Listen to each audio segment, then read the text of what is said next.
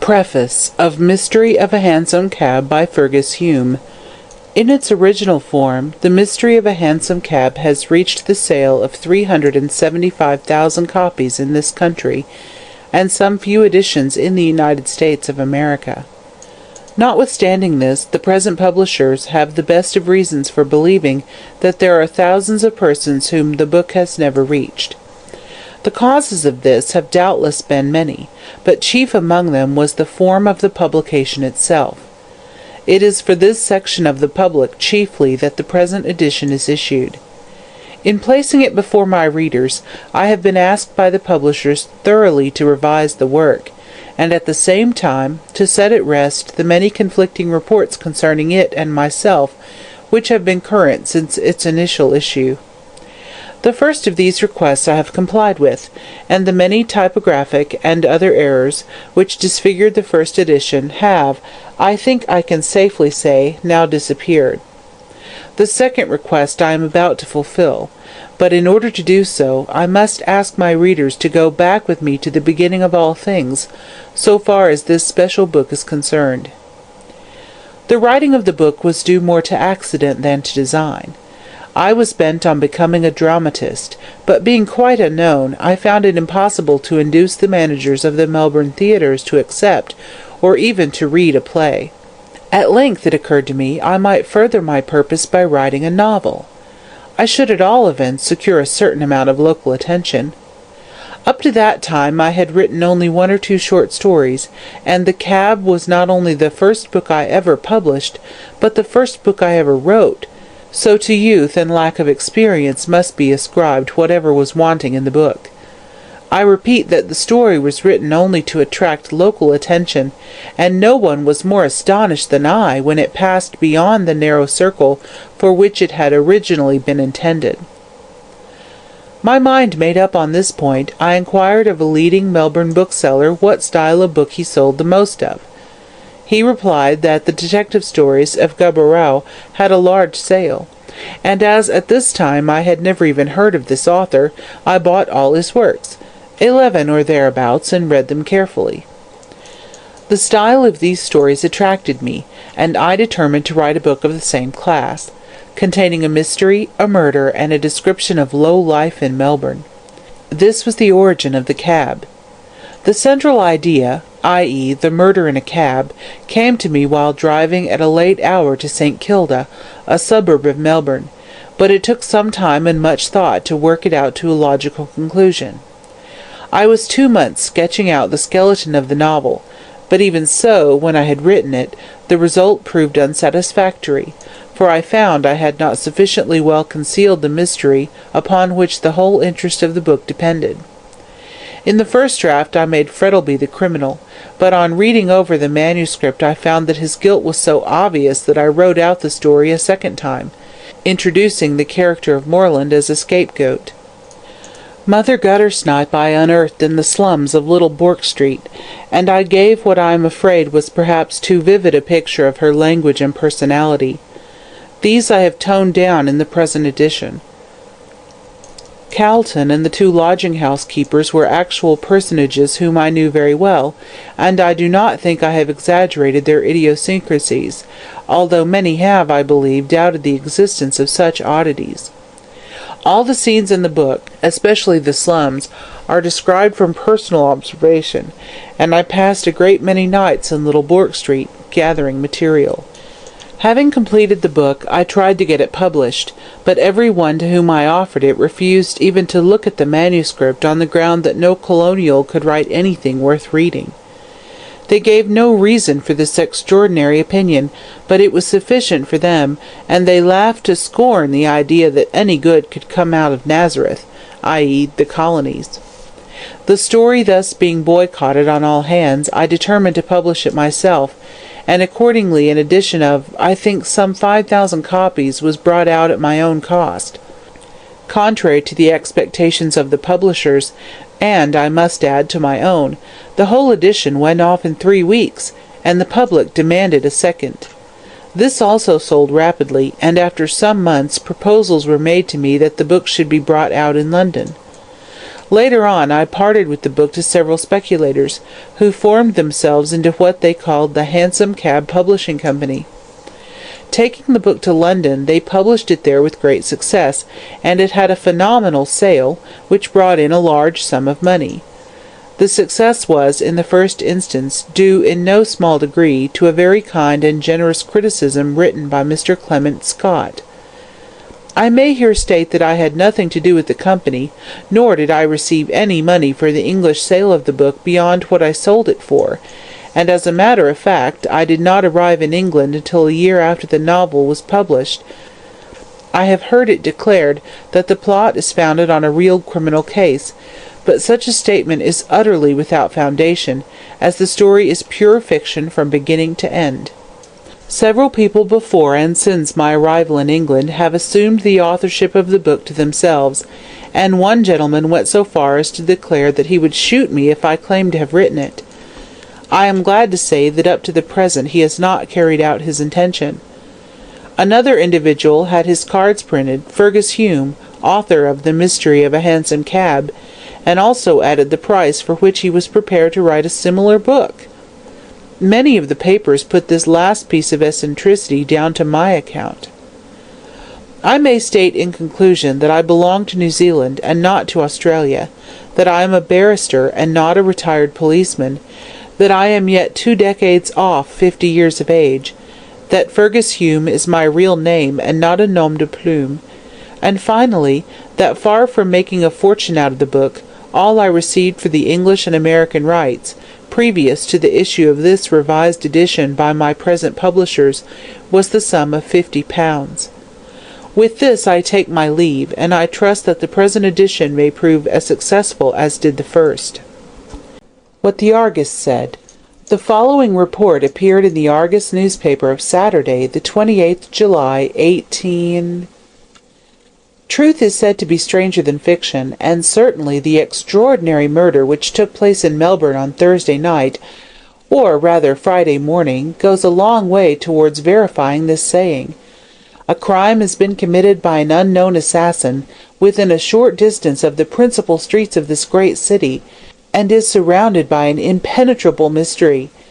Indeed, from the nature of the crime itself, the place where it was committed, and the fact that the assassin has escaped without leaving a trace behind him, it would seem as though the case itself had been taken bodily from one of Gaboriau's novels, and that his famous detective Lecoq alone would be able to unravel it. The facts of the case are simply these. On the 27th day of July, at the hour of 20 minutes to 2 o'clock in the morning, a hansom cab drove up to the police station in Grey Street, St. Kilda, and the driver made the startling statement that his cab contained the body of a man who he had reason to believe had been murdered. Being taken into the presence of the inspector, the cabman, who gave his name as Malcolm Royston, related the following strange story. At the hour of 1 o'clock in the morning, he was driving down Collins Street East, when, as he was passing the Burke and Wills monument, he was hailed by a gentleman standing at the corner by the Scotch church. He immediately drove up, and saw that the gentleman who hailed him was supporting the deceased, who appeared to be intoxicated. Both were in evening dress, but the deceased had on no overcoat, while the other wore a short covert coat of a light fawn colour, which was open. As Royston drove up, the gentleman in the light coat said, "Look here, cabby, here's some fellow awfully tight. You'd better take him home." Royston then asked him if the drunken man was his friend, but the other denied, saying that he had just picked him up from the footpath, and did not know him from Adam. At this moment the deceased turned his face up to the light of the lamp under which both were standing, and the other seemed to recognize him, for he recoiled a pace, letting the drunken man fall in a heap on the pavement, and gasping out, "You!" He turned on his heel, and walked rapidly away down Russell Street in the direction of Bourke Street. Royston was staring after him, and wondering at his strange conduct, when he was recalled to himself by the voice of the deceased, who had struggled to his feet, and was holding on to the lamp-post, swaying to and fro. "I want to go home," he said in a thick voice. "St. Kilda." He then tried to get into the cab, but was too drunk to do so, and finally sat down again on the pavement. Seeing this, Royston got down, and lifting him up, helped him into the cab with some considerable difficulty. The deceased fell back into the cab, and seemed to drop off to sleep. So, after closing the door, Royston turned to remount his driving seat, when he found the gentleman in the light coat, whom he had seen holding up the deceased, close to his elbow. Royston said, "Oh, you've come back," and the other answered, "Yes, I've changed my mind, and will see him home." As he said this, he opened the door of the cab, stepped in beside the deceased, and told Royston to drive down to St. Kilda. Royston, who was glad that the friend of the deceased had come to look after him, drove as he had been directed, but near the Church of England Grammar School, on the St. Kilda road, the gentleman in the light coat called out to him to stop. He did so, and the gentleman got out of the cab, closing the door after him. "He won't let me take him home," he said, "so I'll just walk back to the city, and you can drive him to St. Kilda." "What street, sir?" asked Royston. "Grey Street, I fancy," said the other, "but my friend will direct you when you get to the junction." "Ain't he too much on, sir?" said Royston, dubiously. "Oh, no, I think he'll be able to tell you where he lives. It's Grey Street or Ackland Street, I fancy. I don't know which." He then opened the door of the cab and looked in. "Good night, old man," he said. The other apparently did not answer, for the gentleman in the light coat, shrugging his shoulders and muttering, "Sulky brute," closed the door again. He then gave Royston half a sovereign, lit a cigarette, and after making a few remarks about the beauty of the night, walked off quickly in the direction of Melbourne. Royston drove down to the junction, and having stopped there according to his instructions, he asked his fare several times where he was to drive him to. Receiving no response, and thinking that the deceased was too drunk to answer, he got down from his seat, opened the door of the cab, and found the deceased lying back in the corner with a handkerchief across his mouth. He put out his hand with the intention of rousing him, thinking that he had gone to sleep. But on touching him, the deceased fell forward, and on examination, to his horror, he found that he was quite dead. Alarmed at what had taken place, and suspecting the gentleman in the light coat, he drove to the police station at St. Kilda, and there made the above report. The body of the deceased was taken out of the cab and brought into the station, a doctor being sent for at once. On his arrival, however, he found that life was quite extinct, and also discovered that the handkerchief, which was tied lightly over the mouth, was saturated with chloroform. He had no hesitation in stating that from the way in which the handkerchief was placed, and the presence of chloroform, that a murder had been committed, and from all appearances the deceased died easily and without a struggle. The deceased is a slender man, of medium height, with a dark complexion, and is dressed in evening dress, which will render identification difficult, as it is a costume which has no distinctive mark to render it noticeable. There were no papers or cards found on the deceased from which his name could be discovered, and the clothing was not marked in any way. The handkerchief, however, which was tied across his mouth, was of white silk, and marked in one of the corners with the letters O.W. in red silk. The assassin, of course, may have used his own handkerchief to commit the crime, so that if the initials are those of his name, they may ultimately lead to his detection. There will be an inquest held on the body of the deceased this morning, when, no doubt, some evidence may be elicited which will solve the mystery. In Monday morning's issue of the Argus, the following article appeared with reference to the matter. The following additional evidence which has been obtained may throw some light on the mysterious murder in a hansom cab of which we gave a full description in Saturday's issue. Another hansom cabman called at the police office and gave a clue which will, no doubt, prove of value to the detectives in their search for the murderer. He states that he was driving up the St. Kilda road on Friday morning about 1:30, when he was hailed by a gentleman in a light coat, who stepped into the cab and told him to drive to Powlett Street in East Melbourne. He did so, and after paying him, the gentleman got out at the corner of Wellington Parade and Powlett Street and walked slowly up Powlett Street, while the cab drove back to town. Here all clue ends, but there can be no doubt in the minds of our readers as to the identity of the man in the light coat, who got out of Royston's cab on the St. Kilda road, with the one who entered the other cab and alighted therefrom at Powlett Street. There could have been no struggle, as had any taken place the cabman, Royston, surely would have heard the noise. The supposition is, therefore, that the deceased was too drunk to make any resistance, and that the other, watching his opportunity, placed the handkerchief saturated with chloroform over the mouth of his victim. Then, after perhaps a few ineffectual struggles, the latter would succumb to the effects of his inhalation. The man in the light coat, judging from his conduct before getting into the cab, appears to have known the deceased, though the circumstances of his walking away on recognition and returning again shows that his attitude towards the deceased was not altogether a friendly one. The difficulty is where to start from in the search after the author of what appears to be a deliberate murder, as the deceased seems to be unknown, and his presumed murderer has escaped. But it is impossible that the body can remain long without being identified by someone, as though Melbourne is a large city, yet it is neither Paris nor London, where a man can disappear in a crowd and never be heard of again.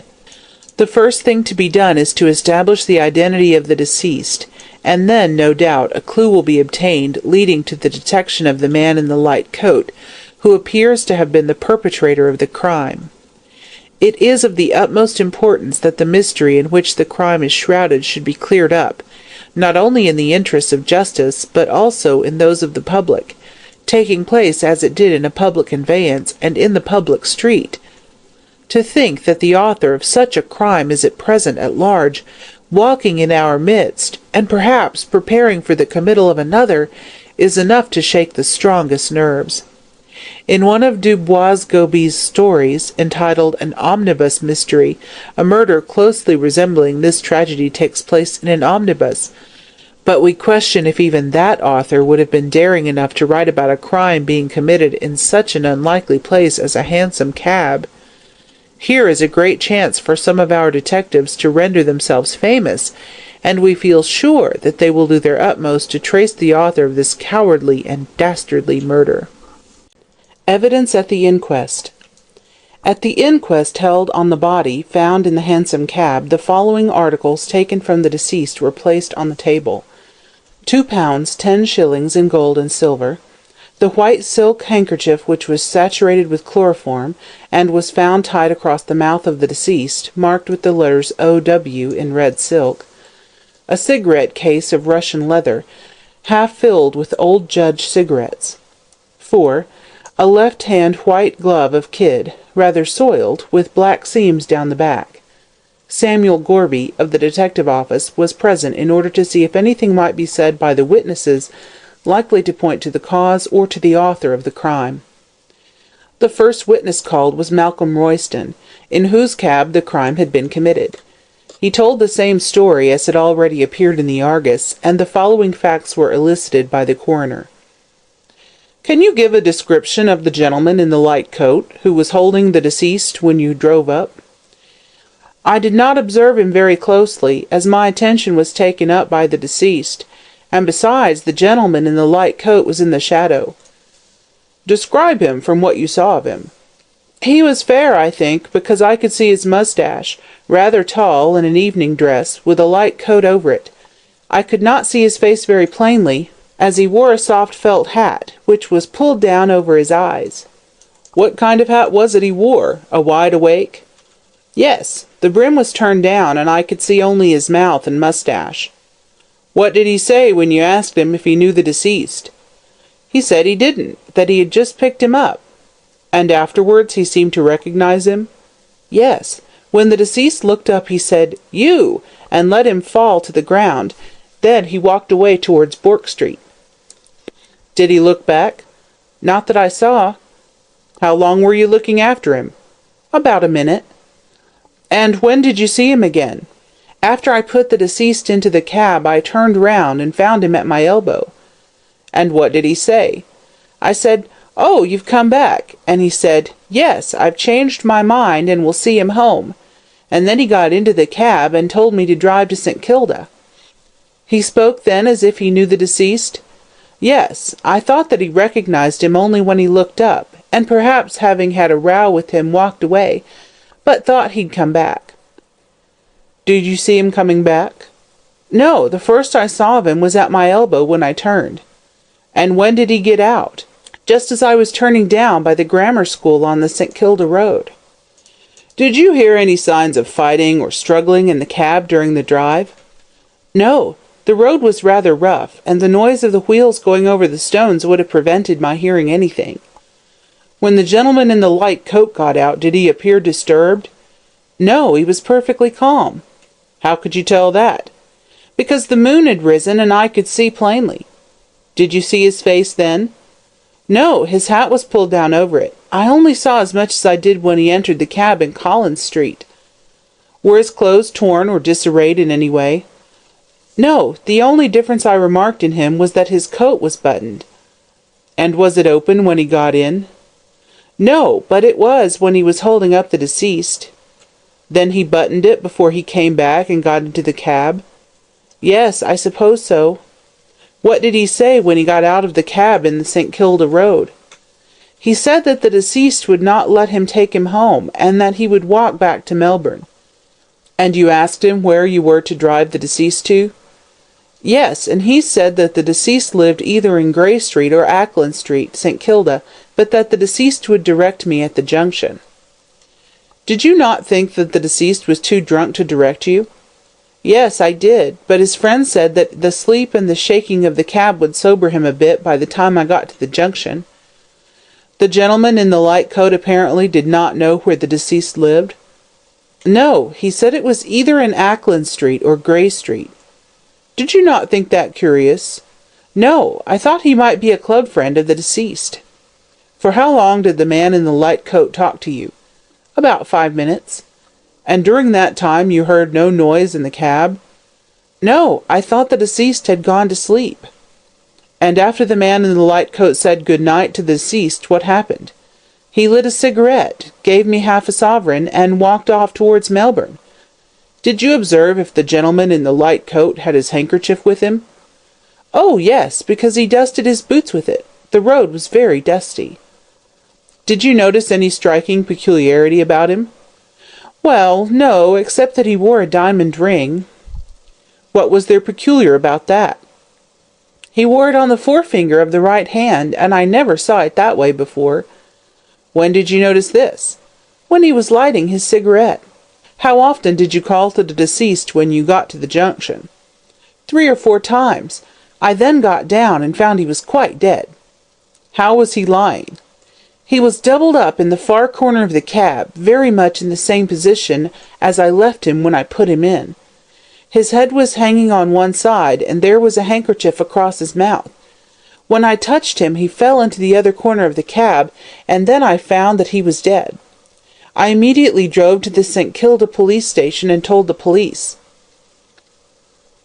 At the conclusion of Royston's evidence, during which Gorby had been continually taking notes, Robert Chinston was called. He deposed, I am a duly qualified medical practitioner, residing in Collins Street East. I made a post-mortem examination of the body of the deceased on Friday. That was within a few hours of his death? Yes, judging from the position of the handkerchief and the presence of chloroform, that the deceased had died from the effects of anesthesia, and knowing how rapidly the poison evaporates, I made the examination at once. Go on, sir. Dr. Chinston. Externally, the body was healthy-looking and well-nourished. There were no marks of violence. The staining apparent at the back of the legs and trunk was due to post-mortem congestion. Internally, the brain was hyperanemic, and there was a considerable amount of congestion, especially apparent in the superficial vessels. There was no brain disease. The lungs were healthy, but slightly congested. On opening the thorax, there was a faint, spirituous odor discernible. The stomach contained about a pint of completely digested food. The heart was flaccid. The right heart contained a considerable quantity of dark, fluid blood. There was a tendency to fatty degeneration of that organ. I am of the opinion that the deceased died from the inhalation of some such vapor as chloroform or methylene. You say there was a tendency to fatty degeneration of the heart? Would that have anything to do with the death of the deceased? Not of itself. But chloroform administered while the heart was in such a state would have a decided tendency to accelerate the fatal result. At the same time, I may mention that the post-mortem signs of poisoning by chloroform are most negative. Dr. Chinston was then permitted to retire, and Clement Rankin, another hansom cabman, was called. He deposed, "I'm a cabman, living in Collingwood, and usually drive a hansom cab. I remember Thursday last, I had driven a party down to St. Kilda, and was returning about 1:30. A short distance past the grammar school, I was hailed by a gentleman in a light coat. He was smoking a cigarette, and told me to drive him to Powlett Street, East Melbourne. I did so, and he got out at the corner of Wellington Parade and Powlett Street. He paid me half a sovereign for my fare, and then walked up Powlett Street while I drove back to town." "What time was it when you stopped at Powlett Street?" 2 o'clock exactly." "How do you know?" "Because it was still night, and I heard the post office clock strike 2 o'clock." "Did you notice anything peculiar about the man in the light coat?" "No, he looked just the same as anyone else. I thought he was some swell of the town out for a lark. His hat was pulled down over his eyes, and I could not see his face." "Did you notice if he wore a ring?" "Yes, I did. When he was handing me the half-sovereign, I saw he had a diamond ring on the forefinger of his right hand." "He did not say why he was on the St. Kilda road at such an hour?" "No, he did not."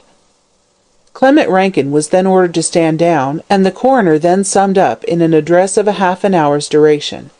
There was, he pointed out, no doubt that the death of the deceased had resulted not from natural causes, but from the effects of poisoning. Only slight evidence had been obtained up to the present time regarding the circumstances of the case, but the only person who could be accused of committing the crime was the unknown man who entered the cab with the deceased on Friday morning at the corner of the Scotch Church, near the Burke and Wills monument. It had been proved that the deceased, when he entered the cab, was to all appearances in good health, though in a state of intoxication, and the fact that he was found by the cabman, Royston, after the man in the light coat had left the cab, with a handkerchief, saturated with chloroform, tied over his mouth, would seem to show that he had died through the inhalation of chloroform, which had been deliberately administered. All the obtainable evidence in the case was circumstantial, but nevertheless showed conclusively that a crime had been committed. Therefore, as the circumstances of the case pointed to one conclusion, the jury could not do otherwise than frame a verdict in accordance with that conclusion.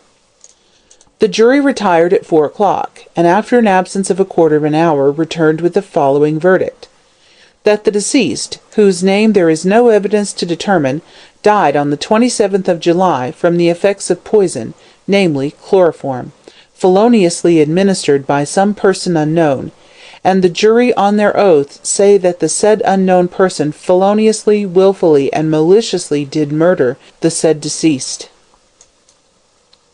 £100 reward. VR. Murder. £100 reward.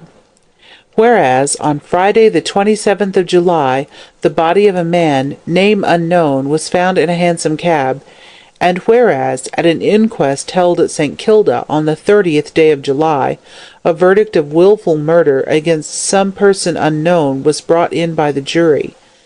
The deceased is of medium height, with a dark complexion, dark hair, clean-shaved, has a mole on the left temple, and was dressed in evening dress.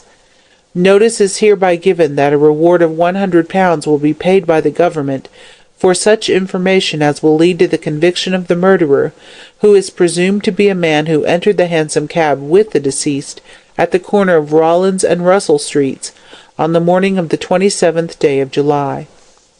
Mr. Gorby makes a start.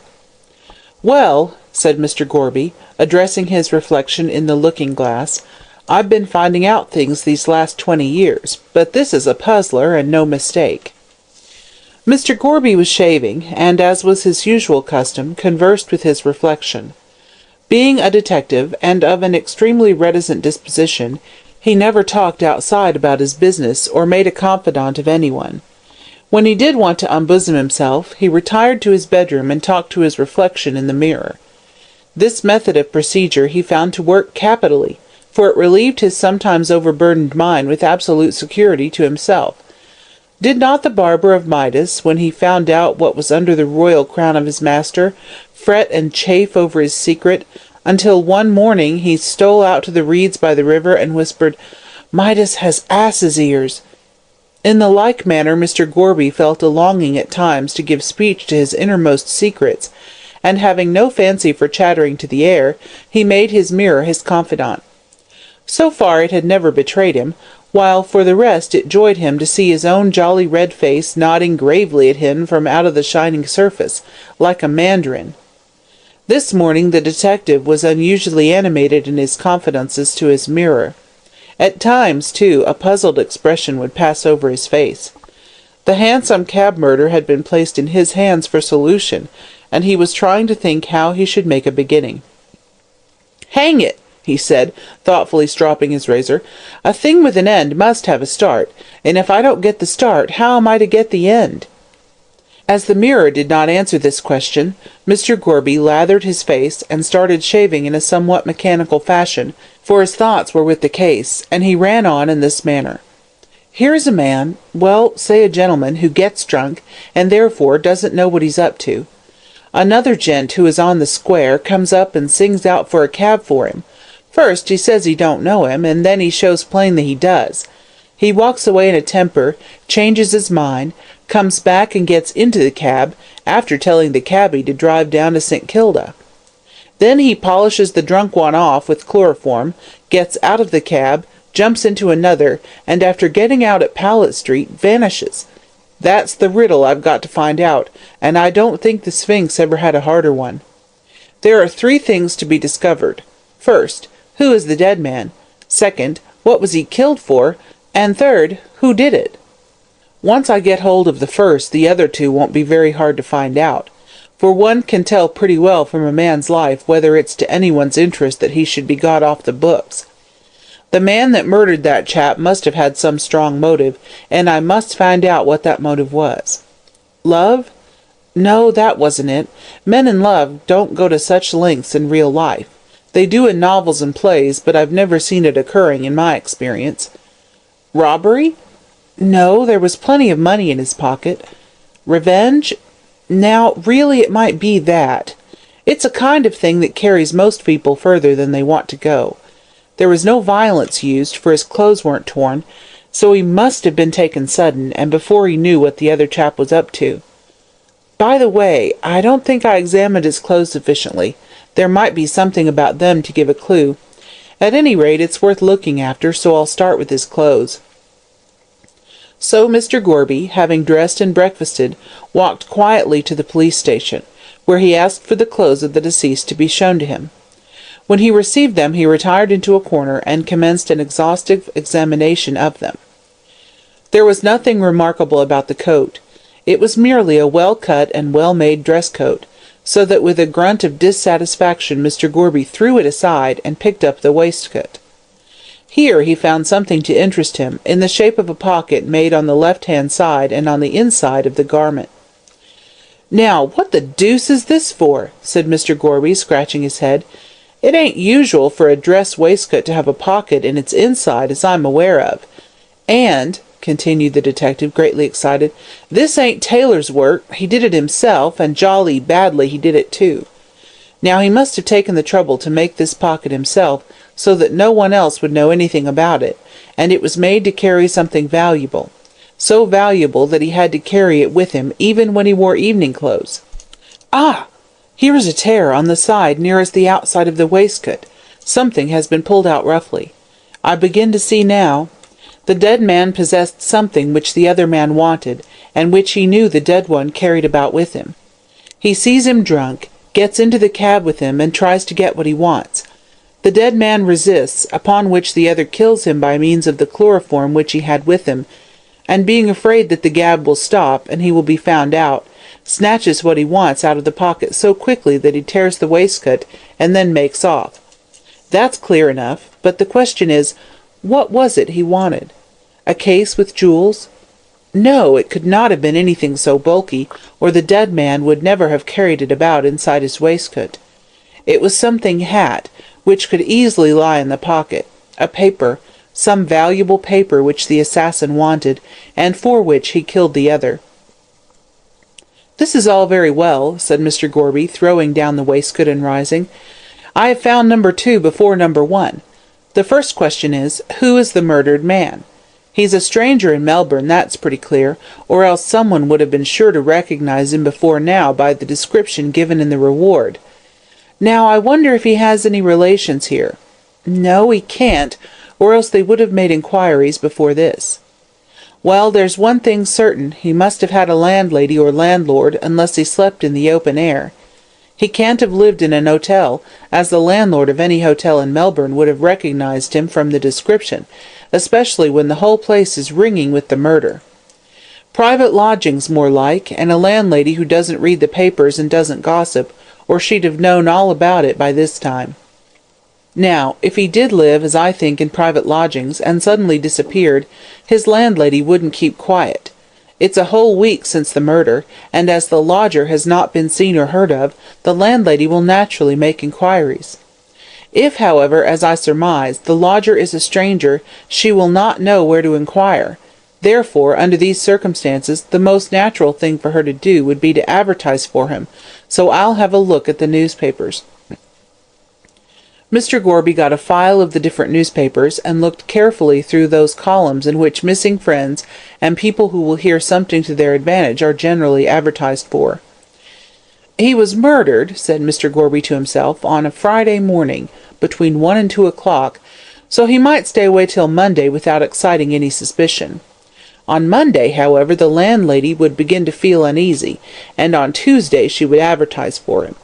Therefore," said Mr. Gorby, running his fat finger down the column, "Wednesday it is."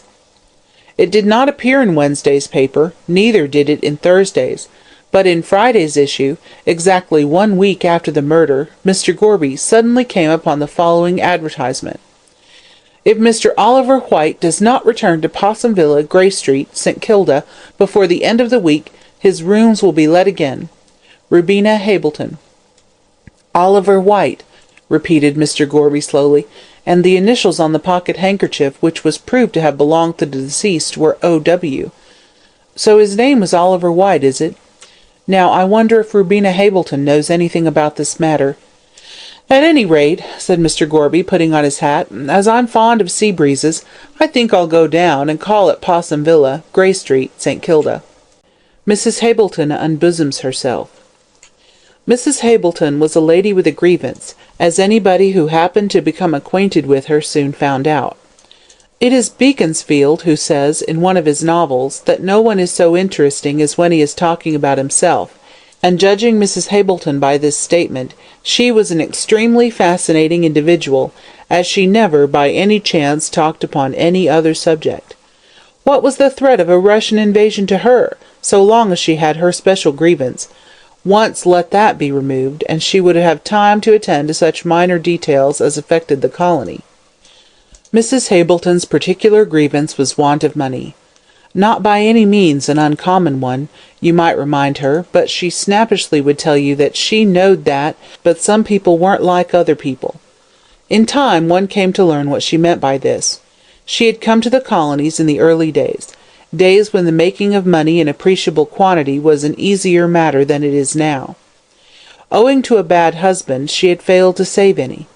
The late Mr. Hableton, for he had long since departed this life, had been addicted to alcohol, and at those times when he should have been earning, he was usually to be found in a drinking shanty spending his wife's earnings in shouting for himself and his friends. The constant drinking and the hot Victorian climate soon carried him off, and when Mrs. Hableton had seen him safely underground in the Melbourne cemetery, she returned home to survey her position, and see how it could be bettered.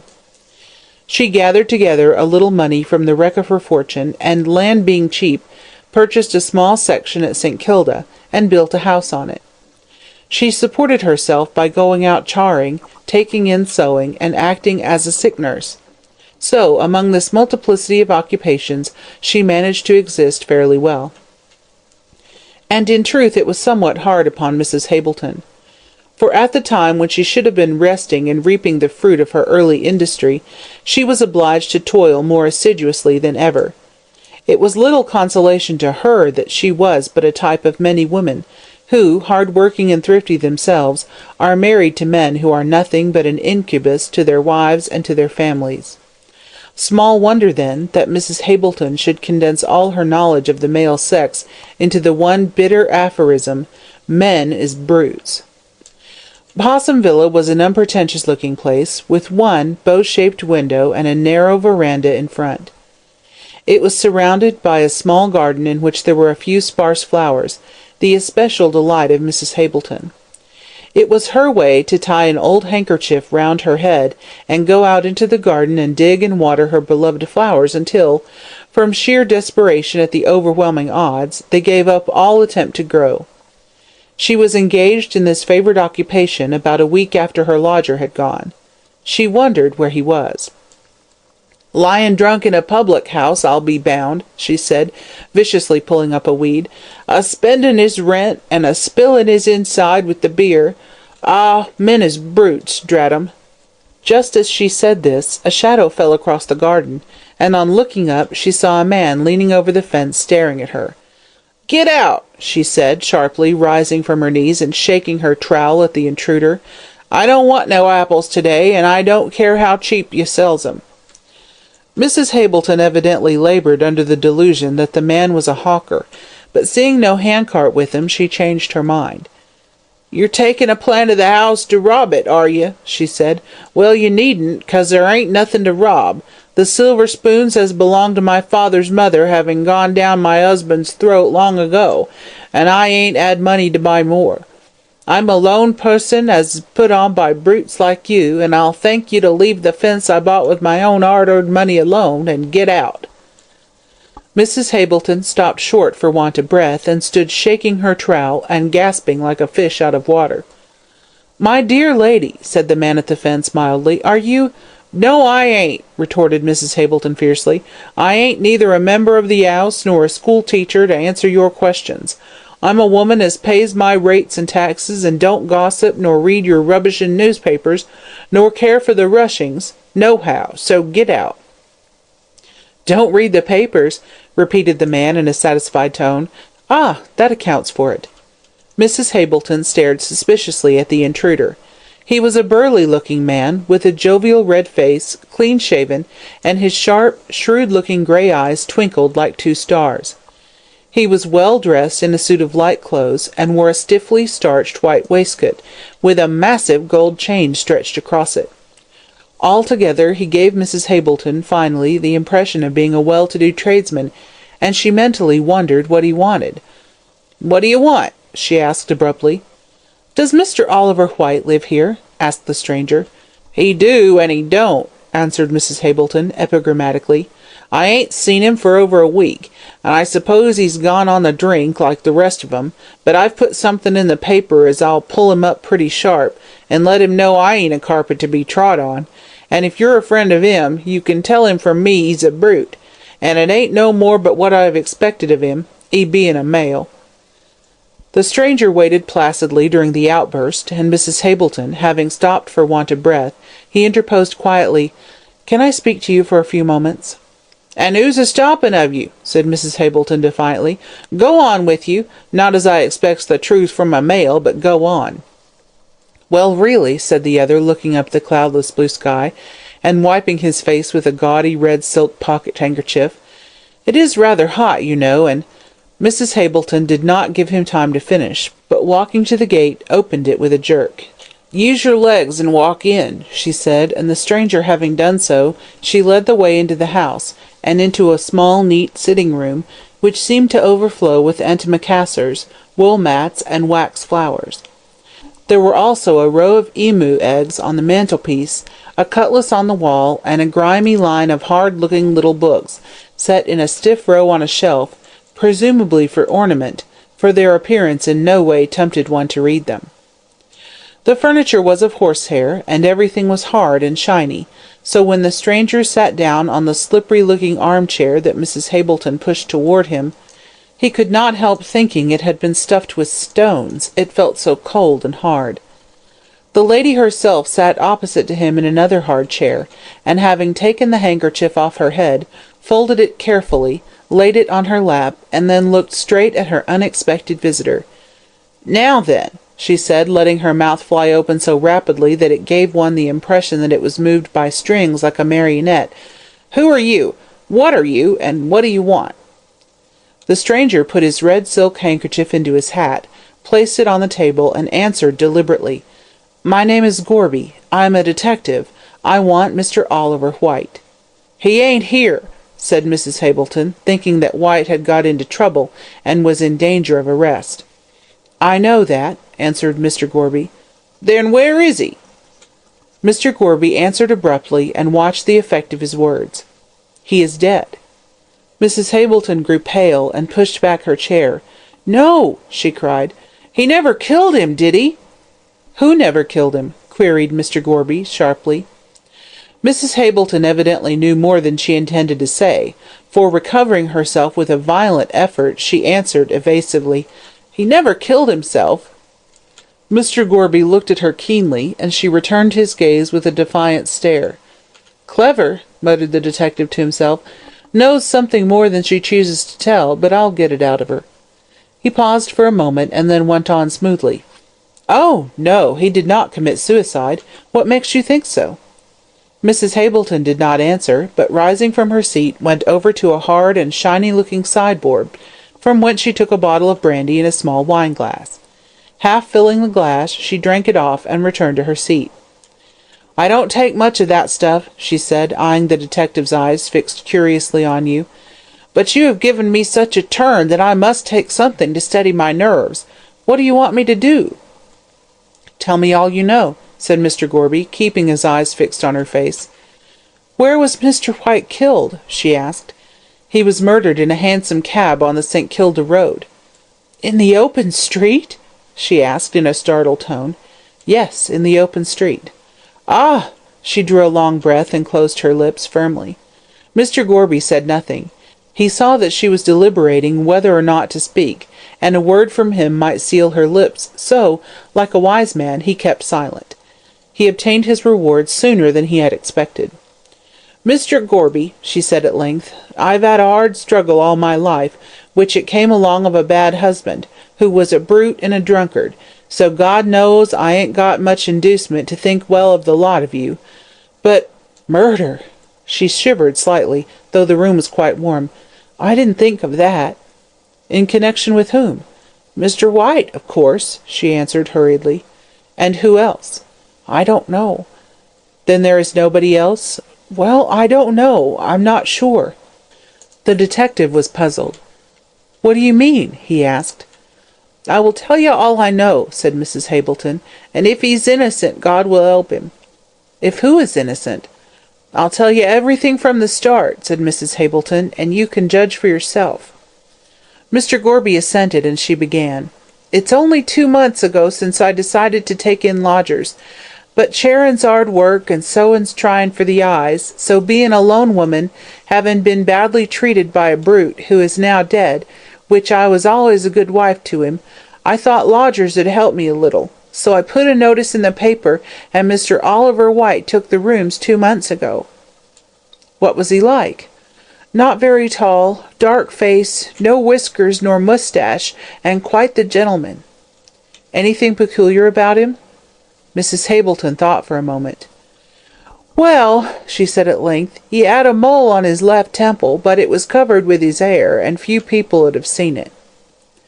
"The very man," said Gorby to himself. "I'm on the right path."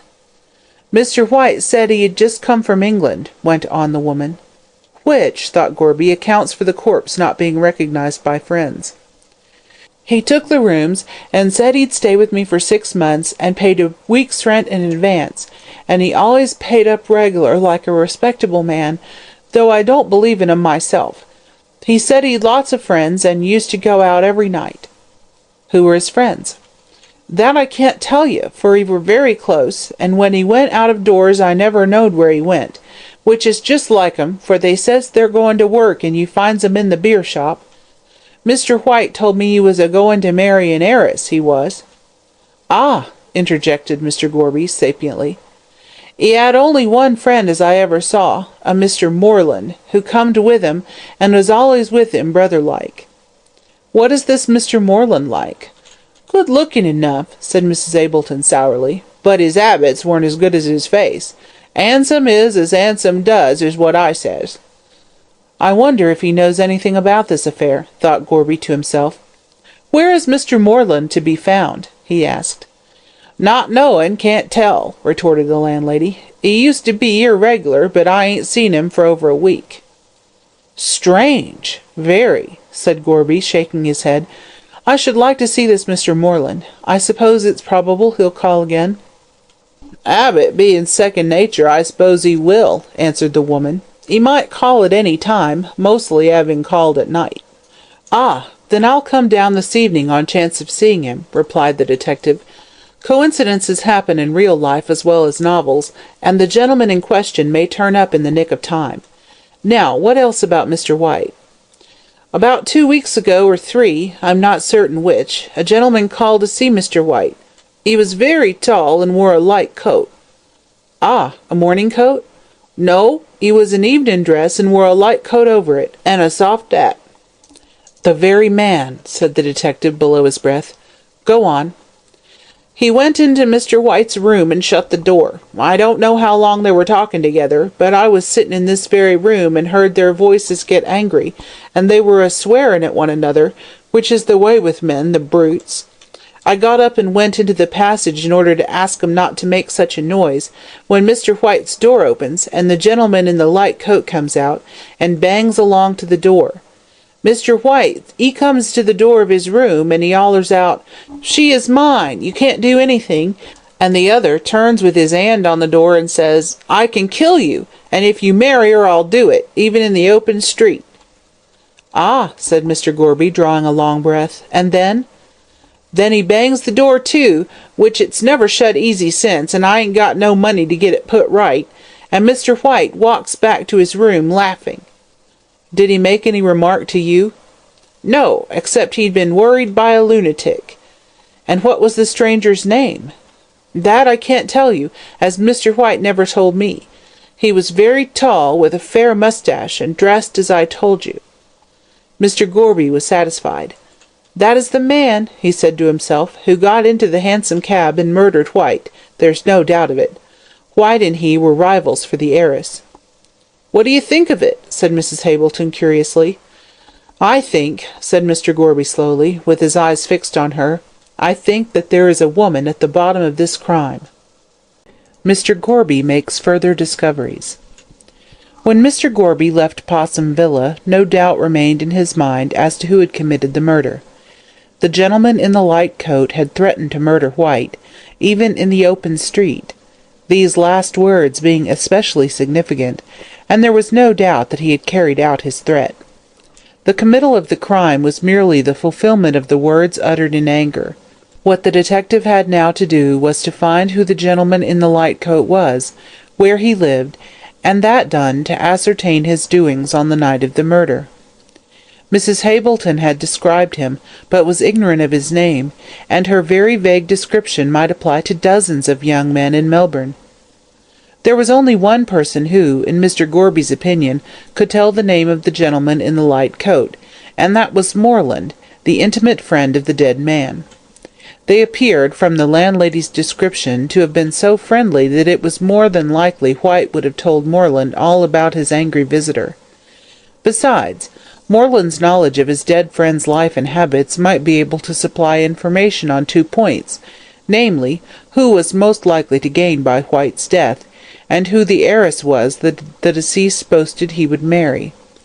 But the fact that Moreland should be ignorant of his friend's tragic death, notwithstanding that the papers were full of it, and that the reward gave an excellent description of his personal appearance, greatly puzzled Gorby. The only way in which to account for Moreland's extraordinary silence was that he was out of town, and had neither seen the papers nor heard anyone talking about the murder. If this were the case, he might either stay away for an indefinite time or return after a few days. At all events, it was worth going down to St. Kilda in the evening, on the chance that Moreland might have returned to town, and would call to see his friend. So after his tea, Mr. Gorby put on his hat, and went down to Possum Villa, on what he could not help acknowledging to himself was a very slender possibility.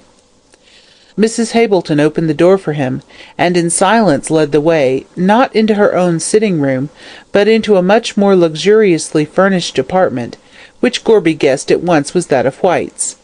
He looked keenly round the room, and his estimate of the dead man's character was formed at once. "Fast," he said to himself, "and a spendthrift. A man who would have his friends, and possibly his enemies, among a very shady lot of people." What led Mr. Gorby to this belief was the evidence which surrounded him of White's mode of life. The room was well furnished, the furniture being covered with dark red velvet, while the curtains on the windows and the carpet were all of the same somewhat sombre hue. "I did the thing properly," observed Mrs. Hableton, with a satisfactory smile on her hard face. "When you wants young men to stop with you, the rooms must be well furnished, and Mr. White paid well, though he was rather particular about his food, which I'm only a plain cook, and can't make them French things which spoil the stomach." The globes of the gas lamps were of a pale pink colour, and Mrs. Hableton, having lit the gas in expectation of Mr. Gorby's arrival, there was a soft roseate hue throughout the room.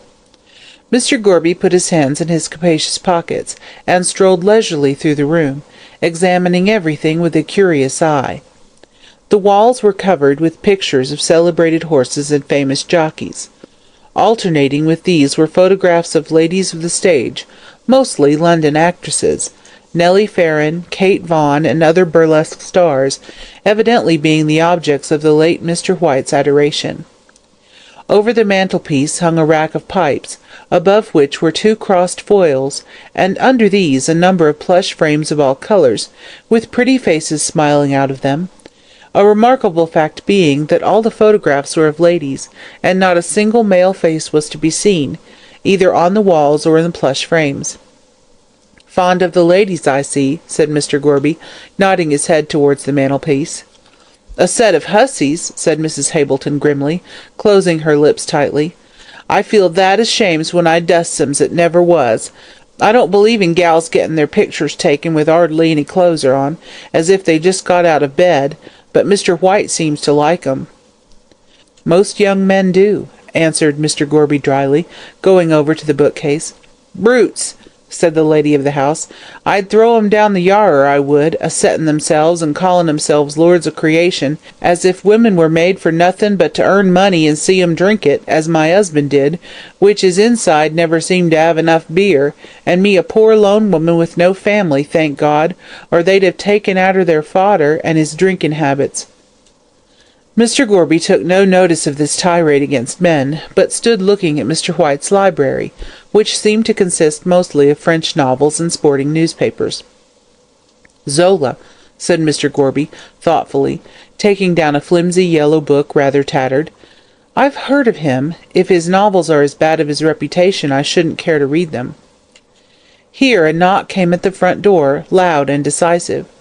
On hearing it, Mrs. Hableton sprang hastily to her feet. "That may be Mr. Moreland," she said, as the detective quickly replaced Zola in the bookcase. "I never have visitors in the evening, being a lone widder, and if it is him I'll bring him in here."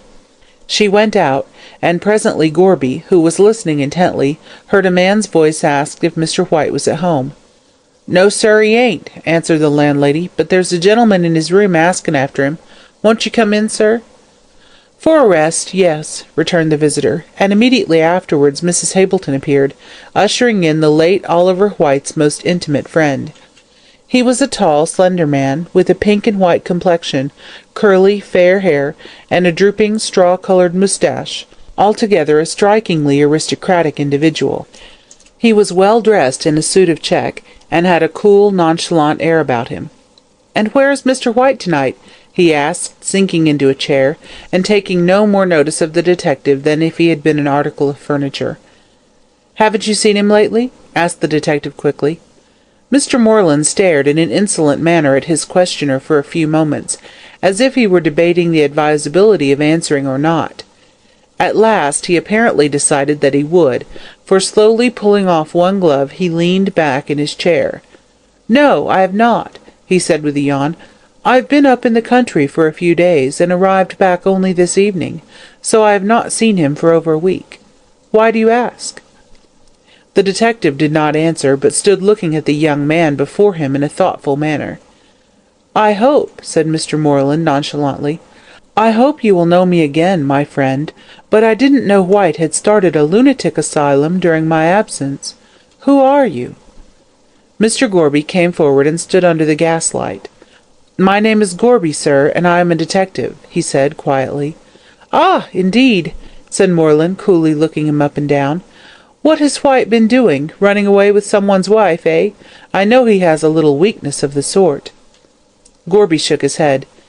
"Do you know where Mr. White is to be found?" he asked cautiously. Moreland laughed. "Not I, my friend," he said lightly.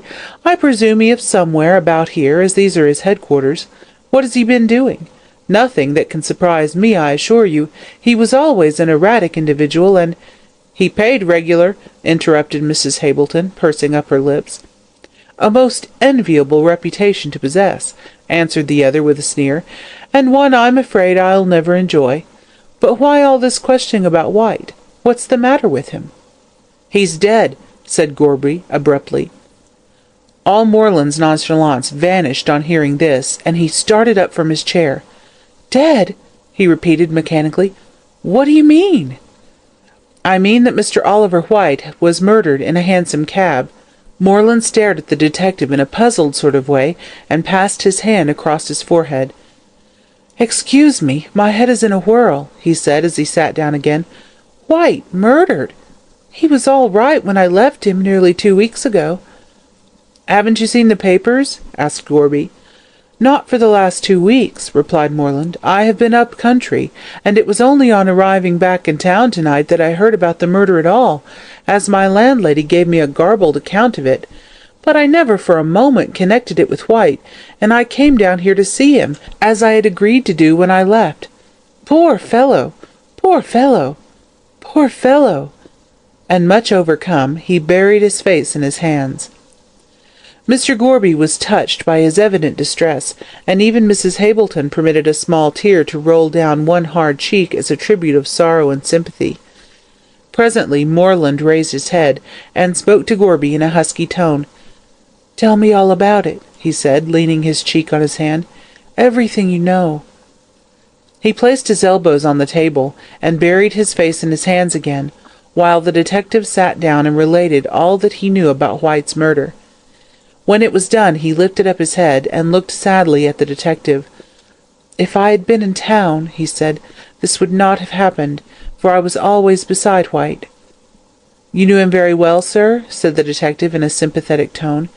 "We were like brothers," replied Moreland mournfully. "I came out from England in the same steamer with him, and used to visit him constantly here." Mrs. Hableton nodded her head to imply that such was the case.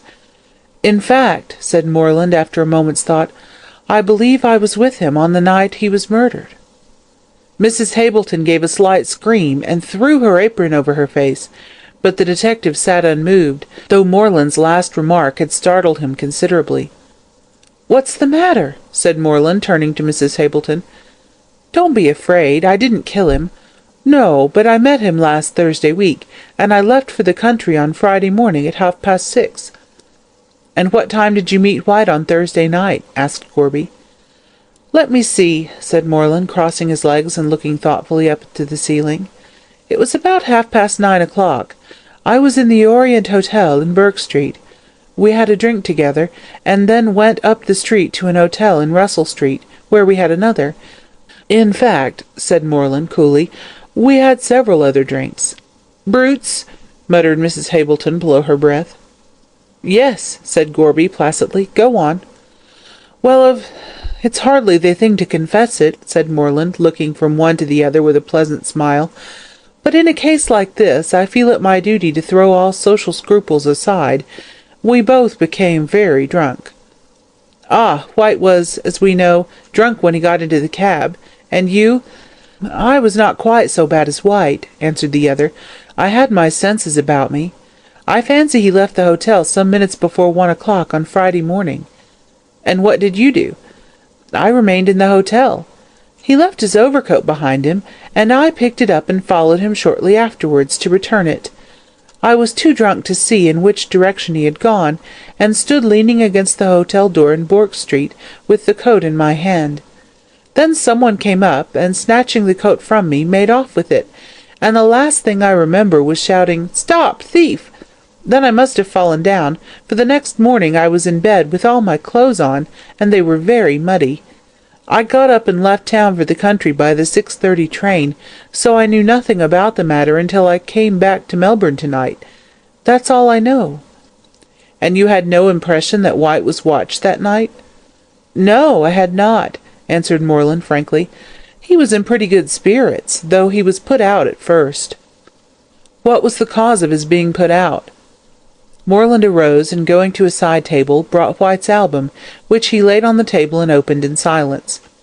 The contents were very much the same as the photographs in the room, burlesque actresses and ladies of the ballet predominating, but Mr. Moreland turned over the pages till nearly the end, when he stopped at a large cabinet photograph and pushed the album towards Mr. Gorby. "That was the cause," he said. It was the portrait of a charmingly pretty girl, dressed in white, with a sailor hat on her fair hair, and holding a lawn-tennis racket. She was bending half forward with a winning smile, and in the background bloomed a mass of tropical plants. Mrs. Hableton uttered a cry of surprise at seeing this. "Why, it's Miss Frettlby," she said. "How did he know her?" "Knew her father, letter of introduction, and all that sort of thing," said Mr. Moreland glibly. "Ah, indeed," said Mr. Gorby slowly. "So Mr. White knew Mark Frettlby, the millionaire. But how did he obtain a photograph of the daughter?" "She gave it to him," said Moreland. "The fact is, White was very much in love with Miss Frettlby." "And she—" "Was in love with someone else," finished Moreland. "Exactly. She loved a Mr. Brian Fitzgerald, to whom she is now engaged. He was mad on her, and White and he used to quarrel desperately over the young lady." "Indeed," said Mr. Gorby. "And do you know this Mr. Fitzgerald?" "Oh, dear, no," answered the other coolly. "White's friends were not mine. He was a rich young man who had good introductions. I am only a poor devil on the outskirts of society, trying to push my way in the world." "You are acquainted with his personal appearance, of course," observed Mr. Gorby. "Oh, yes, I can describe that," said Moreland. "In fact, he's not at all unlike me, which I take to be rather a compliment, as he is said to be good-looking. He is tall, rather fair, talks in a bored sort of manner, and is altogether what one would call a heavy swell. But you must have seen him," he went on, turning to Mrs. Hableton. "He was here 3 or 4 weeks ago, White told me." "Oh, that was Mr. Fitzgerald, was it?" said Mrs. Hableton in surprise. "Yes, he is rather like you.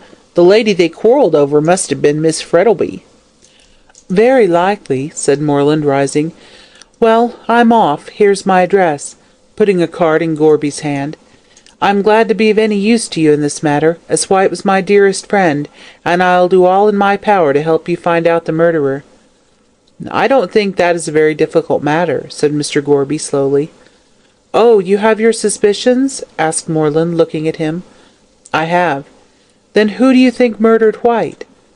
Mr. Gorby paused a moment, and then said deliberately, "I have an idea, but I'm not certain. When I'm certain, I'll speak." "You think Fitzgerald killed my friend," said Moreland. "I see it in your face." Mr. Gorby smiled. "Perhaps," he said ambiguously. "Wait till I am certain." The Wool King. The old Greek legend of Midas turning everything he touched into gold is truer than most people imagine. Medieval superstition changed the human being who possessed such a power into the philosopher's stone, the stone which so many alchemists sought in the Dark Ages. But we of the 19th century have given back into human hands this power of transformation. But we do not ascribe it either to a Greek deity or to superstition. We call it luck. And he who possesses luck should be happy notwithstanding the proverb which hints to the contrary. Luck means more than riches. It means happiness in most of those things which the fortunate possessor of it may choose to touch. Should he speculate, he is successful. If he marry, his wife will surely prove everything to be desired. Should he aspire to a position, social or political, he not only attains it, but does so with comparative ease. Worldly wealth, domestic happiness, high position, and complete success, all these things belong to the man who has luck. Mark Frettlby was one of those fortunate individuals, and his luck was proverbial throughout Australia. If there was any speculation for which Mark Frettlby went in, other men would surely follow, and in every case the result turned out as well, and in many cases even better than they expected. He had come out in the early days of the colony with comparatively little money, but his great perseverance and never-failing luck had soon changed his hundreds into thousands, and now at the age of 55 he did not himself know the extent of his income. He had large stations scattered all over the colony of Victoria, which brought him in a splendid income, a charming country house, where at certain seasons of the year he dispensed hospitality to his friends, and a magnificent town-house down in St. Kilda, which would not have been unworthy of Park Lane. Nor were his domestic relations less happy. He had a charming wife, who was one of the best-known and most popular ladies of Melbourne, and an equally charming daughter, who, being both pretty and an heiress, naturally attracted crowds of suitors. But Madge Frettlby was capricious, and refused innumerable offers. Being an extremely independent young person, with a mind of her own, she decided to remain single, as she had not yet seen anyone she could love, and with her mother continued to dispense the hospitality of the mansion at St. Kilda. But the fairy prince comes at length to every woman, and in this instance he came at his appointed time, in the person of one Brian Fitzgerald, a tall, handsome, fair-haired young man hailing from Ireland. He had left behind him in the old country a ruined castle and a few acres of barren land, inhabited by discontented tenants, who refused to pay the rent, and talked darkly about the land league and other agreeable things. Under these circumstances, with no rent coming in, and no prospect of doing anything in the future, Brian had left the castle of his forefathers to the rats and the family at Banshee, and had come out to Australia to make his fortune. He brought letters of introduction to Mark Frettlby, and that gentleman, taking a fancy to him, assisted him by every means in his power. Under Frettlby's advice Brian bought a station, and to his astonishment in a few years he found himself growing rich. The Fitzgeralds had always been more famous for spending than for saving, and it was an agreeable surprise to their latest representative to find the money rolling in instead of out.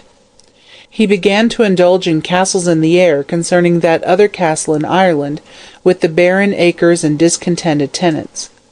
In his mind's eye he saw the old place rise up in all its pristine splendour from out its ruins. He saw the barren acres well cultivated, and the tenants happy and content. He was rather doubtful on this latter point, but with the rash confidence of 28, determined to do his best to perform even the impossible. Having built and furnished his castle in the air, Brian naturally thought of giving it a mistress, and this time actual appearance took the place of vision. He fell in love with Madge Frettlby, and having decided in his own mind that she and none other was fitted to grace the visionary halls of his renovated castle, he watched his opportunity, and declared himself. She, womanlike, coquetted with him for some time, but at last, unable to withstand the impetuosity of her Irish lover, confessed in a low voice, with a pretty smile on her face, that she could not live without him. Whereupon, well, lovers being of a conservative turn of mind, and accustomed to observe the traditional forms of wooing, the result can easily be guessed. Brian hunted all over the jewellers' shops in Melbourne with lover-like assiduity, and having obtained a ring wherein were set turquoise stones as blue as his own eyes, he placed it on her slender finger, and at last felt that his engagement was an accomplished fact. He next proceeded to interview the father, and had just screwed up his courage to the awful ordeal, when something occurred which postponed the interview indefinitely. Mrs. Frettlby was out driving, and the horses took fright and bolted. The coach and groom both escaped unhurt, but Mrs. Frettlby was thrown out and killed instantly. This was the first really great trouble which had fallen on Mark Frettlby, and he seemed stunned by it. Shutting himself up in his room, he refused to see anyone, even his daughter, and appeared at the funeral with a white and haggard face, which shocked everyone. When everything was over, and the body of the late Mrs. Frettlby was consigned to the earth, with all the pomp and ceremony which money could give, the bereaved husband rode home, and resumed his old life. But he was never the same again. His face, which had always been so genial and so bright, became stern and sad. He seldom smiled, and when he did, it was a faint, wintry smile, which seemed mechanical. His whole interest in life was centred in his daughter. She became the sole mistress of the St. Kilda mansion, and her father idolized her. She was apparently the one thing left to him which gave him a pleasure in existence. In truth, had it not been for her bright presence, Mark Frettlby would have been lying beside his dead wife in the quiet graveyard. After a time, Brian again resolved to ask Mr. Frettlby for the hand of his daughter, but for the second time fate interposed. A rival suitor made his appearance, and Brian's hot Irish temper rose in anger at him. Mr. Oliver White had come out from England a few months previously, bringing with him a letter of introduction to Mr. Frettlby, who received him hospitably, as was his custom. Taking advantage of this, White lost no time in making himself perfectly at home in the St. Kilda mansion. From the outset, Brian took a dislike to the newcomer. He was a student of Latimer, and prided himself on his perspicuity in reading character. His opinion of White was anything but flattering to that gentleman, while Madge shared his repulsion towards the newcomer. On his part, Mr. White was nothing if not diplomatic. He affected not to notice the coldness of Madge's reception of him. On the contrary, he began to pay her the most marked attentions, much to Brian's disgust. At length he asked her to be his wife, and notwithstanding her prompt refusal, spoke to her father on the subject. Much to the astonishment of his daughter, Mr. Frettlby not only consented to White paying his addresses to Madge, but gave that young lady to understand that he wished her to consider his proposals favourably. In spite of all Madge could say, he refused to alter his decision, and White, feeling himself safe, began to treat Brian with an insolence which was highly galling to Fitzgerald's proud nature.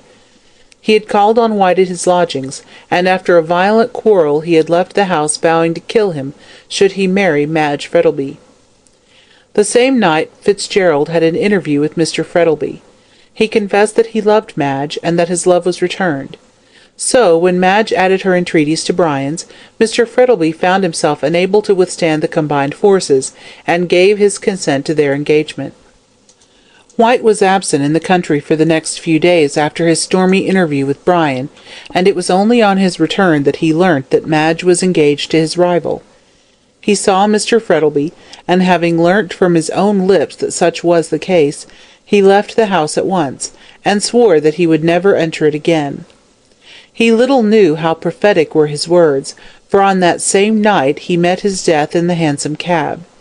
He had passed out of the life of both of the lovers, and they, glad that he troubled them no more, never suspected for a moment that the body of the unknown man found in Royston's cab was that of Oliver White. About 2 weeks after White's disappearance, Mr. Frettlby gave a dinner party in honour of his daughter's birthday. It was a delightful evening, and the wide French windows which led on to the veranda were open, letting in a gentle breeze from the ocean. Outside there was a kind of screen of tropical plants, and through the tangle of the boughs of the guests seated at the table could just see the waters of the bay glittering in the pale moonlight. Brian was seated opposite to Madge, and every now and then he caught a glimpse of her bright face from behind the fruit and flowers, which stood in the centre of the table. Mark Frettlby was at the head of the table, and appeared in very good spirits. His stern features were somewhat relaxed, and he drank more wine than usual. The soup had just been removed when someone, who was late, entered the room with apologies and took his seat. Someone in this case was Mr. Felix Rolleston, one of the best-known young men in Melbourne. He had an income of his own, scribbled a little for the papers, was to be seen at every house of any pretensions in Melbourne, and was always bright, happy, and full of news. For details of any scandal you were safe in applying to Felix Rolleston. He knew all that was going on, both at home and abroad, and his knowledge, if not very accurate, was at least extensive, while his conversation was piquant and at times witty. Calton, one of the leading lawyers of the city, remarked that Rolleston put him in mind of what Beaconsfield said of one of the personages in Lothair. He wasn't an intellectual Croesus, but his pockets were always full of sixpences. Be it said in his favour that Felix was free with his sixpences. The conversation, which had shown signs of languishing before his arrival, now brightened up. "So awfully sorry, don't you know," said Felix, as he slipped into a seat by Madge, "but a fellow like me has got to be careful of his time. So many calls on it." "So many calls in it, you mean," retorted Madge, with a disbelieving smile. "Confess now, you have been paying a round of visits." "Well, yes," assented Mr. Rolleston. "That's the disadvantage of having a large circle of acquaintances. They give you weak tea and thin bread and butter, whereas—" "You would rather have something else," finished Brian. There was a laugh at this, but Mr. Rolleston disdained to notice the interruption. "The only advantage of 5 o'clock tea," he went on, "is that it brings people together, and one hears what's going on." "Ah, yes, Rolleston," said Mr. Frettlby, who was looking at him with an amused smile. "What news have you?" "Good news, bad news, and such news as you had never heard of," quoted Rolleston gravely. "Yes, I have a bit of news. Haven't you heard it?" Rolleston felt he held sensation in his hands. There was nothing he liked better. "Well, do you know," he said, gravely fixing in his eyeglass, "they have found out the name of the fellow who was murdered in the hansom cab." "Never!" cried everyone eagerly. "Yes," went on Rolleston, "and what's more, you all know him." "It's never White," said Brian in a horrified tone. "Hang it, how did you know?" said Rolleston, rather annoyed at being forestalled. "Why, I just heard it at the St. Kilda station." "Oh, easily enough," said Brian, rather confused. "I used to meet White constantly, and as I have not seen him for the last 2 weeks, I thought he might be the victim." "How did they find out?" asked Mr. Frettlby, idly toying with his wine-glass. "Oh, one of those detective fellows, you know," answered Felix. "They know everything." "I'm sorry to hear it," said Frettlby, referring to the fact that White was murdered. "He had a letter of introduction to me, and seemed a clever, pushing young fellow." "A confounded cad," murmured Felix under his breath, and Brian, who overheard him, seemed inclined to assent. For the rest of the meal nothing was talked about but the murder, and the mystery in which it was shrouded. When the ladies retired, they chatted about it in the drawing-room, but finally dropped it for more agreeable subjects. The men, however, when the cloth was removed, filled their glasses, and continued the discussion with unabated vigour. Brian alone did not take part in the conversation. He sat moodily staring at his untasted wine, wrapped in a brown study. "What I can't make out," observed Rolleston, who was amusing himself with cracking nuts, "is why they did not find out who he was before." "That is not hard to answer," said Frettlby, filling his glass. "He was comparatively little known here, as he had been out from England such a short time, and I fancy that this was the only house at which he visited." "And look here, Rolleston," said Carleton, who was sitting near him, "if you were to find a man dead in a hansom cab, dressed in evening clothes, which 9 men out of 10 are in the habit of wearing in the evening, no cards in his pocket, and no name on his linen, I rather think you would find it hard to discover who he was. I consider it reflects great credit on the police for finding out so quickly." "Puts one in mind of the Leavenworth case, and all that sort of thing," said Felix, whose reading was of the lightest description. "Awfully exciting, like putting a Chinese puzzle together. Gad, I wouldn't mind being a detective myself." "I'm sure, if that was the case," said Mr. Frettlby, with an amused smile, "criminals would be pretty safe." "Oh, I don't know so much about that," answered Felix shrewdly. "Some fellows are like a trifle at a party, froth on top, but something better underneath." "What a greedy smile," said Calton, sipping his wine. "But I'm afraid the police will have a more difficult task in discovering the man who committed the crime. In my opinion, he's a deuced clever fellow." "Then you don't think he'll be discovered?" asked Brian, rousing himself out of his brown study. "Well, I don't go so far as that," rejoined Calton, "but he has certainly left no trace behind him, and even the Red Indian, in whom instinct for tracking is so highly developed, needs some sort of a trail to enable him to find out his enemies. Depend upon it," went on Calton, warming to his subject, The man who murdered White is no ordinary criminal. The place he chose for the committal of the crime was such a safe one." "Do you think so?" said Rolleston. "Why, I should think that a hansom cab in a public street would be very unsafe." "It is that fact which makes it safer," replied Mr. Calton epigrammatically. "You read in De Quincey's account of the Marr murders in London, and you will see that the more public the place, the less risk there is of detection. There was nothing about the gentleman in the light coat who murdered White to excite Royston's suspicions. He entered the cab with White. No noise or anything likely to attract attention was heard, and then he alighted. Naturally enough, Royston drove to St. Kilda, and never suspected White was dead till he looked inside and touched him. As to the man in the light coat, he doesn't live in Powlett Street. No, nor in East Melbourne either." "Why not?" asked Frettlby. "Because he wouldn't have been such a fool as to leave a trail to his own door. He did what the fox often does. He doubled. My opinion is that he either went right through East Melbourne to Fitzroy, or he walked back through the Fitzroy Gardens into town. There was no one about at that time of the morning, and he could return to his lodgings, hotel, or wherever he is staying with impunity. Of course, this is a theory that may be wrong, but from what insight into human nature my profession has given me, I think my idea is a correct one." All present agreed with Mr. Calton's idea, as it really did seem the most natural thing that would be done by a man desirous of escaping detection. "Tell you what," said Felix to Brian as they were on their way to the drawing-room, "if the fellow that committed the crime is found out, by God, he ought to get Calton to defend him." Brian takes a walk and a drive. When the gentlemen entered the drawing-room, a young lady was engaged in playing one of those detestable pieces of the morceau de salon order, in which an offending air is taken, and variations embroidered on it, till it becomes a perfect agony to distinguish the tune, amid the perpetual rattle of quavers and demi-semi-quavers. The melody in this case was Over the Garden Wall, with variations by Signor Thumpanini, and the young lady who played it was a pupil of that celebrated Italian musician.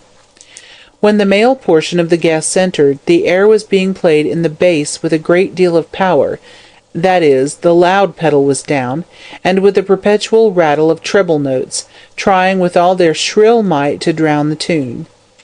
"God, it's getting over the garden wall in a hailstorm," said Felix, as he strolled over to the piano, for he saw that the musician was Dora Featherweight, an heiress to whom he was then paying attention, in the hope that she might be induced to take the name of Rolleston. So, when the fair Dora had paralyzed her audience with one final bang and rattle, as if the gentleman going over the garden wall had tumbled into the cucumber frame, Felix was loud in his expressions of delight. "Such power, you know, Miss Featherweight," he said, sinking into a chair, and mentally wondering if any of the piano strings had given way at that last crash. "You put your heart into it, and all your muscle, too, by God," he added mentally.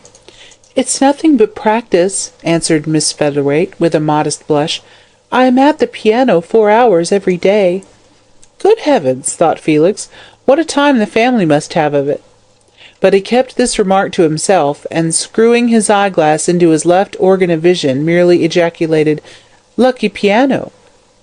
Miss Featherweight, not being able to think of any answer to this, looked down and blushed, while the ingenious Felix looked up and sighed. Madge and Brian were in a corner of the room talking over White's death. "I never liked him," she said, "but it is horrible to think of him dying like that." "I don't know," answered Brian gloomily. "From all I can hear, dying by chloroform is a very easy death." "Death can never be easy," replied Madge, "especially to a young man so full of health and spirits as Mr. White was." "I believe you are sorry he's dead," said Brian jealously. "Aren't you?" she asked in some surprise. "De mortuis nil nisi bonum," quoted Fitzgerald. "But as I detested him when he is alive, you can't expect me to regret his end." Madge did not answer him, but looked quickly at his face, and for the first time it struck her that he looked ill. "What is the matter with you, dear?" she asked, placing her hand on his arm. "You are not looking well." "Nothing, nothing," he answered hurriedly. "I've been a little worried about business lately. "But come," he said, rising, "let us go outside, for I see your father has got that girl with the steam-whistle voice to sing."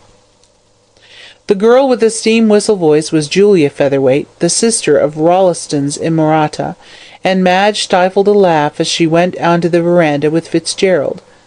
"What a shame of you," she said, bursting into a laugh when they were safely outside.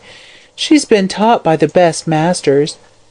"How I pity them," retorted Brian grimly, as Julia wailed out, "Meet me once again," with an ear-piercing shrillness. "I'd much rather listen to our ancestral banshee, and as to meeting her again, one interview would be more than enough." Madge did not answer, but leaning lightly over the high rail of the veranda, looked out into the beautiful moonlit night. There were a number of people passing along the esplanade, some of whom stopped and listened to Julia's shrill notes. One man in particular seemed to have a taste for music, for he persistently stared over the fence at the house. Brian and Madge talked of diverse subjects, but every time Madge looked up she saw the man watching the house. "What does that man want, Brian?" she asked. "What man?" asked Brian, starting. "Oh," he went on indifferently, as the watcher moved away from the gate and crossed the road onto the footpath. "He's taken up with the music, I suppose, that's all." Madge said nothing, but she could not help thinking there was more in it than the music. Presently Julia ceased, and she proposed to go in. "Why?" asked Brian, who was lying back in a comfortable seat, smoking a cigarette. "It's nice enough here."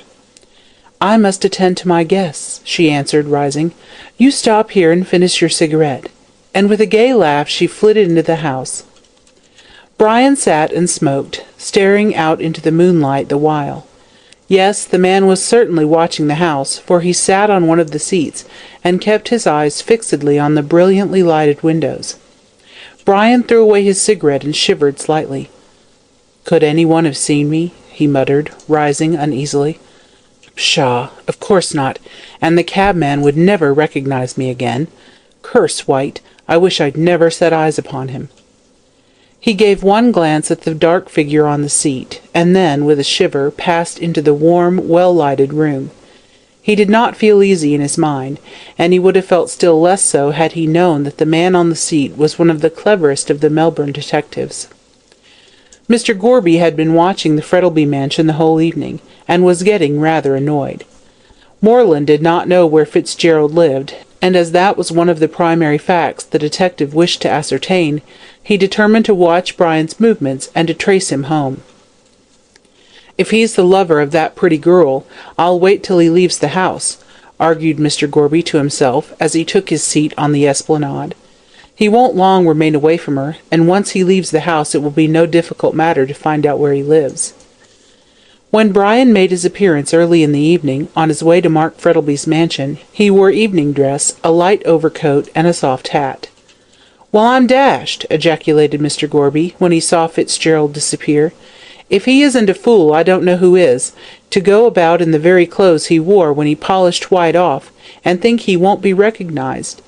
Melbourne ain't Paris or London, that he can afford to be so careless, and when I put the darbies on him he'll be astonished. Ah, well," he went on, lighting his pipe and taking a seat on the esplanade, "I suppose I'll have to wait here till he comes out." Mr. Gorby's patience was pretty severely tried, for hour after hour passed and no one appeared. He smoked several pipes, and watched the people strolling along in the soft silver moonlight. A bevy of girls passed by with their arms round one another's waists. Then a young man and woman, evidently lovers, came walking along. They sat down by Mr. Gorby and looked hard at him, to hint that he need not stay. But the detective took no heed of them, and kept his eyes steadily upon the great house opposite. Finally, the lovers took themselves off with very bad grace.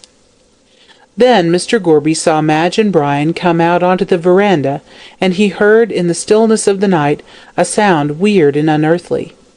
It was Miss Featherweight singing. He saw Madge go in, shortly followed by Brian. The latter turned and stared at him for a moment. "Ah," said Gorby to himself as he relit his pipe, "your conscience is a-smiting you, is it? Wait a bit, my boy, till I have you in jail." Then the guests came out of the house, and their black figures disappeared one by one from the moonlight as they shook hands and said good night. Shortly after, Brian came down the path with Frettleby at his gate, and Madge hanging on her father's arm. Frettleby opened the gate and held out his hand. "Good night, Fitzgerald," he said in a hearty voice. "Come soon again." "Good night, Brian, dearest," said Madge, kissing him, "and don't forget tomorrow." Then father and daughter closed the gate, leaving Brian outside, and walked back to the house. "Ah," said Mr. Gorby to himself, "if you only knew what I know, you wouldn't be so precious kind to him." Brian strolled along the Esplanade, and crossing over, passed by Gorby and walked on till he was opposite the Esplanade Hotel. Then he leaned his arms on the fence, and taking off his hat, enjoyed the calm beauty of the hour.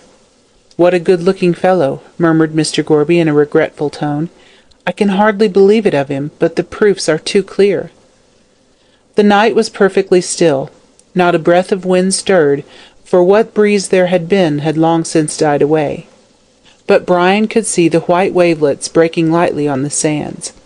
The long, narrow pier ran out like a bleak thread into the sheet of gleaming silver, and away in the distance the line of the Williamston lights sparkled like some fairy illumination. Over all this placid scene of land and water was a sky such as Dore loved, a great heavy mass of rain clouds heaped one on top of the other, as the rocks the Titans piled to reach Olympus.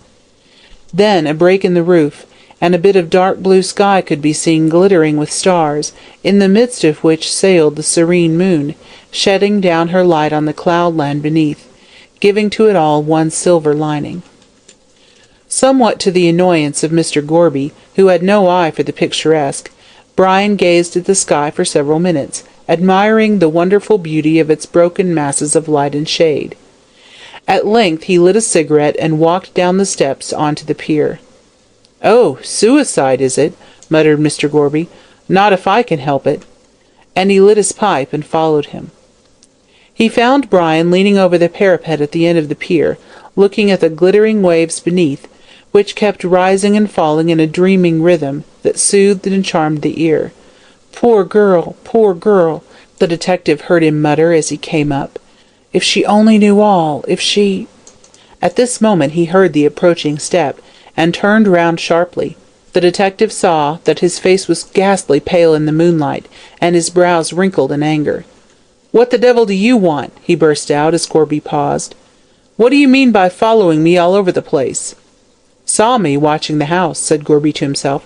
"I'm not following you, sir," he said aloud. "I suppose the pier ain't private property. I only came down here for a breath of fresh air." Fitzgerald did not answer, but turned sharply on his heel and walked quickly up the pier, leaving Gorby staring after him.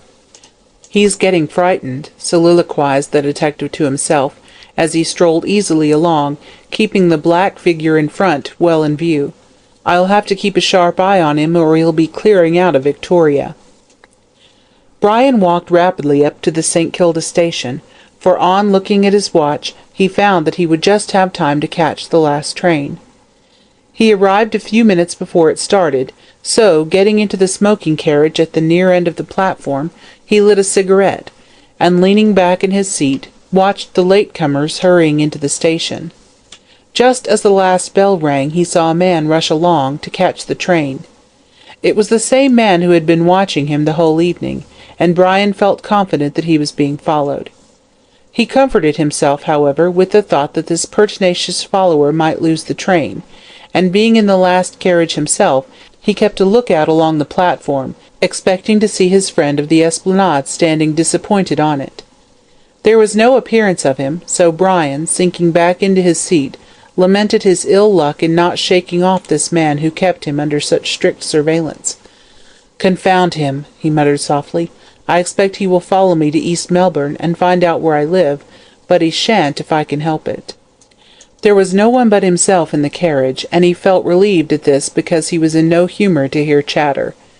"Murdered in a cab," he said, lighting a fresh cigarette and blowing a cloud of smoke.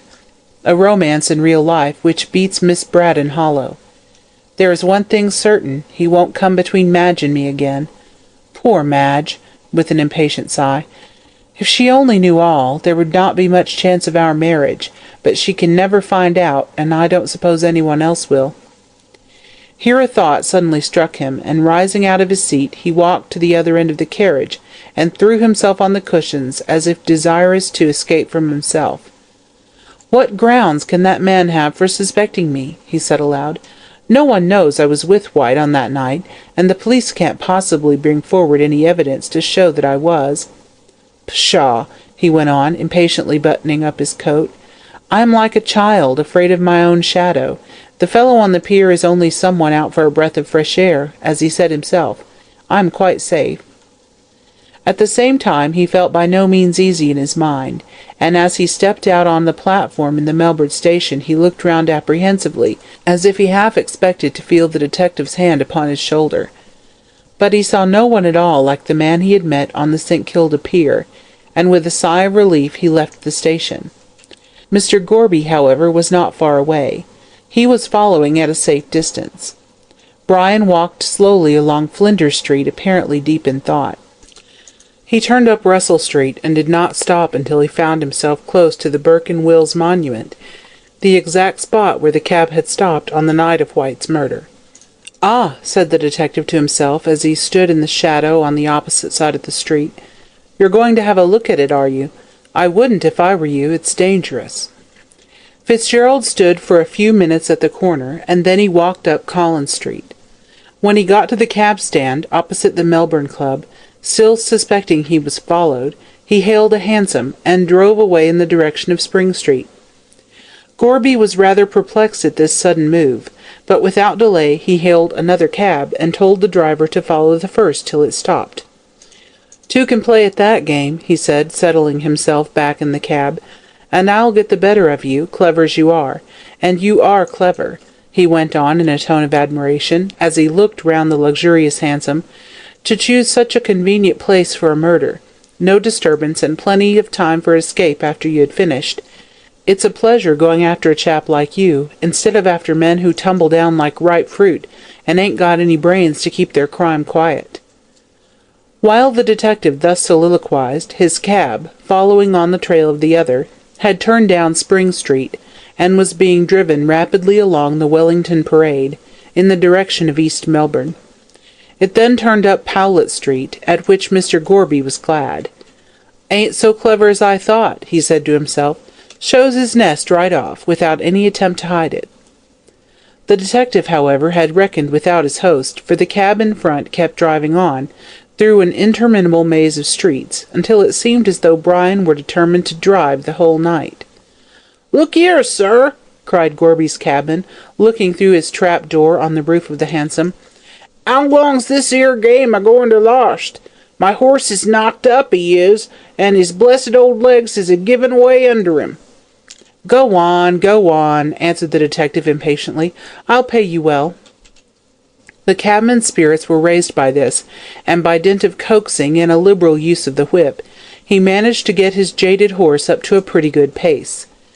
They were in Fitzroy by this time, and both cabs turned out of Gertrude Street into Nicholson Street, thence passed to Evelyn Street and along Spring Street, until Brian's cab stopped at the corner of Collins Street, and Gorby saw him alight and dismiss his cabman. He then walked down the street and disappeared into the Treasury Gardens. "Confound it," said the detective as he got out and paid his fare, which was by no means a light one, but over which he had no time to argue. "We've come in a circle, and I do believe he lives in Powlett Street after all." He went into the gardens, and saw Brian some distance ahead of him, walking rapidly. It was bright moonlight, and he could easily distinguish Fitzgerald by his light coat. As he went along that noble avenue with its elms in their winter dress, the moon shining through their branches wrought a fantastic tracery on the smooth asphalt. And on either side Gorby could see the dim white forms of the old Greek gods and goddesses, Venus Victrix with the apple in her hand, which Mr. Gorby, in his happy ignorance of heathen mythology, took for Eve offering Adam the forbidden fruit, Diana with the hound at her feet, and Bacchus and Ariadne, which the detective imagined were the babes in the wood. He knew that each of the statues had queer names, but thought they were merely allegorical. Passing over the bridge, with the water rippling quietly underneath, Brian went up the smooth yellow path to where the statue of Hebe, holding the cup, seems instinct with life, and turning down the path to the right, he left the gardens by the end gate, near which stands the statue of the dancing faun, with the great bush of scarlet geranium burning like an altar before it.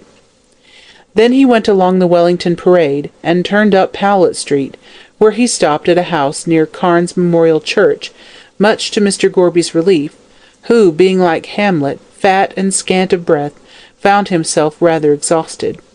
He kept well in the shadow, however, and saw Fitzgerald give one final look round before he disappeared into the house. Then Mr. Gorby, like the robber captain in Ali Baba, took careful stock of the house, and fixed its locality and appearance well in his mind, as he intended to call at it on the morrow. "What I'm going to do," he said as he walked slowly back to Melbourne, "is to see his landlady when he's out, and find out what time he came in on the night of the murder. If it fits into the time he got out of Rankin's cab, I'll get a warrant and arrest him straight off." Mr. Gorby is satisfied at last. In spite of his long walk, and still longer drive, Brian did not sleep well that night. He kept tossing and turning, or lying on his back, wide awake, looking into the darkness and thinking of White. Towards dawn, when the first faint glimmer of morning came through the Venetian blinds, he fell into a sort of uneasy doze, haunted by horrible dreams. He thought he was driving in a hansom, when suddenly he found White by his side, clad in white cerements, grinning and gibbering at him with ghastly merriment. Then the cab went over a precipice, and he fell from a great height, down, down, with the mocking laughter still sounding in his ears, until he woke with a loud cry, and found it was broad daylight, and that drops of perspiration were standing on his brow. It was no use trying to sleep any longer, so with a weary sigh he arose and went to his tub, feeling jaded and worn out by worry and want of sleep. His bath did him some good. The cold water brightened him up and pulled him together. Still, he could not help giving a start of surprise when he saw his face reflected in the mirror, old and haggard-looking, with dark circles round the eyes. "A pleasant life I'll have of it if this sort of thing goes on," he said bitterly. "I wish I had never seen or heard of White." He dressed himself carefully. He was not a man to neglect his toilette, however worried and out of sorts he might feel. Yet, notwithstanding all his efforts, the change in his appearance did not escape the eye of his landlady. She was a small, dried-up little woman, with a wrinkled, yellowish face. She seemed parched and brittle. Whenever she moved, she crackled, and one went in constant dread of seeing a wizened-looking limb break off short like a branch of some dead tree. When she spoke, it was in a voice hard and shrill, not unlike the chirp of a cricket. When, as was frequently the case, she clothed her attenuated form in faded brown silk gown, her resemblance to that lively insect was remarkable. And, as on this morning she crackled into Brian's sitting-room with the Argus and his coffee, a look of dismay at his altered appearance came over her stony little countenance. "Dear me, sir," she chirped out in her shrill voice as she placed her burden on the table, "are you took bad?" Brian shook his head. "Want of sleep, that's all, Mrs. Sampson," he answered, unfolding the Argus. "Ah, that's because you ain't got enough blood in your head," said Mrs. Sampson wisely, for she had her own ideas on the subject of health. "If you ain't got blood, you ain't got sleep." Brian looked at her as she said this, for there seemed such an obvious want of blood in her veins that he wondered if she had ever slept in all her life. "There was my father's brother, which of course makes him my uncle," went on the landlady, pouring out a cup of coffee for Brian, "and the blood he had was something astounding, which it made him sleep that as long as they had to draw pints from him afore he'd awake in the morning." Brian had the Argus before his face, and under its friendly cover he laughed quietly to himself. "His blood poured out like a river," went on the landlady, still drawing from the rich stores of her imagination, "and the doctor was struck dumb with astonishment at seeing the Niagara which burst from him, but I'm not so full-blooded myself." Fitzgerald again stifled a laugh, and wondered that Mrs. Sampson was not afraid of being treated as were Ananias and Sapphira. However, he said nothing, but merely intimated that if she would leave the room he would take his breakfast. "And if you wants anything else, Mr. Fitzgerald," she said, going to the door, "you knows your way to the bell as easy as I do to the kitchen," and with a final chirrup she crackled out of the room. As soon as the door was closed, Brian put down his paper and roared, in spite of his worries. He had that extraordinary vivacious Irish temperament which enables a man to put all trouble behind his back and thoroughly enjoy the present. His landlady, with her Arabian Night-like romances, was a source of great amusement to him, and he felt considerably cheered by the odd turn her humour had taken this morning. After a time, however, his laughter ceased, and his troubles came crowding on him again. He drank his coffee, but pushed away the food which was before him, and looked through the Argus for the latest report about the murder case. What he read made his cheek turn a shade paler than before. He could feel his heart thumping wildly. "They found a clue, have they?" he muttered, rising and pacing restlessly up and down. "I wonder what it can be. I threw that man off the scent last night, but if he suspects me, there will be no difficulty in his finding out where I live. Bah! What nonsense I am talking! I am the victim of my own morbid imagination. There is nothing to connect me with the crime, so I need not be afraid of my shadow. I've a good mind to leave town for a time, but if I am suspected, that would excite suspicion. Oh, Madge, darling!" he cried passionately, "if you only knew what I suffer, I know that you would pity me, but you must never know the truth. Never, never!" And sinking into a chair by the window, he covered his face with his hands. After remaining in this position for some minutes, occupied with his own gloomy thoughts, he arose and rang the bell. A faint crackle in the distance announced that Mrs. Sampson had heard it, and she soon came into the room, looking more like a cricket than ever. Brian had gone into his bedroom and called out to her from there. "I'm going down to St. Kilda, Mrs. Sampson," she said, "and probably I shall not be back all day."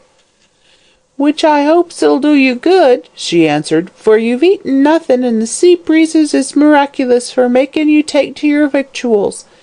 My mother's brother being a sailor and wonderful for his stomach, which, when he had done a meal, the table looked as if a locust had gone over it." "A what?" asked Fitzgerald, buttoning his gloves. "A locust," replied the landlady, in surprise at his ignorance. "As I've read in 'Oly Writ as how John the Baptist was partial to 'em. Not that I think they'd be very fillin', though, to be sure. He had a sweet tooth, and ate 'oney with 'em." "Oh, you mean locusts," said Brian, now enlightened. "And what else?" asked Mrs. Sampson indignantly.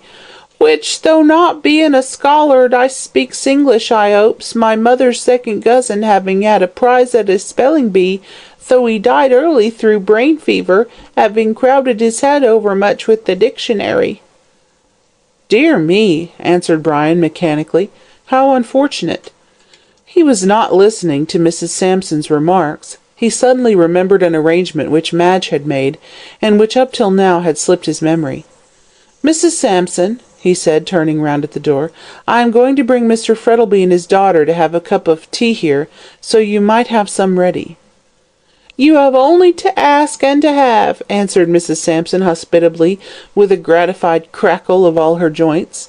"I'll make the tea, sir, and also some of my own particular cakes, being a special kind I have, which my mother showed me how to make, having been taught by a lady as she nussed through the scarlet fever, though being of a weak constitution, she died soon after, being in the habit of contracting any disease she might chance on." Brian hurried off, lest in her Poe-like appreciation of them, Mrs. Sampson should give vent to more charnel house horrors. At one point of her life the little woman had been a nurse, and it was told of her that she had frightened one of her patients into convulsions during the night by narrating to her the history of all the corpses she had laid out. This ghoul-like tendency in the end proved fatal to her professional advancement. As soon as Fitzgerald had gone, she went over to the window and watched him as he walked slowly down the street, a tall, handsome man of whom any woman would be proud. "What an awful thing it are to think you'll be a corpse some day," she chirped cheerily to herself. "Though of course being a great swell in his own place, you'll have a nice airy vault, which 'ud be far more comfortable than a close stuffy grave, even though it has a tombstone and violets over it. Ah, now, who are you, impertinence?" she broke off, as a stout man in a light suit of clothes crossed the road and rang the bell. "A-pulling at the bell as if it were a pump handle." As the gentleman at the door, who was none other than Mr. Gorby, did not hear her, he of course did not reply, so she hurried down the stairs, crackling with anger at the rough usage her bell had received. Mr. Gorby had seen Brian go out, and deeming it a good opportunity for inquiry, had lost no time in making a start. "You nearly tore the bell down," said Mrs. Sampson as she presented her thin body and wrinkled face to the view of the detective. "I'm very sorry," answered Gorby meekly. "I'll knock next time." "Oh, no, you won't," said the landlady, tossing her head. "Me not having a knocker, and you and your scratching the paint off the door, which it ain't been done over 6 months by my sister-in-law's cousin, which he is a painter with a shop in Fitzroy and a wonderful high to colour." "Does Mr. Fitzgerald live here?" asked Mr. Gorby quietly. "He do," replied Mrs. Sampson, "but he's gone out and won't be back till the afternoon, which any message'll be delivered to him punctual on his arrival." "I'm glad he's not in," said Mr. Gorby. "Would you allow me to have a few moments' conversation?" "What is it?" asked the landlady, her curiosity being roused. "I'll tell you when we get inside," answered Mr. Gorby. She looked at him with her sharp little eyes, and seeing nothing disreputable about him, led the way upstairs, crackling loudly the whole time. This so astonished Mr. Gorby that he cast about in his own mind for an explanation of the phenomenon. "Wants oiling about the joints," was his conclusion, "but I never heard anything like it, and she looks as if she'd snap in two, she's that brittle." Mrs. Sampson took Gorby into Brian's sitting-room, and having closed the door, sat down and prepared to hear what he had to say for himself. "I hope it ain't bills," she said. "Mr. Fitzgerald having money in the bank, and everything respectable like a gentleman he is, though, to be sure, your bill might come down on him unbeknown, he not having kept it in mind, which it ain't everybody as 'ud have such a good memory as my aunt on my mother's side, she having been famous for her dates, like a history, not to speak of her multiplication tables, and the numbers of people's houses." "It's not bills," answered Mr. Gorby, who, having vainly attempted to stem the shrill torrent of words, had given in, and waited mildly until she had finished. "I only want to know a few things about Mr. Fitzgerald's habits." "And what for?" asked Mrs. Sampson indignantly. "Are you a newspaper a-putting in articles about people who don't want to see themselves in print? Which I knows your habits, my late husband having been a printer in a paper which bust up, not having the money to pay wages, through which there was a due to him the sum of £1 7 and 6 halfpenny, which I being his widder ought to have, not that I expects to see it on this side of the grave. Oh dear no!" and she gave a shrill, elfish laugh. Mr. Gorby, seeing that unless he took the bull by the horns he would never be able to get what he wanted, grew desperate and plunged in medias res. "I'm an insurance agent," he said rapidly so as to prevent any interruption, "and Mr. Fitzgerald desires to insure his life in our company. I therefore want to find out if he is a good life to insure. Does he live temperately, keep early hours, and in fact all about him?" "I shall be happy to answer any inquiries which may be of use to you, sir," replied Mrs. Sampson, "knowing as I do how good a insurance is to all family, should the head of it being taken off unexpected, leaving a widder, which as I know Mr. Fitzgerald is a-going to be married soon, and I hopes he'll be happy, though through it I loses a lodger as he always paid regular, and behaved like a gentleman." "So he is a temperate man?" said Mr. Gorby, feeling his way cautiously. "Not being a blue ribbing all the same," answered Mrs. Sampson, "and I never saw him the worse for drink, he being always able to use his latch-key and take his boots off before going to bed, which is no more than a woman ought to expect from a lodger, she having to do her own washing. And he keeps good hours?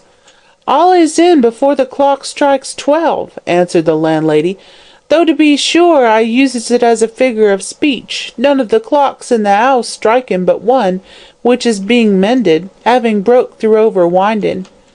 Is he always in before 12? asked Mr. Gorby, keenly disappointed at this answer. Mrs. Sampson eyed him waggishly, and a smile crept over her wrinkled little face. Young men not being old men, she replied cautiously, and sinners not being saints, it's not natural as latchkeys should be made for ornament instead of use, and Mr. Fitzgerald being one of the handsomest men in Melbourne, it ain't to be expected as he should let his latchkey get rusty, though having a good moral character, he uses it with moderation. But I suppose you are seldom awake when he comes in really late, said the detective. Not as a rule, assented Mrs. Sampson, being a heavy sleeper and much disposed for bed, but I have heard him come in arter 12, the last time being Thursday week. Ah, Mr. Gorby drew a long breath, for Thursday week was the night upon which the murder was committed. Being troubled with my head, said Mrs. Sampson, through having been out in the sun all day a-washing, I did not feel so partial to my bed that night as in general. So I went down to the kitchen with the intent of getting a linseed poultice to put at the back of my head, it being calculated to remove pain, as was told to me when a nuss by a doctor in the hospital, he being now in business for hisself at Geelong with a large family, having married early. Just as I was leaving the kitchen, I heard Mr. Fitzgerald a-coming in, and turning round, looked at the clock. That having been my custom when my late husband came in the early morning, I being a-preparing his meal. And the time was? asked Mr. Gorby breathlessly. 5 minutes to 2 o'clock, replied Mrs. Sampson. Mr. Gorby thought for a moment. Cab was hailed at 1 o'clock, started for St. Kilda about 10 minutes past, reached grammar school at, say, 25 minutes past. Fitzgerald walks 5 minutes to cabman, making it half-past. Say, he waited 10 minutes for the other cab to turn up, makes it 20 minutes to 2. It would take another 20 minutes to get to East Melbourne, and 5 minutes to walk up here. That makes it 5 minutes past 2 instead of before. Confound it. Was your clock in the kitchen right? He asked aloud. Well, I think so, answered Mrs. Sampson. It does get a little slow sometimes, not having been cleaned for some time, which my nevy being a watchmaker, I always sends it over to him. Of course it was slow on that night, said Gorby triumphantly. He must have come in at 5 minutes past 2, which makes it all right. Makes what all right? asked the landlady sharply. And how do you know my clock was 10 minutes wrong? Oh, it was it? asked Gorby eagerly. I'm not denying of it, replied Mrs. Sampson. Clocks ain't always to be relied on more than men and women. But it won't be anything again his insurance, will it, as in general he's in before 12? Oh, all that will be quite safe, answered the detective, delighted with the information he had obtained. Is this Mr. Fitzgerald's room? Yes, it is, replied the landlady, but he furnished it himself, being of a luxurious turn of mind. Not but what his taste is good, though far be it for me to deny I helped him to select. But having another room of the same to let, any friends as you might have in search of a home would be well looked after, my references being very high and my cooking tasty. And if— Here a ring at the front door called Mrs. Sampson away, so with a hurried word to Gorby she crackled downstairs. Left to himself, Mr. Gorby arose and looked round the room. It was excellently furnished, and the pictures were good. At one end of the room, by the window, there was a writing-table covered with papers. It's no good looking for the papers he took out of White's pocket, I suppose, said the detective to himself, as he turned over some letters, as I don't know what they are, and I couldn't tell them if I saw them.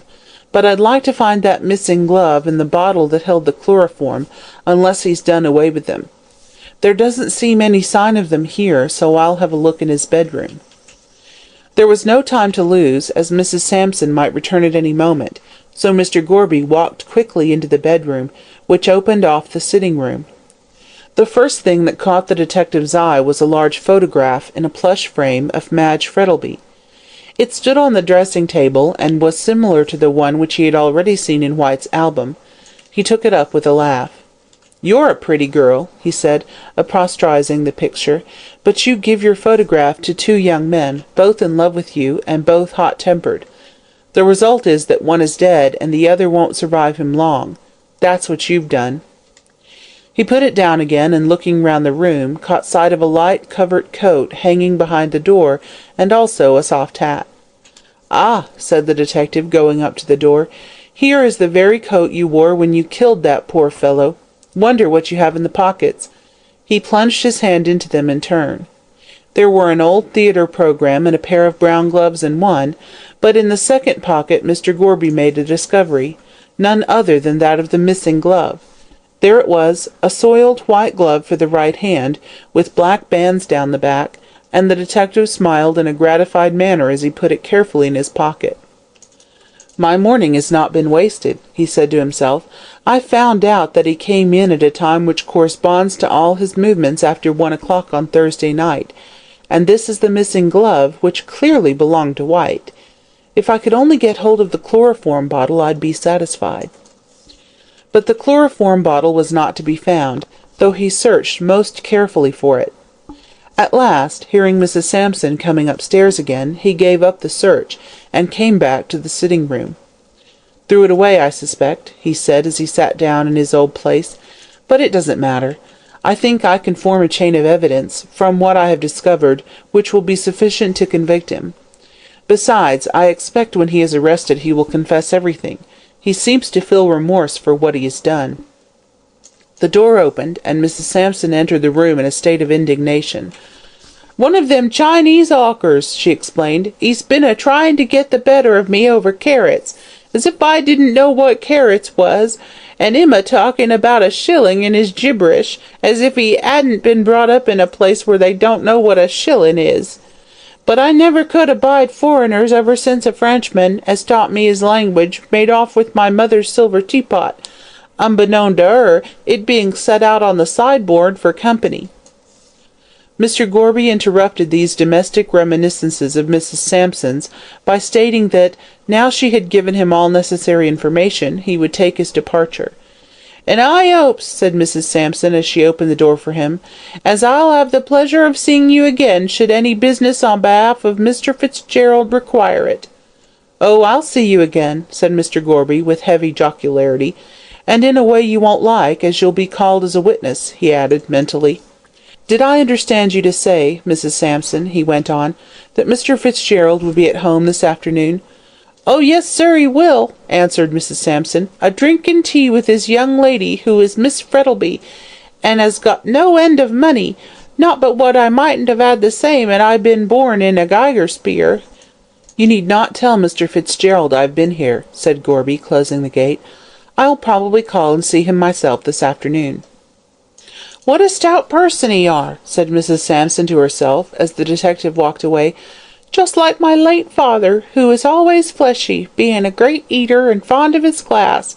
But I took after my mother's family, they being thin like, and proud of keeping 'emself so, as the vinegar they drank could testify. Not that I indulge in it myself." She shut the door and went upstairs to take away the breakfast things, while Gorby was being driven along at a good pace to the police office to obtain a warrant for Brian's arrest on a charge of wilful murder. In the Queen's name. It was a broiling hot day, one of those cloudless days, with the blazing sun beating down on the arid streets, and casting deep black shadows, a real Australian December day dropped by mistake of the clerk of the weather into the middle of August. The previous week having been really chilly, it was all the more welcome. It was Saturday morning, and fashionable Melbourne was doing the block. Collins Street is to the southern city what Bond Street and the Row are to London, and the boulevards to Paris. It is on the block that people show off their new dresses, bow to their friends, cut their enemies, and chatter small talk. The same thing no doubt occurred in the Appian Way, the fashionable street of imperial Rome, when Catullus talked gay nonsense to Lesbia, and Horace received the congratulations of his friends over his new volume of society verses. History repeats itself, and every city is bound by all the laws of civilization to have one special street, wherein the votaries of fashion can congregate. Collins Street is not, of course, such a grand thoroughfare as those above mentioned, but the people who stroll up and down the broad pavement are quite as charmingly dressed, and as pleasant as any of the peripatetics of those famous cities. As the sun brings out bright flowers, so the seductive influence of the hot weather had brought out all the ladies in gay dresses of innumerable colours, which made the long street look like a restless rainbow. Carriages were bowling smoothly along, their occupants smiling and bowing as they recognized their friends on the sidewalk. Lawyers, their legal quibbles finished for the week, were strolling leisurely with their black bags in their hands. Portly merchants, forgetting Flinders Lane and the incoming ships, walked beside their pretty daughters, and the representatives of swelldom were stalking along in their customary apparel of curly-brimmed hats, high collars, and immaculate suits. Altogether it was a pleasant and animated scene, which would have delighted the heart of anyone who was not dyspeptic, or in love. Dyspeptic people and lovers, disappointed ones of course, being wont to survey the world in a cynical vein. Madge Frettlby was engaged in that occupation so dear to every female heart, shopping. She was in Mowbray, Rowan and Hicks, turning over ribbons and laces, while the faithful Brian waited for her outside, and amused himself by looking at the human stream which flowed along the pavement. He disliked shopping quite as much as the majority of his sex, and though as a lover he felt a certain amount of self-abnegation to be coming into him, it was difficult to drive away the thoughts of his pleasant club, where he could be reading and smoking, with, perchance, something cooling in a glass beside him. However, after she had purchased a dozen or more articles she did not want, Madge remembered that Brian was waiting for her, and hurried to the door. "I haven't been many minutes, have I, dear?" she said, touching him lightly on the arm. "Oh, dear no," answered Brian, looking at his watch. "Only 30, a mere nothing, considering a new dress was being discussed." "I thought I had been longer," said Madge, her brow clearing. "But still I am sure you feel a martyr." "Not at all," replied Fitzgerald, handing her into the carriage. "I enjoyed myself very much." "Nonsense," she laughed, opening her sunshade, while Brian took his seat beside her. "That's one of those social stories, which everyone considers themselves bound to tell from a sense of duty. I'm afraid I did keep you waiting, though after all," she went on, with a true feminine idea as to the flight of time, "I was only a few minutes." "And the rest," said Brian, quizzically looking at her pretty face, so charmingly flushed under her great white hat. Madge disdained to notice his interruption. "James," she cried to the coachman, "drive to the Melbourne Club. Papa will be there, you know," she said to Brian, "and we'll take him off to have tea with us." "But it's only 1 o'clock," said Brian, as the town-hall clock came in sight. "Mrs. Sampson won't be ready." "Oh, anything will do," replied Madge. "A cup of tea and some thin bread and butter isn't hard to prepare. I don't feel like lunch, and Papa eats so little in the middle of the day, and you eat a great deal at all times," finished Brian with a laugh. Madge went on chattering in her usual lively manner, and Brian listened to her with delight. Her pleasant talk drove away the evil spirit which had been with him for the last 3 weeks. Suddenly Madge made an observation as they were passing the Burke and Wills monument, which startled him.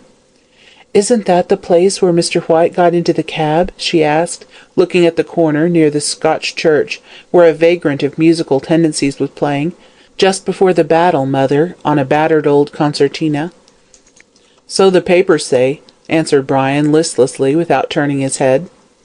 "I wonder who the gentleman in the light coat could have been," said Madge, as she settled herself again. "No one seems to know," he replied evasively. "Ah, but they have a clue," she said. "Do you know, Brian," she went on, "that he was dressed just like you in a light overcoat and soft hat?"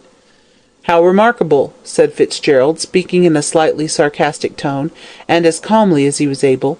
"He was dressed in the same manner as 9 out of every 10 young fellows in Melbourne." Madge looked at him in surprise at the tone in which he spoke, so different from his usual nonchalant way of speaking. She was about to answer when the carriage stopped at the door of the Melbourne Club. Brian, anxious to escape any more remarks about the murder, sprang quickly out, and ran up the steps into the building. He found Mr. Frettlby smoking complacently and reading the AGE. As Fitzgerald entered, he looked up, and putting down the paper, held out his hand, which the other took. "Ah, Fitzgerald," he said, "have you left the attractions of Collins Street for the still greater ones of Clubland?" "Not I," answered Brian. "I've come to carry you off to afternoon tea with Madge and myself."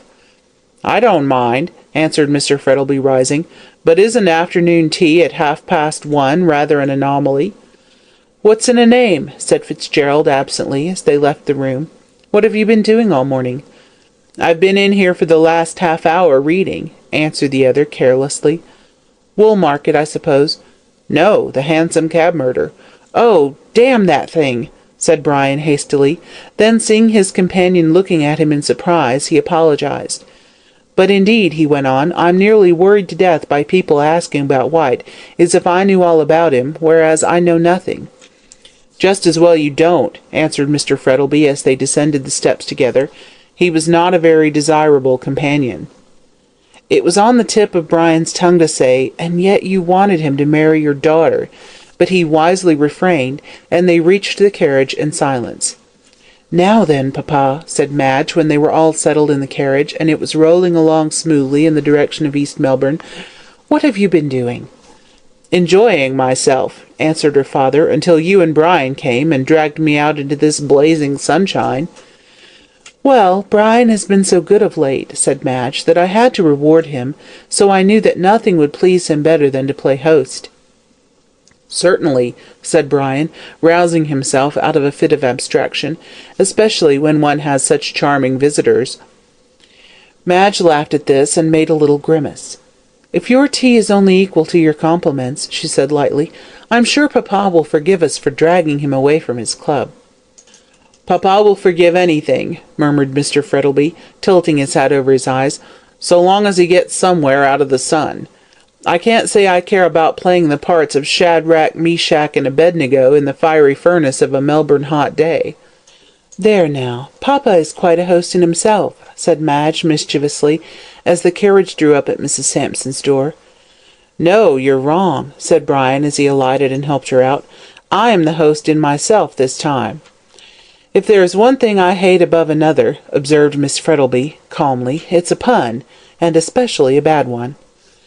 Mrs. Sampson was very much astonished by the early arrival of her lodger's guests, and did not hesitate to express her astonishment. "Being taken by surprise," she said, with an apologetic cackle. "It ain't to be supposed as miracles can be performed with regard to cooking. The fire having gone out, and not being kept alight on account of the heat of the day, which was that odd as never was, though to be sure, being a child in the early days, I remember it were that odd as my sister's aunt was in the habit of roasting her joints in the sun." After telling this last romance, and leaving her visitors in doubt as to whether the joints referred to belonged to an animal, or to her sister's aunt, or to herself, Mrs. Sampson crackled away downstairs to get things ready. "What a curious thing that landlady of yours is, Brian," said Madge from the depths of a huge armchair. "I believe she's a grasshopper from Fitzroy Gardens." "Oh, no, she's a woman," said Mr. Frettlby cynically. "You can tell that by the length of her tongue."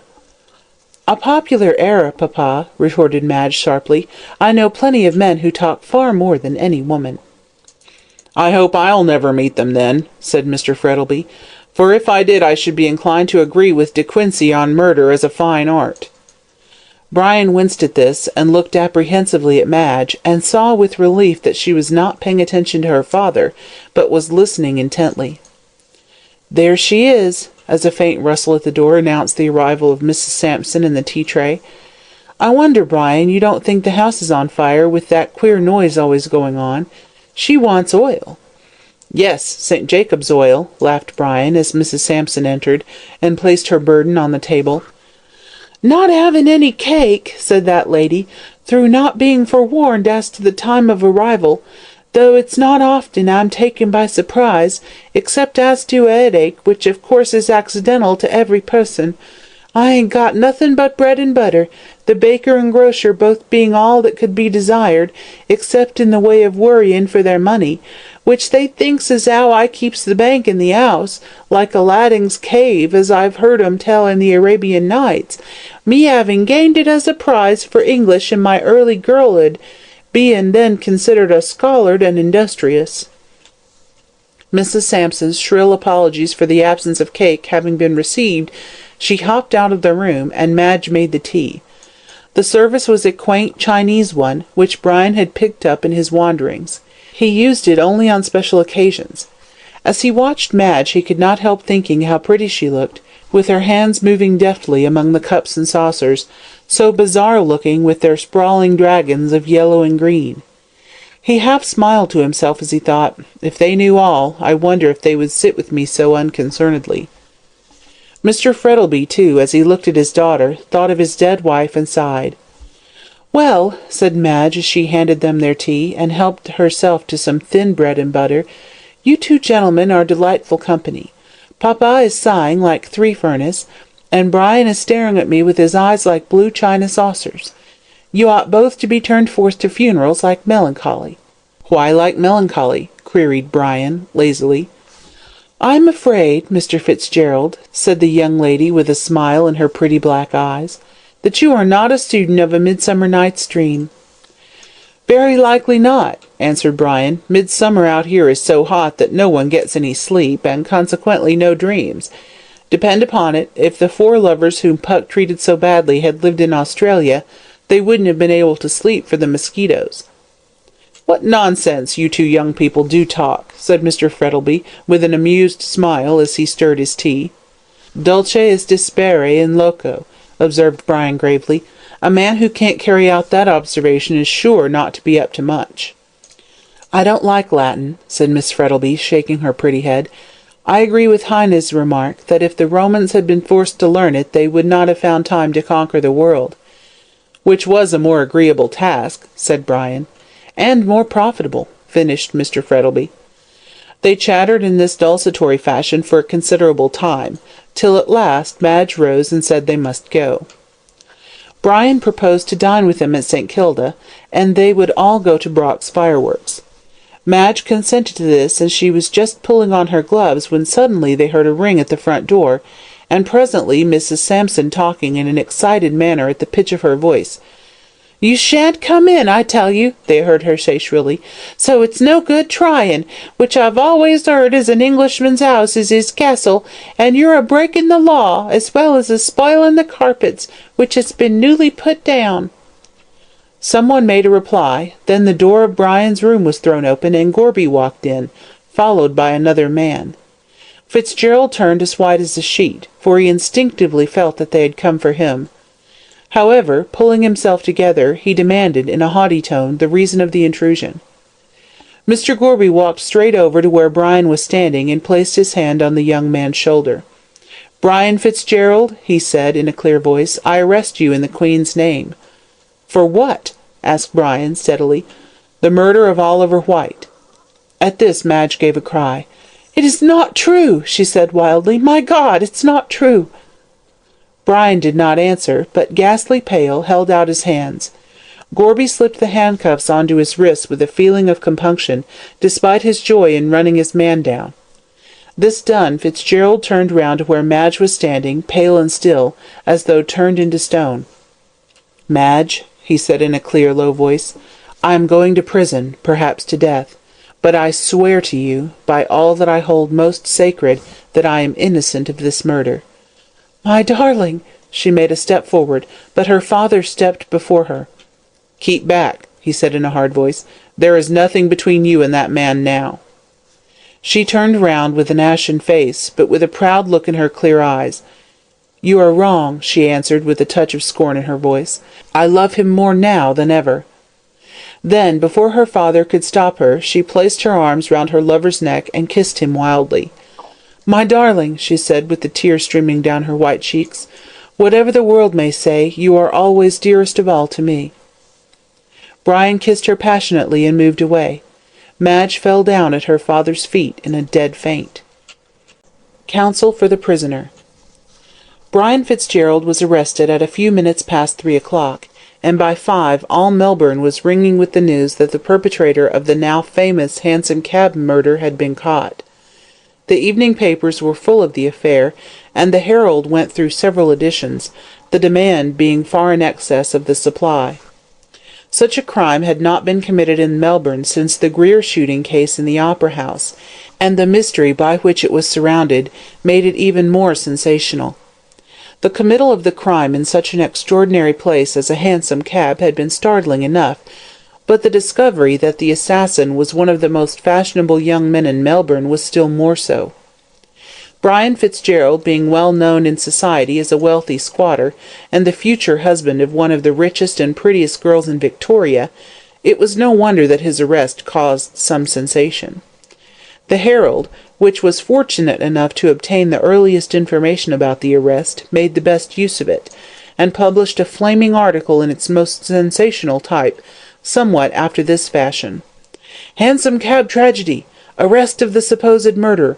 Startling revelations in high life!"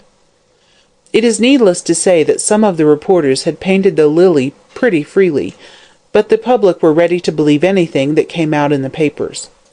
Mr. Frettlby, the day after Brian's arrest, had a long conversation with his daughter, and wanted her to go up to Yabba Yallock station until the public excitement had somewhat subsided. But this Madge flatly refused to do. "I'm not going to desert him when he most needs me," she said, resolutely. "Everybody has turned against him, even before they have heard the facts of the case. He says he is not guilty, and I believe him." "Then let him prove his innocence," said her father, who was pacing slowly up and down the room. "If he did not get into the cab with White, he must have been somewhere else, so we ought to set up the defence of an alibi." "He can easily do that," said Madge, with a ray of hope lighting up her sad face. "He was here till 11 o'clock on Thursday night." "Very probably," returned her father, dryly. "But where was he at 1 o'clock on Friday morning?" "Besides, Mr. White left the house long before Brian did," she went on rapidly. "You must remember, it was when you quarrelled with Mr. White." "My dear Madge," said Frettlby, stopping in front of her with a displeased look, "you are incorrect. White and myself did not quarrel. He asked me if it were true that Fitzgerald was engaged to you, and I answered yes. That was all, and then he left the house." "Yes, and Brian didn't go until 2 hours after," said Madge. "He never saw Mr. White the whole night." "So he says," replied Mr. Frettlby, significantly. "I believe Brian before anyone else in the world," said his daughter hotly, with flushed cheeks and flashing eyes. "Ah, but will a jury?" queried her father. "You have turned against him too," answered Madge, her eyes filling with tears. "You believe him guilty." "I am not prepared either to deny or confirm his guilt," said Mr. Frettlby coldly. "I have done what I could to help him. I have engaged Carleton to defend him, and if eloquence and skill can save him, you may set your mind at rest." "My dear father," said Madge, throwing her arms round his neck, "I knew you would not desert him altogether for my sake." "My darling," replied her father in a faltering voice, as he kissed her, "there is nothing in the world I would not do for your sake." Meanwhile, Brian was sitting in his cell in the Melbourne jail, thinking sadly enough about his position. He saw no hope of escape except one, and that he did not intend to take advantage of. "It would kill her, it would kill her," he said feverishly, as he paced to and fro over the echoing stones. "Better that the last of the Fitzgeralds should perish like a common thief than she should know the bitter truth. If I engage a lawyer to defend me," he went on, "the first question he will ask me will be where I was on that night, and if I tell him all will be discovered, and then— No, no, I cannot do it. It would kill her, my darling." And throwing himself down on the bed, he covered his face with his hands. He was roused by the opening of the door of his cell, and on looking up saw that it was Carleton who entered. He was a great friend of Fitzgerald's, and Brian was deeply touched by his kindness in coming to see him. Duncan Carleton had a kind heart, and was anxious to help Brian, but there was also a touch of self-interest in the matter. He had received a note from Mr. Frettlby asking him to defend Fitzgerald, which he agreed to do with avidity, as he foresaw in this case an opportunity for his name becoming known throughout the Australian colonies.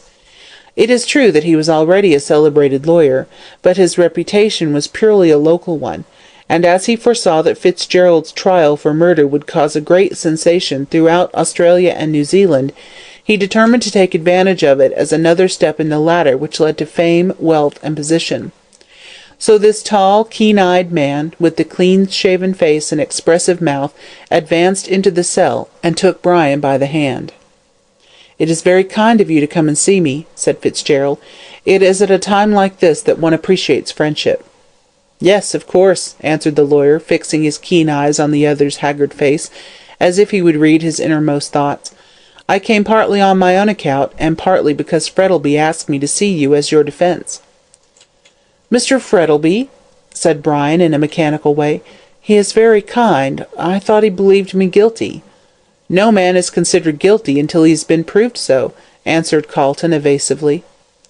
Brian noticed how guarded the answer was, for he heaved an impatient sigh. "And Miss Frettleby?" he asked in a hesitating manner. This time he got a decided answer. "She declines to believe you guilty, and will not hear a word said against you." "God bless her," said Brian fervently. "She is a true woman. I suppose I am pretty well canvassed?" he added bitterly. "Nothing else talked about," answered Carleton calmly. "Your arrest has for the present suspended all interest in theatres, cricket matches, and balls, and you are at the present moment being discussed threadbare in clubs and drawing-rooms." Fitzgerald writhed. He was a singularly proud man, and there was something inexpressibly galling in this unpleasant publicity. "But this is all idle chatter," said Carleton, taking a seat. "We must get to business. Of course you will accept me as your counsel." "It's no good my doing so," replied Brian gloomily. "The rope is already round my neck." "Nonsense!" replied the lawyer cheerfully. "The rope is round no man's neck till he's on the scaffold. Now, you need not say a word," he went on, holding up his hand as Brian was about to speak. "I intend to defend you, whether you like it or not. I do not know all the facts, except what the papers have stated, and they exaggerate so much that one can place no reliance on them. At all events, I believe from my heart that you are innocent, and you must walk out of the prisoner's dock a free man, if only for the sake of that noble girl who loves you." Brian did not answer, but put out his hand, which the other grasped warmly. "I will not deny," went on Carleton, "that there is a little bit of professional curiosity about me. This case is such an extraordinary one that I feel as if I were unable to let slip an opportunity of doing something with it.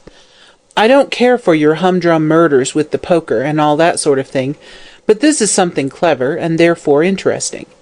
When you are safe, we will look together for the real criminal, and the pleasure of the search will be proportionate to the excitement when we find him out." "I agree with everything you say," said Fitzgerald calmly, "but have no defence to make." "No defence? You are not going to confess you killed him?" "No," with an angry flush, "but there are certain circumstances which prevent me from defending myself." "What nonsense!" retorted Carleton sharply, "as if any circumstances should prevent a man from saving his own life. But never mind, I like these objections. They make the nut harder to crack. But the kernel must be worth getting at. Now, I want you to answer certain questions." "I won't promise." "Well, we shall see," said the lawyer cheerfully, taking out his notebook and resting it on his knee. "First, where were you on the Thursday night preceding the murder?" "I can't tell you." "Oh, yes, you can, my friend. You left St. Kilda and came up to town by the 11 o'clock train." 11:20, corrected Brian. Carleton smiled in a gratified manner as he noted this down. "A little diplomacy is all that's required," he said mentally. "And where did you go then?" he added aloud. "I met Rolleston in the train, and we took a cab from the Flinders Street station up to the club." "What club?" "The Melbourne Club." "Yes?" interrogatively. "Rolleston went home, and I went into the club and played cards for a time." "When did you leave the club?" "A few minutes to 1 o'clock in the morning." "And then I suppose you went home?" "No, I did not." "Then where did you go?" "Down the street." "Rather vague. I presume you mean Collins Street?" "Yes." "You were going to meet someone, I suppose?" "I never said so." "Probably not, but young men don't wander about the streets at night without some object." "I was restless and wanted a walk." "Indeed. How curious you should prefer going into the heart of the dusty town for a walk to strolling through the Fitzroy Gardens, which were on your way home. It won't do. You had an appointment to meet someone. Well, yes. I thought as much. Man or woman? I cannot tell you. Then I must find out for myself. You can't. Indeed, why not? You don't know where to look for her. Her! Cried Carlton, delighted at the success of his craftily put question. I knew it was a woman. Brian did not answer, but sat biting his lips with vexation. Now, who is this woman? No answer. Come now, Fitzgerald, I know that young men will be young men, and of course you don't like these things talked about, but in this case your character must be sacrificed to save your neck. What is her name? I can't tell you. Oh, you know it then? Well, yes. And you won't tell me? No. Carlton, however, had found out two things that pleased him. First, that Fitzgerald had had an appointment, and second, that it had been with a woman. He pursued another line. When did you last see White? Brian answered with great reluctance. I saw him drunk by the Scotch church. What? You were the man who hailed the hansom? Yes, assented the other, hesitating slightly. I was. The thought flashed through Carlton's brain as to whether the young man before him was guilty or not, and he was obliged to confess that things looked very black against him. Then what the newspaper said was correct? Partly. Ah, Carlton drew a long breath. Here was a ray of hope. You did not know it was White when you found him lying drunk near the Scotch church? No, I did not. Had I known it was he, I would not have picked him up. Of course you recognized him afterwards? Yes, I did, and as the paper stated, I dropped him and walked away. Why did you leave him so abruptly? Brian looked at his questioner in some surprise. Because I detested him, he said shortly. Why did you detest him? No answer. Was it because he admired Miss Frettlby and from all appearances was going to marry her? Well, yes, sullenly. And now, said Carlton impressively, this is the whole point upon which the case turns. Why did you get into the cab with him? I did not get into the cab. The cabman declares that you did. He is wrong. I never came back after I recognized White. Then who was the man who got into the cab with White? I don't know. You have no idea? Not the least. You are certain? Yes, perfectly certain. He seems to have been dressed exactly like you. Very probably.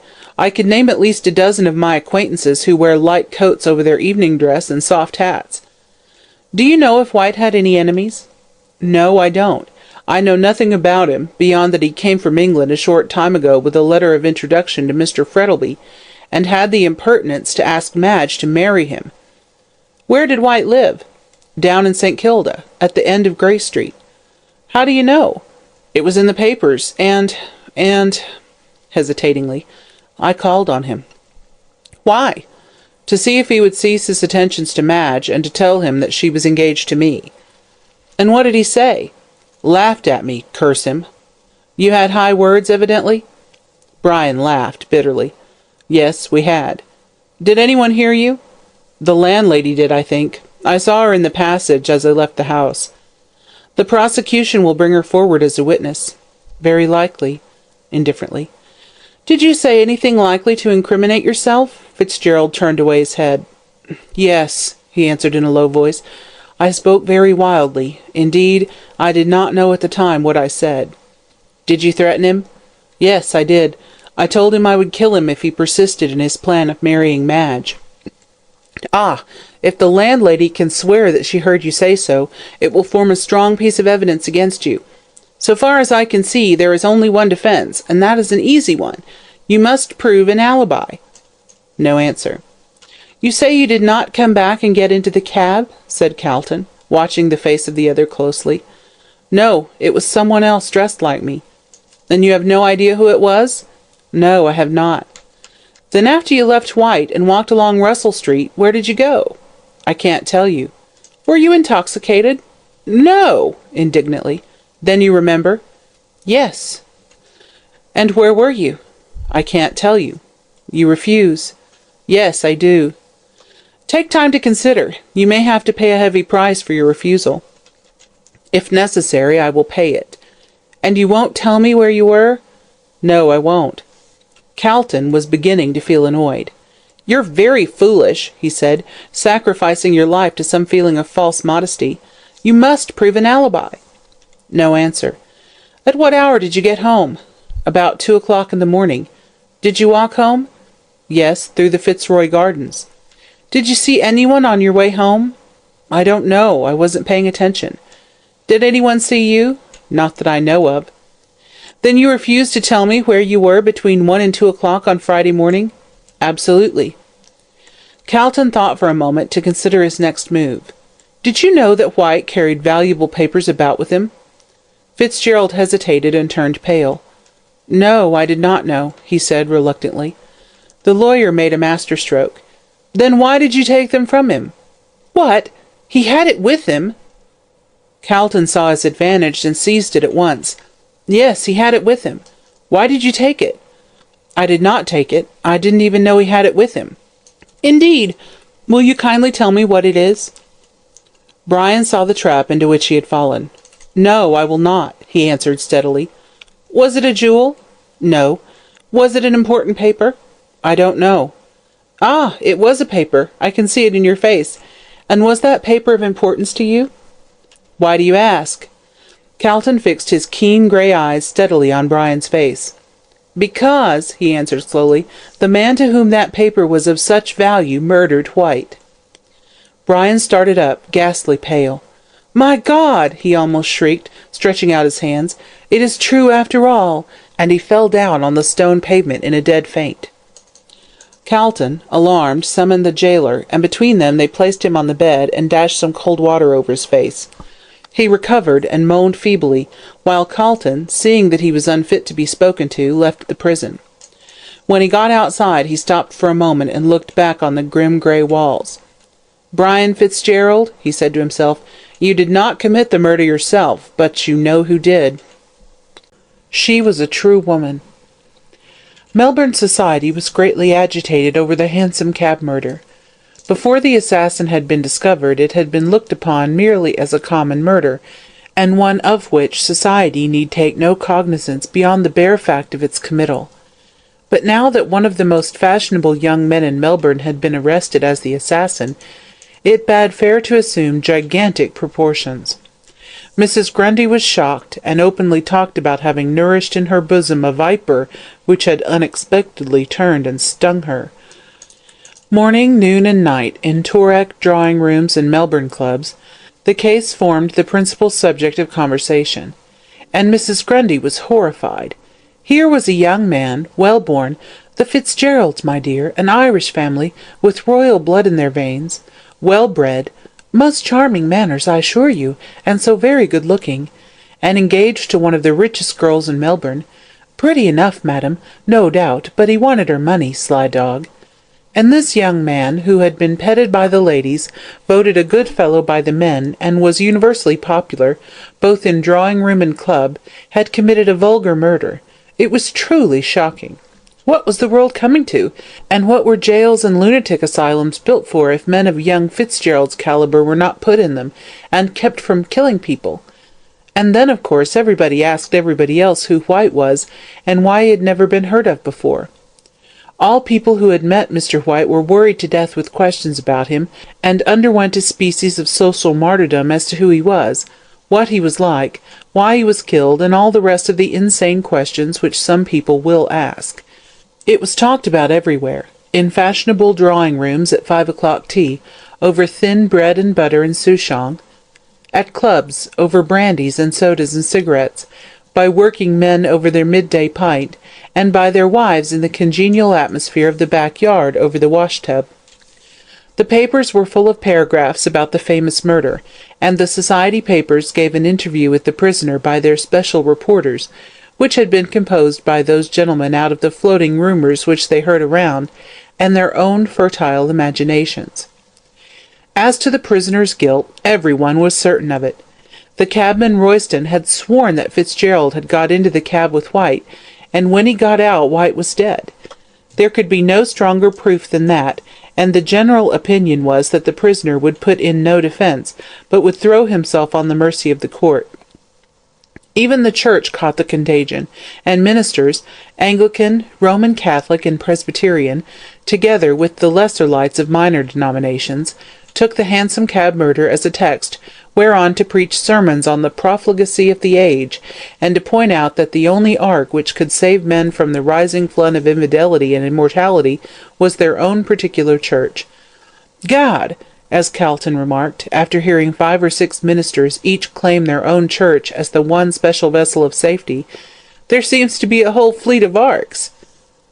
For Mr. Felix Rolleston, acquainted as he was with all concerned, the time was one of great and exceeding joy. He was ever to the fore in retelling to his friends, plus certain garnishments of his own, any fresh evidence that chanced to come to light. His endeavour was to render it the more piquant, if not dramatic. If you asked him for his definite opinion as to the innocence or guilt of the accused, Mr. Felix shook his head sagaciously, and gave you to understand that neither he nor his dear friend Calton, he knew Calton to nod to, had yet been able to make up their minds about the matter. "Fact is, you don't know," observed Mr. Rolleston wisely. "There's more in this than meets the eye, and all that sort of thing. Think 'tective fellers wrong myself. Don't think Fitz killed White. Jolly well sure he didn't." Then this would be followed invariably by a query in chorus of, "Who killed him, then?" "Aha!" Felix would retort, putting his head on one side like a meditative sparrow. "'Tective fellers can't find out, that's the difficulty. Good mind to go on the prowl myself, by Jove." "But you don't know anything of the detective business?" someone would ask. "Oh, dear, yes," with an airy wave of his hand. "I've read Gaboriau, you know. Awfully jolly life, 'tectives." Despite this evasion, Rolleston, in his heart of hearts, believed Fitzgerald guilty. But he was one of those persons who, having either tender hearts or obstinate natures, the latter is perhaps the more general, deem it incumbent upon them to come forward in championship of those in trouble. There are doubtless those who think that Nero was a pleasant young man, whose cruelties were but the resultant of an overflow of high spirits, and who regard Henry VIII in the light of a henpecked husband unfortunate in the possession of 6 wives. These people delight in expressing their sympathy with great scoundrels of the Ned Kelly order. They view them as the embodiment of heroism, unsympathetically and disgracefully treated by the narrow understanding of the law. If one half of the world does kick a man when he is down, the other half invariably consoles the prostrate individual with halfpence. And therefore, even while the weight of public opinion was dead against Fitzgerald, he had his share of avowed sympathy. There was a comfort in this for Madge. Not that if the whole countryside had unanimously condemned her lover, she would have believed him guilty. The element of logic does not enter into the championship of women. Her love for a man is sufficient to exalt him to the rank of a demigod. She absolutely refuses to see the clay feet of her idol. When all others forsake, she clings to him. When all others frown, she smiles on him, and when he dies, she reveres his memory as that of a saint and a martyr. Young men of the present day are prone to disparage their womenkind, but a poor thing is the man who, in time of trouble, has no woman to stand by him with cheering words and loving comfort. And so Madge Frettlby, true woman that she was, had nailed her colours to the mast. She refused to surrender to anyone or before any argument. He was innocent, and his innocence would be proved, for she had an intuitive feeling that he would be saved at the 11th hour. How, she knew not, but she was certain that it would be so. She would have gone to see Brian in prison, but that her father absolutely forbade her doing so. Therefore she was dependent upon Calton for all the news respecting him, and any message which she wished conveyed. Brian's persistent refusal to set up the defence of an alibi annoyed Calton, the more so as he could conceive no reason sufficiently worthy of the risk to which it subjected his client. "If it's for the sake of a woman," he said to Brian, "I don't care who she is, it's absolutely quixotic. Self-preservation is the first law of nature, and if my neck was in danger, I'd spare neither man, woman, nor child to save it." "I dare say," answered Brian, "but if you had my reasons, you might think differently." Yet in his own mind the lawyer had a suspicion which he thought might perhaps account for Brian's obstinate concealment of his movements on the fatal night. He had admitted an appointment with a woman. He was a handsome young fellow, and probably his morals were no better than those of his fellows. There was perhaps some intrigue with a married woman. He had perchance been with her on that night, and it was to shield her that he refused to speak. "Even so," argued Calton, "let him lose his character rather than his life. Indeed, the woman herself should speak. It would be hard upon her, I admit, yet when a man's life is in danger, surely nothing should stop her." Full of these perplexing thoughts, Calton went down to St. Kilda to have a talk with Madge. He intended to ask her to assist him towards obtaining the information he needed. He had a great respect for Madge, and thought her a really clever woman. It was just possible, he argued, that Brian's great love might cause him to confess everything to her at her urgent request. He found Madge awaiting his arrival with anxiety. "Where have you been all this time?" she said as they sat down. "I have been counting every moment since I saw you last. How is he?" "Just the same," answered Calton, taking off his gloves, still obstinately refusing to save his own life. "Where's your father?" he asked suddenly. "Out of town," she answered impatiently. "He will not be back for a week. But what do you mean that he won't save his own life?" Calton leaned forward and took her hand. "Do you want to save his life?" he asked. "Save his life!" she reiterated, starting up out of her chair with a cry. "God knows, I would die to save him." "Pish!" murmured Calton to himself, as he looked at her glowing face and outstretched hands. "These women are always in extremes. The fact is," he said aloud, "Fitzgerald is able to prove an alibi, and he refuses to do so." "But why?" Calton shrugged his shoulders. "That is best known to himself. Some quixotic idea of honour, I fancy. Now he refuses to tell me where he was on that night. Perhaps he won't refuse to tell you. So you must come up and see him with me, and perhaps he will recover his senses and confess." "But my father," she faltered. "Did you not say he was out of town?" asked Calton. "Yes," hesitated Madge, "but he told me not to go." "In that case," said Calton, rising up and taking his hat and gloves, "I won't ask you." She laid her hand on his arm. "Stop! Will it do any good?" Calton hesitated a moment, for he thought that if the reason of Brian's silence was, as he surmised, an intrigue with a married woman, he might not tell the girl he was engaged to about it. But on the other hand, there might be some other reason, and Calton trusted to Madge to find it out. With these thoughts in his mind, he turned round. "Yes," he answered boldly, "it may save his life." "Then I shall go," she answered recklessly. "He is more to me than my father, and if I can save him, I will. Wait," and she ran out of the room. "An uncommonly plucky girl," murmured the lawyer as he looked out of the window. "If Fitzgerald is not a fool, he will certainly tell her all. That is, of course, if he is able to. Queer things these women are. I quite agree with Balzac's saying that no wonder man couldn't understand woman, seeing that God who created her failed to do so." Madge came back, dressed to go out, with a heavy veil over her face. "Shall I order the carriage?" she asked, pulling on her gloves with trembling fingers. "Hardly," answered Calton dryly, "unless you want to see a paragraph in the society papers to the effect that Miss Madge Frettlby visited Mr. Fitzgerald in jail. No, no, we'll get a cab. Come, my dear," and taking her arm, he led her away. They reached the station and caught a train just as it started, yet, notwithstanding this, Madge was in a fever of impatience. "How slowly it goes!" she said fretfully. "Hush, my dear," said Calton, laying his hand on her arm. "You will betray yourself. We'll arrive soon, and save him." "Oh, God grant we may," she said with a low cry, clasping her hands tightly together, while Calton could see the tears falling from under her thick veil. "This is not the way to do so," he said almost roughly. "You'll be in hysterics soon. Control yourself for his sake." "For his sake," she muttered, and with a powerful sort of will, calmed herself. They soon arrived in Melbourne, and, getting a hansom, drove quickly to the jail. After going through the usual formula, they entered the cell where Brian was, and when the warder who accompanied them opened the door, they found the young man seated on his bed. He looked up, and on seeing Madge, rose and held out his hands with a cry of delight. She ran forward and threw herself on his breast with a stifled sob. For a short time no one spoke, Calton being at the other end of the cell, busy with some notes which he had taken from his pocket, and the warder having retired. "My poor darling," said Madge, stroking back the soft fair hair from his flushed forehead. "How ill you look!" "Yes," answered Fitzgerald with a hard laugh. "Prison does not improve a man, does it?"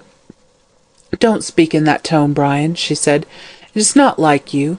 Let us sit down and talk calmly over the matter." "I don't see what good that will do," he answered wearily, as they sat down hand in hand. "I have talked about it to Calton till my head aches, and it is no good." "Of course not," retorted the lawyer, sharply, as he also sat down.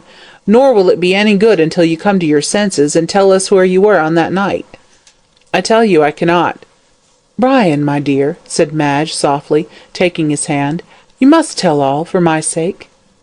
Fitzgerald sighed. This was the hardest temptation he had yet been subjected to. He felt half inclined to yield, and chance the result, but one look at Madge's pure face steeled him against doing so. What could his confession bring but sorrow and regret to one whom he loved better than his life? "Madge," he answered gravely, taking her hand again, "you do not know what you ask." "Yes, I do," she replied quickly. "I ask you to save yourself, to prove that you are not guilty of this terrible crime, and not to sacrifice your life for the sake of—" She stopped and looked helplessly at Calton, for she had no idea of the reason of Fitzgerald's refusal to speak. "For the sake of a woman," finished Calton bluntly. "A woman?" she faltered, still holding her lover's hand. Is that the reason?" Brian averted his face. "Yes," he said in a low, rough voice. A sharp expression of anguish crossed her pale face, and sinking her head on her hands, she wept bitterly. Brian looked at her in a dogged kind of way, and Calton stared grimly at them both. "Look here," he said at length to Brian in an angry voice. "If you want my opinion of your conduct, I think it's infamous. Begging your pardon, Miss Frettlby, for the expression. Here is this noble girl, who loves you with her whole heart, and is ready to sacrifice everything for your sake, comes to implore you to save your life, and you coolly turn around and acknowledge another woman." Brian lifted his head haughtily, and his face flushed. "You are wrong," he said, turning round sharply. "There is the woman for whose sake I keep silence." And rising up from the bed, he pointed to Madge, as she sobbed bitterly on it. She lifted up her haggard face with an air of surprise. "For my sake?" she cried in a startled voice. "Oh, he's mad," said Calton, shrugging his shoulders. "I shall put in a defence of insanity." "No, I'm not mad," cried Fitzgerald wildly, as he caught Madge in his arms. My darling, it is for your sake that I keep silence, and I shall do so though my life pays the penalty. I could tell you where I was on that night and save myself, but if I did, you would learn a secret which would curse your life, and I dare not speak. I dare not." Madge looked up into his face with a pitiful smile as her tears fell fast. "Dearest," she said softly, "do not think of me, but only of yourself. Better that I should endure misery than that you should die. I do not know what the secret can be, but if the telling of it will save your life, do not hesitate. See," she cried, falling on her knees, "I am at your feet. I implore you, by all the love you ever had for me, to save yourself, whatever the consequence may be to me." "Madge," said Fitzgerald, as he raised her in his arms, "at one time I might have done so, but now it is too late. There is another and stronger reason for my silence, which I have only found out since my arrest. I know that I am closing up the one way of escape from this charge of murder, of which I am innocent, but as there is a God in heaven, I swear that I will not speak."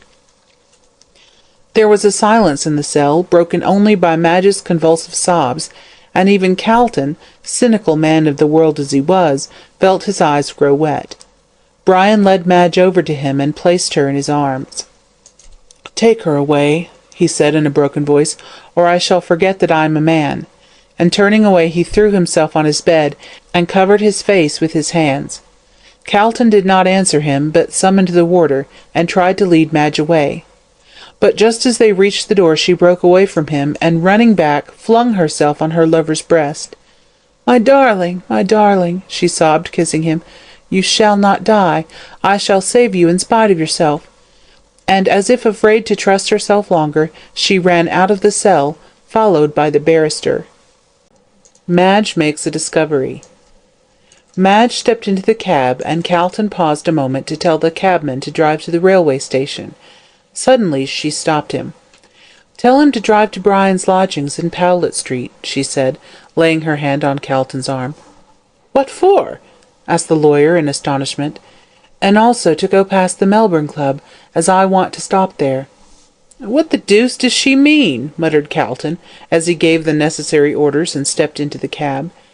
"And now," he asked, looking at his companion, who had let down her veil, while the cab rattled quickly down the street, "what do you intend to do?" She threw back her veil, and he was astonished to see the sudden change which had come over her. There were no tears now, and her eyes were hard and glittering, while her mouth was firmly closed. She looked like a woman who had determined to do a certain thing, and would carry out her intention at whatever cost. "I intend to save Brian in spite of himself," she said very distinctly. "But how?" "Ah, you think that being a woman I can do nothing," she said bitterly. "Well, you shall see." "I beg your pardon," retorted Calton with a grim smile. "My opinion of your sex has always been an excellent one. Every lawyer's is. Stands to reason that it should be so, seeing that a woman is at the bottom of 9 cases out of 10. The old cry. "Nevertheless a true one," answered Calton. "Ever since the time of Father Adam it has been acknowledged that women influence the world, either for good or evil, more than men. But this is not to the point," he went on rather impatiently. "What do you propose to do?" "Simply this," she answered.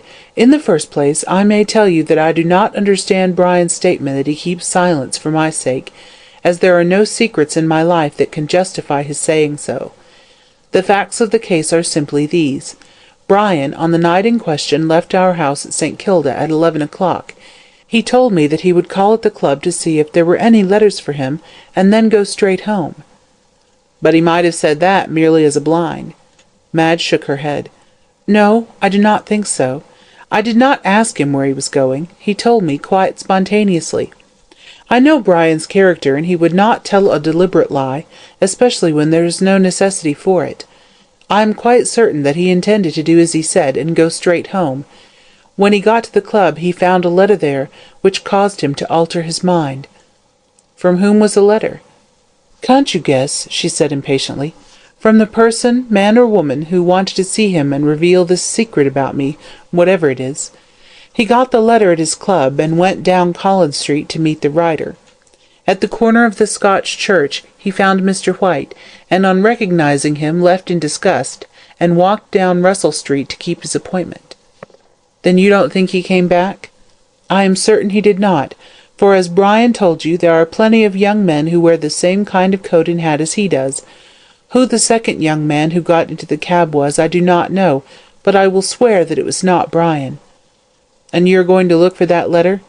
"Yes, in Brian's lodgings." "He might have burnt it." "He might have done 1,000 things, but he did not," she answered. "Brian is the most careless man in the world. He would put the letter in his pocket, or throw it into the waste paper basket, and never think of it again." "In this case he did, however." "Yes, he thought of the conversation he had had with the writer, but not of the letter itself. Depend upon it, we shall find it in his desk or in one of the pockets of the clothes he wore that night." "Then there's another thing," said Calton thoughtfully. "The letter might have been delivered to him between the Elizabeth Street railway station and the club." "We can soon find out about that," answered Madge, "for Mr. Rolleston was with him at the time." "So he was," answered Calton, "and here is Rolleston coming down the street. We'll ask him now." The cab was just passing the Burke and Wills monument, and Calton's quick eye had caught a glimpse of Rolleston walking down the left-hand side. What first attracted Calton's attention was the glittering appearance of Felix. His well-brushed top hat glittered, his varnished boots glittered, and his rings and scarf-pin glittered. In fact, so resplendent was his appearance that he looked like an animated diamond coming along in the blazing sunshine. The cab drove up to the curb, and Rolleston stopped short, as Calton sprang out directly in front of him. Madge lay back in the cab and pulled down her veil, not wishing to be recognized by Felix, as she knew that if he did it would soon be all over the town. "Hallo, old chap," said Rolleston in considerable astonishment. "Where did you spring from?" "From the cab, of course," answered Calton with a laugh. "A kind of deus ex machina," replied Rolleston, attempting a bad pun. "Exactly," said Calton. "Look here, Rolleston, do you remember the night of White's murder? You met Fitzgerald at the railway station." "In the train," corrected Felix. Well, no matter. You came up with him to the club." "Yes, and left him there." "Did you notice if he received any messages while he was with you?" "Any message?" replied Felix. "No, he did not. We were talking together the whole time, and he spoke to no one but me." "Was he in good spirits?" "Excellent. Made me laugh awfully. But why all this thusness?" "Oh, nothing," answered Calton, getting back into the cab. "I wanted a little information from you. I'll explain next time I see you. Good-bye." "But I say," began Felix, but the cab had already rattled away, so Mr. Rolleston turned angrily away. "I never saw anything like these lawyers," he said to himself. "Calton's a perfect whirlwind, by Jove." Meanwhile, Calton was talking to Madge. "You were quite right. There must have been a message for him at the club, for he got none from the time he left your place." "And what shall we do now?" asked Madge, who, having heard all the conversation, did not trouble to question the lawyer about it. "Find out at the club if any letter was waiting for him on that night," said Calton, as the cab stopped at the door of the Melbourne Club. "Here we are," and with a hasty word to Madge he ran up the steps. He went to the office of the club to find out if any letters had been waiting for Fitzgerald, and found there a waiter with whom he was pretty well acquainted. "Look here, Brown," said the lawyer, "do you remember on that Thursday night when the Hansom Cab murder took place if any letters were waiting here for Mr. Fitzgerald?" "Well, really, sir," hesitated Brown, "it's so long ago that I almost forget." Calton gave him a sovereign. "Oh, it's not that, Mr. Calton," said the waiter, pocketing the coin, nevertheless, "but I really do forget." "Try and remember," said Calton shortly. Brown made a tremendous effort of memory, and at last gave a satisfactory answer. "No, sir, there were none." "Are you sure?" said Calton, feeling a thrill of disappointment. "Quite sure," replied the other confidently. "I went to the letter rack several times that night, and I am sure there were none for Mr. Fitzgerald." "Ah, I thought as much," said Calton, heaving a sigh. "Stop," said Brown, as though struck by a sudden idea. "Though there was no letter come by post, sir, there was one brought to him on that night." "Ah," said Calton, turning sharply. "At what time?" "Just before 12 o'clock, sir." "Who brought it?" "A young woman, sir," said Bryan in a tone of disgust. "A bold thing, begging your pardon, sir, and no better than she should be. She bounced in at the door as bold as brass, and sings out, 'Is he in?' 'Get out,' I says, 'or I'll call the perlice.' 'Oh, no, you won't,' says she. 'You'll give him that,' and she shoves a letter into my hands. 'Who's him?' I asked. 'I dunno,' she answers. 'It's written there, and I can't read. Give it him at once.' And then she clears out before I could stop her." "And the letter was for Mr. Fitzgerald?" "Yes, sir, and a precious dirty letter it was, too." "You gave it to him, of course." "I did, sir. He was playing cards, and he put it in his pocket, after having looked at the outside of it, and went on with his game." "Didn't he open it?" "Not then, sir, but he did later on, about 1:45. I was in the room, and he opens it and reads it. Then he says to himself, 'What damned impertinence!' and puts it in his pocket." "Was he disturbed?" "Well, sir, he looked angry-like, and put his coat and hat on, and walked out about 5 minutes to 1. "Ah, and he met White at 1, muttered Calton. "There's no doubt about it. The letter was an appointment, and he was going to keep it." "What kind of letter was it?" he asked. "Very dirty, sir, in a square envelope, but the paper was good, and so was the writing." "That will do," said Calton. "I am much obliged to you," and he hurried down to where Madge awaited him in the cab. "You were right," he said to her, when the cab was once more in motion. "He got a letter on that night, and went to keep his appointment at the time he met White." "I knew it!" cried Madge with delight. "You see, we will find it in his lodgings." "I hope so," answered Calton, "but we must not be too sanguine. He may have destroyed it." "No, he has not," she replied. "I am convinced it is there."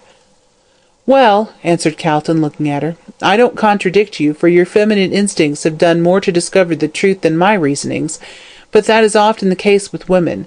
They jump in the dark where a man would hesitate, and 9 cases out of 10 land safely." "Alas for the 10th," said Miss Frettlby. "She has to be the one exception to prove the rule." She had in a great measure recovered her spirits, and seemed confident that she would save her lover. But Mr. Calton saw that her nerves were strung up to the highest pitch, and that it was only her strong will that kept her from breaking down altogether. "By Jove," he muttered in an admiring tone as he watched her, "she's a plucky girl, and Fitzgerald is a lucky man to have the love of such a woman." They soon arrived at Brian's lodgings, and the door was opened by Mrs. Sampson, who looked very disconsolate indeed. The poor Cricket had been blaming herself severely for the information she had given to the false insurance agent, and the floods of tears which she had wept had apparently an effect on her physical condition, for she crackled less loudly than usual, though her voice was as shrill as ever. "That sich a thing could have happened to him," she wailed in her thin, high voice, "and me that proud of not having any family of my own, except one as died and went up to heaven arter his father, which I hopes as they are both angels and friendly, as his nature had not developed in this valley of the shadow to determine his feelings toward his father when he died, being carried off by a chill, caused by the change from hot to cold, the weather being that contrary." They had arrived in Brian's sitting-room by this time, and Madge sank into a chair, while Calton, anxious to begin the search, hinted to Mrs. Sampson that she could go. "I'm departin', sir," piped the Cricket, with a sad shake of her head as she opened the door, "knowing as I do, as he's innocent as an unborn babe, and to think of me having told that horrid person who had no regard for the truth of all about him, is now in a cold cell, not as what the weather ain't warm, and he won't want a fire as long as they allows him blankets." "What did you tell them?" asked Calton sharply. "Ah, you may well say that," lamented Mrs. Sampson, rolling her dingy handkerchief into a ball and dabbing at her red-rimmed eyes, which presented quite a bacchanalian appearance, due, be it said in justice, to grief, not to liquor. "Having been beguiled by that serpent in light clothes, as wanted to know if he always came home before 12, which I said as he was in the habit of doing, though, to be sure, he did sometimes use his latchkey." "The night of the murder, for instance." "Oh, don't say that, sir," said Mrs. Sampson, with a terrified crackle. "Me being weak and ailing, though coming of a strong family, as always lived to a good age, through being in the habit of wearing flannels, which my mother's father thought better nor a spiling the inside with chemistry." "Clever man, that detective," murmured Calton to himself. "He got out of her by strategy what he never would have done by force. It's a strong piece of evidence against Fitzgerald, but it does not matter much if he can prove an alibi. You're likely to be called as a witness for the prosecution," he said aloud. "Me, sir?" squeaked Mrs. Sampson, trembling violently, and thereby producing a subdued rustle, as of wind in the trees. "As I've never been in the court, 'cept the time his father took me for a treat, to 'ear a murder, which there's no denying is as good as a play, he being 'ung, having 'it his wife over the 'ead with a poker when she weren't looking, and a burying her corpse in a back garden, without even a stone to mark the place, let alone a line from the Psalms and a remuneration of her virtues." "Well, well," said Calton rather impatiently as he opened the door for her. "Leave us for a short time, there's a good soul. Miss Frettlby and I want to rest, and we will ring for you when we are going."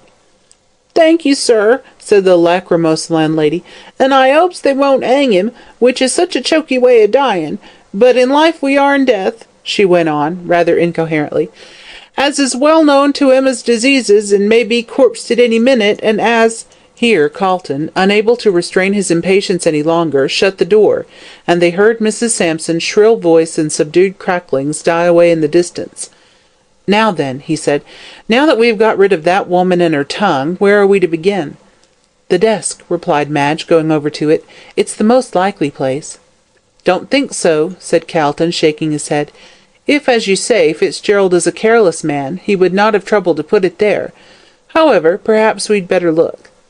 The desk was very untidy, just like Brian, as Madge remarked, full of paid and unpaid bills, old letters, playbills, ball programs, and withered flowers. "Reminiscences of former flirtations," said Calton with a laugh, pointing to those. "I should not wonder," retorted Miss Frettlby coolly. "Brian always was in love with some one or other, but you know what Lytton says, there are many counterfeits, but only one Eros, so I can afford to forget these things." The letter, however, was not to be found in the desk, nor was it in the sitting-room. They tried the bedroom, but with no better result. Madge was about to give up the search in despair, when suddenly Calton's eye fell on the waste-paper basket, which by some unaccountable reason they had overlooked. The basket was half full, in fact more than half, and on looking at it, a sudden thought struck the lawyer. He rang the bell, and presently Mrs. Sampson made her opinion. "How long has that waste-paper basket been standing like that?" he asked, pointing to it.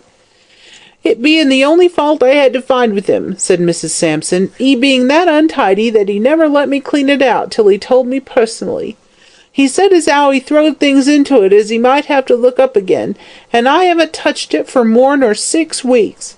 Open you won't think me a bad housekeeper, it being his own wish, being fond of litter and such like." 6 weeks, repeated Calton with a look at Madge.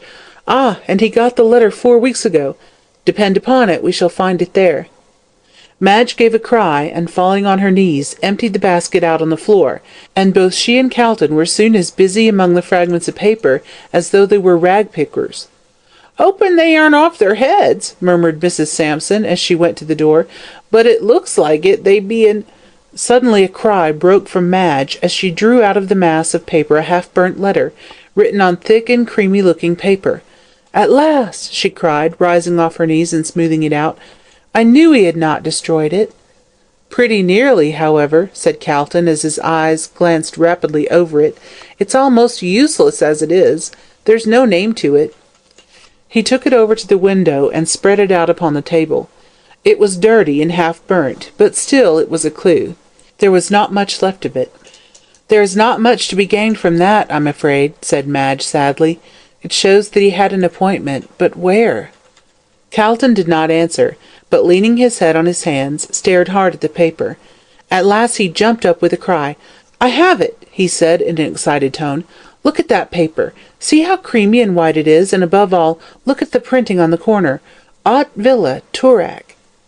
"Then he went down to Toorak? In an hour, and back again? Hardly." "Then it was not written from Toorak?" "No, it was written in one of the Melbourne back slums." "How do you know?" "Look at the girl who brought it," said Calton quickly. "A disreputable-looking woman, one far more likely to come from the back slums than from Toorak. As to the paper, 3 months ago there was a robbery at Toorak, and this is some of the paper that was stolen by the thieves." Madge said nothing, but her sparkling eyes and the nervous trembling of her hands showed her excitement. "I will see a detective this evening," said Calton exultingly. "Find out where this letter came from and who wrote it. We'll save him yet," he said, placing the precious letter carefully in his pocket-book.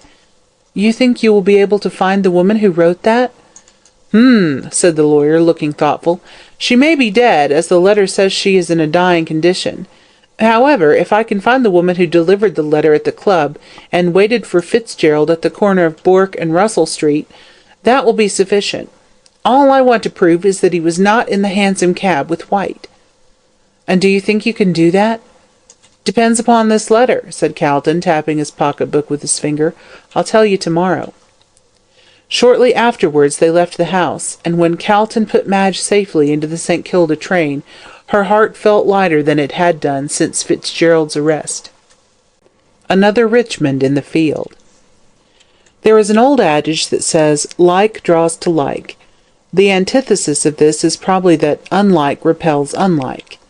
But there are times when individualism does not enter into the matter, and fate alone, by throwing two persons together, sets up a state, congenial or uncongenial as the case may be.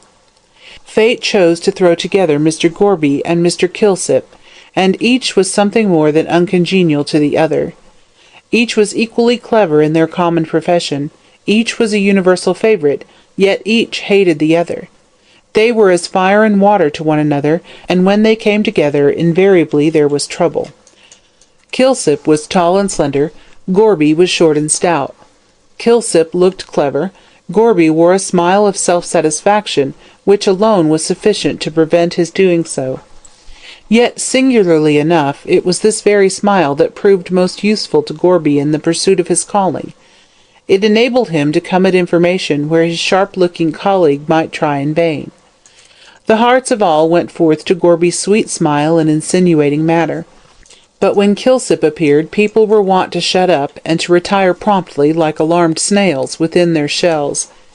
Gorby gave the lie direct to those who hold that the face is ever the index to the mind. Kilsip, on the other hand, with his hawk-like countenance, his brilliant black eyes, hooked nose, and small, thin-lipped mouth, endorsed the theory. His complexion was quite colourless, and his hair was jet black. Altogether, he could not be called fair to look upon. His craft and cunning were of the snake-like order. So long as he conducted his inquiries in secret, he was generally successful, but once let him appear personally on the scene, and failure was assured him. Thus, while Kilsip passed as the cleverer, Gorby was invariably the more successful, at all events ostensibly. When, therefore, this Hansom Cab murder case was put into Gorby's hands, the soul of Kilsip was smitten with envy, and when Fitzgerald was arrested, and all the evidence collected by Gorby seemed to point so conclusively to his guilt, Kilsip writhed in secret over the triumph of his enemy. Though he would have only been too glad to say that Gorby had got hold of the wrong man, yet the evidence was so conclusive that such a thought never entered his head, until he received a note from Mr. Calton, asking him to call at his office that evening at 8 o'clock, with reference to the murder. Kilsip knew that Calton was counsel for the prisoner. He guessed that he was wanted to follow up a clue, and he determined to devote himself to whatever Calton might require of him, if only to prove Gorby to be wrong. So pleased was he at the mere possibility of triumphing over his rival, that on casually meeting him he stopped and invited him to drink. The primary effect of his sudden and unusual hospitality was to arouse all Gorby's suspicions, but on second thoughts, deeming himself quite a match for Kilsip, both mentally and physically, Gorby accepted the invitation. "Ah," said Kilsip in his soft, low voice, rubbing his lean white hands together as they sat over their drinks, "you're a lucky man to have laid your hands on that Hansom Cab murderer so quickly." "Yes, I flatter myself I did manage it pretty well," said Gorby, lighting his pipe. "I had no idea that it would be so simple, though, mind you, it required a lot of thought before I got a proper start." "I suppose you're pretty sure he's the man you want?" pursued Kilsip, softly, with a brilliant flash of his black eyes. "Pretty sure, indeed," retorted Mr. Gorby, scornfully. "There ain't no pretty sure about it. I'll take my Bible oath he's the man. He and White hated one another. He says to White, 'I'll kill you, if I've got to do it in the open street.' He meets White drunk, a fact which he acknowledges himself. He clears out, and the cabman swears he comes back. Then he gets into the cab with a living man, and when he comes out leaves a dead one. He drives to East Melbourne and gets into the house at a time which his landlady can prove, just the time that a cab would take to drive from the grammar school on the St. Kilda road. If you ain't a fool, Kilsip, you'll see as there's no doubt about it." "It all looks square enough," said Kilsip, who wondered what evidence Calton could have found to contradict such a plain statement of fact. "And what's his defence?" "Mr. Calton's the only man as knows that," answered Gorby, finishing his drink. "But clever and all as he is, he can't put anything in that can go against my evidence." "Don't you be too sure of that," sneered Kilsip, whose soul was devoured with envy. "Oh, but I am," retorted Gorby, getting as red as a turkey cock at the sneer. "You're jealous, you are, because you haven't got a finger in the pie." "Ah, but I may have yet." "Going a-hunting for yourself, are you?" said Gorby with an indignant snort. "A-hunting for what? For a man as is already caught?" "I don't believe you've got the right man," remarked Kilsip deliberately. Mr. Gorby looked upon him with a smile of pity. "No, of course you don't, just because I've caught him. Perhaps when you see him hanged, you'll believe it then?" "You're a smart man, you are," retorted Kilsip, "but you ain't the Pope to be infallible." "And what grounds have you for saying he's not the right man?" demanded Gorby. Kilsip smiled and stole softly across the room like a cat. "You don't think I'm such a fool as to tell you, but you ain't so safe nor as clever as you think." And with another irritating smile he went out. "He's a regular snake," said Gorby to himself as the door closed on his brother detective, "but he's bragging now. There isn't a link missing in the chain of evidence against Fitzgerald, so I defy him. He can do his worst." At 8 o'clock on that night, the soft-footed and soft-voiced detective presented himself at Calton's office. He found the lawyer impatiently waiting for him. Kilsip closed the door softly, and then, taking a seat opposite to Calton, waited for him to speak. The lawyer, however, first handed him a cigar. Then, producing a bottle of whisky and 2 glasses from some mysterious recess, he filled one and pushed it towards the detective. Kilsip accepted these little attentions with the utmost gravity, yet they were not without their effect on him, as the keen-eyed lawyer saw. Calton was a great believer in diplomacy, and never lost an opportunity of inculcating it into young men starting in life. "Diplomacy," said Calton to one young aspirant for legal honours, "is the oil we cast on the troubled waters of social, professional, and political life, and if you can, by a little tact, manage mankind, you are pretty certain to get on in this world." Calton was a man who practised what he preached. He believed Kilsip to have that feline nature which likes to be stroked, to be made much of, and he paid him these little attentions, knowing full well they would bear their fruit.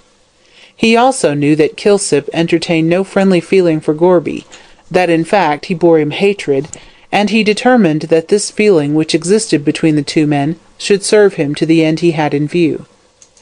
"I suppose," he said, leaning back in his chair and watching the wreaths of blue smoke curling from his cigar, "I suppose you know the ins and the outs of the Hansom Cab murder?" "I should rather think so," said Kilsip, with a curious light in his queer eyes. "Why, Gorby does nothing but brag about it, and his smartness in catching the supposed murderer." "Aha!" said Calton, leaning forward and putting his arms on the table. "Supposed murderer. Eh! Does that mean he hasn't been convicted by a jury, or that you think that Fitzgerald is innocent?" Kilsip stared hard at the lawyer, in a vague kind of way, slowly rubbing his hands together. "Well," he said at length, in a deliberate manner, "before I got your note, I was convinced that Gorby had got hold of the right man. But when I heard that you wanted to see me, and knowing you are defending the prisoner, I guess that you must have found out something in his favour which you wanted me to look after." "Right," said Calton laconically. "As Mr. Fitzgerald said he met White at the corner and hailed the cab," went on the detective. "How do you know that?" interrupted Calton sharply. "Gorby told me." "How the devil did he find out?" cried the lawyer with genuine surprise. "Because he is always poking and prying about," said Kilsip, forgetting in his indignation that such poking and prying formed a part of detective business. "But at any rate," he went on quickly, "if Mr. Fitzgerald did leave Mr. White, the only chance he's got of proving his innocence is that he did not come back, as the cabman alleged." "Then I suppose you think that Fitzgerald will prove an alibi," said Calton. "Well, sir," answered Kilsip modestly, "of course you know more about the case than I do, but that is the only defence I can see he can make." "Well, he's not going to put in such a defence." "Then he must be guilty," said Kilsip promptly. "Not necessarily," returned the barrister dryly. "But if he wants to save his neck, he'll have to prove an alibi," persisted the other. "That's just where the point is," answered Calton. "He doesn't want to save his neck." Kilsip, looking rather bewildered, took a sip of whisky, and waited to hear what Mr. Calton had to say. "The fact is," said Calton, lighting a fresh cigar, "he has some extraordinary idea in his head. He refuses absolutely to say where he was on that night." "I understand," said Kilsip, nodding his head. "Woman?" "No, nothing of the kind," retorted Calton hastily. "I thought so at first, but I was wrong. He went to see a dying woman who wished to tell him something." "What about?" "That's just what I can't tell you," answered Calton quickly. "It must have been something important, for she sent for him in great haste, and he was by her bedside between the hours of 1 and 2 on Friday morning." "Then he did not return to the cab?" "No, he did not. He went to keep his appointment, but for some reason or other he won't tell where this appointment was. I went to his rooms today and found this half-burnt letter, asking him to come." Calton handed the letter to Kilsip, who placed it on the table and examined it carefully. "This was written on Thursday," said the detective. "Of course you can see that from the date, and White was murdered on Friday the 27th. "It was written at something Villa, Toorak," pursued Kilsip, still examining the paper. "Oh, I understand. He went down there." "Hardly," retorted Calton in a sarcastic tone. "He couldn't very well go down there, have an interview, and be back in East Melbourne in 1 hour. The cabman Royston can prove that he was at Russell Street at 1 o'clock, and his landlady that he entered his lodging in East Melbourne at 2. No, he wasn't at Toorak." "When was this letter delivered?" "Shortly before 12 o'clock, at the Melbourne Club, by a girl who, from what the waiter saw of her, appears to have been a disreputable individual. You will see it says bearer will wait him at Bourke Street, and as another street is mentioned, and as Fitzgerald, after leaving White, went down Russell Street to keep his appointment, the most logical conclusion is that the bearer of the letter waited for him at the corner of Bourke and Russell Streets. Now," went on the lawyer, "I want to find out who the girl that brought the letter is." "But how?" "God bless my soul, Kilsip, how stupid you are!" cried Calton, his irritation getting the better of him. "Can't you understand? That paper came from one of the back slums. Therefore it must have been stolen." A sudden light flashed into Kilsip's eyes. "Talbot Villa, Toorak," he cried quickly, snatching up the letter again and examining it with great attention, "where that burglary took place." "Exactly," said Calton, smiling complacently. "Now do you understand what I want? You must take me to the crib in the back slums where the articles stolen from the house in Toorak were hidden. This paper," pointing to the letter, "is part of the swag left behind, and must have been used by someone there. Brian Fitzgerald obeyed the directions given in the letter, and he was there at the time of the murder."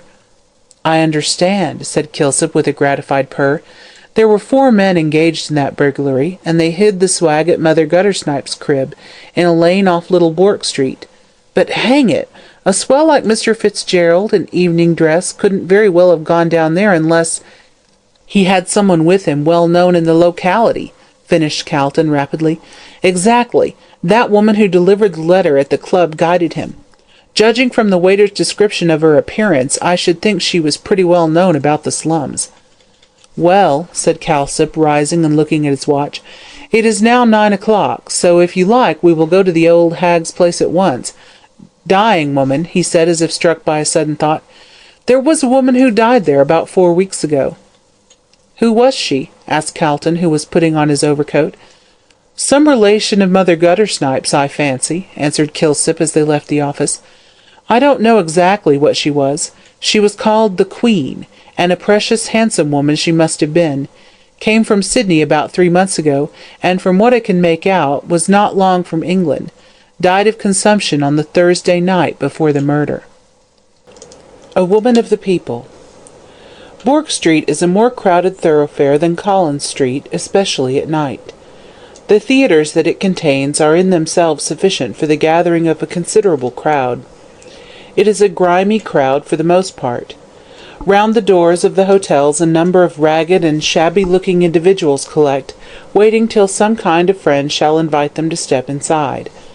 Further on, a knot of horsey-looking men are to be seen standing under the Opera House veranda, giving and taking odds about the Melbourne Cup, or some other meeting.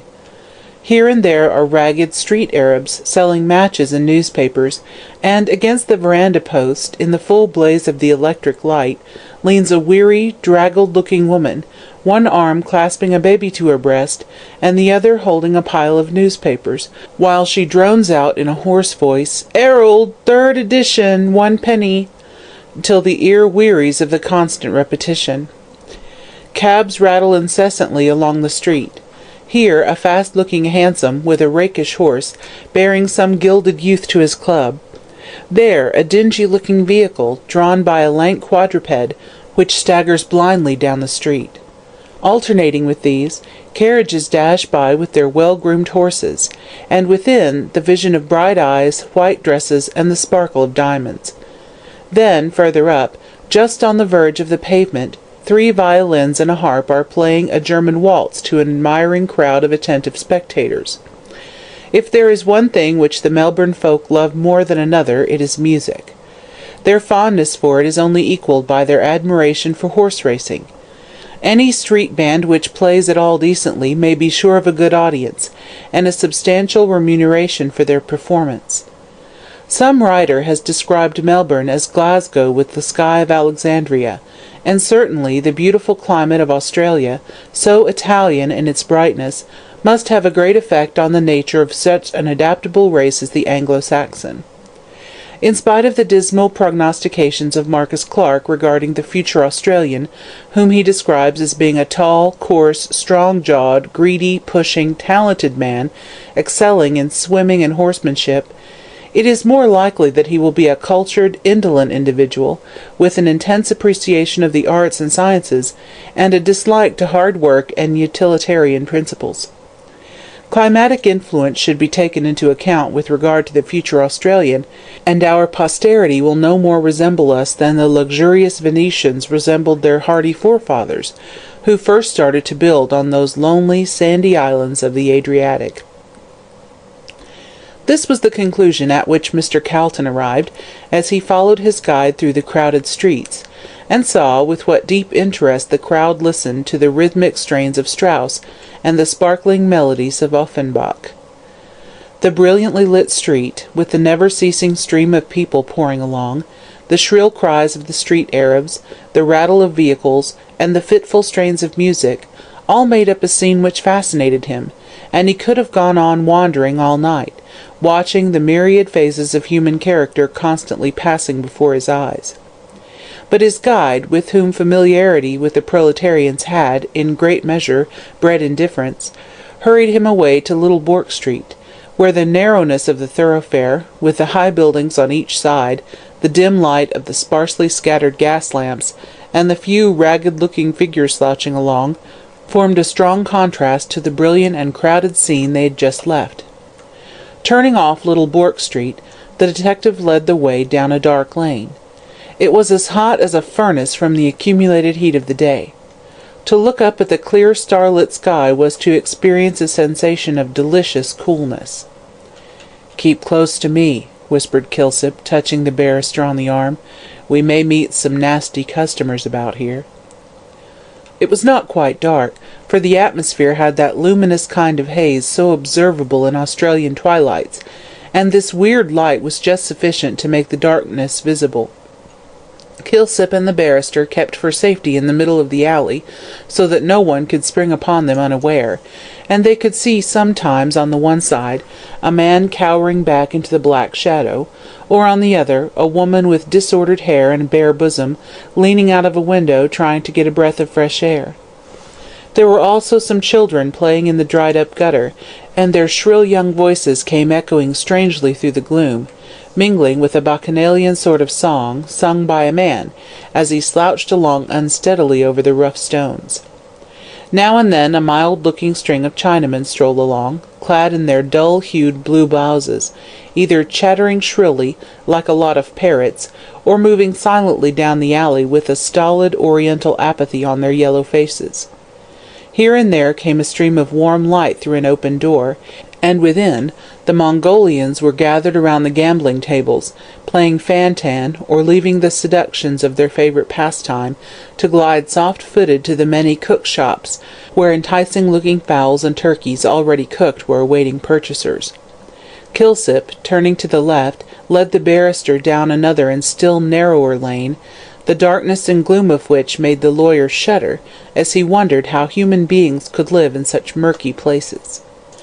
At last, to Calton's relief, for he felt somewhat bewildered by the darkness and narrowness of the lanes through which he had been taken, the detective stopped before a door, which he opened, and stepping inside beckoned to the barrister to follow. Calton did so, and found himself in a low, dark, ill-smelling passage. At the end a faint light glimmered. Kilsip caught his companion by the arm and guided him carefully along the passage. There was much need of this caution, for Calton could feel that the rotten boards were full of holes, into which one or the other of his feet kept slipping from time to time, while he could hear the rats squeaking and scampering away on all sides. Just as they got to the end of this tunnel, for it could be called nothing else, the light suddenly went out, and they were left in complete darkness. "Light that!" cried the detective in a peremptory tone of voice. "What do you mean by dousing the glim?" Thieves' argot was, evidently, well understood here, for there was a shuffle in the dark, a muttered voice, and someone lit a candle. Calton saw that the light was held by an elfish-looking child. Tangled masses of black hair hung over her scowling white face. As she crouched down on the floor against the damp wall, she looked up defiantly, yet fearfully, at the detective. "Where's Mother Guttersnipe?"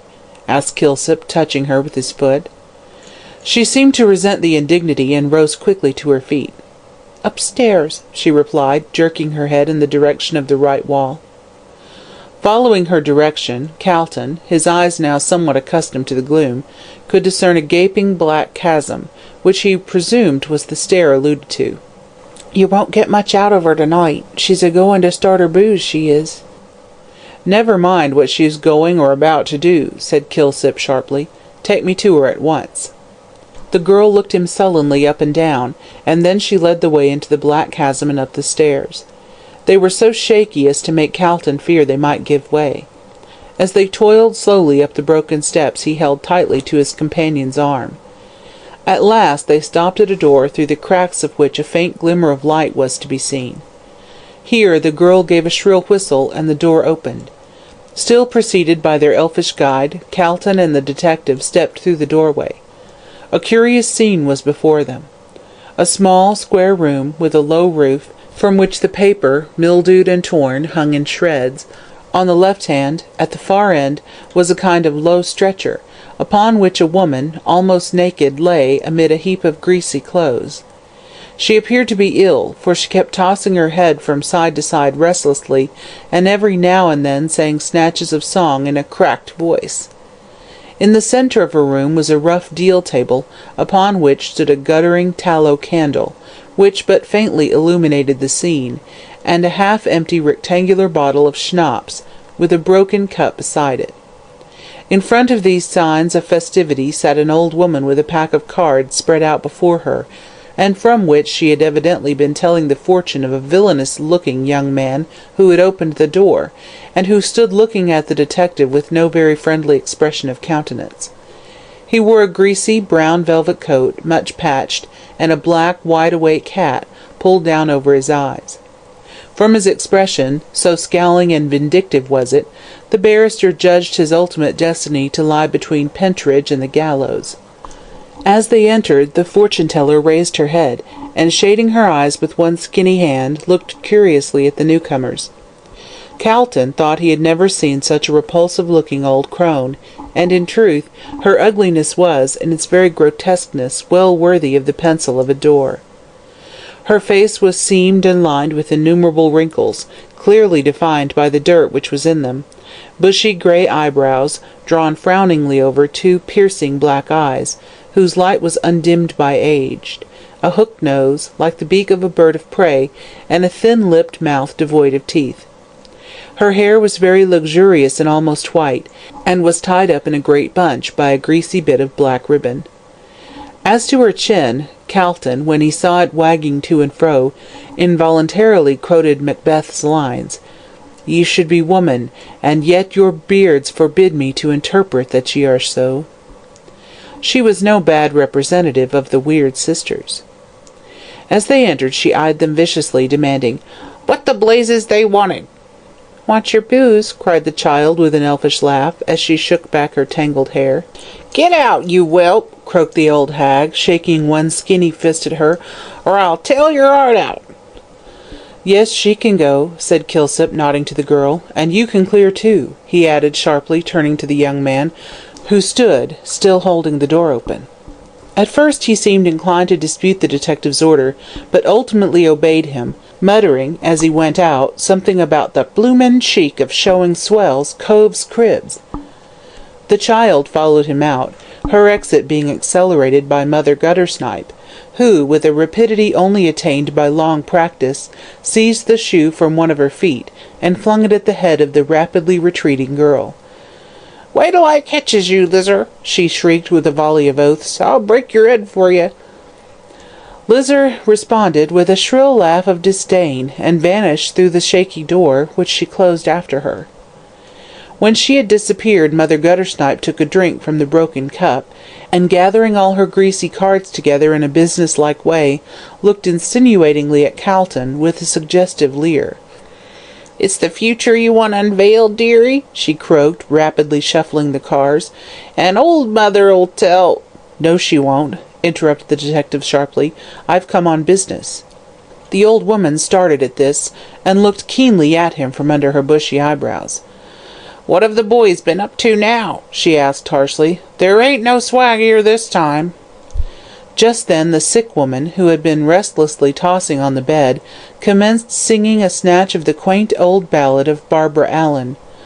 "Oh, mother, mother, make my bed, and make it soft and narrow. Since my true love died for me today, I'll die for him tomorrow." "Shut up, cuss you!"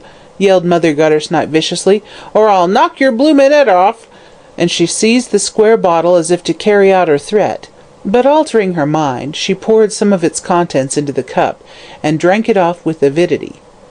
"The woman seems ill," said Calton, casting a shuddering glance at the stretcher. "So she are," growled Mother Guttersnipe angrily. "She ought to be in Yarrer Bend, she ought, instead of stopping here and singing them beastly things, which makes my blood run cold. Just 'ear her," she said viciously, as the sick old woman broke out once more. "Oh, little did my mother think, when she first cradled me, I'd die so far away from home upon the gallows tree." "Yah!" said the old woman hastily, drinking some more gin out of the cup. "She's always a-talking o' dyin' and gallers as if they were nice things to jar about." "Who was that woman who died here 3 or 4 weeks ago?" asked Calsip sharply. "'Ow should I know?" retorted Mother Guttersnipe sullenly. "I didn't kill her, did I? It were the brandy she drank. She were always drinking, cuss her." "Do you remember the night she died?" "No, I don't," answered the beldame frankly. "I were drunk, blind, bloomin', blazin' drunk, s'help me." "You're always drunk," said Kilsip. "What if I am?" snarled the woman, seizing her bottle. "You don't pay for it. Yes, I'm drunk. I'm always drunk. I was drunk last night and the night before, and I'm going to get drunk tonight," with an impressive look at the bottle, "and tomorrow night, and I'll keep it up till I'm rotting in the grave." Calton shuddered, so full of hatred and suppressed malignity was her voice, but the detective merely shrugged his shoulders. "More fool you," he said briefly. "Come now, on the night the Queen, as you call her, died, there was a gentleman came to see her." "So she said," retorted Mother Guttersnipe, "but lor, I don't know anything. I were drunk." "Who said? The Queen?" "No, my granddaughter Sal. The Queen sent her to fetch the toff to see her cut her lucky. Wanted him to look at his work, I suppose, cuss him, and Sal prigged some paper from me box," she shrieked indignantly. "Prigged it when I went too drunk to stop her." The detective glanced at Calton, who nodded to him with a gratified expression on his face. They were right as to the paper having been stolen from the villa at Toorak. "You did not see the gentleman who came?" said Kilsip, turning again to the old hag. "Not I, cuss you," she retorted politely. "He came about 1:30 in the morning, and you don't expect we can stop up all night, do you?" 1:30, repeated Calton quickly. "The very time. Is this true?" "Wish I may die if it ain't," said Mother Guttersnipe graciously. "My granddaughter Sal can tell you." "Where is she?" asked Kilsip sharply. At this the old woman threw back her head and howled dismay. "She's 'ooked it," she wailed, drumming on the ground with her feet. "Gone and left her poor old gran and joined the army, cuss 'em, a-comin' around and spoilin' business." Here the woman on the bed broke out, "Since the flowers of the forest are wed away—" "'Old your jaw!" yelled Mother Guttersnipe, rising and making a dart at the bed. "I'll choke the life out of you, s'help me. Do you want me to murder you, singing them funeral things?" Meanwhile the detective was talking rapidly to Mr. Calton. "The only person who can prove Mr. Fitzgerald was here between 1 and 2 o'clock," he said quickly, "is Sal Rawlins, as everyone else seems to have been drunk or asleep. As she has joined the Salvation Army, I'll go to the barracks the first thing in the morning and look for her." "I hope you'll find her," answered Calton, drawing a long breath. "A man's life hangs on her evidence." They turned to go, Calton having first given Mother Guttersnipe some loose silver, which she seized on with an avaricious clutch. "You'll drink it, I suppose?" said the barrister, shrinking back from her. "Wery likely," retorted the hag with a repulsive grin, tying the money up in a piece of her dress, which she tore off for the purpose. I'm fording to the public house, I am. It's the only pleasure I have in my life, cuss it."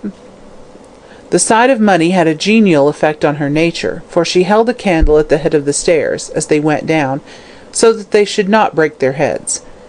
As they arrived safely, they saw the light vanish, and heard the sick woman singing "The Last Rose of Summer."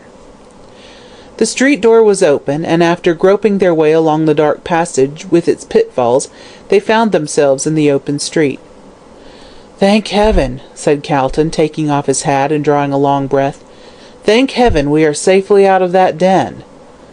"At all events, our journey has not been wasted," said the detective as they walked along. "We found out where Mr. Fitzgerald was on the night of the murder, so he will be safe." "That depends on Sal Rawlins," answered Calton gravely. "But come, let us have a glass of brandy, for I feel quite ill after my experience of low life." Missing. The next day Kilsip called at Calton's office late in the afternoon, and found the lawyer eagerly expecting him. The detective's face, however, looked rather dismal, and Calton was not reassured. "Well," he said impatiently, when Kilsip had closed the door and taken his seat, "where is she?" "That's just what I want to know," answered the detective coolly. "I went to the Salvation Army headquarters and made inquiries about her. It appears that she had been in the army as a Hallelujah lass, but got tired of it in a week, and went off with a friend of hers to Sydney.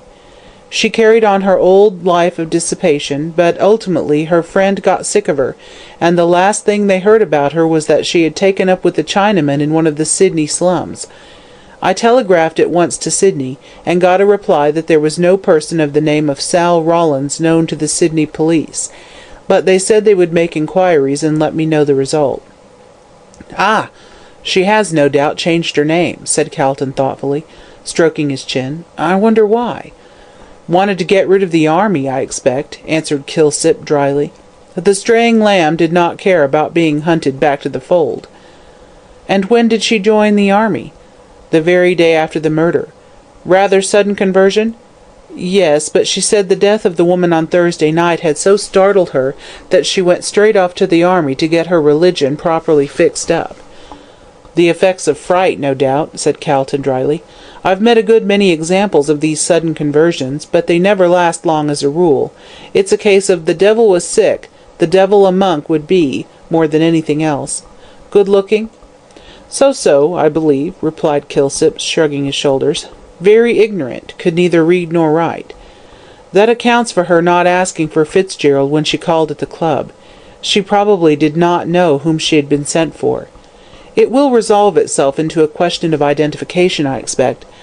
However, if the police can't find her, we will put an advertisement in the papers offering reward, and send out handbills to the same effect. She must be found. That accounts for her not asking for Fitzgerald when she called at the club. She probably did not know whom she had been sent for. It will resolve itself into a question of identification, I expect.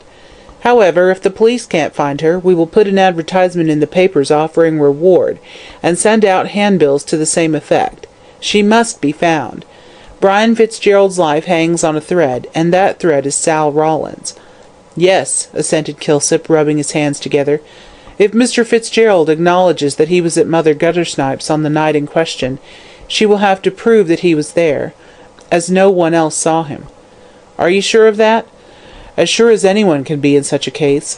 It was a late hour when he came, and everyone seems to have been asleep except the dying woman and Sal. And as one is dead, the other is the only person that can prove he was there at the time when the murder was being committed in the hansom." "And Mother Guttersnipe?" "Was drunk, as she acknowledged last night. She thought that if a gentleman did call, it must have been the other one." "The other one?" repeated Calton in a puzzled voice. "What other one?" "Oliver White." Calton arose from his seat with a blank air of astonishment. "Oliver White?" he said as soon as he could find his voice. "Was he in the habit of going there?" Kilsip curled himself up in his seat like a sleek cat, and pushing forward his head till his nose looked like the beak of a bird of prey, looked keenly at Calton. "Look here, sir," he said in his low purring voice, "there's a good deal in this case which don't seem plain. In fact, the further we go into it, the more mixed up it seems to get. I went to see Mother Guttersnipe this morning, and she told me that White had visited the Queen several times while she lay ill, and that he seemed to be pretty well acquainted with her. "But who the deuce is this woman they call the Queen?" said Calton irritably. "She seems to be at the bottom of the whole affair. Every path we take leads to her." "I hardly know anything about her," replied Kilsip, "except that she was a good-looking woman of about 49. She come out from England to Sydney a few months ago, and then on here. How she got to Mother Guttersnipe's I can't find out, though I've tried to pump that old woman, but she's as close as wax, and it's my belief she knows more about this dead woman than she chooses to tell." "But what could she have told Fitzgerald to make him act in this silly manner? A stranger who comes from England and dies in a Melbourne slum can't possibly know anything about Miss Frettlby." "Not unless Miss Frettlby was secretly married to White," suggested Kilsip, "and the Queen knew it." "Nonsense!" retorted Calton sharply. "Why, she hated him, and loves Fitzgerald. Besides, why on earth should she marry secretly, and make a confidant of a woman in the lowest parts of Melbourne? At one time her father wanted her to marry White, but she made such a strong opposition that he eventually gave his consent to her engagement with Fitzgerald." "And White?" "Oh, he had a row with Mr. Frettlby and left the house in a rage. He was murdered the same night, for the sake of some papers he carried." "Oh, that's Gorby's idea," said Kilsip scornfully, with a vicious snarl. "And it's mine too," answered Calton firmly. "White had some valuable papers which he always carried about with him. The woman who died evidently told Fitzgerald that he did so. I gathered as much from an accidental admission he made." Kilsip looked puzzled. "I must confess that it is a riddle," he said at length. "But if Mr. Fitzgerald would only speak, it would clear everything up." "Speak about what? The man who murdered White?" "Well, if he did not go quite so far as that, he might at least supply the motive for the crime." "Perhaps so," answered Calton, as the detective rose to go. "But it's no use. Fitzgerald, for some reason or another, has evidently made up his mind not to speak, so our only hope in saving him lies in finding this girl." "If she's anywhere in Australia, you may be sure she'll be found," answered Kilsip confidently, as he took his departure. "Australia isn't so overcrowded as all that." But if Sal Rawlins was in Australia at all, she certainly must have been in some very remote part. All efforts to find her proved futile. It was an open question if she was alive or dead. She seemed to have vanished completely.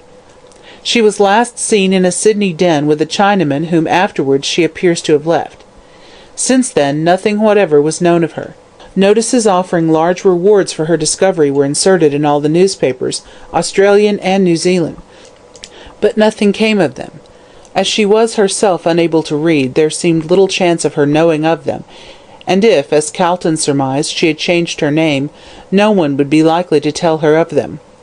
There was only the bare chance that she might hear of them casually, or that she might turn up of her own accord. If she returned to Melbourne, she would certainly go to her grandmother's. She had no motive for not doing so. So Kilsip kept a sharp watch on the house, much to Mrs. Rawlins' disgust, for, with true English pride, she objected to this system of espionage. "Cuss 'em!" she croaked over her evening drink to an old crone, as withered and evil-looking as herself. "Why can't he stop in his own bloomin' house and leave mine alone? A-comin' around here a-pokin' and a-pryin' and a-perwenting people from earnin' their livin' and a-gettin' drunk when they ain't well." "What do he want?" asked her friend, rubbing her weak old knees. "Wants? He wants his throat cut," said Mother Guttersnipe viciously, "and s'help me I'll do it for him some night when he's a-watchin' round here as if it were Pentridge. He can get what he want out of that whelp as ran away, but I knows something he don't know, cuss him."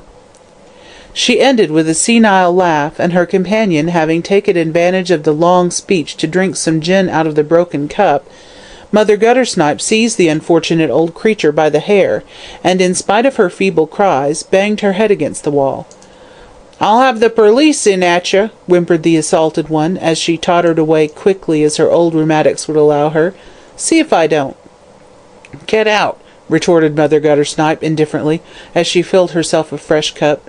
"You come a-falutin' round here again priggin' my drinks, cuss you, and I'll cut your throat and wring your wicked old head off." The other gave a howl of dismay at hearing this pleasant proposal, and tottered out as quickly as possible, leaving Mother Guttersnipe in undisputed possession of the field. Meanwhile, Calton had seen Brian several times, and used every argument in his power to get him to tell everything, but he either maintained an obstinate silence, or merely answered, "It would only break her heart." He admitted to Calton, after a good deal of questioning, that he had been at Mother Guttersnipe's on the night of the murder. After he had left White by the corner of the Scotch church, as the cabman, Royston, had stated, he had gone along Russell Street and met Sal Rawlins near the Unicorn Hotel. She had taken him to Mother Guttersnipe's, where he had seen the dying woman, who had told him something he could not reveal. "Well," said Mr. Calton, after hearing the admission, "you might have saved us all this trouble by admitting this before, and yet kept your secret, whatever it might be. Had you done so, we might have got hold of Sal Rawlins before she left Melbourne, but now it's a mere chance whether she turns up or not." Brian did not answer this. In fact, he seemed hardly to be thinking of what the lawyer was saying, but just as Calton was leaving, he asked, "How is Madge?" "How can you expect her to be?" said Calton, turning angrily on him. "She is very ill, owing to the worry she has had over this affair." "My darling," cried Brian in agony, clasping his hands above his head. "I did it only to save you." Calton approached him and laid his hand lightly on his shoulder. "My dear fellow," he said gravely, "the confidences between lawyer and client are as sacred as those between priest and penitent. You must tell me this secret which concerns Miss Frettlby so deeply." "No," said Brian firmly, "I will never repeat what that wretched woman told me. When I would not tell you before in order to save my life, it is not likely I am going to do so now, when I have nothing to gain and everything to lose by telling it." "I will never ask you again," said Calton, rather annoyed, as he walked to the door. "And as to this accusation of murder, if I can find this girl, you are safe." When the lawyer left the jail, he went to the detective office to see Kilsip, and ascertain if there was any news of Sal Rawlins, but as usual there was none. "It is fighting against fate," he said sadly as he went away. "His life hangs on a mere chance." The trial was fixed to come off in September, and of course there was great excitement in Melbourne as the time drew near.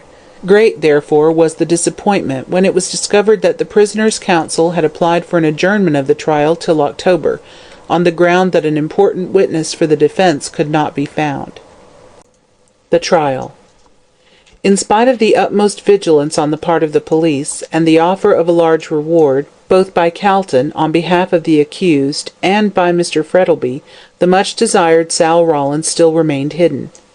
The millionaire had maintained a most friendly attitude towards Brian throughout the whole affair. He refused to believe him guilty, and when Calton told him of the defence of proving an alibi by means of Sal Rawlins, he immediately offered a large reward, which was in itself enough to set every person with any time on their hands hunting for the missing witness. All Australia and New Zealand rang with the extremely plebeian name of Sal Rawlins, the papers being full of notices offering rewards, and handbills of staring red letters were posted up in all railway stations, in conjunction with liquid sunshine, rum, and D.W.D. whisky. She had become famous without knowing it, unless, indeed, she had kept herself concealed purposefully, but this was hardly probable, as there was no apparent motive for her doing so. If she was above ground, she must certainly have seen the handbills, if not the papers, and though not able to read, she could hardly help hearing something about the one topic of conversation throughout Australia. Notwithstanding all this, Sal Rawlins was still undiscovered, and Calton, in despair, began to think that she must be dead. But Madge, though at times her courage gave way, was still hopeful. "God will not permit such a judicial crime as the murder of an innocent man to be committed," she declared. Mr. Calton, to whom she said this, shook his head doubtfully. "God has permitted it to take place before," he answered softly, "and we can only judge the future by the past." At last the day of the long-expected trial came, and as Calton sat in his office looking over his brief, a clerk entered and told him Mr. Frettlby and his daughter wished to see him. When they came in, the barrister saw that the millionaire looked haggard and ill, and there was a worried expression on his face. "There is my daughter, Calton," he said, after hurried greetings had been exchanged. "She wants to be present in court during Fitzgerald's trial, and nothing I can say will dissuade her." Calton turned and looked at the girl in some surprise. "Yes," she answered, meeting his look steadily, though her face was very pale. I must be there. I shall go mad with anxiety unless I know how the trial goes on." "But think of the disagreeable amount of attention you will attract," urged the lawyer. "No one will recognize me," she said calmly. "I am very plainly dressed, and I will wear this veil." And drawing one from her pocket, she went to a small looking-glass which was hanging on the wall, and tied it over her face. Calton looked in perplexity at Mr. Frettlby. "I'm afraid you must consent," he said. "Very well," replied the other almost sternly, while a look of annoyance passed over his face. "I shall leave her in your charge." "And you?" "I'm not coming," answered Frettlby quickly, putting on his hat. "I don't care about seeing a man whom I've had at my dinner-table in the prisoner's dock, much as I sympathize with him. Good day." And with a curt nod he took his leave. When the door closed on her father, Madge placed her hand on Calton's arm. "Any hope?" she whispered, looking at him through the black veil. "The merest chance," answered Calton, putting his brief into his bag.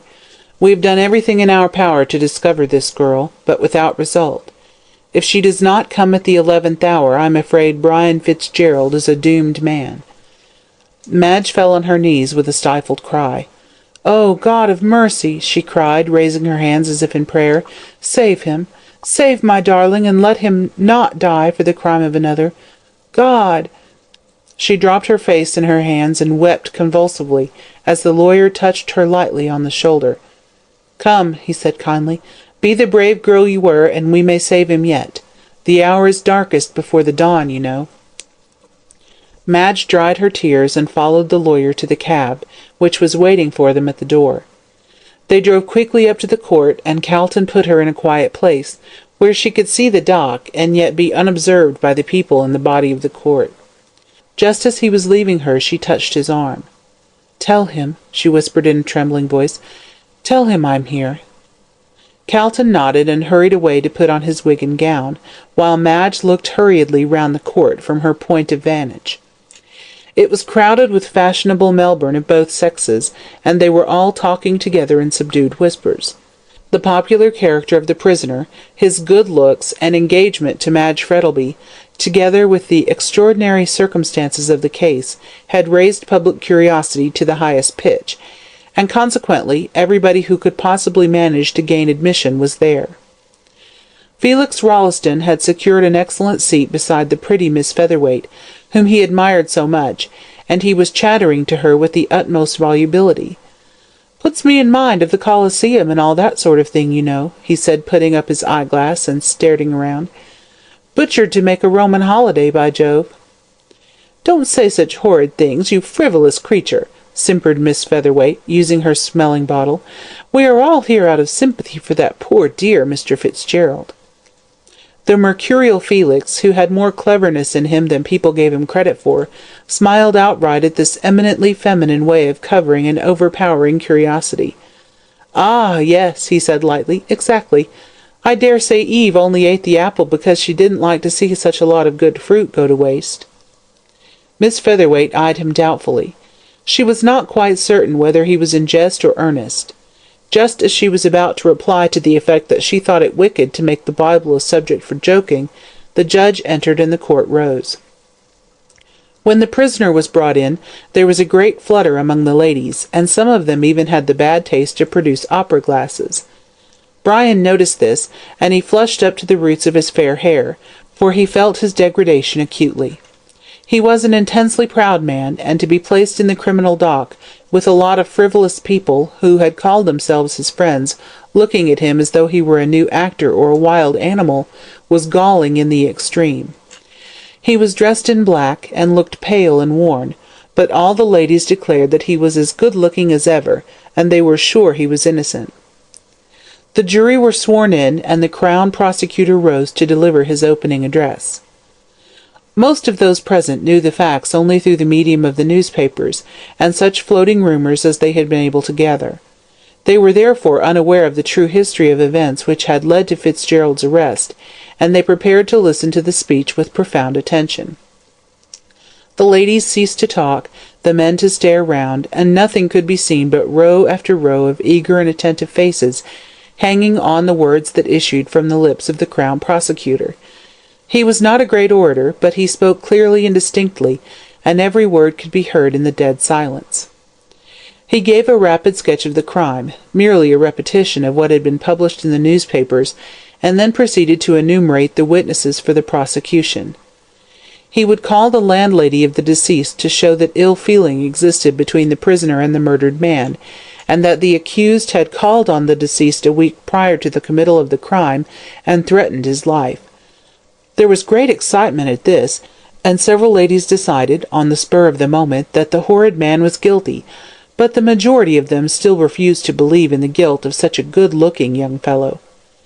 He would call a witness who could prove that White was drunk on the night of the murder and went along to Russell Street, in the direction of Collins Street. The cabman Royston would swear to the fact that the prisoner had hailed the cab, and after going away for a short time, returned and entered the cab with the deceased. He would also prove that the prisoner left the cab at the grammar school in the St. Kilda Road, and on the arrival of the cab at the junction he discovered the deceased had been murdered. The cabman Rankin would prove that he drove the prisoner from the St. Kilda Road to Powlett Street in East Melbourne, where he got out, and he would call the prisoner's landlady to prove that the prisoner resided in Powlett Street, and that on the night of the murder he had not reached home till shortly after 2 o'clock. He would also call the detective who had charge of the case to prove the finding of a glove belonging to the deceased in the pocket of the coat which the prisoner wore on the night of the murder, and the doctor who had examined the body of the deceased would give evidence that the death was caused by inhalation of chloroform. As he had now fully shown the chain of evidence which he proposed to prove, he would call the first witness, Malcolm Royston. Royston, on being sworn, gave the same evidence as he had given at the inquest, from the time that the cab was hailed up to his arrival at the St. Kilda police station with the dead body of White.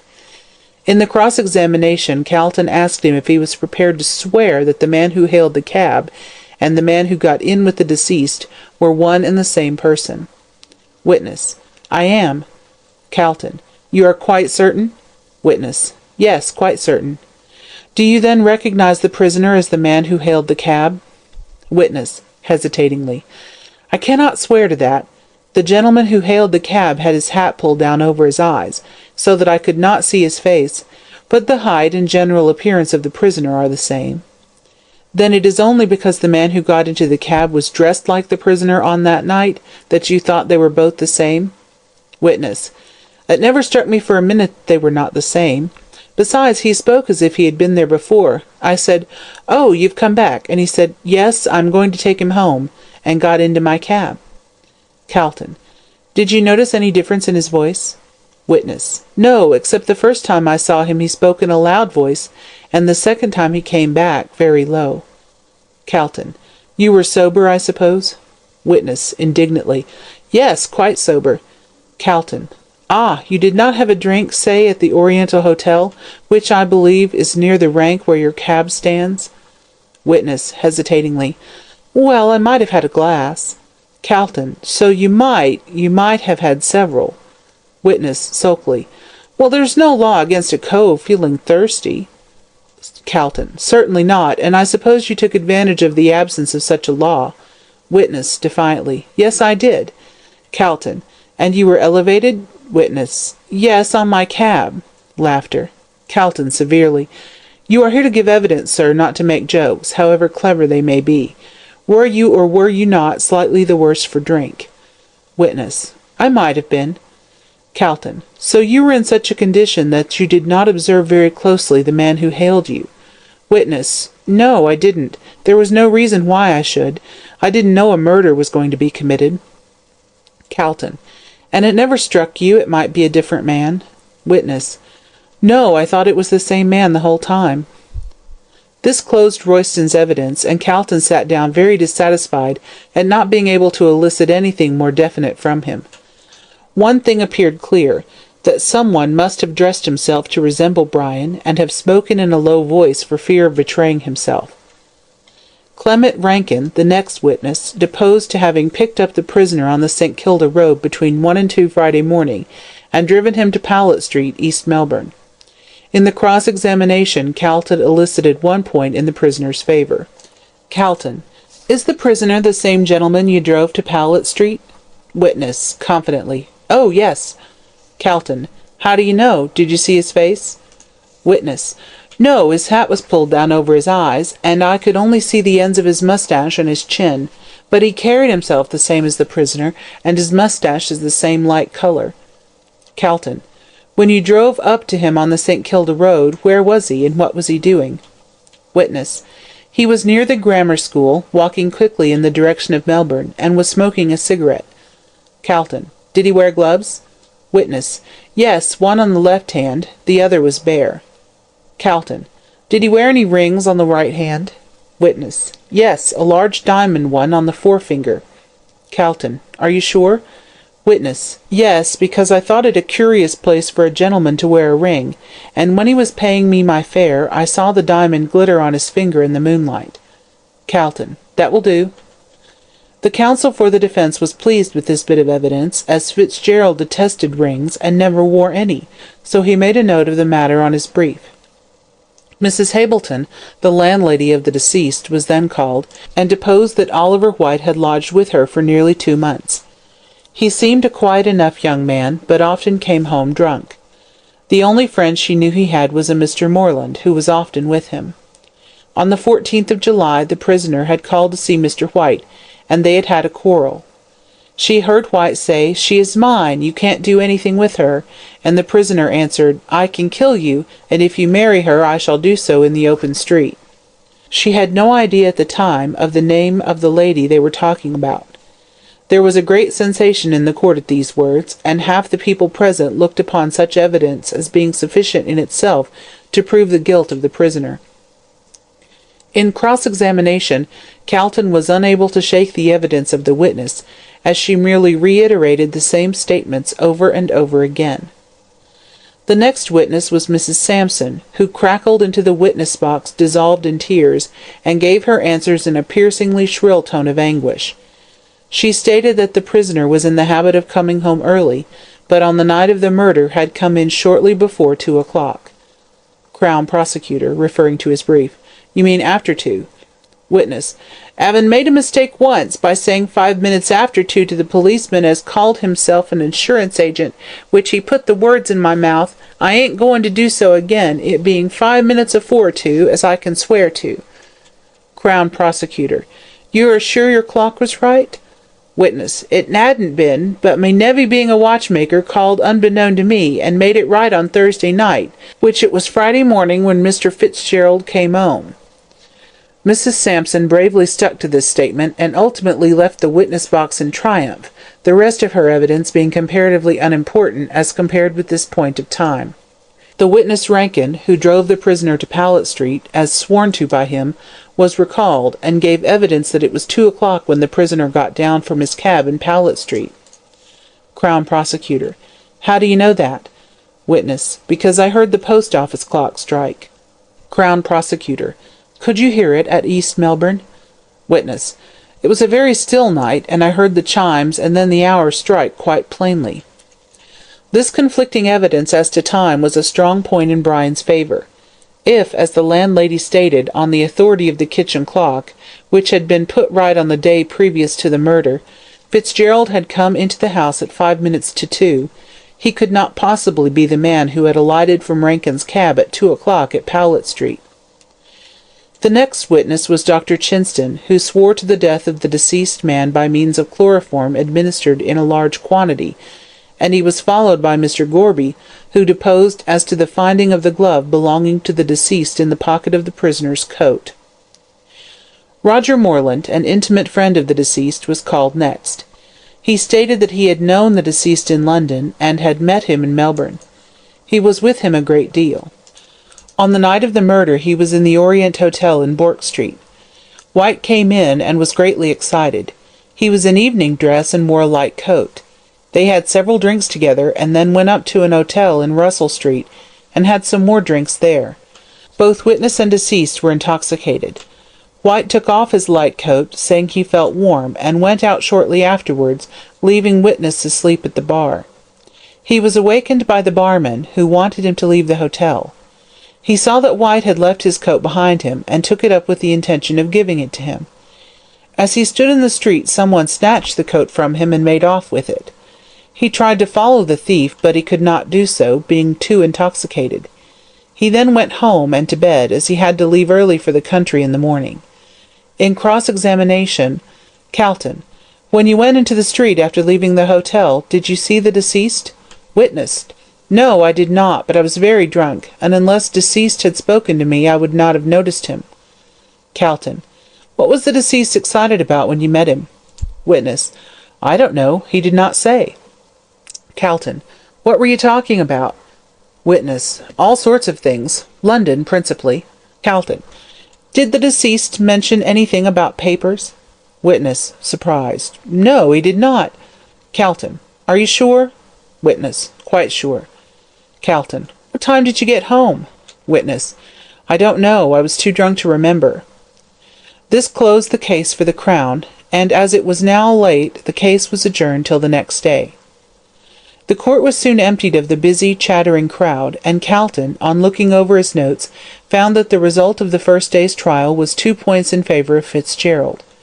First, the discrepancy of time in the evidence of Rankin and the landlady, Mrs. Sampson. Second, the evidence of the cabman Royston as to the wearing of a ring on the forefinger of the right hand by the man who murdered White, whereas the prisoner never wore rings.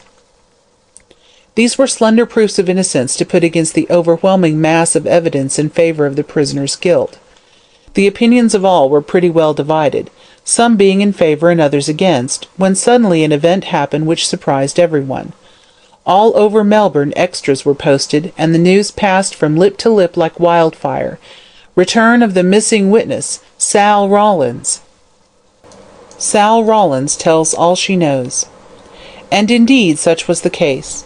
Sal Rawlins had made her appearance at the 11th hour, to the heartfelt thankfulness of Calton, who saw in her an angel from heaven, sent to save the life of an innocent man.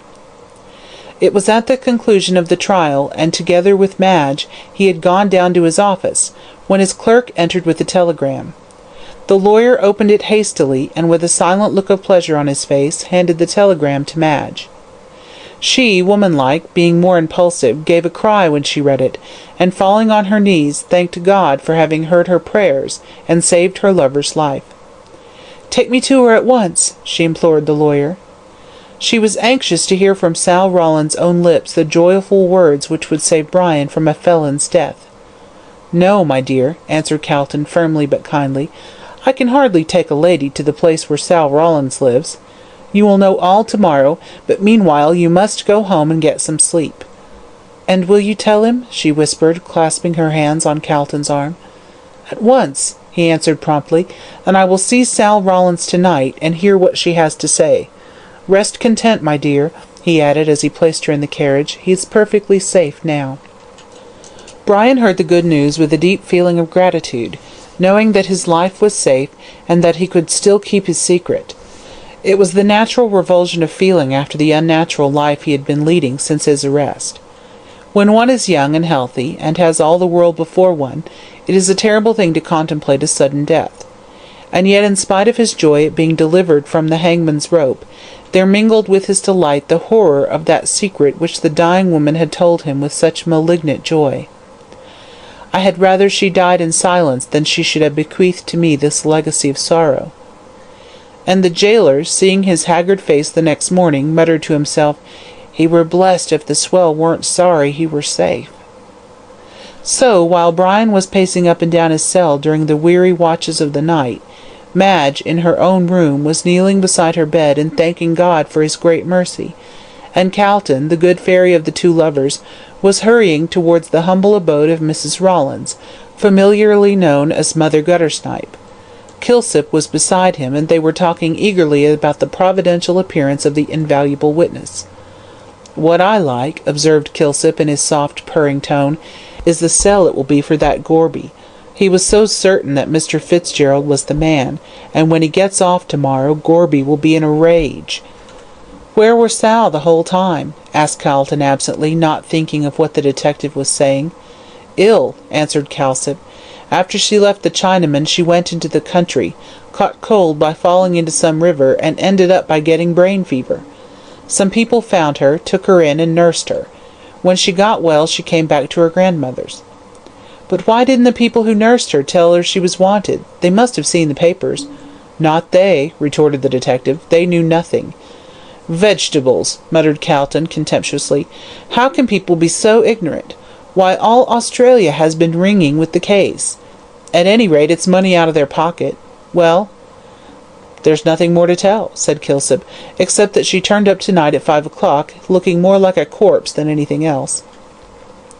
When they entered the squalid, dingy passage that led to Mother Guttersnipe's abode, they saw a faint light streaming down the stair. As they climbed up, they could hear the rancorous voice of the old hag pouring forth alternate blessings and curses on her prodigal offspring, and the low tones of a girl's voice in reply. On entering the room, Calton saw that the sick woman, who had been lying in the corner on the occasion of his last visit, was gone. Mother Guttersnipe was seated in front of the deal table, with a broken cup and her favourite bottle of spirits before her. She evidently intended to have a night of it, in order to celebrate Sal's return, and had commenced early, so as to lose no time. Sal herself was seated on a broken chair, and leaned wearily against the wall. She stood up as Calton and the detective entered, and they saw that she was a tall, slender woman of about 25, not bad-looking, but with a pallid and haggard appearance from recent illness. She was clothed in a kind of tawdry blue dress, much soiled and torn, and had over her shoulders an old tartan shawl, which she drew tightly across her breast as the strangers entered. Her grandmother, who looked more weird and grotesquely horrible than ever, saluted Calton and the detective on their entrance with a shrill yell and a volley of choice language. "Oh, you've come again, have ye?" she screeched, raising her skinny arms, "to take my gal away from her poor old grandmother, as nursed her, cuss her, when her own mother had gone a gallivanting with swells. I'll have the law of both of you, so help me I will." Kilsip paid no attention to this outbreak of the old fury, but turned to the girl. "This is the gentleman who wants to speak to you," he said gently, making the girl sit on the chair again, for indeed she looked too ill to stand. "Just tell him what you told me." "'Bout the Queen, sir?" said Sal in a low, hoarse voice, fixing her wild eyes on Calton. "If I'd only known you was a-wanting me, I'd a-come afore." "Where were you?" asked Calton in a pitying tone. "New South Wales," answered the girl with a shiver. "The cove as I went with to Sydney left me. Yes, left me to die like a dog in the gutter." "Cuss him," croaked the old woman in a sympathetic manner, as she took a drink from the broken cup. "I tooked up with a Chinaman," went on her granddaughter wearily, "and lived with him for a bit. It's awful, ain't it?" she said with a dreary laugh, as she saw the disgust on the lawyer's face. "But Chinamen ain't bad. They treat a poor girl a dash sight better nor a white cove does. They don't beat the life out of 'em with their fists, nor drag 'em about on the floor by the hair." "Cuss 'em," croaked Mother Guttersnipe drowsily. "I'll tear their hearts out." "I think I must have gone mad, I must," said Sal, pushing her tangled hair off her forehead. "For arter I left the Chiner Cove, I went on walking and walking right into the bush, a-trying to cool my head, for it felt on fire like. I went into a river and got wet, and then I took my 'at and boots off and lay down on the grass, and then the rain comed on, and I walked to a house as was near, where they tooked me in. Oh, such kind people," she sobbed, stretching out her hands, "that didn't badger me about my soul, but gave me good food to eat. I gave 'em a wrong name. I was so afraid of that army of finding me. Then I got ill and knowed nothing for weeks. They said I was off my chump. And then I came back here to see Gran." "Cuss you," said the old woman, but in such tender tones that it sounded like a blessing. "And did the people who took you in never tell you anything about the murder?" Sal shook her head. "No, it were a long way in the country, and they never knowed anything, they didn't." "Ah, that explains it," muttered Calton to himself. "Come now," he said cheerfully, "tell me all that happened on the night you brought Mr. Fitzgerald to see the Queen." "Who's he?" asked Sal, puzzled. "Mr. Fitzgerald, the gentleman you brought the letter for to the Melbourne Club." "Oh, 'im," said Sal, a sudden light breaking over her wan face. "I never knowed his name before." Calton nodded complacently. "I knew you didn't," he said. "That's why you didn't ask for him at the club." "She never told me his name," said Sal, jerking her head in the direction of the bed. "Then whom did she ask you to bring to her?" asked Calton eagerly. "No one," replied the girl. "This was the way of it. On that night she was awful ill, and I sat beside her while Gran was asleep." "I was drunk," broke in Gran fiercely. "None of your lies. I was blazing drunk." "And she says to me, she says," went on the girl, indifferent to her grandmother's interruption, "get me some paper and pencil, and I'll write a note to him, I will." So I goes and gets her what she asks for out of Gran's box. "I stole it, cuss you!" shrieked the old hag, shaking her fist. "Hold your tongue," said Kilsip in a peremptory tone. Mother Guttersnipe burst into a volley of oaths, and having run rapidly through all she knew, subsided into a sulky silence. "She wrote on it," went on Sal, "and then asked me to take it to the Melbourne Club and give it to him. Says I, 'Who's him?' Says she, 'It's on the letter. Don't you ask no questions, and you won't 'ear no lies. But give it to him at the club, and wait for him at the corner of Bourke and Russell Street.' So I goes and gives it to a cove at the club, and then he comes along, and says he, 'Take me to her,' and I tooked him." "And what like was the gentleman?" "Oh, wery good looking," said Sal. "Wery tall, with yeller hair and moustache. He had party clothes on, and a masher coat, and a soft hat." "That's Fitzgerald right enough," murmured Calton. "And what did he do when he came?" "He goes right up to her, and she says, 'Are you he?' And he says, 'I am.' Then says she, 'Do you know what I'm a-going to tell you?' And he says, 'No.' Then says he, 'It's about her.' And says he, looking very white, 'How dare you have her name on your vile lips?' And she gets up and screeches, 'Turn that gal out, and I'll tell you.' And he takes me by the arm, and says he, 'Ere, get out.' And I gets out, and that's all I knows." "And how long was he with her?" asked Calton, who had been listening attentively.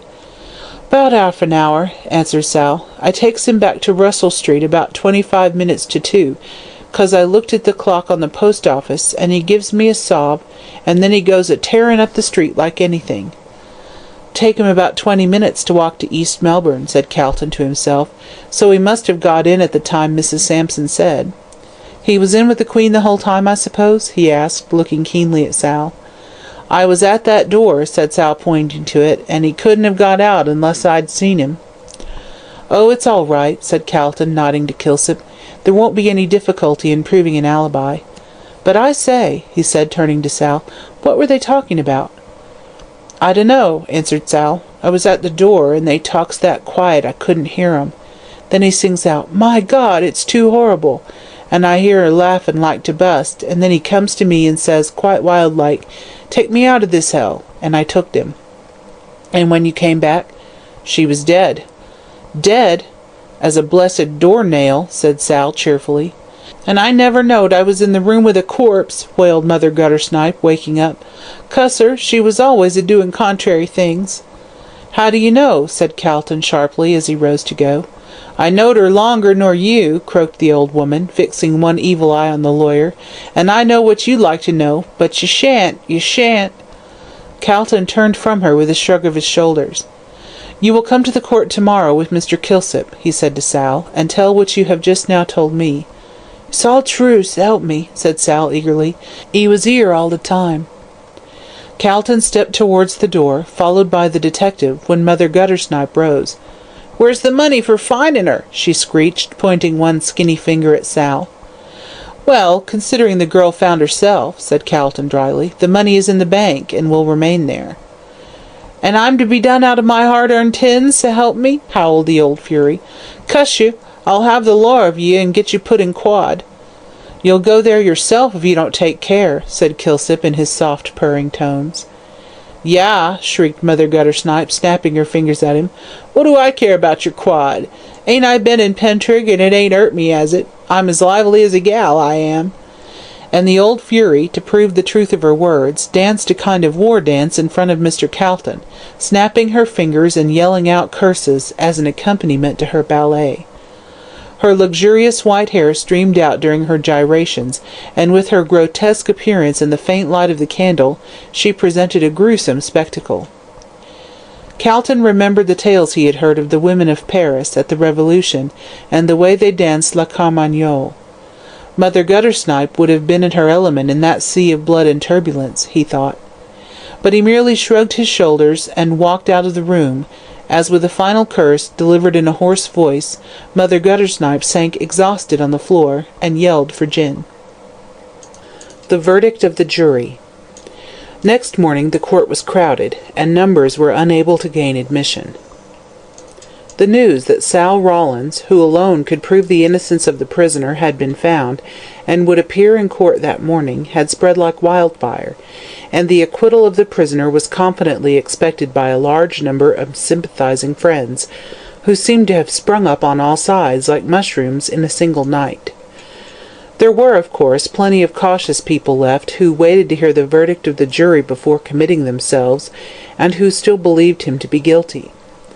But the unexpected appearance of Sal Rawlins had turned the great tide of public feeling in favour of the prisoner, and many who had been loudest in their denunciations of Fitzgerald were now more than half convinced of his innocence. Pious clergymen talked in an incoherent way about the finger of God and the innocent not suffering unjustly, which was a case of counting unhatched chickens, as the verdict had yet to be given.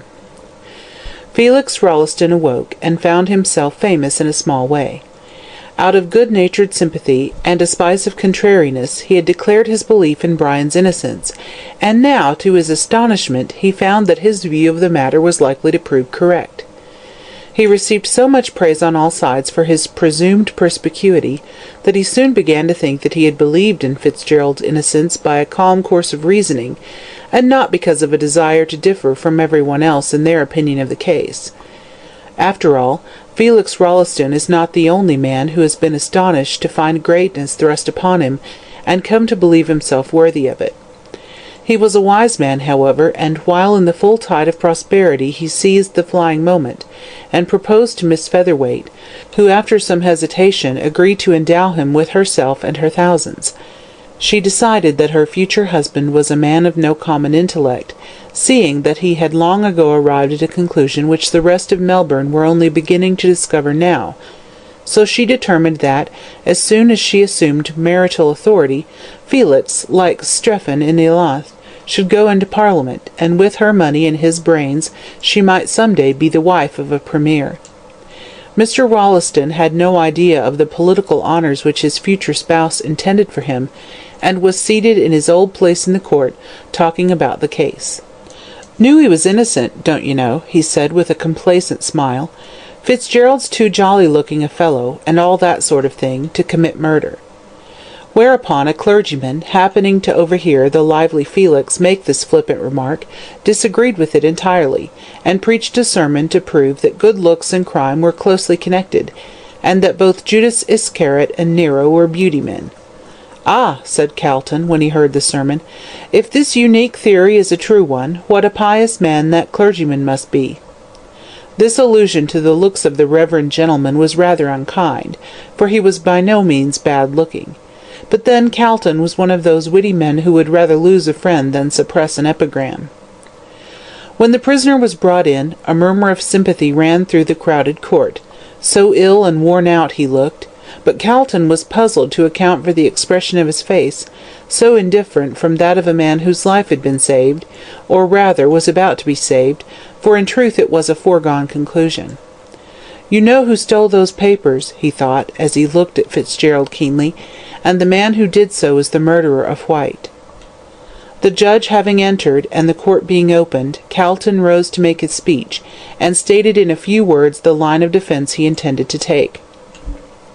He would first call Albert Dendy, a watchmaker, to prove that on Thursday night, at 8 o'clock in the evening, he had called at the prisoner's lodgings while the landlady was out, and while there had put the kitchen clock right, and had regulated the same. He would also call Felix Rolleston, a friend of the prisoner's, to prove that the prisoner was not in the habit of wearing rings, and frequently expressed his detestation of such a custom. Sebastian Brown, a waiter at the Melbourne Club, would be called to prove that on Thursday night a letter was delivered to the prisoner at the club by one Sarah Rawlins, and that the prisoner left the club shortly before 1 o'clock on Friday morning. He would also call Sarah Rawlins, to prove that she had delivered a note to Sebastian Brown for the prisoner at the Melbourne Club at 11:45 on Thursday night, and that at a few minutes past 1 o'clock on Friday morning she had conducted the prisoner to a slum off Little Bourke Street, and that he was there between 1 and 2 on Friday morning, the hour at which the murder was alleged to have taken place. This being his defence to the charge being brought against the prisoner, he would call Albert Dendy. Albert Dendy, duly sworn, stated, "I am a watchmaker, and carry on business in Fitzroy. I remember Thursday the 26th of July last. On the evening of that day I called at Powlett Street, East Melbourne, to see my aunt, who was the landlady of the prisoner. She was out at the time I called, and I waited in the kitchen till her return. I looked at the kitchen clock to see if it was too late to wait, and then at my watch. I found that the clock was 10 minutes fast, upon which I put it right, and regulated it properly." Calton. "At what time did you put it right?" Witness. "About 8 o'clock." Calton. "Between that time and 2 in the morning, was it possible for the clock to gain 10 minutes?" Witness. "No, it was not possible." Calton. "Would it gain at all?" Witness. "Not between 8 and 2 o'clock. The time was not long enough." Calton. "Did you see your aunt that night?" Witness. "Yes, I waited till she came in." Calton. "And did you tell her you had put the clock right?" Witness. "No, I did not. I forgot all about it." Calton. "Then she was still under the impression that it was 10 minutes fast?" Witness. "Yes, I suppose so."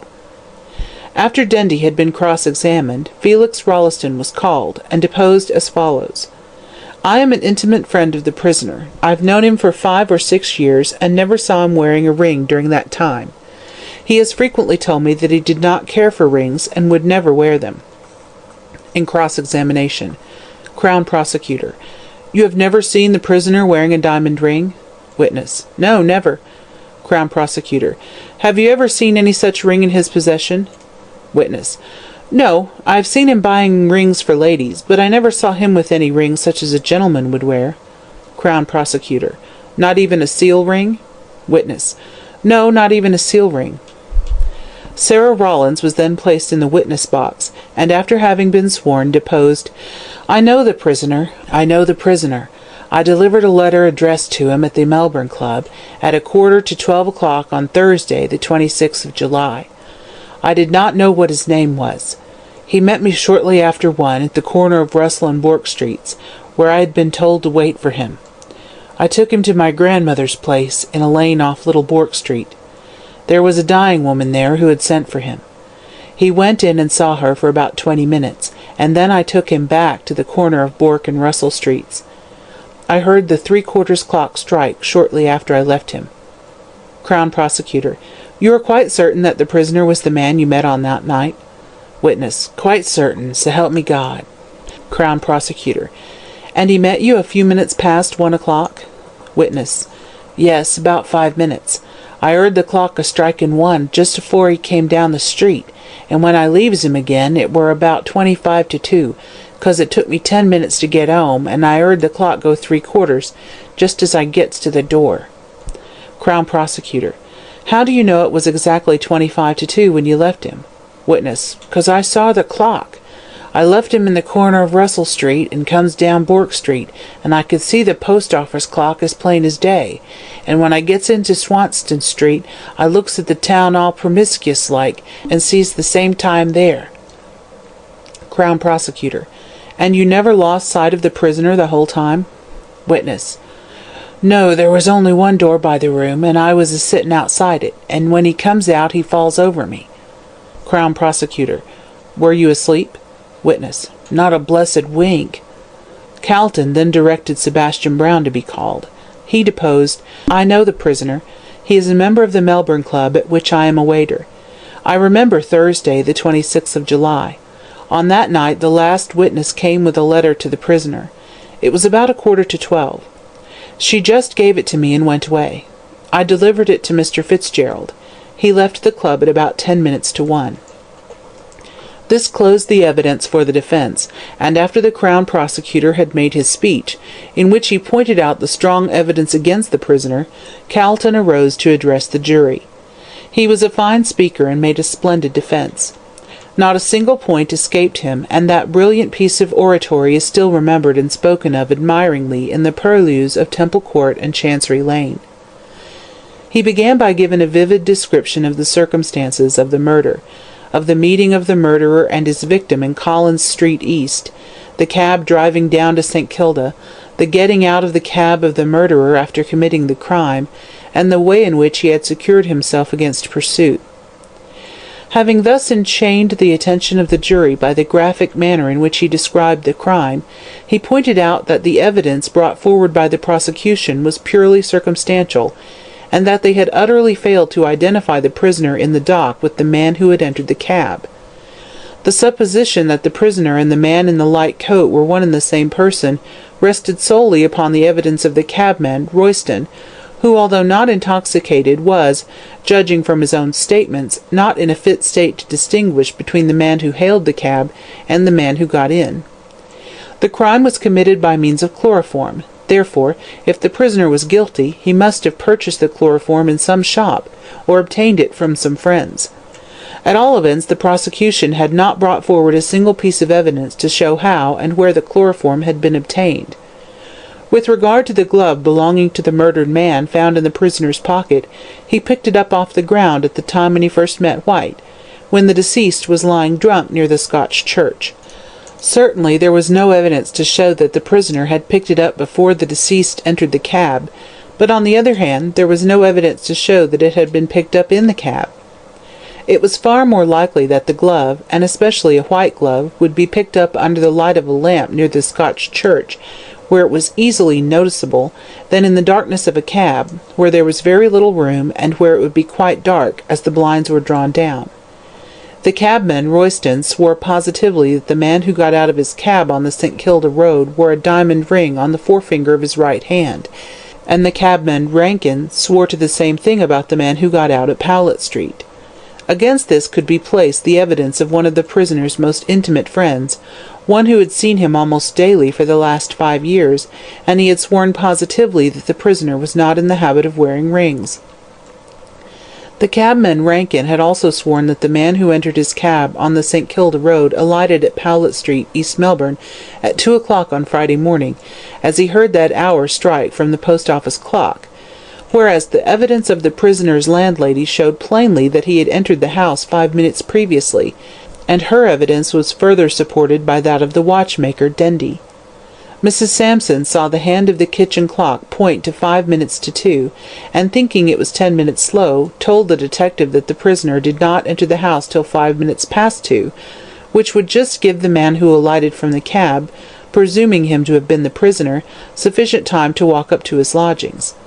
The evidence of the watchmaker, Dendy, however, showed clearly that he had put the clock right at the hour of 8 on Thursday night, that it was impossible for it to gain 10 minutes before 2 on Friday morning, and therefore the time, 5 minutes to 2, seen by the landlady was the correct one, and the prisoner was in the house 5 minutes before the other man alighted from the cab in Powlett Street.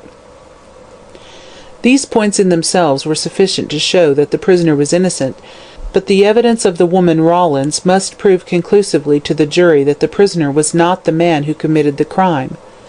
The witness Brown had proved that the woman Rawlins had delivered a letter to him, which he gave to the prisoner, and that the prisoner left the club to keep the appointment spoken of in the letter, which letter, or rather the remains of it, had been put in evidence. The woman Rawlins swore that the prisoner met her at the corner of Russell and Bourke Streets, and had gone with her to one of the back slums, there to see the writer of the letter. She also proved that at the time of the committal of the crime the prisoner was still in the back slum, by the bed of the dying woman, and, there being only one door to the room, he could not possibly have left without the witness seeing him. The woman Rawlins further proved that she left the prisoner at the corner of Bourke and Russell Streets at 25 minutes to 2 o'clock, which was 5 minutes before Royston drove his cab up to the St. Kilda police station with the dead body inside. Finally, the woman Rawlins proved her words by stating that she saw both the post office and town hall clocks, and supposing the prisoner started from the corner of Bourke and Russell Streets, as she says he did, he would reach East Melbourne in 20 minutes, which made it 5 minutes to 2 on Friday morning, the time at which, according to the landlady's statement, he entered the house. All the evidence given by the different witnesses agreed completely, and formed a chain which showed the whole of the prisoner's movements at the time of the committal of the murder. Therefore, it was absolutely impossible that the murder could have been committed by the man in the dock. The strongest piece of evidence brought forward by the prosecution was that of the witness, Hableton, who swore that the prisoner used threats against the life of the deceased. But the language used was merely the outcome of a passionate Irish nature, and was not sufficient to prove the crime to have been committed by the prisoner. The defence which the prisoner set up was that of an alibi, and the evidence of the witnesses for the defence proved conclusively that the prisoner could not, and did not, commit the murder. Finally, Calton wound up his elaborate and exhaustive speech, which lasted for over 2 hours, by a brilliant peroration, calling upon the jury to base their verdict upon the plain facts of the case, and if they did so they could hardly fail in bringing in a verdict of not guilty. When Calton sat down, a subdued murmur of applause was heard, which was instantly suppressed, and the judge began to sum up, strongly in favour of Fitzgerald. The jury then retired, and immediately there was a dead silence in the crowded court, an unnatural silence, such as must have fallen on the blood-loving Roman populace when they saw the Christian martyrs kneeling on the hot yellow sands of the arena, and watched the long, lithe forms of the lion and panther creeping steadily towards their prey. The hour being late, the gas had been lighted, and there was a sickly glare through the wide hall. Fitzgerald had been taken out of court on the retiring of the jury, but the spectators stared steadily at the empty dock, which seemed to enchain them by some indescribable fascination. They conversed among themselves only in whispers, until even the whispering ceased, and nothing could be heard but the steady ticking of the clock, and now and then the quick-drawn breath of some timid onlooker. Suddenly a woman, whose nerves were overstrung, shrieked, and the cry rang weirdly through the crowded hall. She was taken out, and again there was silence, every eye being fixed on the door through which the jury would reissue with their verdict of life or death. The hands of the clock moved slowly round, a quarter, a half, 3/4, and then the hours sounded with a silvery ring which startled every one. Madge, sitting with her hands tightly clasped together, began to fear that her highly strung nerves would give way. "My God," she muttered softly to herself, "will this suspense never end?" Just then the door opened, and the jury re-entered.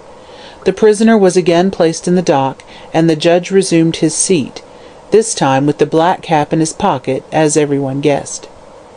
The usual formalities were gone through, and when the foreman of the jury stood up every neck was craned forward, and every ear was on the alert to catch the words that fell from his lips. The prisoner flushed a little and then grew pale as death, giving a quick, nervous glance at the quiet figure in black, of which he could just catch a glimpse. Then came the verdict, sharp and decisive, "Not guilty." On hearing this, a cheer went up from everyone in the court, so strong was the sympathy with Brian. In vain the crier of the court yelled, "Order!" until he was red in the face. In vain the judge threatened to commit all present for contempt of court. His voice being inaudible, it did not matter much. The enthusiasm could not be restrained, and it was 5 minutes before order was obtained. The judge, having recovered his composure, delivered his judgment, and discharged the prisoner in accordance with the verdict. Calton had won many cases, but it is questionable if he had ever heard a verdict which gave him so much satisfaction as that which proclaimed Fitzgerald innocent. And Brian, stepping down from the dock a free man, passed through a crowd of congratulating friends to a small room off the court, where a woman was waiting for him, a woman who clung round his neck and sobbed out, my darling, I knew that God would save you." The Argus gives its opinion. The morning after the trial was concluded, the following article in reference to the matter appeared in the Argus. During the past 3 months we have frequently in our columns commented on the extraordinary case which is now so widely known as the Hansom Cab tragedy. We can safely say that it is the most remarkable case which has ever come under the notice of our criminal court, and the verdict given by the jury yesterday has enveloped the matter in a still deeper mystery. By a train of strange coincidences, Mr. Brian Fitzgerald, a young squatter, was suspected of having murdered White, and had it not been for the timely appearance of the woman Rawlins, who turned up at the 11th hour, we feel sure that a verdict of guilty would have been given, and an innocent man would have suffered punishment for the crime of another. Fortunately for the prisoner, and for the interests of justice, his counsel, Mr. Calton, by unwearied diligence, was able to discover the last witness, and prove an alibi. Had it not been for this, in spite of the remarks made by the learned counsel in his brilliant speech yesterday, which resulted in the acquittal of the prisoner, we question very much if the rest of the evidence in favour of the accused would have been sufficient to persuade the jury that he was an innocent man. The only points in favour of Mr. Fitzgerald were the inability of the cabman Royston to swear to him as the man who got into the cab with White, the wearing of a diamond ring on the forefinger of the right hand, whereas Mr. Fitzgerald wears no rings, and the difference in time sworn to by the cabman Rankin and the landlady. Against these points, however, the prosecution placed a mass of evidence, which seemed conclusively to prove the guilt of the prisoner. But the appearance of Sal Rawlins in the witness-box put an end to all doubt. In language which could not be mistaken for anything else than the truth, she positively swore that Mr. Fitzgerald was in one of the slums off Bourke Street, between the hours of 1 and 2 on Friday morning, at which time the murder was committed. Under these circumstances the jury unanimously agreed, and returned a verdict of not guilty, and the prisoner was forthwith acquitted. We have to congratulate his counsel, Mr. Carleton, for the able speech he made for the defence, and also Mr. Fitzgerald for his providential escape from a dishonourable and undeserved punishment. He leaves the court without a stain on his character, and with the respect and sympathy of all Australians, for the courage and dignity with which he comported himself throughout, while resting under the shadow of such a serious charge.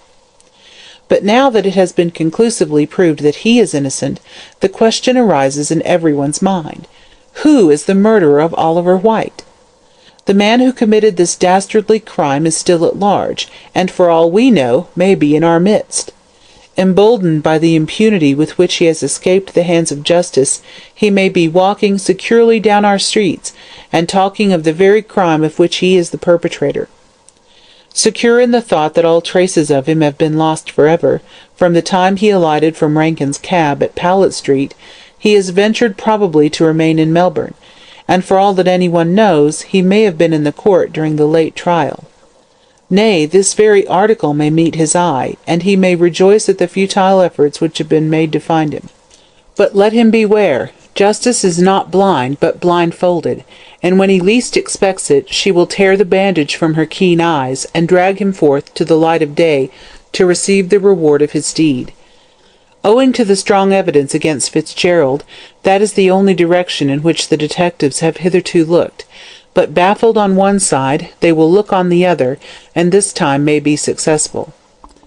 That such a man as the murderer of Oliver White should be at large is a matter of danger, not only to individual citizens, but to the community at large. For it is a well-known fact that a tiger who once tastes human blood never overcomes his craving for it, and without doubt the man who so daringly and coolly murdered a drunken, and therefore defenceless man, will not hesitate to commit a second crime. The present feeling of all classes in Melbourne must be one of terror, that such a man should be at large, and must, in great measure, resemble the fear which filled everyone's heart in London when the Marr murders were committed, and it was known that the murderer had escaped. Any one who has read De Quincey's graphic description of the crime perpetrated by Williams must tremble to think that such another devil incarnate is in our midst. It is an imperative necessity that such a feeling should be done away with. But how is this to be managed?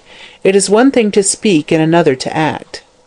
There seems to be no possible clue discoverable at present which can lead to the discovery of the real murderer. The man in the light coat who got out of Rankin's cab at Powlett Street, East Melbourne, designedly, as it now appears, in order to throw suspicion on Fitzgerald, has vanished completely as the witches in Macbeth, and left no trace behind. It was 2 o'clock in the morning when he left the cab, and in a quiet suburb like East Melbourne no one would be about, so that he could easily escape unseen. There seems to be but one chance of ever tracing him, and that is to be found in the papers which were stolen from the pocket of the dead man. What they were, only 2 persons knew, and one knows now. The first 2 were White and the woman who was called the Queen, and both of them are now dead. The other who knows now is the man who committed the crime. There can be no doubt that these papers were the motive for the crime, as no money was taken from the pockets of the deceased. The fact also that the papers were carried in a pocket made inside the waistcoat of the deceased shows that they were of value. Now, the reason we think that the dead woman knew of the existence of these papers is simply this. It appears that she came out from England with White as his mistress, and after staying some time in Sydney came on to Melbourne. How she came into such a foul and squalid den as that she died in, we are unable to say, unless, seeing that she was given to drink, she was picked up drunk by some Samaritan of the slums, and carried to Mrs. Rawlins's humble abode. White visited her there frequently, but appears to have made no attempt to remove her to a better place, alleging as his reason that the doctor said she would die if taken into the air. Our reporter learned from one of the detectives that the dead woman was in the habit of talking to White about certain papers, and on one occasion was overheard to say to him, "They'll make your fortune if you play your cards well." This was told to the detective by the woman Rawlins, to whose providential appearance Mr. Fitzgerald owes his escape. From this it can be gathered that the papers, whatever they might be, were of value, and sufficient to tempt another to commit a murder in order to obtain them. White, therefore, being dead, and his murderer having escaped, the only way of discovering the secret which lies at the root of this tree of crime is to find out the history of the woman who died in the slum. Traced back for some years, circumstances may be discovered which will reveal what these papers contained, and once that is found, we can confidently say that the murderer will be soon discovered. This is the only chance of finding out the cause, and the author of this mysterious murder, and if it fails, we fear the Hansom Cab tragedy will have to be relegated to the list of undiscovered crimes, and the assassin of White will have no other punishment than that of the remorse of his own conscience. 3 months afterwards. A hot December day, with a cloudless blue sky, and a sun blazing down on the earth, clothed in all the beauty of summer garments. Such a description of snowy December sounds perchance a trifle strange to English ears. It may strike them as being somewhat fantastic, as was the play in A Midsummer Night's Dream to Demetrius when he remarked, "This is hot ice and wondrous cold fire." But here in Australia we are in the realm of contrariety, and many things other than dreams go by contrary. Here black swans are an established fact, and the proverb concerning them, made when they were considered as mythical a bird as the phoenix, has been rendered null and void by the discoveries of Captain Cook. Here ironwood sinks and pumice stone floats, which must strike the curious spectator as a queer freak on the part of Dame Nature. At home the Edinburgh mail bears the hardy traveller to a cold climate, with snowy mountains and a wintry blast, but here the further north one goes the hotter it gets, till one arrives in Queensland, where the heat is so great that a profane traveller of an epigrammatic turn of mind once fittingly called it an amateur hell. But however contrary, as Mrs. Gamp would say, nature be in her dwellings, the English race out in this great continent are much the same as in the old country. John Bull, Paddy, and Sandy, all being of a conservative turn of mind, and with strong opinions as to the keeping up of old customs. Therefore, on a hot Christmas day, with the sun 100 odd in the shade, Australian revellers sit down to the roast beef and plum pudding of old England, which they eat contentedly as the orthodox thing, and on New Year's Eve the festive Celt repairs to the doors of his friends with a bottle of whisky and cheering verse of Old Lang Syne. Still, it is these peculiar customs that give an individuality to a nation, and John Bull abroad loses none of his insular obstinacy, but keeps his Christmas in the old fashion, and wears his clothes in the new fashion, without regard to heat or cold. A nation that never surrenders to the fire of an enemy cannot be expected to give in to the fire of the sun, but if some ingenious mortal would only invent some light and airy costume, after the fashion of the Greek dress, and Australians would consent to adopt the same, life in Melbourne and her sister cities would be much cooler than it is at present. Madge was thinking somewhat after this fashion as she sat on the wide veranda, in a state of exhaustion from the heat, and stared out at the wide plains lying parched and arid under the blazing sun. There was a dim kind of haze rising from the excessive heat, ranging midway between heaven and earth, and through its tremulous veil the distant hills looked aerial and unreal. Stretched out before her was the garden with its intensely vivid flowers. To look at them merely was to increase one's caloric condition. Great bushes of oleanders, with their bright pink blossoms, luxurious rose trees, with their yellow, red, and white blooms, and all along the border a rainbow of many-coloured flowers, with such brilliant tints that the eye ached to see them in the hot sunshine, and turned restfully to the cool green of the trees which encircled the lawn. In the centre was a round pool, surrounded by a ring of white marble, and containing a still sheet of water, which flashed like a mirror in the blinding light. The homestead of Yaba station was a long, low house, with no upper story, and with a wide veranda running nearly round it. Cool green blinds were hung between the pillars to keep out the sun, and all along were scattered lounging chairs of basket-work, with rugs, novels, empty soda-water bottles, and all the other evidences that Mr. Frettlby's guests had been wise, and stayed inside during the noonday heat.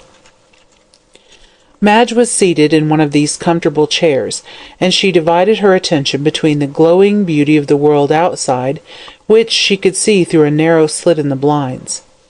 But she did not seem greatly interested in her book, and it was not long before she let it fall unheeded to the ground and took refuge in her own thoughts. The trial through which she had so recently passed had been a great one, and it had not been without its outward result. It had left its impress on her beautiful face, and there was a troubled look in her eyes. After Brian's acquittal of the murder of Oliver White, she had been taken by her father up to the station, in the hope it would restore her to health. The mental strain which had been on her during the trial had nearly brought on an attack of brain fever, but here, far from the excitement of town life, in the quiet seclusion of the country, she had recovered her health, but not her spirits. Women are more impressionable than men, and it is perhaps for this reason that they age quicker. A trouble which would pass lightly over a man leaves an indelible mark on a woman, both physically and mentally, and the terrible episode of White's murder had changed Madge from a bright and merry girl into a grave and beautiful woman. Sorrow is a potent enchantress. Once she touches the heart, life can never be quite the same again. We never more surrender ourselves entirely to pleasure, and often we find so many of the things we have longed for are, after all, but dead sea-fruit.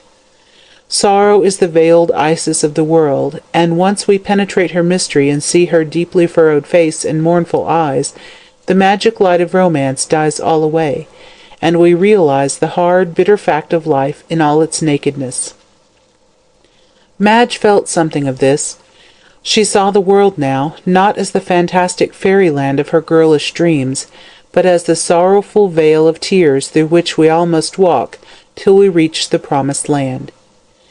And Brian, he also had undergone a change, for there were a few white hairs now amid his curly chestnut locks, and his character, from being gay and bright, had become moody and irritable. After the trial he had left town immediately, in order to avoid meeting with his friends, and had gone up to his station, which was next to that of the Frettlbys. There he worked hard all day, and smoked hard all night, thinking over the secret which the dead woman had told him, and which threatened to overshadow his life. Every now and then he rode over and saw Madge, but this was generally when he knew her father to be away from Melbourne, for of late he had disliked the millionaire. Madge could not but condemn his attitude, remembering how her father had stood beside him in his recent trouble. Yet there was another reason why Brian kept aloof from Yaba station. He did not wish to meet any of the gay society which was there, knowing that since his trial he was an object of curiosity and sympathy to everyone, a position galling enough to his proud nature. At Christmas time Frettlby had asked several people up from Melbourne, and though Madge would rather have been left alone, yet she could not refuse her father, and had to play hostess with a smiling brow and aching heart. Who a month since had joined the noble army of Benedicts, was there with Mrs. Rolleston, née Miss Featherweight, who ruled him with a rod of iron. Having bought Felix with her money, she had determined to make good use of him, and being ambitious to shine in Melbourne society, had insisted upon Felix studying politics, so that when the next general election came round he could enter Parliament. Felix had rebelled at first, but ultimately gave way, as he found that when he had a good novel concealed among his parliamentary papers, time passed quite pleasantly, and he got the reputation of a hard worker at little cost. They had brought up Julia with them, and this young person had made up her mind to become the second Mrs. Frettlby. She had not received much encouragement, but, like the English at Waterloo, did not know when she was beaten, and carried on the siege of Mr. Frettlby's heart in an undaunted manner. Dr. Chinston had come up for a little relaxation, and gave never a thought to his anxious patients, or the many sick rooms he was in the habit of visiting. A young English fellow, called Peterson, who amused himself by travelling, an old colonist, full of reminiscences of the old days, when, by God, sir, we hadn't a gas lamp in the whole of Melbourne, and several other people completed the party. They had all gone off to the billiard-room, and left Madge in her comfortable chair, half asleep. Suddenly she started, as she heard a step behind her, and turning saw Sal Rawlins, in the neatest of black gowns, with a coquettish white cap and apron, and an open book. Madge had been so delighted with Sal for saving Brian's life that she had taken her into her service as maid. Mr. Frettlby had offered strong opposition at first that a fallen woman like Sal should be near his daughter, but Madge was determined to rescue the unhappy girl from the life of sin she was leading, and so at last he reluctantly consented. Brian too had objected, but ultimately yielded, as he saw that Madge had set her heart on it. Mother Guttersnipe objected at first, characterizing the whole affair as cussed humbug, but she likewise gave in, and Sal became maid to Miss Frettlby, who immediately set to work to remedy Sal's defective education by teaching her to read. The book she held in her hand was a spelling book, and this she handed to Madge. "I think I knows it now, miss," she said respectfully, as Madge looked up with a smile. "Do you indeed?" said Madge gaily. "You will be able to read in no time, Sal." "Read this," said Sal, touching Tristan, a Romance, by Zoe. "Hardly," said Madge, picking it up with a look of contempt. "I want you to learn English, and not a confusion of tongues like this thing. But it's too hot for lessons, Sal," she went on, leaning back in her seat. "So get a chair and talk to me." Sal complied, and Madge looked out at the brilliant flower-beds, and at the black shadow of the tall wych-elm which grew on one side of the lawn. She wanted to ask a certain question of Sal, and did not know how to do it.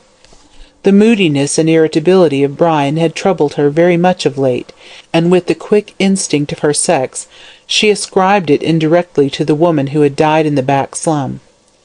Anxious to share his troubles and lighten his burden, she determined to ask Sal about this mysterious woman, and find out, if possible, what secret had been told to Brian which affected him so deeply.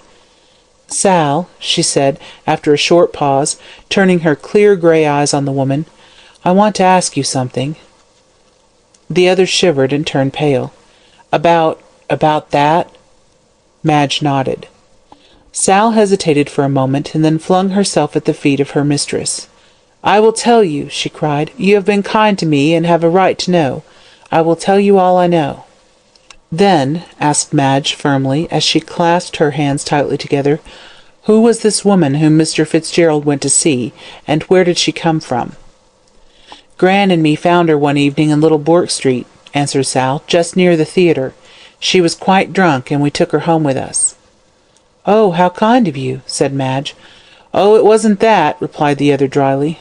"Gran wanted her clothes. She was awful swell dressed." "And she took the clothes? How wicked!" "Anyone would have done it down our way," answered Sal indifferently. "But Gran changed her mind when she got her home. I went out to get some gin for Gran, and when I got back she was a-hugging and a-kissing the woman." "She recognized her." "Yes, I suppose so," replied Sal. "And next morning, when the lady got square, she made a grab at Gran and hollered out, 'I was coming to see you!'" "And then?" "Gran chucked me out of the room, and they had a long jaw, and then when I come back, Gran tells me the lady is a-going to stay with us 'cause she was ill, and sent me for Mr. White." "And he came?" "Oh, yes, often," said Sal. "He kicked up a row when he first turned up, but when he found she was ill he sent a doctor, but it weren't no good. She was 2 weeks with us, and then died the morning she saw Mr. Fitzgerald." "I suppose Mr. White was in the habit of talking to this woman?" "Lots," returned Sal, "but he always turned Gran and me out of the room afore he started." "And," hesitating, "did you ever overhear one of those conversations?" "Yes, one," answered the other with a nod. "I got riled at the way he cleared us out of our own room, and once, when he shut the door and Gran went off to get some gin, I sat down at the door and listened. He wanted her to give up some papers, and she wouldn't. She said she'd die first, but at last he got 'em and took 'em away with him." "Did you see them?" asked Madge, as the assertion of Gorby that White had been murdered for certain papers flashed across her mind. "Rather," said Sal. "I was looking through a hole in the door, and she takes 'em from under her pillar, and he takes 'em to the table, where the candle was, and looks at 'em. They were in a large blue envelope with writing on it in red ink. Then he put 'em in his pocket, and she sings out, 'You'll lose 'em,' and he says, 'No, I'll always have 'em with me, and if he wants 'em he'll have to kill me fust afore he gets 'em.'" "And you did not know who the man was to whom the papers were of such importance?" "No, I didn't. They never said no names." "And when was it White got the papers?" "About a week before he was murdered," said Sal, after a moment's thought. "And after that he never turned up again. She kept watching for him night and day, and 'cause he didn't come, got mad at him. I hear her saying, 'You think you've done with me, my gentleman, and leaves me here to die, but I'll spoil your little game.' And then she wrote that letter to Mr. Fitzgerald, and I brought him to her, as you know." "Yes, yes," said Madge, rather impatiently. "I heard all that at the trial. But what conversation passed between Mr. Fitzgerald and this woman? Did you hear it?" "Bits of it," replied the other. "I didn't split in court, 'cause I thought the lawyer would be down on me for listening. The first thing I heard Mr. Fitzgerald saying was, 'You're mad, it ain't true,' and she says, 'S'elp me it is, White's got the proof.' And then he sings out, 'My poor girl,' and she says, 'Will you marry her now?' And says he, 'I will, I love her more than ever.' And then she makes a grab at him and says, 'Spoil his game if you can,' and says he, 'What's your name?' and she says—" "What?" asked Madge breathlessly. "Rosanna Moore." There was a sharp exclamation as Sal said the name, and turning round quickly, Madge found Brian standing beside her, pale as death, with his eyes fixed on the woman, who had risen to her feet. "Go on," he said sharply. "That's all I know," she replied in a sullen tone. Brian gave a sigh of relief. "You can go," he said slowly. "I wish to speak with Miss Frettleby alone." Sal looked at him for a moment, and then glanced at her mistress, who nodded to her as a sign that she might withdraw. She picked up her book, and with another sharp, inquiring look at Brian, turned and walked slowly into the house. A Daughter of Eve. After Sal had gone, Brian sank into a chair beside Madge with a weary sigh. He was in riding dress, which became his stalwart figure well, and he looked remarkably handsome but ill and worried. "What on earth were you questioning that girl about?" he said abruptly, taking his hat off and tossing it and his gloves onto the floor. Madge flushed crimson for a moment, and then taking Brian's two strong hands in her own, looked steadily into his frowning face. "Why don't you trust me?" she asked in a quiet tone. "It is not necessary that I should," he answered moodily. "The secret that Rosanna Moore told me on her deathbed is nothing that would benefit you to know." "Is it about me?" she persisted. "It is, and it is not," he answered epigrammatically. "I suppose that means that it is about a third person, and concerns me," she said calmly, releasing his hands. "Well, yes," impatiently striking his boot with his riding-whip. "But it is nothing that can harm you so long as you do not know it. But God help you should anyone tell it to you, for it would embitter your life." "My life being so very sweet now," answered Madge, with a slight sneer. "You are trying to put out a fire by pouring oil on it, and what you say only makes me more determined to learn what it is." "Madge, I implore you not to persist in this foolish curiosity," he said almost fiercely. "It will bring you only misery." "If it concerns me, I have a right to know it," she answered curtly. "When I marry you, how can we be happy together, with the shadow of a secret between us?" Brian rose and leaned against the veranda post with a dark frown on his face. "Do you remember that verse of Browning's?" he said coolly. "Where the apple reddens, never pry, lest we lose our Edens, Eve and I." Singularly applicable to our present conversation, I think." "Ah," she said, her pale face flushing with anger, "you want me to live in a fool's paradise, which may end at any moment." "That depends upon yourself," he answered coldly. "I never roused your curiosity by telling you that there was a secret, but betrayed it inadvertently to Calton's cross-questioning.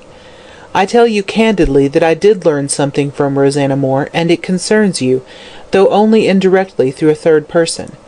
But it would do no good to reveal it, and would ruin both our lives." She did not answer, but looked straight before her into the glowing sunshine. Brian fell on his knees beside her and stretched out his hands with an entreating gesture. "Oh, my darling," he cried sadly, "cannot you trust me? The love which has stood such a test as yours cannot fail like this. Let me bear the misery of knowing it alone, without blighting your young life with the knowledge of it. I would tell you if I could, but God help me, I cannot. And he buried his face in his hands. Madge closed her mouth firmly, and touched his comely head with her cool white fingers. There was a struggle going on in her breast between her feminine curiosity and her love for the man at her feet. The latter conquered, and she bowed her head over his. "Brian," she whispered softly, "let it be as you wish. I will never again try to learn this secret, since you do not desire it." He arose to his feet and caught her in his strong arms with a glad smile. "My dearest," he said, kissing her passionately, and then for a few moments neither of them spoke. "We will begin a new life," he said at length. "We will put the sad past away from us, and think of it only as a dream." "But this secret will still fret you," she murmured. "It will wear away with time and with change of scene," he answered sadly.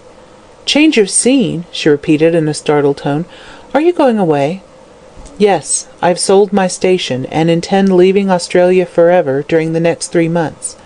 "And where are you going?" asked the girl, rather bewildered. "Anywhere," he said a little bitterly. "I am going to follow the example of Cain and be a wanderer on the face of the earth." "Alone?" "That is what I have come to see you about," said Brian, looking steadily at her. "I have come to ask if you will marry me at once, and we will leave Australia together." She hesitated.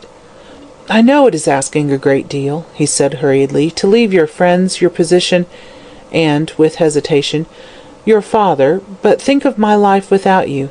Think how lonely I shall be, wandering round the world by myself, but you will not desert me now I have so much need of you. You will come with me and be my good angel in the future, as you have been in the past?" She put her hand on his arm, and looking at him with her clear grey eyes, said, "Yes." "Thank God for that," said Brian reverently, and there was again a silence. Then they sat down and talked about their plans, and built castles in the air after the fashion of lovers. "I wonder what Papa will say," observed Madge, idly twisting her engagement ring round and round. Brian frowned, and a dark look passed over his face. "I suppose I must speak to him about it," he said at length, reluctantly. "Yes, of course," she replied lightly. "It is merely a formality, still one that must be observed." "And where is Mr. Frettlby?" asked Fitzgerald, rising. "In the billiard-room," she answered, as she followed his example. "No," she continued, as she saw her father step onto the veranda. "Here he is." Brian had not seen Mark Frettlby for some time, and was astonished at the change which had taken place in his appearance. Formerly he had been as straight as an arrow, with a stern, fresh-coloured face, but now he had a slight stoop, and his face looked old and withered. His thick black hair was streaked here and there with white. His eyes alone were unchanged. They were as keen and bright as ever. Brian knew full well how he himself had altered. He knew, too, that Madge was not the same, and now he could not but wonder whether the great change that was apparent in her father was attributed to the same source, to the murder of Oliver White. Sad and thoughtful as Mr. Frettlby looked, as he came along, a smile broke over his face as he caught sight of his daughter.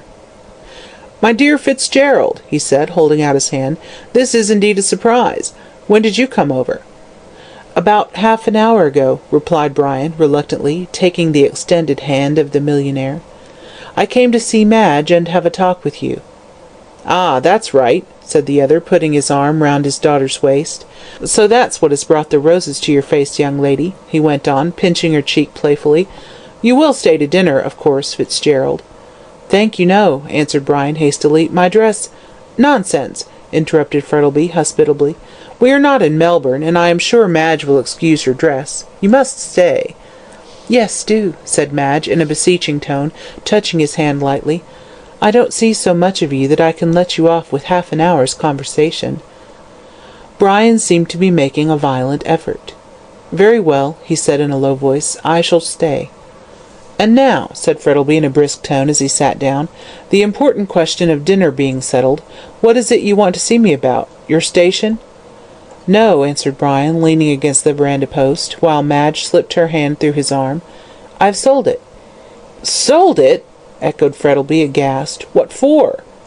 "I felt restless, and wanted a change." "Ah, a rolling stone," said the millionaire, shaking his head. "Gathers no moss, you know." "Stones don't roll of their own accord," replied Brian in a gloomy tone. "They are impelled by a force over which they have no control." "Oh, indeed!" said the millionaire in a joking tone. "And may I ask what is your propelling force?" Brian looked at the man's face with such a steady gaze that the latter's eyes dropped after an uneasy attempt to return it. "Well," he said impatiently, looking at the two tall young people standing before him, "what do you want to see me about?" "Madge has agreed to marry me at once, and I want your consent." "Impossible," said Frettlby curtly. "There is no such a word as impossible," retorted Brian coolly, thinking of the famous remark in Richelieu. "Why should you refuse? I am rich now." "Pshaw," said Frettlby, rising impatiently. "It's not money I'm thinking about. I've got enough for both of you, but I cannot live without Madge." "Then come with us," said his daughter, kissing him. Her lover, however, did not second the invitation, but stood moodily twisting his tawny moustache, and staring out into the garden in an absent sort of manner. "What do you say, Fitzgerald?" said Frettlby, who was eyeing him keenly. "Oh, delighted, of course," answered Brian confusedly. "In that case," returned the other coolly, "I will tell you what we will do. I've bought a steam yacht, and she will be ready for sea about the end of January. You will marry my daughter at once, and go round New Zealand for your honeymoon. When you return, if I feel inclined, and you two turtle-doves don't object, I will join you, and we will make a tour of the world." "Oh, how delightful!" cried Madge, clasping her hands. "I am so fond of the ocean, with a companion, of course," she added, with a saucy glance at her lover. Brian's face had brightened considerably, for he was a born sailor, and a pleasant yachting voyage in the blue waters of the Pacific, with Madge as his companion, was to his mind as near paradise as any mortal could get. "And what is the name of the yacht?" he asked with deep interest. "Her name?" repeated Mr. Frettlby hastily. "Oh, a very ugly name, and one which I intend to change. At present she is called the Rosanna." "Rosanna?" Brian and his betrothed both started at this, and the former stared curiously at the old man, wondering at the coincidence between the name of the yacht and that of the woman who died in the Melbourne slum. Mr. Frettlby flushed a little when he saw Brian's eyes fixed on him with such an inquiring gaze, and rose with an embarrassed laugh. "You are a pair of moon-struck lovers," he said gaily, taking an arm of each and leading them into the house. "But you forget dinner will be ready soon." Across the walnuts and the wine. Moore, sweetest of bards, sings, "Oh, there's nothing half so sweet in life as love's young dream." But he made this assertion in his callow days, before he had learned the value of a good digestion. To a young and fervid youth, love's young dream is, no doubt, very charming, lovers, as a rule, having a small appetite. But to a man who has seen the world, and drunk deeply of the wine of life, there is nothing half so sweet in the whole of his existence as a good dinner. A hard heart and a good digestion will make any man happy. So said Talleyrand, a cynic if you like, but a man who knew the temper of his day and generation. Ovid wrote about the art of love, brilliant Savarin of the art of dining, yet, I warrant you, the gastronomical treatise of the brilliant Frenchman is more widely read than the passionate songs of the Roman poet. Who does not value as the sweetest, in the whole 24, the hour when, seated at an artistically laid table, with delicately cooked viands, good wine, and pleasant company, All the cares and worries of the day give place to a delightful sense of absolute enjoyment. Dinner with the English people is generally a very dreary affair, and there is a heaviness about the whole thing which communicates itself to the guests, who eat and drink with a solemn persistence, as though they were occupied in fulfilling some sacred rite. But there are men, alas, few and far between, who possess the rare art of giving good dinners, good in the sense of sociality as well as in that of cookery. Mark Frettlby was one of these rare individuals. He had an innate genius for getting pleasant people together, people who, so to speak, dovetailed into one another. He had an excellent cook, and his wines were irreproachable, so that Brian, in spite of his worries, was glad that he had accepted the invitation. The bright gleam of the silver, the glitter of glass, and the perfume of flowers, all collected under the subdued crimson glow of a pink-shaded lamp, which hung from the ceiling, could not but give him a pleasurable sensation. On one side of the dining-room were the French windows opening onto the veranda, and beyond appeared the vivid green of the trees, and the dazzling colours of the flowers, somewhat tempered by the soft, hazy glow of the twilight. Brian had made himself as respectable as possible under the odd circumstances of dining in his riding dress, and sat next to Madge, contentedly sipping his wine, and listening to the pleasant chatter which was going on around him. Felix Rolleston was in great spirits, the more so as Mrs. Rolleston was at the further end of the table, hidden from his view. Julia Featherweight sat near Mr. Frettlby, and chatted to him so persistently that he wished she would become possessed of a dumb devil. Dr. Chinston and Peterson were seated on the other side of the table, and the old colonist, whose name was Valpy, had the post of honour on Mr. Frettlby's right hand. The conversation had turned on to the subject, evergreen and fascinating, of politics, and Mr. Rolleston thought it a good opportunity to air his views as to the government of the colony, and to show his wife that he really meant to obey her wish and become a power in the political world. "By Jove, you know," he said, with a wave of his hand, as though he were addressing the house, "the country is going to the dogs, and all that sort of thing. What we want is a man like Beaconsfield." "Ah, but you can't pick up a man like that every day," said Frettlby, who was listening with an amused smile to Rolleston's disquisitions. "Rather a good thing, too," observed Dr. Chinston, dryly. "Genius would become too common." "Well, when I am elected," said Felix, who had his own views, which modesty forbade him to publish, on the subject of the coming colonial Disraeli, "I probably shall form a party." "To advocate what?" asked Peterson, curiously. "Oh, well, you see," hesitated Felix, "I haven't drawn up a programme yet, so I can't say at present." "Yes, you can hardly give a performance without a programme," said the doctor, taking a sip of wine, and then everybody laughed. "And on what are your political opinions founded?" asked Mr. Frettlby, absently, without looking at Felix. "Oh, you see, I've read the parliamentary reports and constitutional history, and Vivian Grey," said Felix, who began to feel himself somewhat at sea. "The last of which is what the author called it, a lusus naturae," observed Chinston. "Don't erect your political schemes on such bubble foundations as are in that novel, for you won't find a Marquise Carabas out here." "Unfortunately, no," observed Felix mournfully, "but we may find a Vivian Grey." Everyone smothered a smile, the illusion was so patent. "Well, he didn't succeed in the end," cried Peterson. "Of course he didn't," retorted Felix disdainfully. "He made an enemy of a woman, and a man who was such a fool as to do that deserves to fall." "You have an excellent opinion of our sex, Mr. Rolleston," said Madge, with a wicked glance at the wife of that gentleman, who was listening complacently to her husband's aimless chatter. "No better than they deserve," replied Rolleston gallantly. "But you have never gone in for politics, Mr. Frettlby." "Who? I? No," said the host, rousing himself out of the brown study into which he had fallen. "I'm afraid I'm not sufficiently patriotic, and my business did not permit me."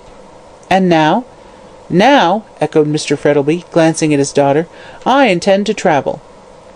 "The jolliest thing out," said Peterson eagerly. "One never gets tired of seeing the queer things that are in the world."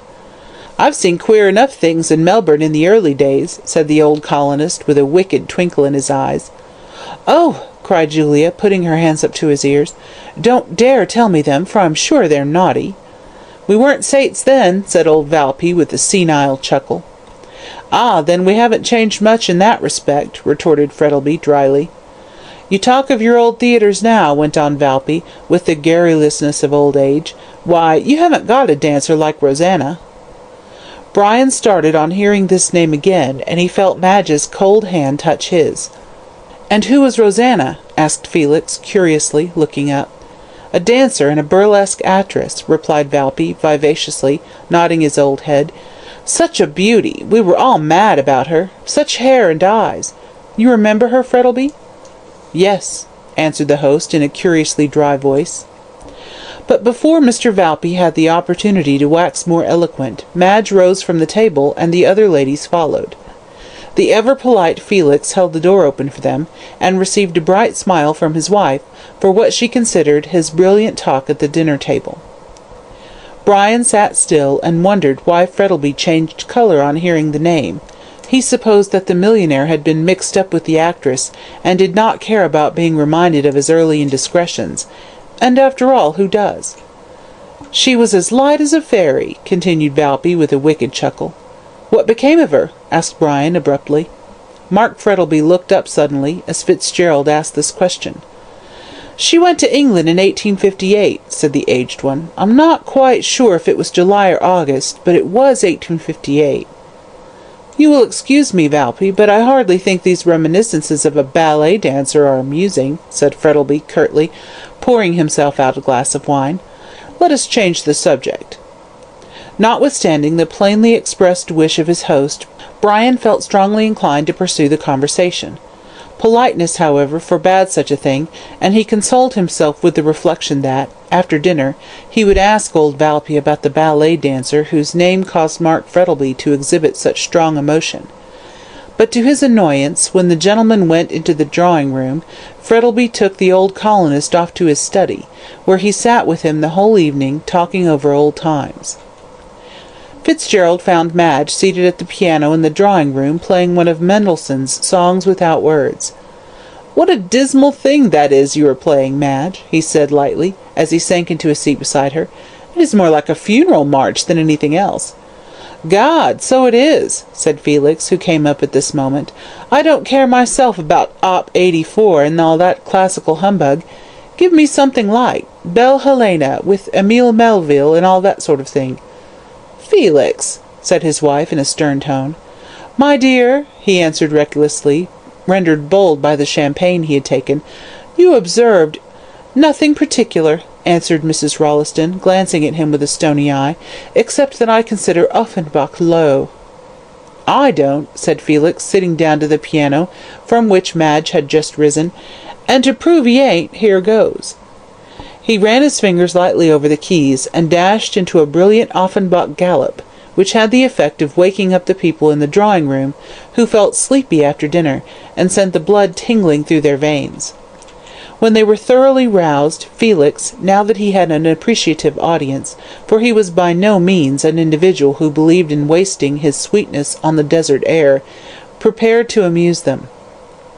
"You haven't heard the last new song by Frosty, have you?" he asked, after he had brought his gallop to a conclusion.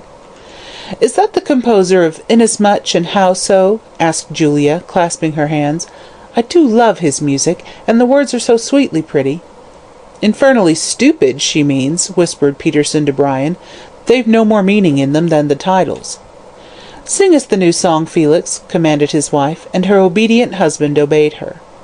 It was entitled Somewhere, words by Vashti, music by Paolo Frosti, and was one of those extraordinary compositions which may mean anything, that is, if the meaning can be discovered. Felix had a pleasant voice, though it was not very strong, and the music was pretty, while the words were mystical. The first verse was as follows: "A flying cloud, a breaking wave, a faint light in a moonless sky, a voice from the silent grave, sounds sad in one long, bitter cry. I know not, sweet, where you may stand, with shining eyes and golden hair, yet I know I will touch your hand, and kiss your lips somewhere, somewhere, somewhere, when the summer sun is fair, waiting on me on land or sea, somewhere, love, somewhere." The second verse was very similar to the first, and when Felix finished, a murmur of applause broke from every one of the ladies. "How sweetly pretty!" sighed Julia. "Such a lot in it." "But what is its meaning?" asked Brian, rather bewildered. "It hasn't got one," replied Felix complacently. "Surely you don't want every song to have a moral, like a book of Aesop's fables." Brian shrugged his shoulders and turned away with Madge. "I must say I agree with Fitzgerald," said the doctor quickly. "I like a song with some meaning in it. The poetry of the one you sang is as mystical as Browning, without any of his genius to redeem it." "Philistine," murmured Felix under his breath, and then vacated his seat at the piano in favour of Julia, who was about to sing a ballad called "Going Down the Hill," which had been the rage in Melbourne musical circles during the last 2 months. Meanwhile, Madge and Brian were walking up and down in the moonlight. It was an exquisite night, with a cloudless blue sky glittering with the stars, and a great yellow moon in the west. Madge seated herself on the side of the marble ledge which girdled the still pool of water in front of the house, and dipped her hand into the cool water. Brian leaned against the trunk of a great magnolia tree, whose glossy green leaves and great creamy blossoms looked fantastic in the moonlight. In front of them was the house, with the ruddy lamplight streaming through the wide windows, and they could see the guests within, excited by the music, waltzing to Rolleston's playing, and their dark figures kept passing and repassing the windows, while the charming music of the waltz mingled with their merry laughter. "Looks like a haunted house," said Brian, thinking of Poe's weird poem, "but such a thing is impossible out here." "I don't know so much about that," said Madge gravely, lifting up some water in the palm of her hand, and letting it stream back like diamonds in the moonlight. "I knew a house in St. Kilda which was haunted." "By what?" asked Brian sceptically. "Noises," she answered solemnly. Brian burst out laughing, and startled a bat, which flew round and round in the silver moonlight, and whirled away into the shelter of a wych-elm. "Rats and mice are more common here than ghosts," he said lightly. "I'm afraid the inhabitants of your haunted house were fanciful." "So you don't believe in ghosts?"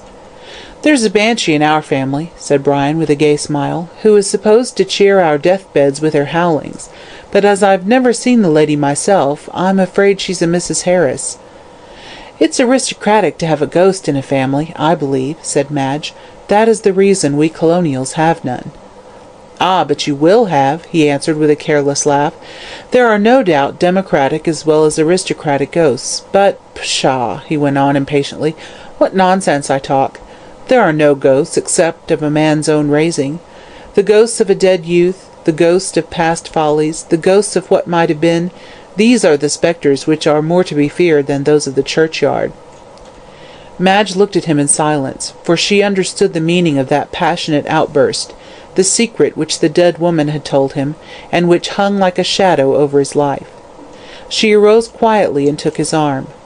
The light touch roused him, and a faint wind sent an eerie rustle through the still leaves of the magnolia as they walked back in silence to the house. Brian receives a letter. Notwithstanding the hospitable invitation of Mr. Frettlby, Brian refused to stay at Yabbayallook that night, but after saying good-bye to Madge, mounted his horse and rode slowly away in the moonlight.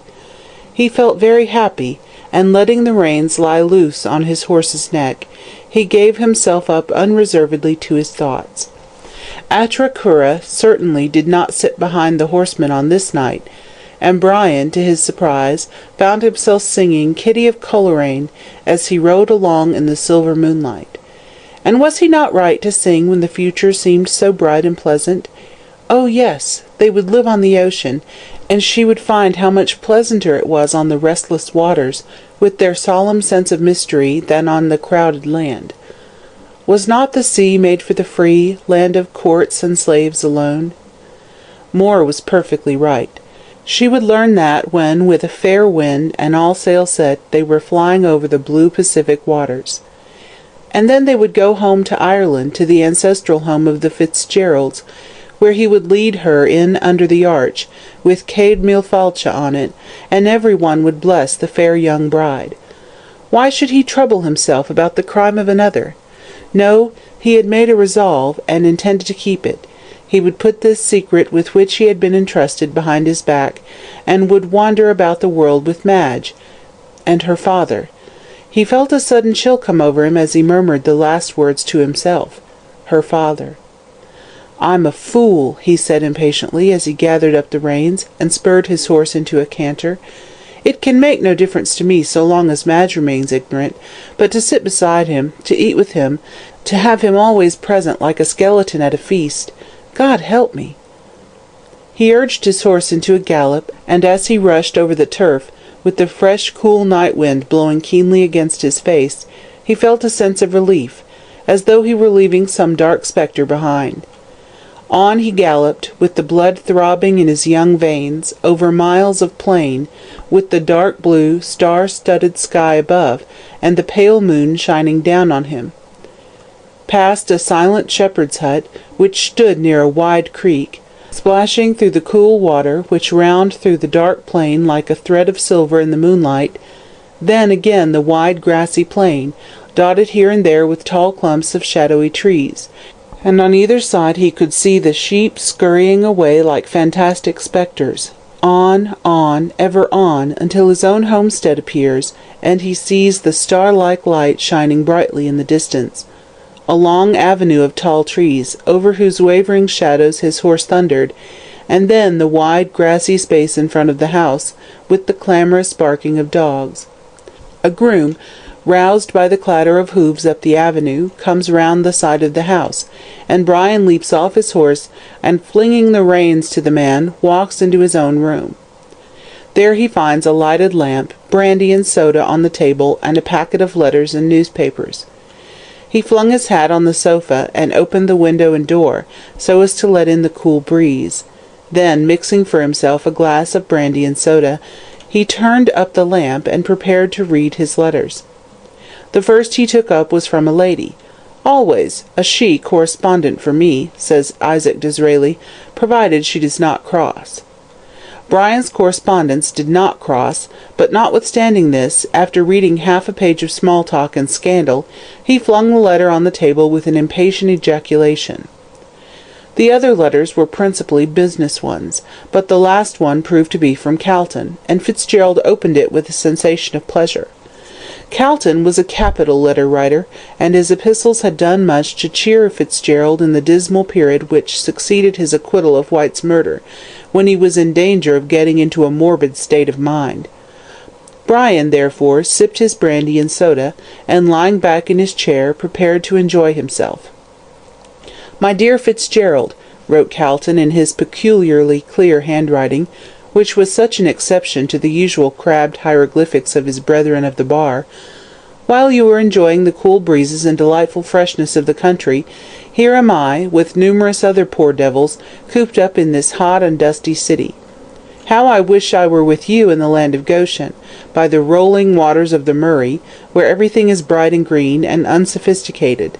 The two latter terms are almost identical, instead of which my view is bounded by bricks and mortar, and the muddy waters of the Yarra have to do duty for your noble river.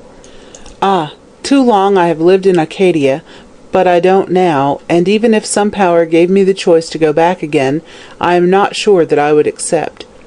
Arcadia, after all, is a lotus-eating paradise of blissful ignorance, and I love the world with its pomps, vanities, and wickedness. While you, therefore, O Corydon, don't be afraid, I'm not going to quote Virgil, are studying nature's book. I am deep in the musty leaves of Themis's volume. But I dare say that the Great Mother teaches you much better things than her artificial daughter does me. However, you remember that pithy proverb, when one is in Rome, one must not speak ill of the Pope. So being in the legal profession, I must respect its muse. I suppose when you saw that this letter came from a law office, you wondered what the deuce a lawyer was writing to you for, and my handwriting no doubt suggested a writ. Pshaw! I am wrong there. You are past the age of writs. Not that I hint that you are old, by no means. You are just at that appreciative age when a man enjoys life most, when the fire of youth is tempered by the experience of age, and one knows how to enjoy the utmost good things of this world. Vidicelet, love, wine, and friendship. I am afraid I am growing poetical, which is a bad thing for a lawyer, for the flower of poetry cannot flourish in the arid wastes of the law. On reading what I have written, I find I have been as discursive as Praed's vicar, and as this letter is supposed to be a business one, I must deny myself the luxury of following out a train of idle ideas and right sense. I suppose you still hold the secret which Rosanna Moore entrusted with you. Ah, you see I know her name, and why? Simply because, with the natural curiosity of the human race, I have been trying to find out who murdered Oliver White, and as the Argus very cleverly pointed out, Rosanna Moore, as likely to be at the bottom of the whole affair, I have been learning her past history. The secret of White's murder, and the reason for it, is known to you, but you refuse, even in the interest of justice, to reveal it. Why, I don't know, but we all have our little faults, and from an amiable, though mistaken sense of, shall I say duty, you refuse to deliver up the man whose cowardly crime so nearly cost you your life. After your departure from Melbourne, everyone said, "The Hansom Cab tragedy is at an end, and the murderer will never be discovered." I ventured to disagree with the wiseacres who made such a remark, and asked myself, who was this woman who died at Mother Guttersnipe's? Receiving no satisfactory answer for myself, I determined to find out, and took steps accordingly. In the first place, I learned from Roger Morland, who, if you remember, was a witness against you at the trial, that White and Rosanna Moore had come out to Sydney on the John Elder about a year ago as Mr. and Mrs. White. I need hardly say that they did not think it needful to go through the formality of marriage, as such a time might have been found inconvenient on some future occasion. Morland knew nothing about Rosanna Moore, and advised me to give up the search, as coming from a city like London it would be difficult to find any one that knew her there. Notwithstanding this, I telegraphed home to a friend of mine, who is a bit of an amateur detective, find out the name and all about the woman who left England on the John Elder on the 21st day of August, 18, as wife of Oliver White. Mirabile too, he found out all about her, and knowing as you do what a maelstrom of humanity London is, you must admit my friend was clever. It appears, however, that the task I set him was easier than he expected, for the so-called Mrs. White was rather a notorious individual in her own way. She was a burlesque actress at the Frivolity Theatre in London, and being a very handsome woman, had been photographed innumerable times. Consequently, when she very foolishly went with White to choose a berth on board the boat, she was recognized by the clerks in the office as Rosanna Moore, better known as Musette of the Frivolity. Why she ran away with White I cannot tell you. With reference to men understanding women, I refer you to Balzac's remark anent the same. Perhaps Musette got weary of St. John's Wood and champagne suppers, and longed for the purer air of her native land. Ah! You open your eyes at this latter statement. You are surprised. No, on second thoughts you are not, because she told you herself that she was a native of Sydney, and had gone home in 1858, after a triumphant career of acting in Melbourne. And why did she leave the applauding Melbourne public and the flesh-pots of Egypt? You know this also. She ran away with a rich young squatter, with more money than morals, who happened to be in Melbourne at the time. She seems to have had a weakness for running away. But why she chose White to go with this time puzzles me. He was not rich, not particularly good-looking, had no position, and a bad temper. How do I know all these traits of Mr. White's character, morally and socially? Easily enough. My omniscient friend found them all out.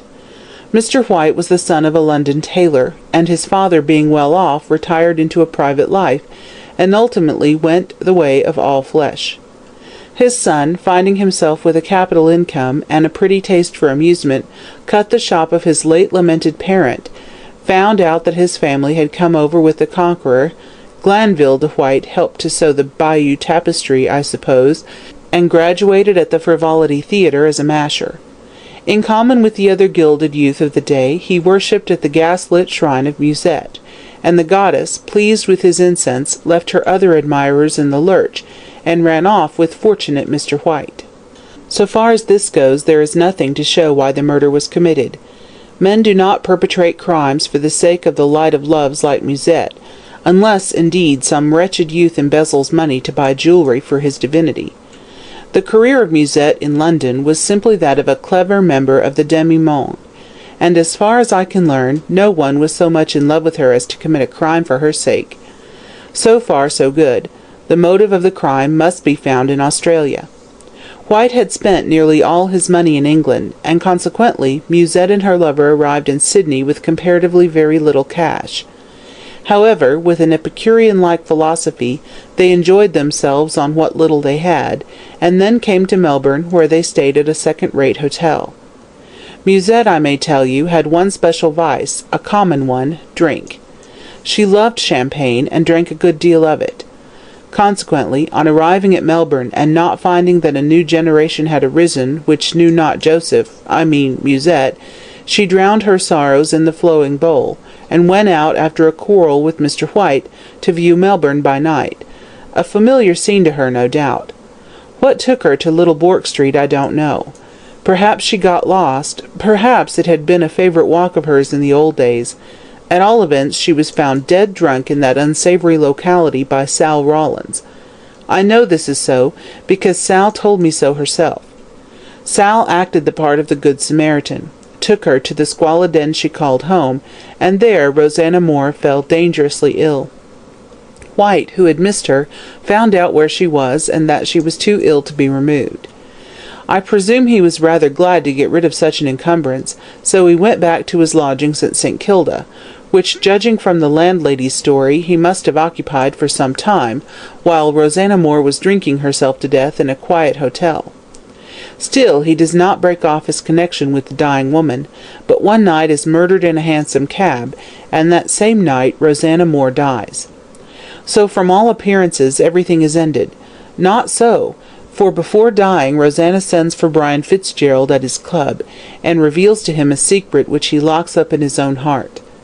The writer of this letter has a theory, a fanciful one if you will, that the secret told to Brian Fitzgerald contains the mystery of Oliver White's death. Now then, have I not found out a good deal without you, and do you still decline to reveal the rest? I do not say you know who killed White, but I do say you know sufficient to lead to the detection of the murderer. If you tell me, so much the better, both for your own sense of justice and for your peace of mind. If you do not, well, I shall find out without you. I have taken, and still take, a great interest in this strange case, and I have sworn to bring the murderer to justice, so I make this last appeal to you to tell me what you know. If you refuse, I will set to work to find out all about Rosanna Moore prior to her departure from Australia in 1858, and I am certain, sooner or later, to discover the secret which led to White's murder. If there is any strong reason why it should be kept silent, I perhaps will come round to your view and let the matter drop. But if I have to find it out myself, the murderer of Oliver White need expect no mercy at my hands. So think over what I have said. If I do not hear from you within the next week, I shall regard your decision as final, and pursue the search myself. I am sure, my dear Fitzgerald, you will find this letter too long, in spite of the interesting story it contains, so I will have pity on you and draw to a close. Remember me to Miss Frettlby and to her father. With kind regards to yourself, I remain, yours very truly, Duncan Calton. When Fitzgerald had finished the last of the closely written sheets, he let the letter fall from his hands, and leaning back in his chair, stared blankly into the dawning light outside. He arose after a few moments, and pouring himself out a glass of brandy, drank it quickly. Then, mechanically lighting a cigar, he stepped out of the door into the fresh beauty of the dawn. There was a soft crimson glow in the east, which announced the approach of the sun, and he could hear the chirping of the awakening birds in the trees. But Brian did not see the marvellous breaking of the dawn. He stood staring at the red light flaring in the east, and thinking of Calton's letter. "I can do no more," he said bitterly, leaning his head against the wall of the house. "There is only one way of stopping Calton, and that is by telling him all. My poor Madge, my poor Madge." A soft wind arose and rustled among the trees, and there appeared great shafts of crimson light in the east. Then, with a sudden blaze, the sun peered over the brim of the wide plain. The warm yellow rays touched lightly the comely head of the weary man, and turning round, he held up his arms to the great luminary, as though he were a fire-worshipper. "I accept the omen of the dawn," he cried, "for her life and for mine." What Dr. Chinston said. His resolution taken, Brian did not let the grass grow under his feet, but rode over in the afternoon to tell Madge of his intended departure. The servant told him she was in the garden, so he went there, and guided by the sound of merry voices and the laughter of pretty women, soon found his way to the lawn-tennis ground. Madge and her guests were there, seated under the shade of a great wych-elm, and watching with great interest a single-handed match being played between Rolleston and Peterson, both of whom were capital players.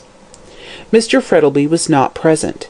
He was inside writing letters and talking with old Mr. Valpy, and Brian gave a sigh of relief as he noted his absence. Madge caught sight of him as he came down the garden path, and flew quickly towards him with outstretched hands as he took his hat off. "How good of you to come," she said in a delighted tone as she took his arm, "and on such a hot day." "Yes, it's something fearful in this shade," said pretty Mrs. Rolleston with a laugh, putting up her sunshade. "Pardon me if I think the contrary," replied Fitzgerald, bowing, with an expressive look at the charming group of ladies under the great tree. Mrs. Rolleston blushed and shook her head. "Ah, it's easy to see you came from Ireland, Mr. Fitzgerald," she observed as she resumed her seat. "You are making Madge jealous." "So he is," answered Madge with a gay laugh. "I shall certainly inform Mr. Rolleston about you, Brian, if you make these gallant remarks."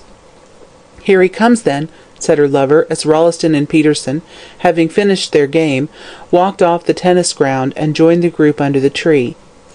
Though in tennis flannels, they both looked remarkably warm, and throwing aside his racket, Mr. Rolleston sat down with a sigh of relief.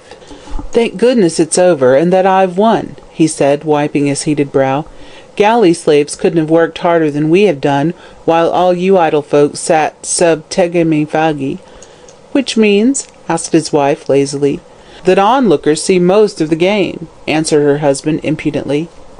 "I suppose that's what you call a free and easy translation," said Peterson, laughing. "Mrs. Rolleston ought to give you something for your new and original adaptation of Virgil." "Let it be iced, then," retorted Rolleston, lying full length on the ground, and staring up at the blue of the sky as seen through the network of leaves. "I always like my something iced." "It's a way you've got," said Madge, with a laugh, as she gave him a glass filled with some sparkling, golden-coloured liquor, with a lump of ice clinking musically against the side of it. "He's not the only one who's got that way," said Peterson gaily, when he had been similarly supplied. "It's a way we've got in the army, it's a way we've got in the navy, it's a way we've got in the varsity. And so say all of us," finished Rolleston, and holding out his glass to be replenished. "I'll have another, please. Whew, it is hot." "What, the drink?" asked Julia with a giggle. "No, the day," answered Felix, making a face at her. "It's the kind of day one feels inclined to adopt Sydney Smith's advice, by getting out of one's skin and letting the wind whistle through one's bones." "With such a hot wind blowing," said Peterson gravely, "I'm afraid they'd soon be broiled bones." "Go, giddy one," retorted Felix, throwing his hat at him, "or I'll drag you into the blazing sun and make you play another game." "Not I," replied Peterson coolly. "Not being a salamander, I'm hardly used to your climate yet, and there is a limit even to lawn tennis." And turning his back on Rolleston, he began to talk to Julia Featherweight. Meanwhile, Madge and her lover, leaving all this frivolous chatter behind them, were walking slowly towards the house, and Brian was telling her of his approaching departure, though not of his reasons for it. "I received a letter last night," he said, turning his face away from her, "and as it's about some important business, I must start at once." "I don't think it will be long before we follow," answered Madge thoughtfully. "Papa leaves here at the end of the week." "Why?"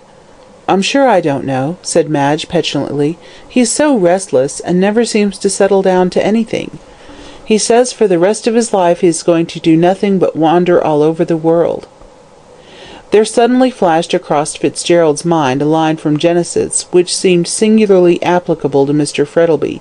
"A fugitive and a vagabond thou shalt be in the earth."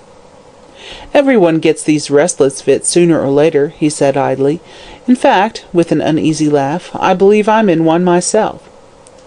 "That puts me in mind of what I heard Dr. Chinston say yesterday," she said. "This is the age of unrest, as electricity and steam have turned us all into bohemians." "Ah!" "Bohemia is a pleasant place," said Brian absently, unconsciously quoting Thackeray, "but we all lose our way to it late in life." "At that rate we won't lose our way to it for some time," she said, laughing, as they stepped into the drawing-room, so cool and shady after the heat and glare outside. As they entered, Mr. Frettlby rose from a chair near the window. He appeared to have been reading, for he held a book in his hand. "What, Fitzgerald!" he exclaimed in a hearty tone, as he held out his hand. "I am glad to see you." "I let you know I am living, don't I?" replied Brian, his face flushing as he reluctantly took the proffered hand. "But the fact is I have come to say good-bye for a few days." "Ah, going back to town, I suppose," said Mr. Frettlby, lying back in his chair and playing with his watch-chain. "I don't know that you are wise, exchanging the clear air of the country for the dusty atmosphere of Melbourne." "Yet Madge tells me you are going back," said Brian, idly toying with a vase of flowers on the table. "Depends upon circumstances," replied the other carelessly. "I may and I may not. You go on business, I presume?" "Well, the fact is, Calton—" Here Brian stopped suddenly and bit his lip with vexation, for he had not intended to mention the lawyer's name. "Yes?" said Mr. Frettlby, interrogatively, sitting up quickly and looking keenly at Brian. "Wants to see me on business," he finished awkwardly. "Connected with the sale of your station, I suppose," said Frettlby, still keeping his eyes on the young man's face. "Can't have a better man. Calton's an excellent man of business." "A little too excellent," replied Fitzgerald ruefully. "He's a man who can't leave well enough alone." "Apropos of what?" "Oh, nothing," answered Fitzgerald hastily, and just then his eyes met those of Frettlby. The two men looked at one another steadily for a moment, but in that short space of time a single name flashed through their brains, the name of Rosanna Moore. Mr. Frettlby was the first to lower his eyes and break the spell. "Ah, well," he said lightly as he rose from his chair and held out his hand, "if you are 2 weeks in town, call at St. Kilda, and it's more than likely you will find us there." Brian shook hands in silence, and watched him pick up his hat and move on to the veranda and then out into the hot sunshine. "He knows," he muttered involuntarily. "Knows what, sir?" said Madge, who came silently behind him and slipped her arm through his. "That you are hungry and want something to eat before you leave us?" "I don't feel hungry," said Brian, as they walked towards the door. "Nonsense," answered Madge merrily, who, like Eve, was on hospitable thoughts intent. "I am not going to have you appear in Melbourne a pale, fond lover, as though I were treating you badly. Come, sir. No," she continued, putting up her hand as he tried to kiss her. "Business first, pleasure afterwards." And they went into the dining-room laughing. Mark Frettlby wandered down to the lawn-tennis ground, thinking of the look he had seen in Brian's eyes. He shivered for a moment in the hot sunshine, as though it had grown suddenly chill. "Someone stepping across my grave," he murmured to himself with a cynical smile. "Bah! How superstitious I am, and yet he knows, he knows." "Come on, sir," cried Felix, who had just caught sight of him. "A racket awaits you." Frettlby awoke with a start, and found himself near the lawn-tennis ground, and Felix at his elbow smoking a cigarette. He roused himself with a great effort, and tapped the young man lightly on the shoulder. "What?" he said with a forced laugh. "Do you really expect me to play lawn-tennis on such a day? You're mad." "I'm hot, you mean," retorted the imperturbable Rolleston, blowing a wreath of smoke. "That's a foregone conclusion," said Dr. Chinston, who came up at that moment. "Such a charming novel!" cried Julia, who had just caught the last remark. "What is?" asked Peterson, rather puzzled. "Howell's book. A foregone conclusion," said Julia, also looking puzzled. "Weren't you talking about it?" "I'm afraid this talk is getting slightly incoherent," said Felix with a sigh. "We all seem madder than usual today." "Speak for yourself," said Chinston indignantly. "I'm as sane as any man in the world." "Exactly," retorted the other coolly. "That's what I say, and you, being a doctor, ought to know that every man and woman in the world is more or less mad." "Where are your facts?" asked Chinston, smiling. "My facts are all visible ones," said Felix, gravely pointing to the company. "They're all crooked on some point or another." There was a chorus of indignant denial at this, and then everyone burst out laughing at the extraordinary way in which Mr. Rolleston was arguing. "If you go on like that in the House," said Frettlby, amused, "you will at all events have an entertaining Parliament." "Ah, they'll never have an entertaining Parliament till they admit ladies," observed Peterson, with a quizzical glance at Julia. "It will be a Parliament of love then," retorted the doctor dryly, "and not medieval either." Frettleby took the doctor's arm and walked away with him. "I want you to come to my study, doctor," as they strolled towards the house, "and examine me." "Why, you don't feel well?" said Chinston as they entered the house. "Not lately," replied Frettleby. "I'm afraid I've got heart disease." The doctor looked sharply at him and then shook his head. "Nonsense," he said cheerfully. "It's a common delusion with people that they have heart disease, and in 9 cases out of 10 it's all imagination. Unless, indeed," he added waggishly, "the patient happens to be a young man." "Ah, I suppose you think I'm safe as far as that goes," said Frettleby as they entered the study. "And what did you think of Rolliston's argument about people being mad?" "It was amusing," replied Chinston, taking a seat, Frettleby doing the same. "That's all I can say about it, though, mind you, I think there are more mad people at large than the world is aware of." "Indeed!" "Yes. Do you remember that horrible story of Dickens in the Pickwick Papers about the man who was mad and knew it, yet successfully concealed it for years? Well, I believe there are many people like that in the world, people whose lives are one long struggle against insanity, and yet who eat, drink, talk, and walk with the rest of their fellow men, apparently as gay and light-hearted as they are." "How extraordinary! Half the murders and suicides are done in temporary fits of insanity," went on Chinston, "and if a person broods over anything, his incipient madness is sure to break out sooner or later. But of course there are cases where a perfectly sane person may commit a murder on the impulse of the moment, but I regard such persons as mad for the time being. But again, a murder may be planned and executed in the most cold-blooded manner." "And in the latter case," said Frettleby, without looking at the doctor, and playing with a paper-knife, "do you regard the murderer as mad?" "Yes, I do," answered the doctor bluntly. "He is mad as a person who kills another because he supposes he has been told by God to do so, only there is method in his madness. For instance, I believe that Hansom Cab murder in which you were mixed up—" "I wasn't mixed up in it," interrupted Frettleby, pale with anger. "Beg pardon," said Chinston coolly, "a slip of the tongue. I was thinking of Fitzgerald. Well, I believe that crime to have been premeditated, and that the man who committed it was mad. He is no doubt at large now, walking about and conducting himself as sanely as you or I. Yet the germ of insanity is there, and sooner or later he will commit another crime." "How do you know it was premeditated?" asked Frettleby abruptly. "Anyone can see that," answered the other. "White was watched on that night, and when Fitzgerald went away the other was ready to take his place, dressed the same." "That's nothing," retorted Frettleby, looking at his companion sharply. "There are dozens of men in Melbourne who wear evening dress, light coats, and soft hat. In fact, I generally wear them myself." "Well, that might have been a coincidence," said the doctor, rather disconcerted, "but the use of chloroform puts the question beyond a doubt. People don't usually carry chloroform about with them." "I suppose not," answered the other, and then the matter dropped. Chinston made an examination of Mark Frettleby, and when he had finished, his face was very grave, though he laughed at the millionaire's fears. "You're all right," he said gaily. "Action of the heart a little weak, that's all. Only," impressively, "avoid excitement, avoid excitement." Just as Frettleby was putting on his coat, a knock came to the door, and Madge entered. "Brian is gone," she began. "Oh, I beg your pardon, doctor. But is papa ill?" she asked with sudden fear. "No, child, no," said Frettleby hastily. "I'm all right. I thought my heart was affected, but it isn't." "Not a bit of it," answered Chinston reassuringly. "All right, only avoid excitement." But when Frettleby turned to go to the door, Madge, who had her eyes fixed on the doctor's face, saw how grave it was. "There is danger," she said, touching his arm as they paused for a moment at the door. "No, no," he answered hastily. "Yes, there is," she persisted. "Tell me the worst. It is best for me to know."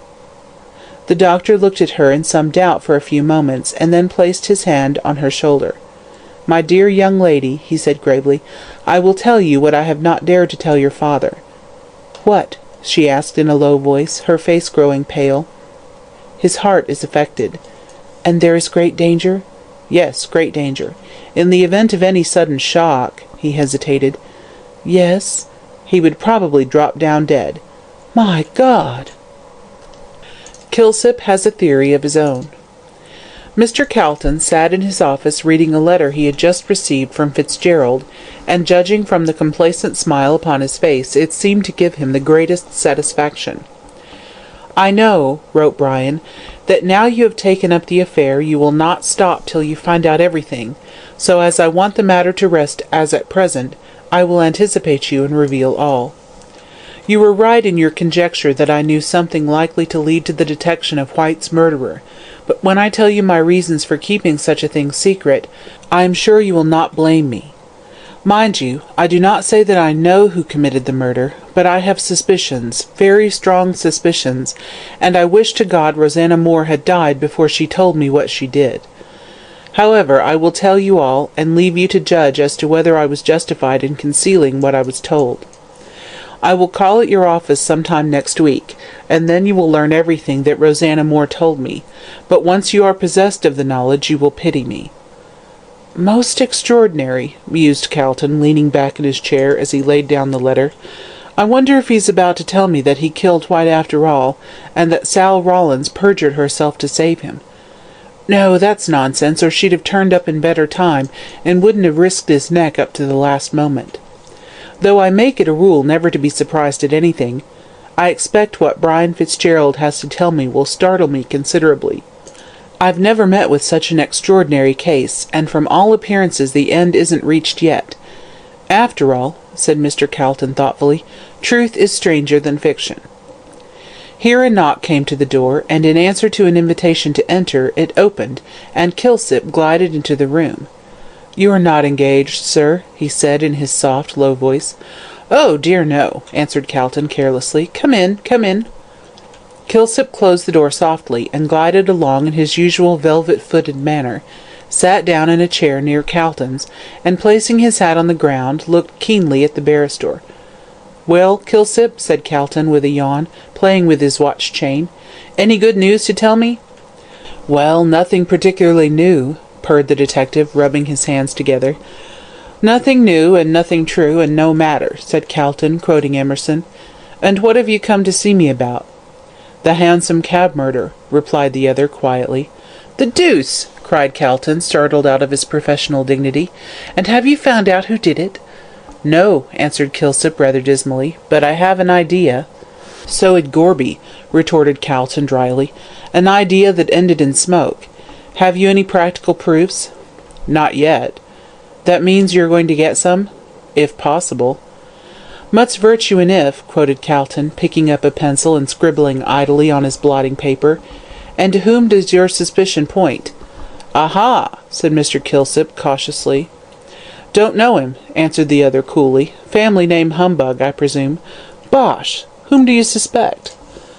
Kilsip looked round cautiously, as if to make sure they were alone, and then said in a stage whisper, "Roger Moreland." "That was the young man that gave evidence as to how White got drunk?" Kilsip nodded. "Well, and how do you connect him with the murder?" "Do you remember in the evidence given by the cabmen, Royston and Rankin, they both swore that the man who was with White on that night wore a diamond ring on the forefinger of the right hand? What of it? Nearly every second man in Melbourne wears a diamond ring, but not on the forefinger of the right hand." "Oh! And Moreland wears a ring in that way?" "Yes." "Merely a coincidence. Is that all your proof?" "All I can obtain at present." "It's very weak," said Calton scornfully. "The weakest proofs may form a chain to hang a man," observed Kilsip sententiously. "Moreland gave his evidence clearly enough," said Calton, rising and pacing out of the room. "He met White. They got drunk together. White went out of the hotel, and shortly afterwards Moreland followed with the coat, which was left behind by White, and then someone snatched it from him." "Ah, did they?" interrupted Kilsip quickly. "So Moreland says," said Calton, stopping short. "I understand. You think Moreland was not so drunk as he would make out, and that after following White outside, he put on his coat and got into the cab with him." "That is my theory." "It's ingenious enough," said the barrister, "but why should Moreland murder White? What motive had he?" "Those papers—" "Pshaw! Another idea of Gorby's," said Calton angrily. "How do you know there were any papers?" The fact is, Calton did not intend Kilsip to know that White really had papers until he heard what Fitzgerald had to tell him. "And another thing," said Calton, resuming his walk. "If your theory is correct, which I don't think it is, what became of White's coat? Has Moreland got it?" "No, he has not," answered the detective decisively. "You seem very positive about it," said the lawyer after a moment's pause. "Did you ask Moreland about it?" A reproachful look came into Kilsip's white face. "Not quite so green," he said, forcing a smile. "I thought you'd a better opinion of me than that, Mr. Calton. Ask him? No." "Then how did you find out?" "The fact is, Moreland is employed as a barman in the Kangaroo Hotel." "A barman?" echoed Calton. "And he came out here as a gentleman of independent fortune. Why, hang it, man, that in itself is sufficient to prove that he had no motive to murder White. Moreland pretty well lived on White, so what could have induced him to kill his golden goose and become a barman? Pshaw, the idea is absurd." "Well, you may be right about the matter," said Kilsip rather angrily, "and if Gorby makes mistakes I don't pretend to be infallible. But at all events, when I saw Moreland in the bar he wore a silver ring on the forefinger of his right hand." "Silver isn't a diamond." "No, but it shows that was the finger he was accustomed to wear his ring on. When I saw that I determined to search his room. I managed to do so while he was out, and found—" "A mare's nest?" Kilsip nodded. "And so your castle of cards falls to the ground," said Calton jestingly. "Your idea is absurd. Moreland no more committed the murder than I did. Why, he was too drunk on that night to do anything." "Humph, so he says. Well, men don't calumniate themselves for nothing." "It was a lesser danger to avoid a greater one," replied Kilsip coolly. "I am sure that Moreland was not drunk on that night. He only said so to escape awkward questions as to his movements. Depend upon it, he knows more than he lets out." "Well, and how do you intend to set about the matter?" "I shall start looking for the coat first." "Ah, you think he has hidden it?" "I am pretty sure of it. My theory is this. When Moreland got out of the cab at Powlett Street—" "But he didn't," interrupted Calton angrily. "Let us suppose, for the sake of argument, that he did," said Kilsip quietly. "I say, when he left the cab he walked up Powlett Street, turned to the left down George Street, and walked back to town through the Fitzroy Gardens. Then, knowing that the coat was noticeable, he threw it away, or rather hid it, and walked out of the gardens through the town. In evening dress, more noticeable than the coat." "He wasn't in evening dress," said Kilsip quietly. "No, neither was he," observed Calton eagerly, recalling the evidence at the trial. "Another blow to your theory. The murderer was in evening dress. The cabman said so." "Yes, because he had seen Mr. Fitzgerald in evening dress a few minutes before, and thought that he was the same man who got into the cab with White." "Well, what of that?" "If you remember, the second man had his coat buttoned up. Moreland wore dark trousers, at least I suppose so, and with the coat buttoned up it was easy for the cabman to make the mistake, believing, as he did, that it was Mr. Fitzgerald." "That sounds better," said Calton thoughtfully. "And what are you going to do?" "Look for the coat in the Fitzroy Gardens." "Pshaw, a wild goose chase." "Possibly," said Kilsip as he arose to go. "And when shall I see you again?" said Calton. "Oh, tonight," said Kilsip, pausing at the door. "I had nearly forgotten. Mother Guttersnipe wants to see you." "Why? What's up?" "She's dying, and wants to tell you some secret." "Rosanna Moore, by Jove," said Calton. "She'll tell me something about her. I'll get to the bottom of this yet. All right, I'll be here at 8 o'clock. "Very well, sir," and the detective glided out. "I wonder if that old woman knows anything," said Calton to himself as he resumed his seat. "She may have overheard some conversation between White and his mistress, and intends to divulge it. Well, I'm afraid when Fitzgerald does confess, I shall know all about it beforehand." Mother Guttersnipe joins the majority. Punctual to his appointment, Kilsip called at Calton's office at 8 o'clock, in order to guide him through the squalid labyrinths of the slums. He found the barrister waiting impatiently for him. The fact is, Calton had got it into his head that Rosanna Moore was at the bottom of the whole mystery, and every new piece of evidence he discovered went to confirm his belief. When Rosanna Moore was dying, she might have confessed something to Mother Guttersnipe, which would hint at the name of the murderer, and he had a strong suspicion that the old hag had received hush money in order to keep quiet. Several times before Calton had been on the point of going to her and trying to get the secret out of her, that is, if she knew it, but now fate appeared to be playing into his hands, and a voluntary confession was much more likely to be true than one dragged piecemeal from unwilling lips. By the time Kilsip made his appearance, Calton was in a high state of excitement. "I suppose we'd better go at once," he said to Kilsip as he lit a cigar. "That old hag may go off at any moment." "She might," assented Kilsip doubtfully, "but I wouldn't be a bit surprised if she pulled through. Some of these old women have 9 lives like a cat." "Not improbable," retorted Calton as they passed into the brilliantly lighted street. "Her nature seemed to me to be essentially feline. But tell me," he went on, "what's the matter with her? Old age?" "Partly. Drink also, I think," answered Kilsip. "Besides, her surroundings are not very healthy, and her dissipated habits have pretty well settled her." "It isn't anything catching, I hope," cried the barrister with a shudder, as they passed into the crowd of Bourke Street. "Don't know, sir, not being a doctor," answered the detective stolidly. "Oh!" ejaculated Calton in dismay. "It will be all right, sir," said Kilsip reassuringly. "I've been there dozens of times, and I'm all right." "I dare say," retorted the barrister, "but I may go there once and catch it, whatever it is." "Take my word, sir, it's nothing worse than old age and drink." "Has she a doctor?" "Won't let one come near her. Prescribes for herself." "Gin, I suppose. Humph! Much more unpleasant than the usual run of medicines." In a short time they found themselves in Little Bourke Street, and after traversing a few dark and narrow lanes, by this time they were more or less familiar to Calton, they found themselves before Mother Guttersnipe's den. They climbed the rickety stairs, which groaned and creaked beneath their weight, and found Mother Guttersnipe lying on the bed in the corner. The elfish, black-haired child was playing cards with a slatternly-looking girl at a deal table by the faint light of a tallow candle. They both sprang to their feet as the strangers entered, and the elfish child pushed a broken chair in a sullen manner towards Mr. Calton, while the other girl shuffled into a far corner of the room and crouched down there like a dog. The noise of their entry awoke the hag from an uneasy slumber into which she had fallen. Sitting up in bed, she huddled the clothes round her. She presented such a gruesome spectacle that involuntarily Calton recoiled. Her white hair was unbound, and hung in tangled masses over her shoulders in snowy profusion.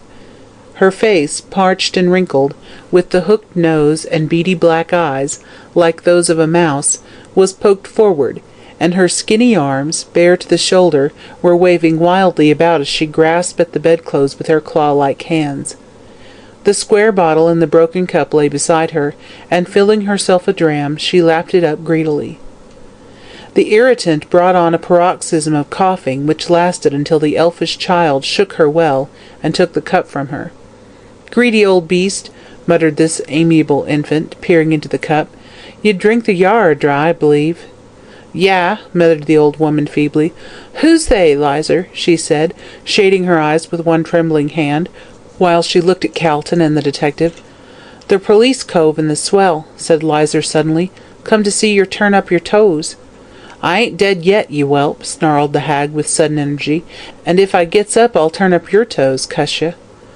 Lizer gave a shrill laugh of disdain, and Kilsip stepped forward. "None of this," he said sharply, taking Lizer by one thin shoulder, and pushing her over to where the other girl was crouching. "Stop there till I tell you to move." Lizer tossed back her tangled black hair, and was about to make some impudent reply, when the other girl, who was older and wiser, put out her hand and pulled her down beside her. Meanwhile, Calton was addressing himself to the old woman in the corner. "You wanted to see me?" he said gently, for notwithstanding his repugnance to her, she was, after all, a woman and dying. "Yes, cuss ya," croaked Mother Guttersnipe, lying down, and pulling the greasy bedclothes up to her neck. "You ain't a parson?" with sudden suspicion. "No, I'm a lawyer." "I ain't a-going to have the cussed parsons a-prowling around here," growled the old woman viciously. "I ain't a-going to die yet, cuss ya. I'm going to get well and strong, and have a good time of it." "I'm afraid you won't recover," said Calton gently. "You had better let me send for a doctor." "No, I shan't," retorted the hag, aiming a blow at him with all her feeble strength. "I ain't a-going to have my insides spoiled with salts and cinnamon. I don't want neither parsons nor doctors, I don't. I wouldn't have a lawyer, only I'm a-thinking of making my will, I am." "Mind I gets the watch," yelled Lizer from the corner. "If she gives it to Sal, I'll tear her eyes out." "Silence!" said Kilsip sharply, and with a muttered curse Lizer sat back in her corner. "Sharper than a serpent's tooth she are," whined the old woman, when quiet was once more restored. "That young devil'd have fed my home, and now she turns, cuss her." "Well, well," said Calton rather impatiently, "what is it you wanted to see me about?" "Don't be in such a hurry," said the hag with a scowl, "or I'm blamed if I'll tell you anything, s'help me." She was evidently growing very weak, so Calton turned to Kilsip and told him in a whisper to get a doctor. The detective scribbled a note on some paper, and giving it to Lizer, ordered her to take it. At this the other girl arose, and putting her arm in that of the child's, they left together. "Them two young hussies gone?" said Mother Guttersnipe. "Right you are, for I don't want what I've got to tell to get into the newspaper, I don't." "And what is it?" asked Calton, bending forward. The old woman took another drink of gin, and it seemed to put life into her, for she sat up in the bed and commenced to talk rapidly, as though she were afraid of dying before her secret was told. "You've been here afore," she said, pointing one skinny finger at Calton, "and you wanted to find out all about her, but you didn't. She wouldn't let me tell, for she was always a proud jade, a-flouncing round while her poor mother was a-starvin'." "Her mother? Are you Rosanna Moore's mother?" cried Calton, considerably astonished. "May I die if I ain't," croaked the hag. "Her poor father died of drink, cuss him, and I'm a-follerin' him to the same place in the same way. You weren't about town in the old days, or you'd have been after her, cuss you." "After Rosanna? The very girl," answered Mother Guttersnipe. "She were on the stage, she were, and my eye, what a swell she were, with all the coves a-dying for her, and she dancing over their black arts, cuss 'em.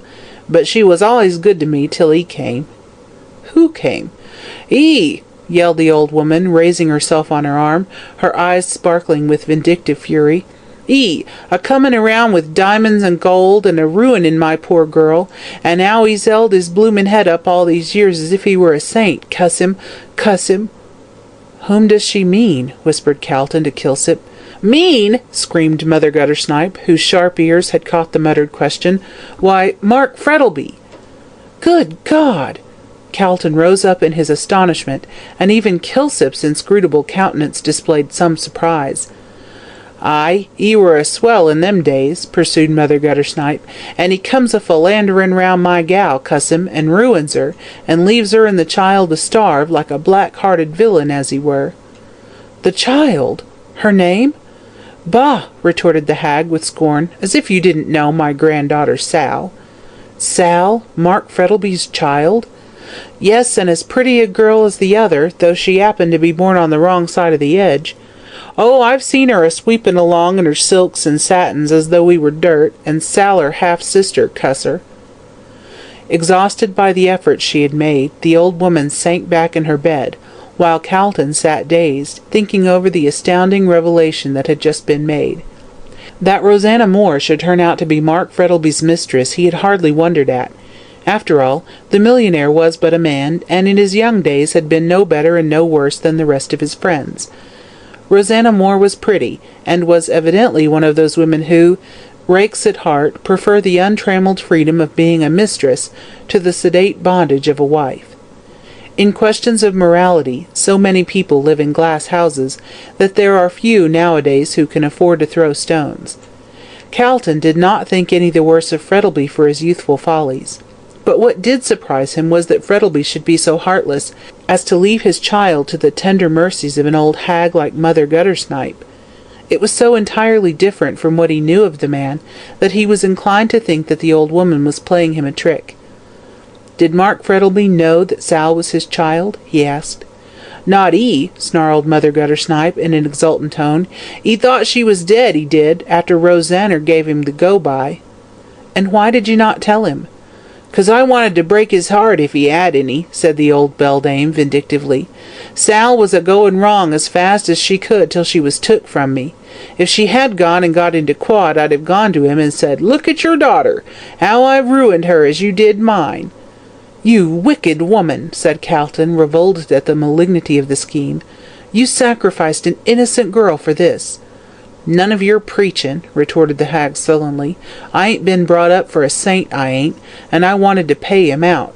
He paid me well to my old tongue about my daughter, and I got it 'ere," laying her hand on the pillow. "All gold, good gold, and mine, cuss me." Calton rose. He felt quite sick at this exhibition of human depravity, and longed to be away.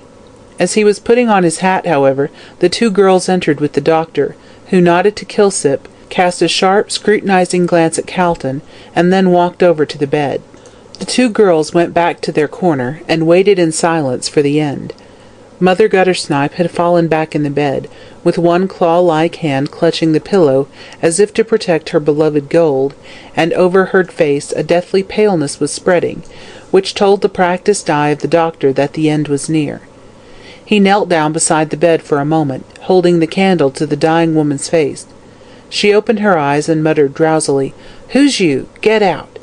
But then she seemed to grasp the situation again, and she started up with a shrill yell, which made the hearers shudder, it was so weird and eerie. "My money!" she yelled, clasping the pillow in her skinny arms. "It's all mine! You shan't have it, cuss ye!" The doctor arose from his knees and shrugged his shoulders. "Not worth while doing anything," he said coolly. "She'll be dead soon." The old woman, mumbling over her pillow, caught the word, and burst into tears. "Dead! Dead! My poor Rosanna, with her golden hair, always loving her poor mother till he took her away, and she came back to die, oh!"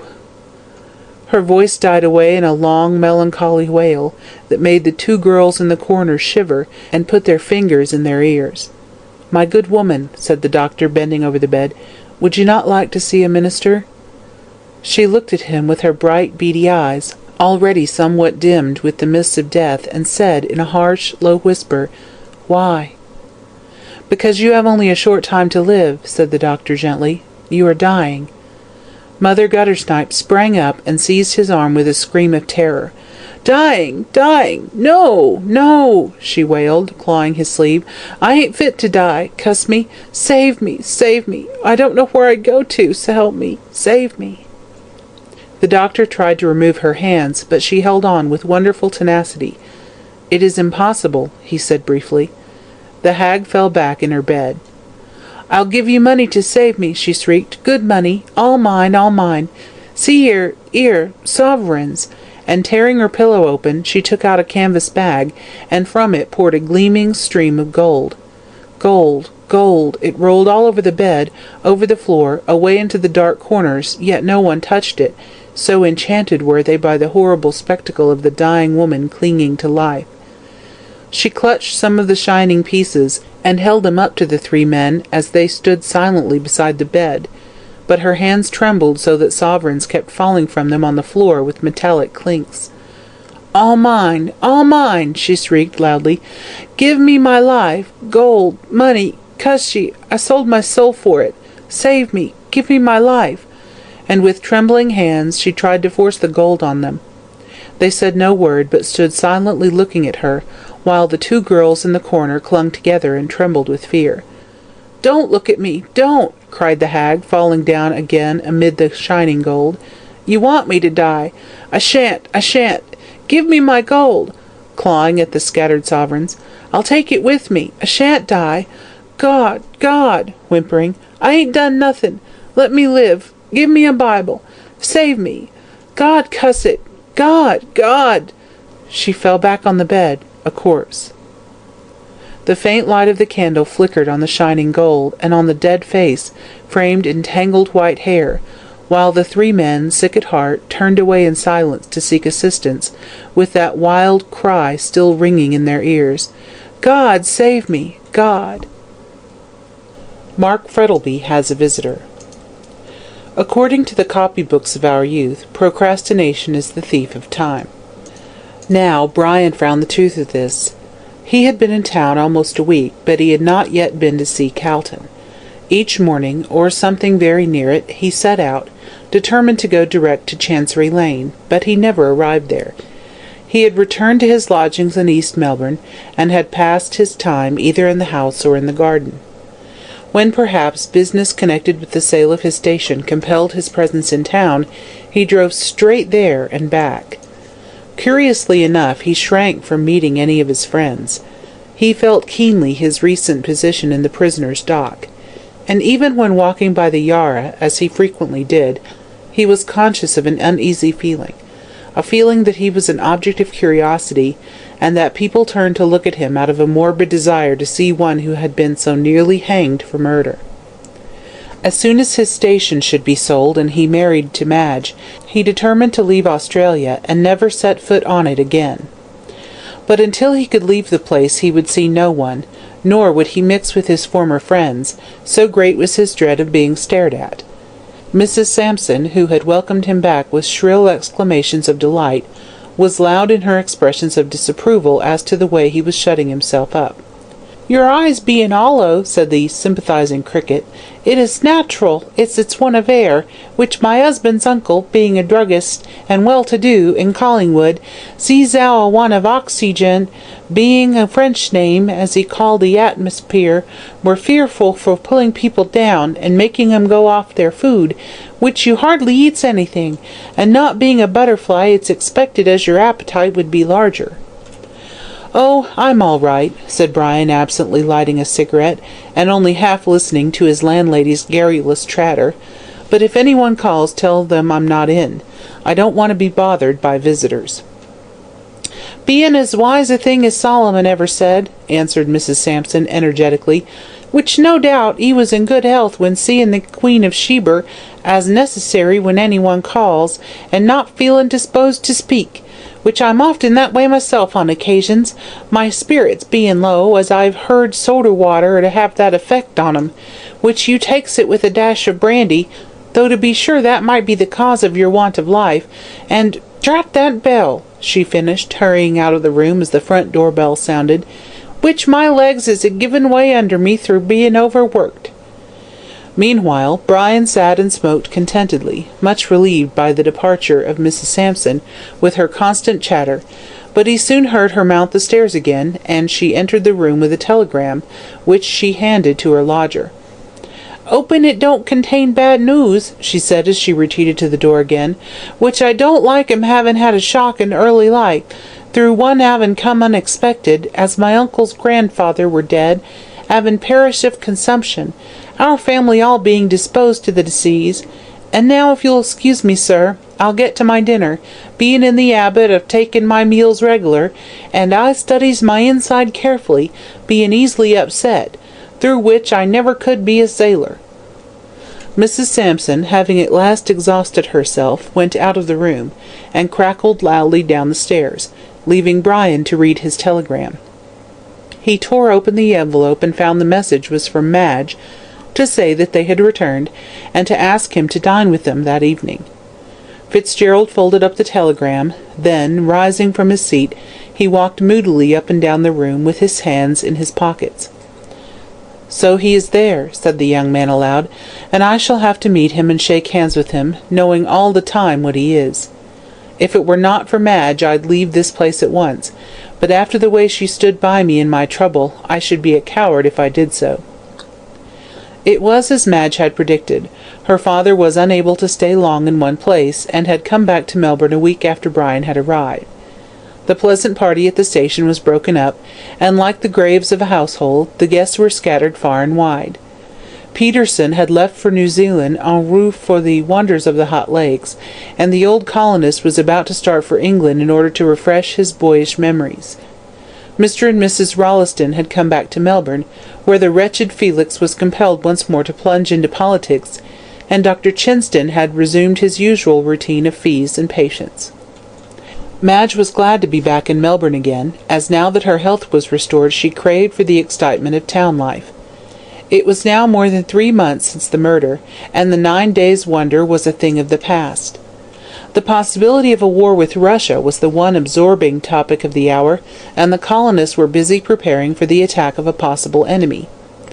As the Spanish kings had drawn their treasures from Mexico and Peru, so might the White Tsar lay violent hands on the golden stores of Australia, But here there were no uncultured savages to face, but the sons and grandsons of men who had dimmed the glories of the Russian arms at Alma and Balaclava. So in the midst of stormy rumours of wars, the tragic fate of Oliver White was quite forgotten. After the trial, everyone, including the detective office, had given up the matter, and mentally relegated it to the list of undiscovered crimes.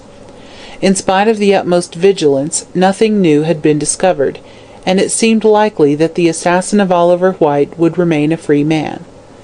There were only two people in Melbourne who still held the contrary opinion, and they were Calton and Kilsip.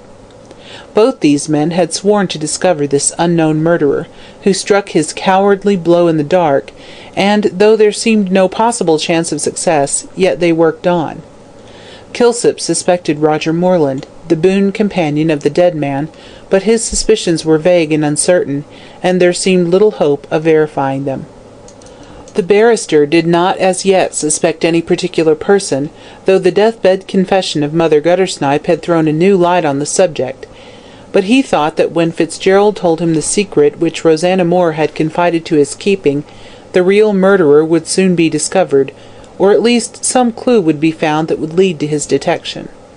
So, as the matter stood at the time of Mark Frettlby's return to Melbourne, Mr. Calton was waiting for Fitzgerald's confession before making a move, while Kilsip worked stealthily in the dark, searching for evidence against Morland.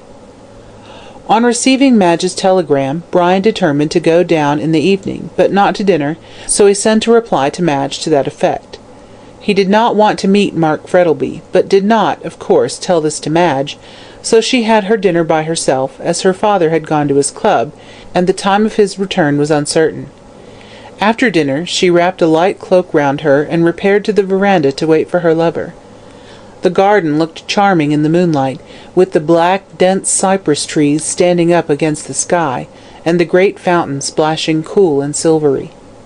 There was a heavily foliaged oak by the gate, and she strolled down the path and stood under it in the shadow, listening to the whisper and rustle of its multitudinous leaves. It is curious the unearthly glamour which moonlight seems to throw over everything, and though Madge knew every flower, tree, and shrub in the garden, yet they all looked weird and fantastical in the cold white light. She went up to the fountain, and, seating herself on the edge, amused herself by dipping her hand into the chilly water, and letting it fall, like silver rain, back into the basin. Then she heard the iron gate open and shut with a clash, and, springing to her feet, saw someone coming up the path in a light coat and soft, wide-awake hat.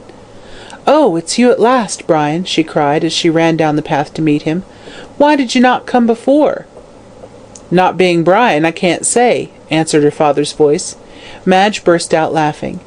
"What an absurd mistake!" she cried. "Why, I thought you were Brian." "Indeed?" "Yes, in that hat and coat I couldn't tell the difference in the moonlight." "Oh," said her father with a laugh, pushing his hat back, "moonlight is necessary to complete the spell, I suppose." "Of course," answered his daughter. "If there were no moonlight, alas for lovers." "Alas, indeed," echoed her father. "They would become as extinct as the moa. But where are your eyes, Puss, when you take an old man like me for your gay young Lochinvar?" "Well, really, Papa," answered Madge deprecatingly, "you do look so like him in that coat and hat that I could not tell the difference till you spoke." "Nonsense, child," said Frettlby roughly. "You are fanciful." And turning on his heel, he walked rapidly towards the house, leaving Madge staring after him in astonishment, as well she might, for her father had never spoken to her so roughly before. Wondering at the cause of his sudden anger, she stood spellbound, until there came a step behind her and a soft low whistle. She turned with a scream, and saw Brian smiling at her. "Oh, it's you," she said with a pout, as he caught her in his arms and kissed her. "Only me," said Brian ungrammatically. "Disappointing, isn't it?" "Oh, fearfully," answered the girl with a gay laugh, as arm in arm they walked towards the house. "But do you know I made such a curious mistake just now? I thought Papa was you." "How strange," said Brian absently, for indeed he was admiring her charming face, which looked so pure and sweet in the moonlight. "Yes, wasn't it?" she replied. "He had on a light coat and a soft hat, just like you wear sometimes, and as you are both the same height, I took you for one another." Brian did not answer, but there was a cold feeling at his heart as he saw a possibility of his worst suspicions being confirmed, for just at that moment there came into his mind the curious coincidence of the man who got into the hansom cab being dressed similarly to himself.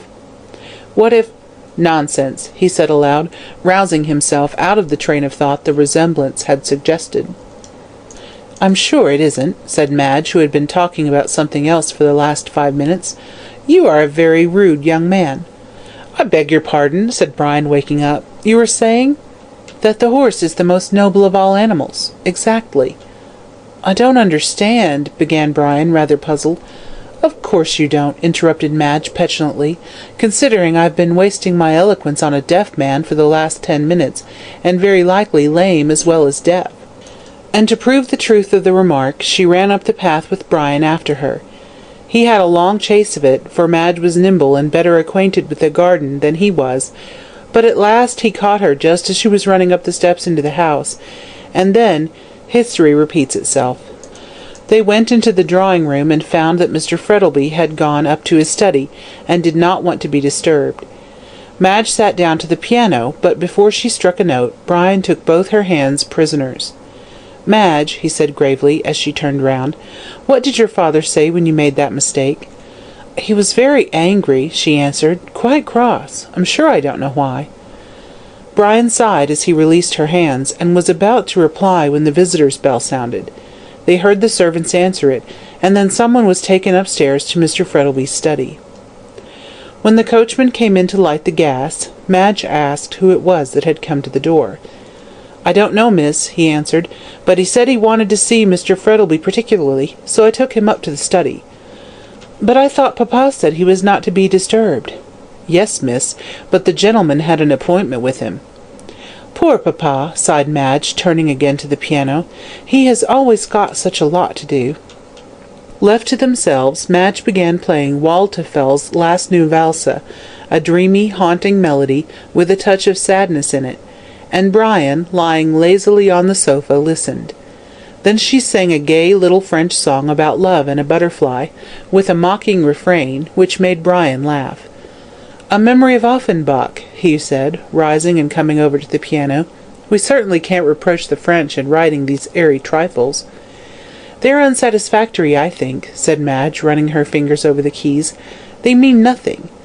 "Of course not," he replied, "but don't you remember that De Quincey says there is no moral, either big or little, in the Iliad?" "Well, I think there's more music in Barbara Allen than all those frothy things," said Madge with fine scorn. "Come and sing it." "A 5-act funeral it is," groaned Brian as he rose to obey. "Let's have Gary Owen instead." Nothing else, however, would suit the capricious young person at the piano, so Brian, who had a pleasant voice, sang the quaint old ditty of cruel Barbara Allen, who treated her dying love with such disdain.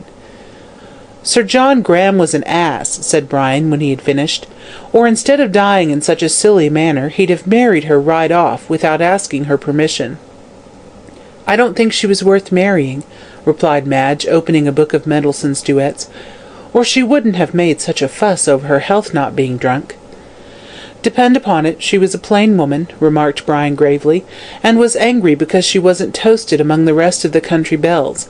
I think the young man had a narrow escape. She'd always have reminded him about that unfortunate oversight." "You seem to have analysed her nature pretty well," said Madge a little dryly. "However, we'll leave the failings of Barbara Allen alone, and sing this." This was Mendelssohn's charming duet, "Would That My Love," which was a great favourite of Brian's. They were in the middle of it when suddenly Madge stopped, as she heard a loud cry, evidently proceeding from her father's study.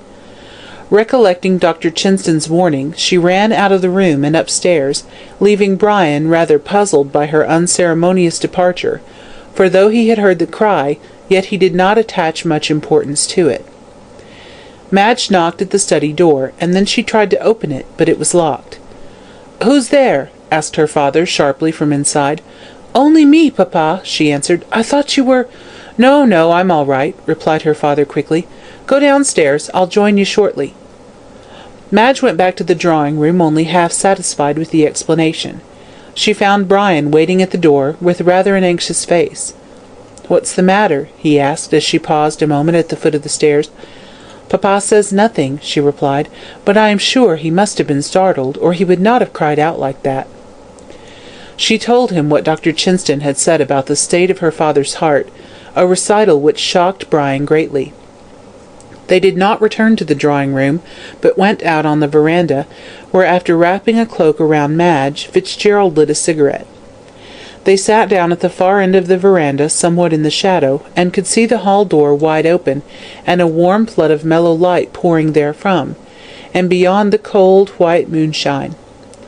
After about a quarter of an hour, Madge's alarm about her father having somewhat subsided, they were chatting on indifferent subjects, when a man came out of the hall door, and paused for a moment on the steps of the veranda.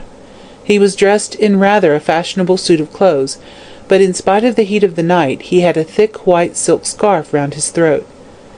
"That's rather a cool individual," said Brian, removing his cigarette from between his lips. "I wonder what— Good God!" he cried, rising to his feet as the stranger turned round to look at the house, and took off his hat for a moment. "Roger Morland!" The man started, and looked quickly round into the dark shadow of the veranda where they were seated. Then, putting on his hat, he ran quickly down the path, and they heard the gate clang after him. Madge felt a sudden fear at the expression on Brian's face, as revealed by a ray of moonlight streaming full on it. "Who is Roger Morland?" she asked, touching his arm. "Ah, I remember," with sudden horror. "Oliver White's friend." "Yes," in a hoarse whisper, "and one of the witnesses at the trial."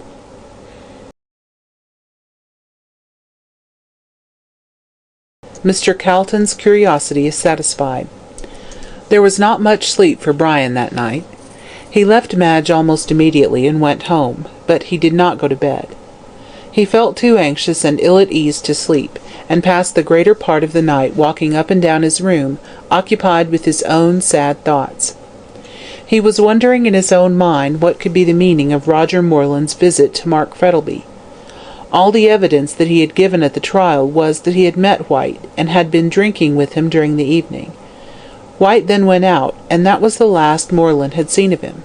Now the question was, what did he go to see Mark Frettlby for? He had no acquaintance with him, and yet called by appointment. It is true that he might have been in poverty, and the millionaire being well known as an extremely generous man, Morland might have called on him for money. But then the cry which Frettlby had given after the interview had lasted a short time proved that he had been startled. Madge had gone upstairs and found the door locked, her father refusing her admission. Now why was he so anxious Morland should not be seen by anyone? That he had made some startling revelation was certain, and Fitzgerald felt sure that it was in connection with the Hansom Cab murder case. He wearied himself with conjectures about the matter, and towards daybreak threw himself, dressed as he was, on the bed, and slept heavily till 12 o'clock the next day. When he arose and looked at himself in the glass, he was startled at the haggard and worn appearance of his face. The moment he was awake, his mind went back to Mark Frettlby and the visit of Roger Morland. "The net is closing round him," he murmured to himself. "I don't see how he can escape. Oh, Madge, Madge, if only I could spare you the bitterness of knowing what you must know sooner or later, and that other unhappy girl. The sins of the fathers will be visited on the children. God help them." He took his bath, and after dressing himself went into his sitting-room, where he had a cup of tea, which refreshed him considerably. Mrs. Sampson came crackling merrily upstairs with a letter, and gave vent to an exclamation of surprise on seeing his altered appearance. "Lor, sir," she exclaimed, "what have you been a-doing? Me knowing your habits as you'd gone to bed. Not to say as it's very tempting in this hot weather, but with excuses, sir, you looks as if you hadn't slept a blessed wink." "No more have I," said Brian, listlessly holding out his hand for the letter. "I was walking up and down my room all last night. I must have walked miles." "Ah, how that puts me in mind of my poor husband," chirped the cricket. "Being a printer, and accustomed like a howl to the darkness, when he was home for the night he walked up and down till he wore out the carpet, being an expensive one, as I had on my marriage, and the only way I could stop him was by giving him something soothing, which you, sir, ought to try. Whiskey, hot, with lemon and sugar. But I've heard tell is chloroform. No, damn it, said Brian hastily, startled out of his politeness. I've had enough of that. Aching teeth, no doubt, said the landlady, going to the door, which I'm often taken that way myself, decayed teeth running in the family, though to be sure mine are stronger than former, a lodger of mine having been a dentist, and doing them beautiful, instead of paying rent, not having ready cash, his boxes being filled with bricks on his departure from the house. As Brian did not appear particularly interested in these domestic reminiscences, and seemed as if he wanted to be left alone, Mrs. Sampson, with a final crackle, went downstairs and talked with a neighbour in the kitchen as to the desirability of drawing her money out of the savings bank, in case the Russians should surprise and capture Melbourne. Brian, left alone, stared out of the window at the dusty road and the black shadows cast by the tall poplars in front of the house. "I must leave this place," he said to himself. "Every chance remark seems to bear on the murder, and I'm not anxious to have it constantly by my side like a skeleton at the feast." Suddenly he recollected the letter which he held in his hand, and which he now looked at for the first time. It proved to be from Madge, and tearing it open hastily, he read, "I cannot understand what is the matter with Papa," she wrote. "Ever since that man Moreland left last night, he has shut himself up in his study, and is writing there hour after hour. I went up this morning, but he would not let me in. He did not come down to breakfast, and I am getting seriously alarmed. Come down tomorrow and see me, for I am anxious about his state of health, and I am sure that Moreland told him something which has upset him." "Writing," said Brian, as he put the letter in his pocket. "What about, I wonder? Perhaps he is thinking of committing suicide. If so, I for one will not stop him. It is a horrible thing to do, but it would be acting for the best under the circumstances." In spite of his determination to see Calton and tell all, Fitzgerald did not go near him that day. He felt ill and weary, the want of sleep and mental worry telling on him terribly, and he looked 10 years older than he did before the murder of White.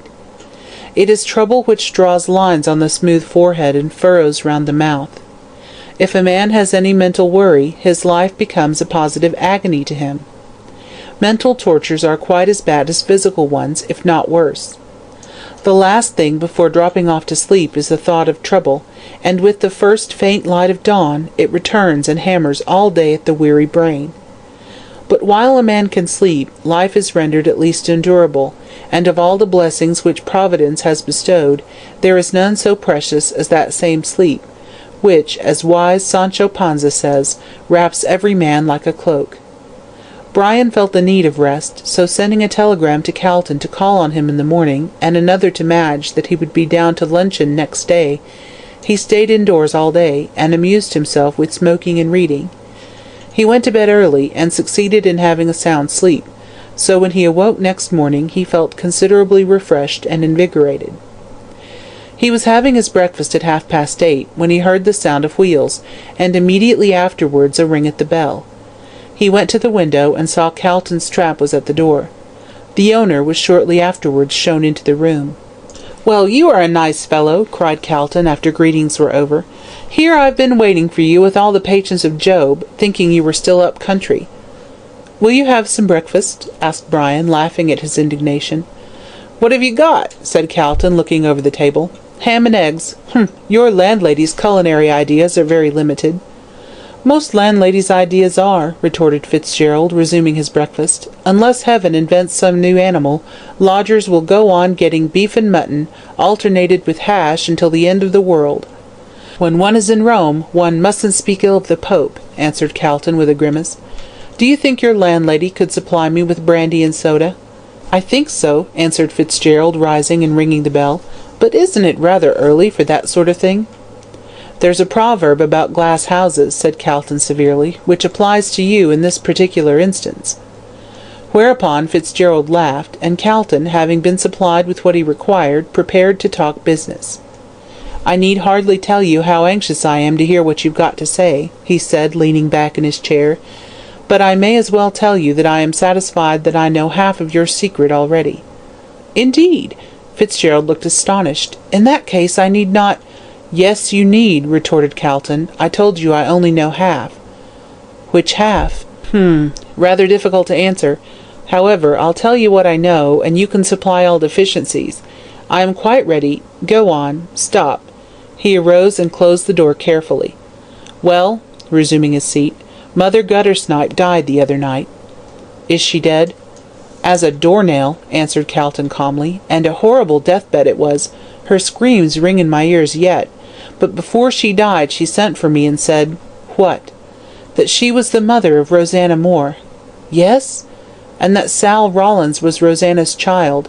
And the father," said Brian in a low voice, "was Mark Frettlby." "Ah. And now what have you to tell me?"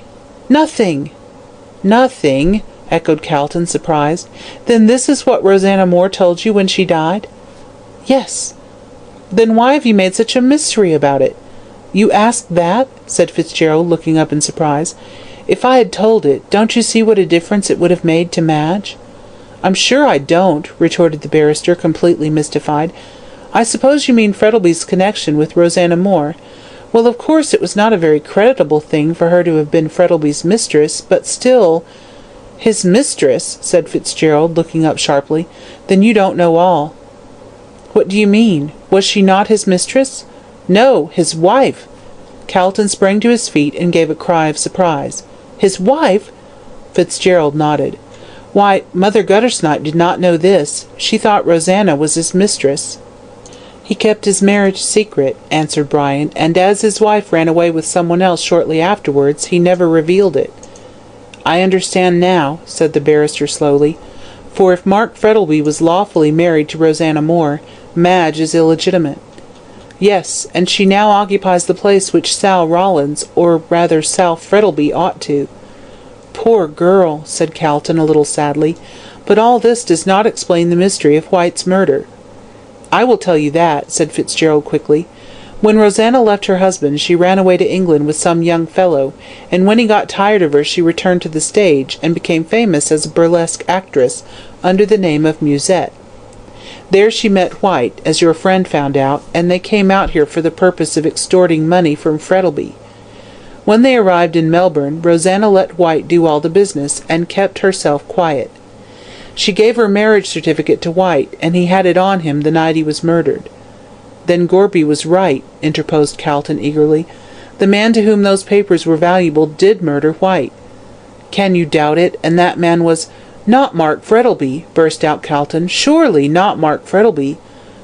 Brian nodded. "Yes, Mark Frettlby." There was a silence for a few moments, Calton being too much startled by the revelation to say anything. "When did you discover this?" he asked after a pause. "At the time you first came to see me in prison," said Brian. "I had no suspicion till then, but when you said that White was murdered for the sake of certain papers, I, knowing full well what they were and to whom they were of value, guessed immediately that Frettlby had killed White in order to obtain them and to keep his secret." "There can be no doubt of it," said the barrister with a sigh. "So this is the reason Frettlby wanted Madge to marry White. Her hand was to be the price of his silence. When he withdrew his consent, White threatened him with exposure. I remember he left the house in a very excited state on the night he was murdered. Frettlby must have followed him up to town, got into the cab with him, and after killing him with chloroform, must have taken the marriage certificate from his secret pocket and escaped." Brian rose to his feet and walked rapidly up and down the room. "Now you can understand what a hell my life has been for the last few months," he said, "knowing that he had committed the crime, and yet I had to sit with him, eat with him, and drink with him, with the knowledge that he was a murderer, and Madge, his daughter—" Just then a knock came to his door, and Mrs. Sampson entered it with a telegram, which she handed to Brian. He tore it open as she withdrew, and glancing over it, gave a cry of horror, and let it flutter to his feet. Calton turned rapidly on hearing his cry, and seeing him fall into a chair with a white face, snatched up the telegram and read it. When he did so, his face grew as pale and startled as Fitzgerald's, and lifting his hand, he said solemnly, "It is the judgment of God." Nemesis. Men, according to the old Greek, are the sport of the gods, who, enthroned on high Olympus, put evil desires into the hearts of mortals, and when evil actions were the outcome of evil thoughts, amused themselves by watching the ineffectual efforts made by their victims to escape a relentless deity called Nemesis, who exacted a penalty for their evil deeds. It was no doubt very amusing to the gods, but it is questionable if the men found it so. They had their revenge, however, for weary of plaguing puny mortals, who whimpered and cried when they saw how they could not escape. The inevitable Nemesis turned her attention from actors to spectators, and made a clean sweep of the whole Olympian hierarchy. She smashed their altars, pulled down their statues, and after she had completed her malicious work, found that she had, vulgarly speaking, been cutting off her nose to spite her face, for she too became an object of derision and of disbelief, and was forced to retire to the same obscurity to which she had relegated the other deities. But men found out that she had not been altogether useless as a scapegoat upon which to lay the blame of their own shortcomings, so they created a new deity called Fate, and laid any misfortune which happened to them to her charge. Her worship is still very popular, especially among lazy and unlucky people, who never bestir themselves, on the ground that whether they do so or not, their lives are already settled by fate. After all, the true religion of fate has been preached by George Eliot, when she says that our lives are the outcome of our actions. Set up any idol you please upon which to lay the blame of unhappy lives and baffled ambitions, but the true cause is to be found in men themselves. Every action, good or bad, which we do has its corresponding reward, and Mark Frettlby found it so, for the sins of his youth were now being punished in his old age. No doubt he had sinned gaily enough in that far-off time when life's cup was still brimming with wine, and no asp hid among the roses, but Nemesis had been an unseen spectator of all his thoughtless actions, and now she came to demand her just dues. He felt somewhat as Faust must have felt when Mephistopheles suggested a visit to Hades, in repayment of those years of magic youth and magic power. So long ago it seemed since he had married Rosanna Moore, that he almost persuaded himself that it had only been a dream, a pleasant dream with a disagreeable awakening. When she had left him he had tried to forget her, recognizing how unworthy she was of a good man's love. He heard that she had died in a London hospital, and with a passionate sigh for a perished love, he had dismissed her from his thoughts forever. His second marriage had turned out a happy one, and he regretted the death of his wife deeply. Afterwards, all his love centred in his daughter, and he thought he would be able to spend his declining years in peace. This, however, was not to be, and he was thunderstruck when White arrived from England with the information that his first wife still lived, and that the daughter of his second was illegitimate. Sooner than risk exposure, Frettlby agreed to anything, but White's demands became too exorbitant, and he refused to comply with them. On White's death he again breathed freely, when suddenly a second possessor of his fatal secret started up in the person of Roger Morland. As the murder of Duncan had to be followed by that of Banquo in order to render Macbeth safe, so he foresaw that while Roger Morland lived his life would be one long misery. He knew that the friend of the murdered man would be his master, and would never leave him during his life, while after his death he would probably publish the whole ghastly story, and defame the memory of the widely respected Mark Frettlby. What is it that Shakespeare says? Good name in man or woman is the immediate jewel of their souls. And after all these years of spotless living and generous use of his wealth, was he to be dragged down to the depths of infamy and degradation by a man like Morland? Already in fancy he heard the jeering cries of his fellow men, and saw the finger of scorn point at him. He, the great Mark Frettlby, famous throughout Australia for his honesty, integrity, and generosity. No, it could not be, and yet this would surely happen unless he took means to prevent it. The day after he had seen Morland, and knew that his secret was no longer safe, since it was in the power of a man who might reveal it at any moment in a drunken fit, or out of sheer maliciousness, he sat at his desk writing. After a time he laid down his pen, and taking up a portrait of his dead wife which stood just in front of him, he stared at it long and earnestly. As he did so, his mind went back to the time when he had first met and loved her. Even as Faust had entered into the purity and serenity of Gretchen's chamber, out of the coarseness and profligacy of Auerbach's cellar, so he, leaving behind him the wild life of his youth, had entered into the peace and quiet of a domestic home.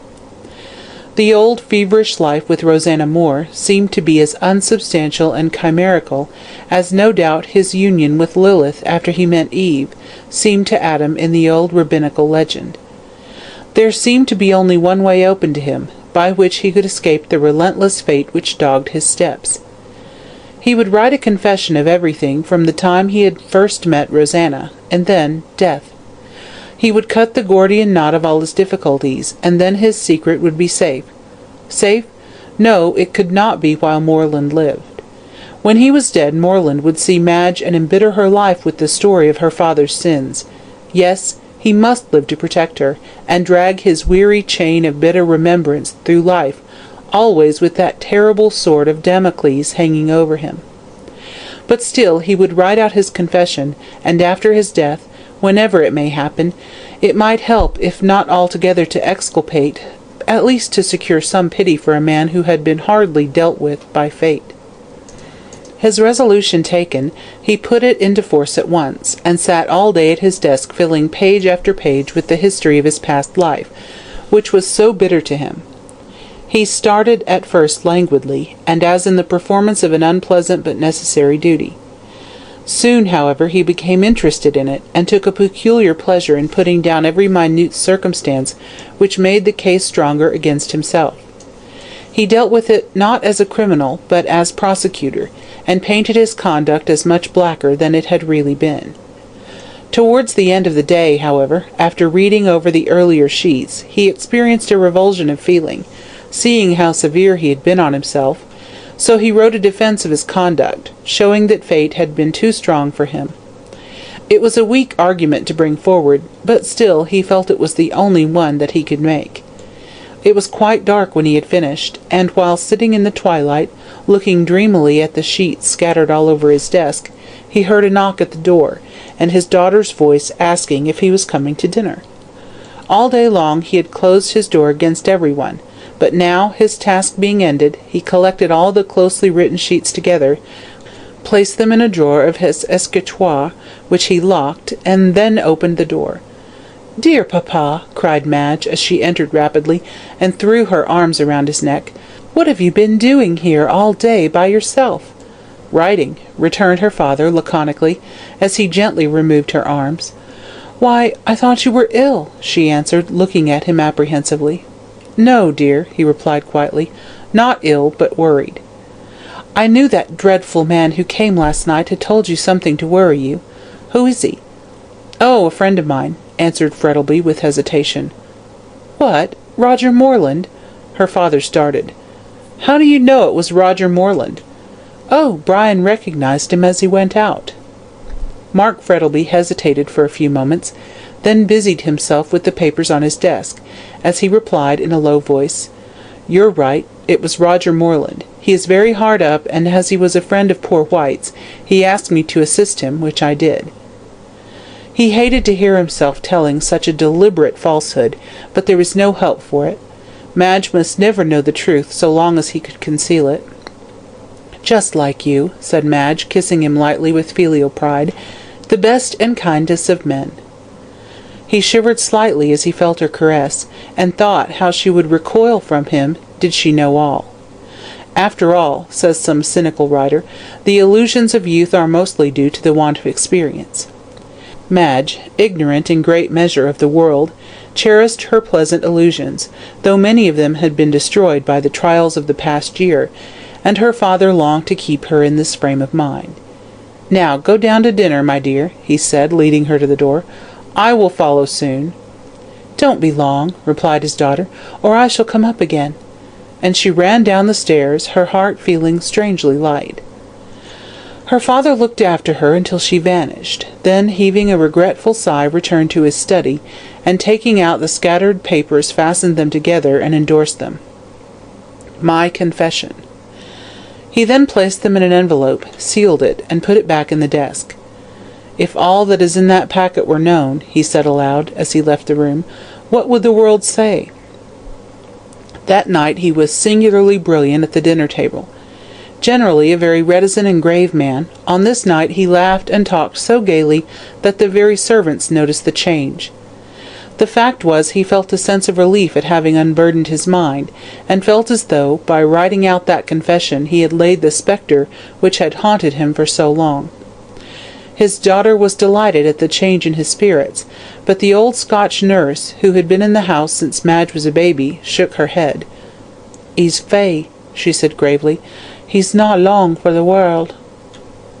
Of course she was laughed at. People who believe in presentiments generally are, but nevertheless she held firmly to her opinion. Mr. Frettlby went to bed early that night, the excitement of the last few days and the feverish gaiety in which he had lately indulged proving too strong for him. No sooner had he laid his head on his pillow than he dropped off to sleep at once, and forgot in placid slumber the troubles and worries of his waking hours. It was only 9 o'clock, so Madge stayed by herself in the great drawing-room, and read a new novel, which was then creating a sensation, called Sweet Violet Eyes.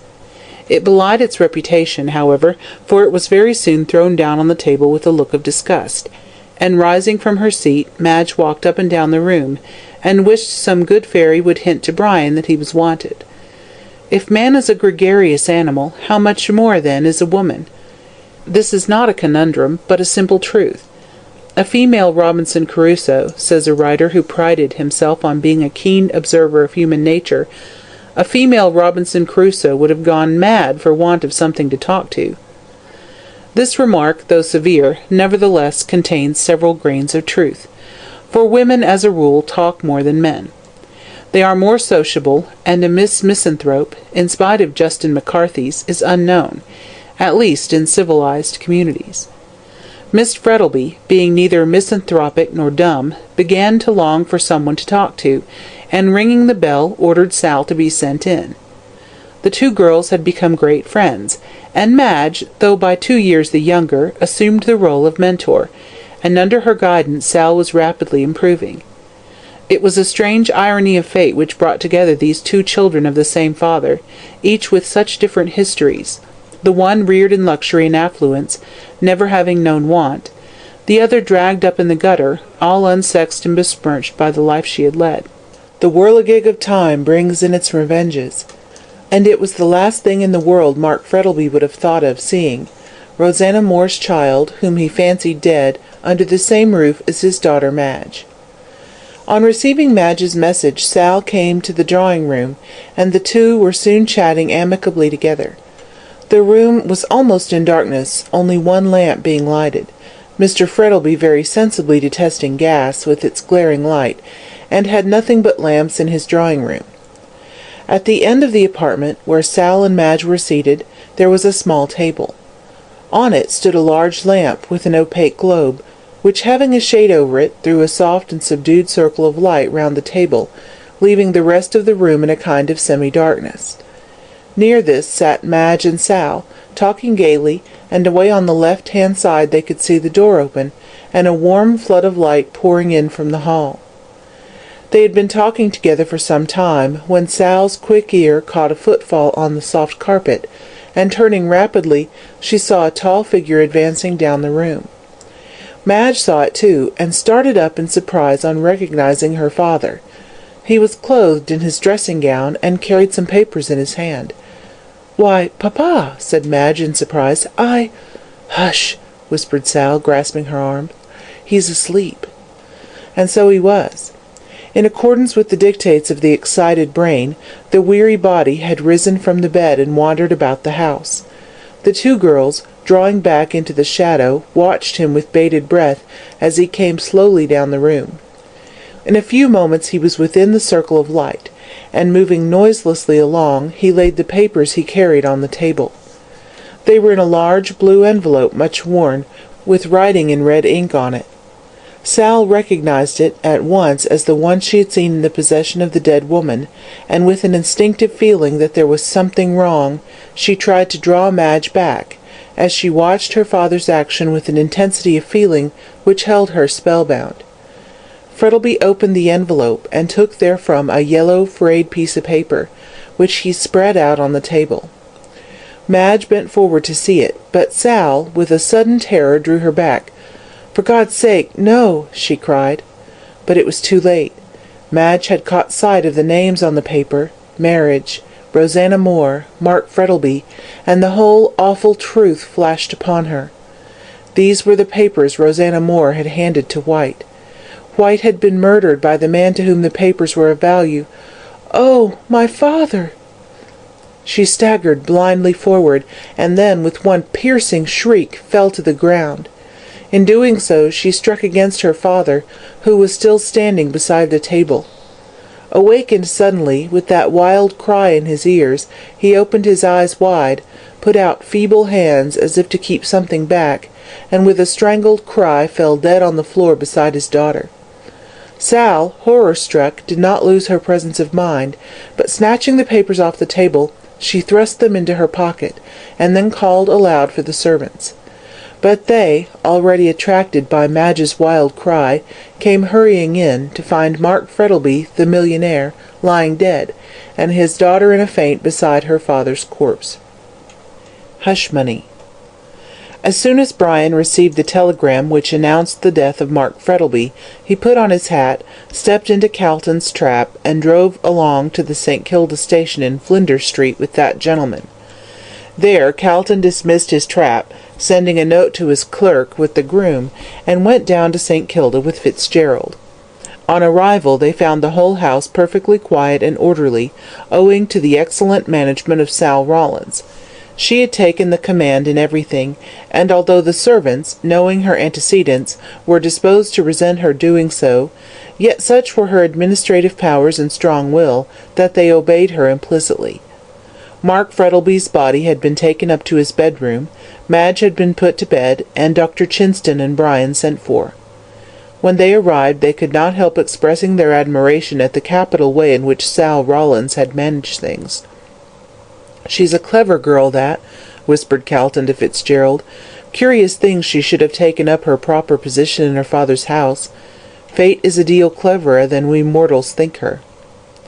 Brian was about to reply when Dr. Chinston entered the room. His face was very grave, and Fitzgerald looked at him in alarm. "Madge, Miss Frettlby," he faltered. "Is very ill," replied the doctor. "Has an attack of brain fever. I can't answer for the consequences yet." Brian sat down on the sofa and stared at the doctor in a dazed sort of way. Madge dangerously ill, perhaps dying.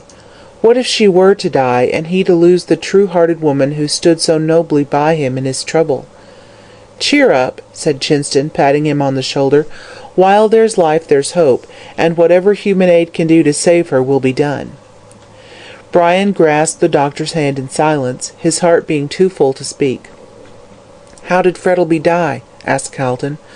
"Heart disease," said Chinston. "His heart was very much affected, as I discovered a week or so ago. It appears he was walking in his sleep, and entering the drawing-room he alarmed Miss Frettlby, who screamed, and must have touched him. He awoke suddenly, and the natural consequences followed.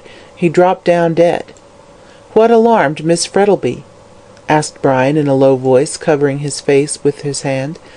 "The sight of her father walking in his sleep, I suppose," said Chinston, buttoning his glove, "and the shock of his death, which took place indirectly through her, accounts for the brain fever.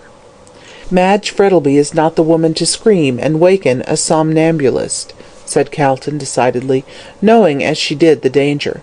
"There must be some other reason."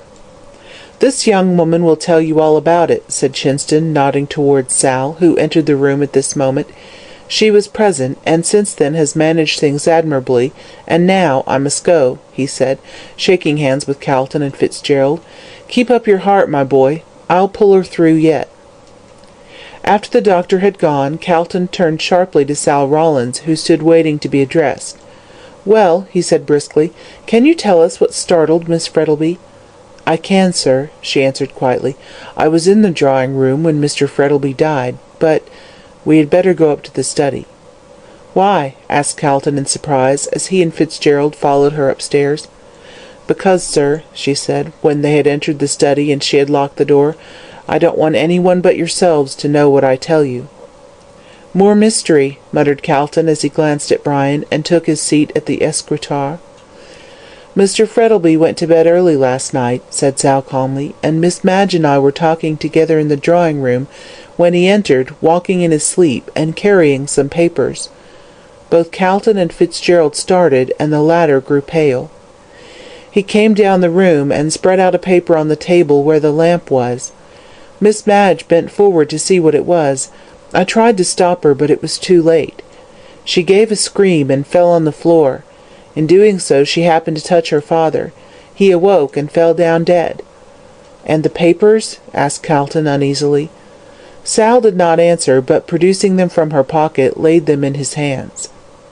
Brian bent forward as Calton opened the envelope in silence, but both gave vent to an exclamation of horror at seeing the certificate of marriage, which they knew Rosanna Moore had given to White.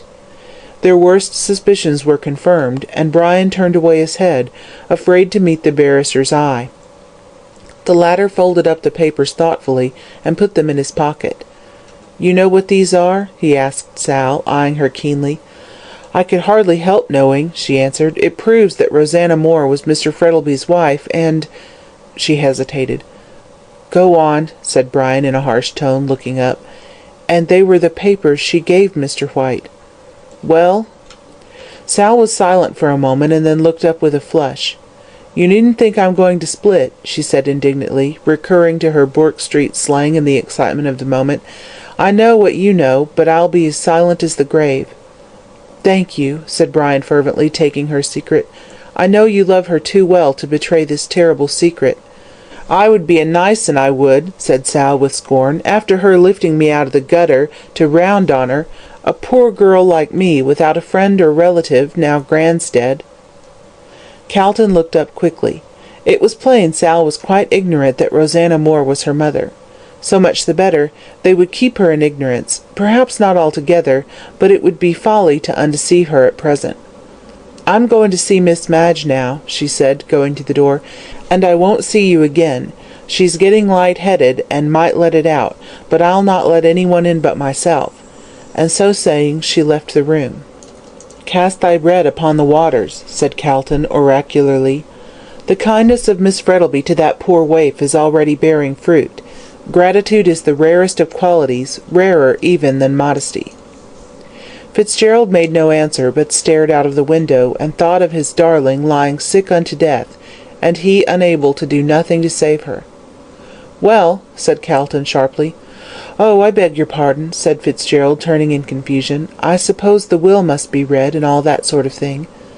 "Yes," answered the barrister. "I am one of the executors." "And the others?" "Yourself and Chinston," answered Calton. "So I suppose," turning to the desk, "we can look at his papers and see that all is straight." "Yes, I suppose so," replied Brian mechanically, his thoughts far away, and then he turned again to the window. Suddenly Calton gave vent to an exclamation of surprise, and turning hastily, Brian saw him holding a thick roll of papers in his hand, which he had taken out of the drawer. "Look here, Fitzgerald," he said, greatly excited. "Here is Frettlby's confession. Look!" And he held it up. Brian sprang forward in astonishment. So at last the Hansom Cab mystery was to be cleared up. These sheets, no doubt, contained the whole narration of the crime and how it was committed. "We will read it, of course," he said hesitatingly, half hoping that Calton would propose to destroy it at once.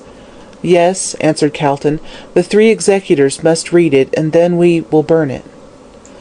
"That will be the better way," answered Brian gloomily. "Frettlby is dead, and the law can do nothing in the matter, so it would be best to avoid the scandal of publicity. But why tell Chinston?" "We must," said Calton decidedly. "He will be sure to gather the truth from Madge's ravings, and he may as well know all. He is quite safe, and will be as silent as the grave. But I am more sorry to tell Kilsip." "The detective? Good God, Calton, surely you will not do so?" "I must," replied the barrister quietly. "Kilsip is firmly persuaded that Moreland committed the crime, and I have the same dread of his pertinacity as you had of mine. He may find out all." "What must be," said Fitzgerald, clenching his hands. "But I hope no one else will find out this miserable story. There's Moreland, for instance." "Ah, true," said Calton, thoughtfully. "He called and saw Frettlby the other night, you say?" "Yes. I wonder what for." "There is only one answer," said the barrister slowly. "He must have seen Frettlby following White when he left the hotel, and wanted hush money." "I wonder if he got it," observed Fitzgerald. "Oh, I'll soon find that out," answered Calton, opening the drawer again, and taking out the dead man's cheque-book. "Let me see what cheques have been drawn lately." Most of the blocks were filled up for small amounts, and one or two for 100 or so. Calton could find no large sum such as Moreland would have demanded. When, at the very end of the book, he found a cheque torn off, leaving the block slip quite blank. "There you are," he said triumphantly, holding out the book to Fitzgerald. "He wasn't such a fool as to write the amount on the block, but tore the cheque out and wrote in the sum required. And what's to be done about it?" "Let him keep it, of course," answered Calton, shrugging his shoulders. "It's the only way to secure his silence." "I expect he cashed it yesterday, and is off by this time," said Brian, after a moment's pause. "So much the better for us," said Calton grimly. "But I don't think he's off, or Kilsip would have let me know. We must tell him, or he'll get everything out of Moreland, and the consequences will be that all Melbourne will know the story. Whereas, by showing him the confession, we get him to leave Moreland alone, and thus secure silence in both cases." "I suppose we must see Chinston?" "Yes, of course. I will telegraph to him and Kilsip to come up to my office this afternoon at 3 o'clock, and then we will settle the whole matter." "And Sal Rawlins?" "Oh, I quite forgot about her," said Calton in a perplexed voice. "She knows nothing about her parents, and of course Mark Frettlby died in the belief that she was dead." "We must tell Madge," said Brian gloomily. "There is no help for it. Sal is by rights the heiress to the money of her dead father." "That depends upon the will," replied Calton dryly. "If it specifies that the money is left to my daughter, Margaret Frettlby, Sal Rawlins can have no claim. And if such is the case, it will be no good telling her who she is." "And what's to be done?" "Sal Rawlins," went on the barrister, without noticing the interruption, "has evidently never given a thought to her father or mother, as the old hag, no doubt, swore they were dead. So I think it will be best to keep silent. That is, if no money is left to her, and as her father thought her dead, I don't think there will be any. In that case it would be best to settle an income on her. You can easily find a pretext and let the matter rest." "But suppose, in accordance with the wording of the will, she is entitled to all the money?" "In that case," said Calton gravely, "there is only one course open. She must be told everything, and the dividing of the money left to her generosity. But I don't think you need be alarmed. I'm pretty sure Madge is the heiress." "It's not the money I think about," said Brian hastily. "I take Madge without a penny." "My boy," said the barrister, placing his hand kindly on Brian's shoulder, "when you marry Madge Frettlby, you will get what is better than money, a heart of gold. De mortuis nil nisi bonum. Nothing is certain but the unforeseen, so says a French proverb, and judging from the unexpected things which daily happen to us, it is without doubt a very true one. If any one had told Madge Frettlby one day that she would be stretched on a bed of sickness the next, and would be quite oblivious of the world and its doings, she would have laughed the prophet to scorn. Yet it was so, and she was tossing and turning on a bed of pain to which the couch of Procustus was one of roses. Sal sat beside her, ever watchful of her wants, and listened to the bright hours of the day, or the still ones of the night, to the wild and incoherent words which issued from her lips. She incessantly called on her father to save himself, and then would talk about Brian, and sing snatches of song, or would sob broken sentences about her dead mother, until the heart of the listener ached to hear her. No one was allowed into the room except Sal, and when Dr. Chinston heard the things she was saying, although used to such cases, he recoiled. "There is blood on your hands," cried Madge, sitting up in bed, with her hair all tangled and falling over her shoulders. "Red blood, and you cannot wash it off.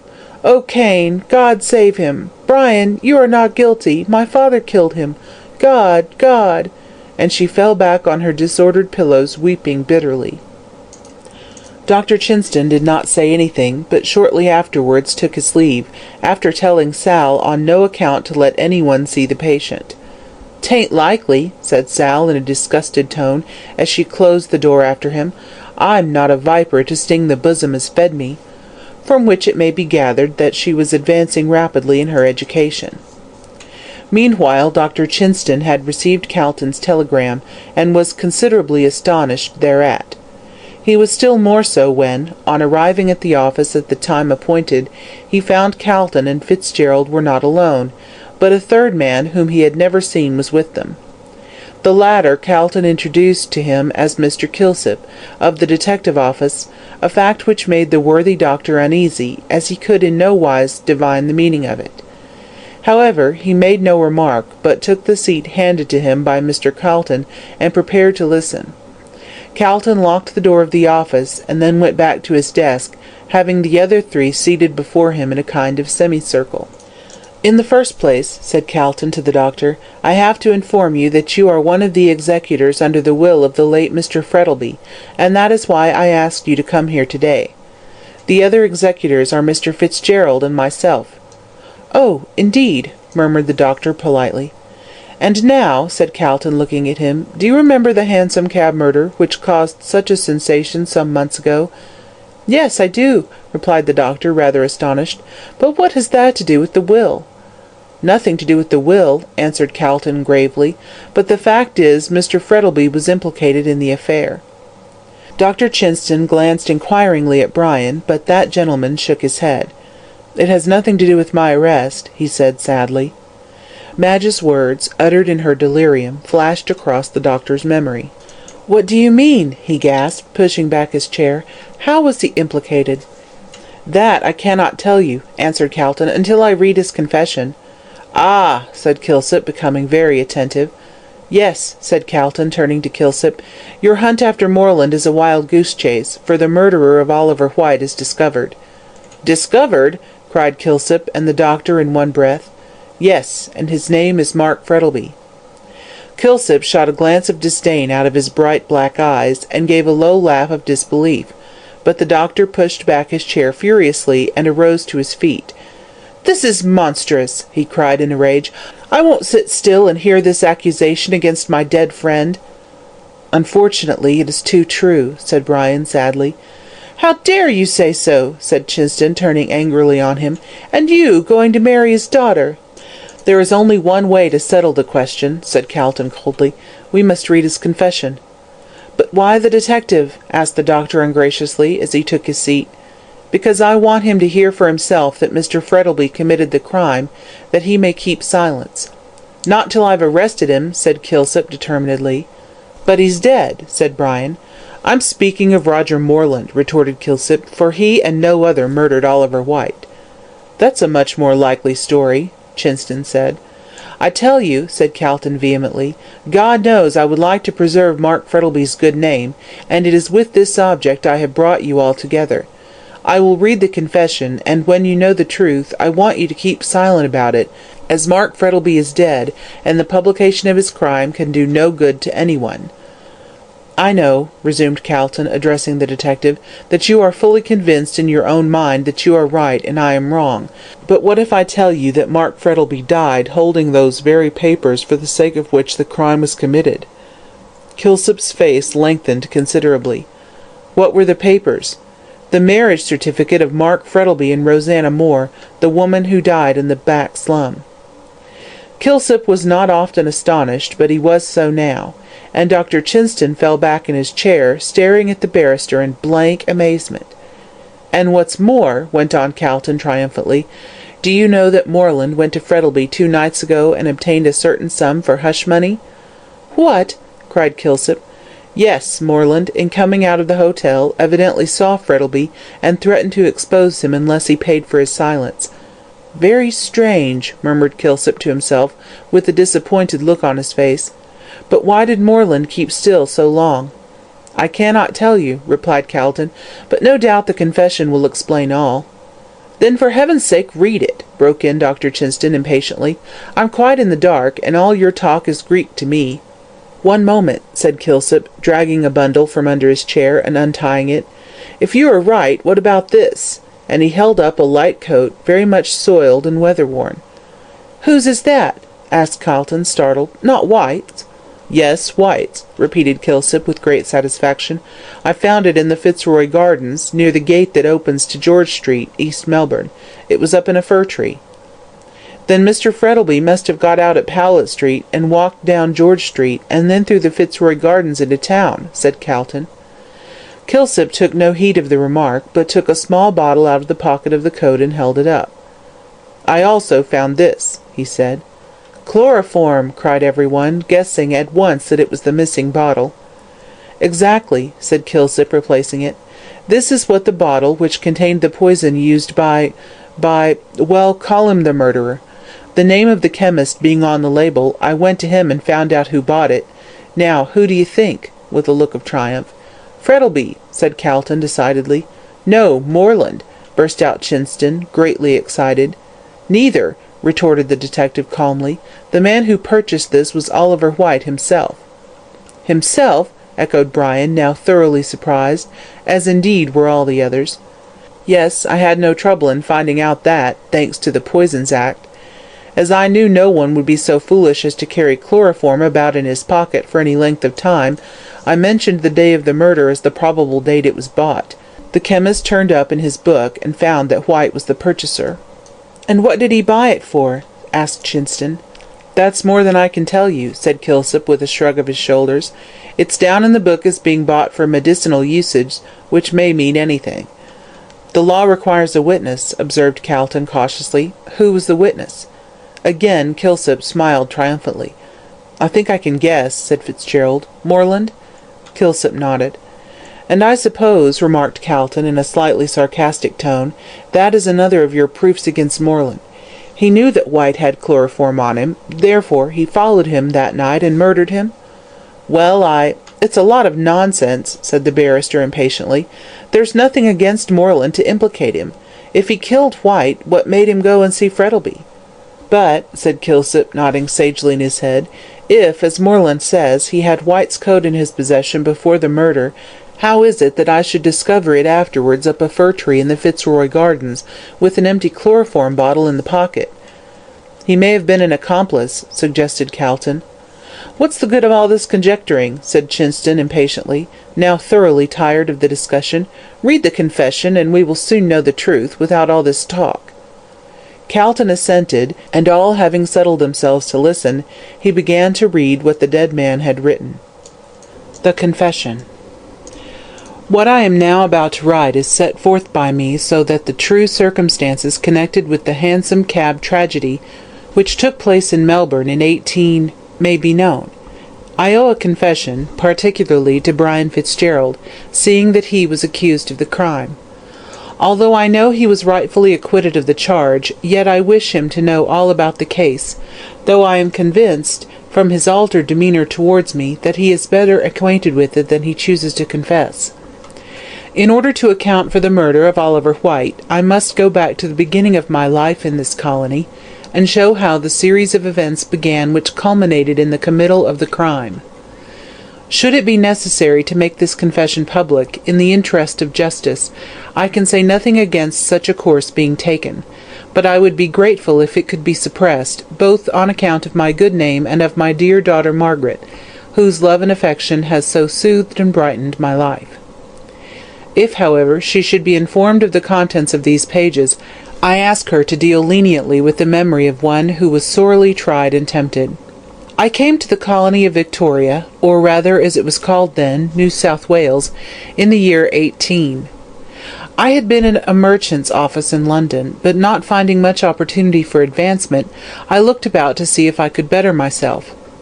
I heard of this new land across the ocean, and though it was not then the El Dorado which it afterwards turned out, and, truth to tell, had rather a shady name, owing to the transportation of convicts, yet I longed to go there and start a new life.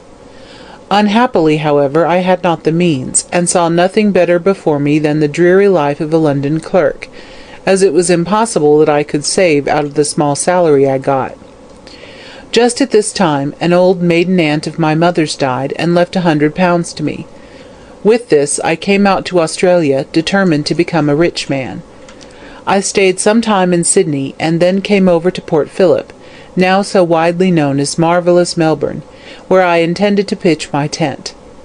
I saw that it was a young and rising colony, though of course, coming as I did before the days of the gold diggings, I never dreamt it would spring up, as it has done since, into a nation. I was careful and saving in those days, and indeed I think it was the happiest time of my life. I bought land whenever I could scrape the money together, and at the time of the gold rush was considered well-to-do. When, however, the cry that gold had been discovered was raised, and the eyes of all the nations were turned to Australia, with her glittering treasures, men poured in from all parts of the world, and the golden age commenced. I began to grow rich rapidly, and was soon pointed out as the wealthiest man in the colonies. I bought a station, and leaving the riotous, feverish Melbourne life, went to live on it. I enjoyed myself there, for the wild, open-air life had great charms for me, and there was a sense of freedom to which I had hitherto been a stranger. But man is a gregarious animal, and I, growing weary of solitude and communings with Mother Nature, came down on a visit to Melbourne, where, with companions as gay as myself, I spent my money freely, and, as the phrase goes, saw life. After confessing that I loved the pure life of the country, it sounds strange to say I enjoyed the wild life of the town, but I did. I was neither a Joseph nor a St. Anthony, and I was delighted with Bohemia, with its good fellowship and charming suppers, which took place in the small hours of the morning, when wit and humour reigned supreme. It was at one of these suppers that I first met Rosanna Moore, the woman who was destined to curse my existence. She was a burlesque actress, and all the young fellows in those days were madly in love with her. She was not exactly what was called beautiful, but there was a brilliancy and fascination about her which few could resist. On first seeing her I did not admire her much, but laughed at my companions as they raved about her. On becoming personally acquainted with her, however, I found that her powers of fascination had not been overrated, and I ended by falling desperately in love with her. I made inquiries about her private life, and found that it was irreproachable, as she was guarded by a veritable dragon of a mother, who would let no one approach her daughter. I need not tell you about my courtship, as these phases of a man's life are generally the same, but it will be sufficient to prove the depth of my passion for her when I say I was determined to make her my wife. It was on condition, however, that the marriage should be kept secret until such time as I should choose to reveal it. My reason for such a course was this. My father was still alive, and he, being a rigid Presbyterian, would never have forgiven me for having married a woman of the stage. So, as he was old and feeble, I did not wish him to learn that I had done so, fearing that the shock would be too much for him in his then state of health. I told Rosanna I would marry her, but wanted her to leave her mother, who was a perfect fury and not an agreeable person to live with. As I was rich, young, and not bad-looking, Rosanna consented, and during an engagement she had in Sydney, I went over there and married her. She never told her mother she had married me. Why, I do not know, as I laid no restriction on her doing so.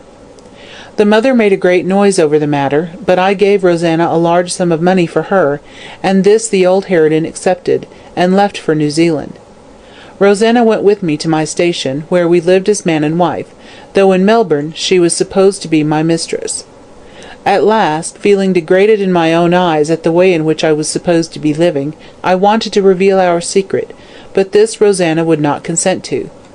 I was astonished at this, and never could discover the reason, but in many ways Rosanna was an enigma to me. She then grew weary of the quiet country life, and longed to return to the glittering glare of the footlights. This I refused to let her do, and from that moment she took a dislike to me. A child was born, and for a time she was engrossed with it, but soon wearied of the new plaything, and again pressed me to allow her to return to the stage. I again refused, and we became estranged from one another. I grew gloomy and irritable, and was accustomed to take long rides by myself, frequently being away for days. There was a great friend of mine who owned the next station, a fine, handsome young fellow called Frank Kelly, with a gay, sunny disposition and a wonderful flow of humour. When he found I was so much away, thinking Rosanna was only my mistress, he began to console her, and succeeded so well that one day, on my return from a ride, I found she had fled with him, and had taken the child with her. She left a letter saying that she had never really cared for me, but had married me for my money, She would keep our marriage secret and was going to return to the stage. I followed my false friend and false wife down to Melbourne, but arrived too late, as they had just left for England. Disgusted with the manner in which I had been treated, I plunged into a whirl of dissipation, trying to drown the memory of my married life. My friends, of course, thought my loss amounted to no more than that of a mistress, and I soon began myself to doubt that I had ever been married, so far away and visionary did my life of the previous year seem.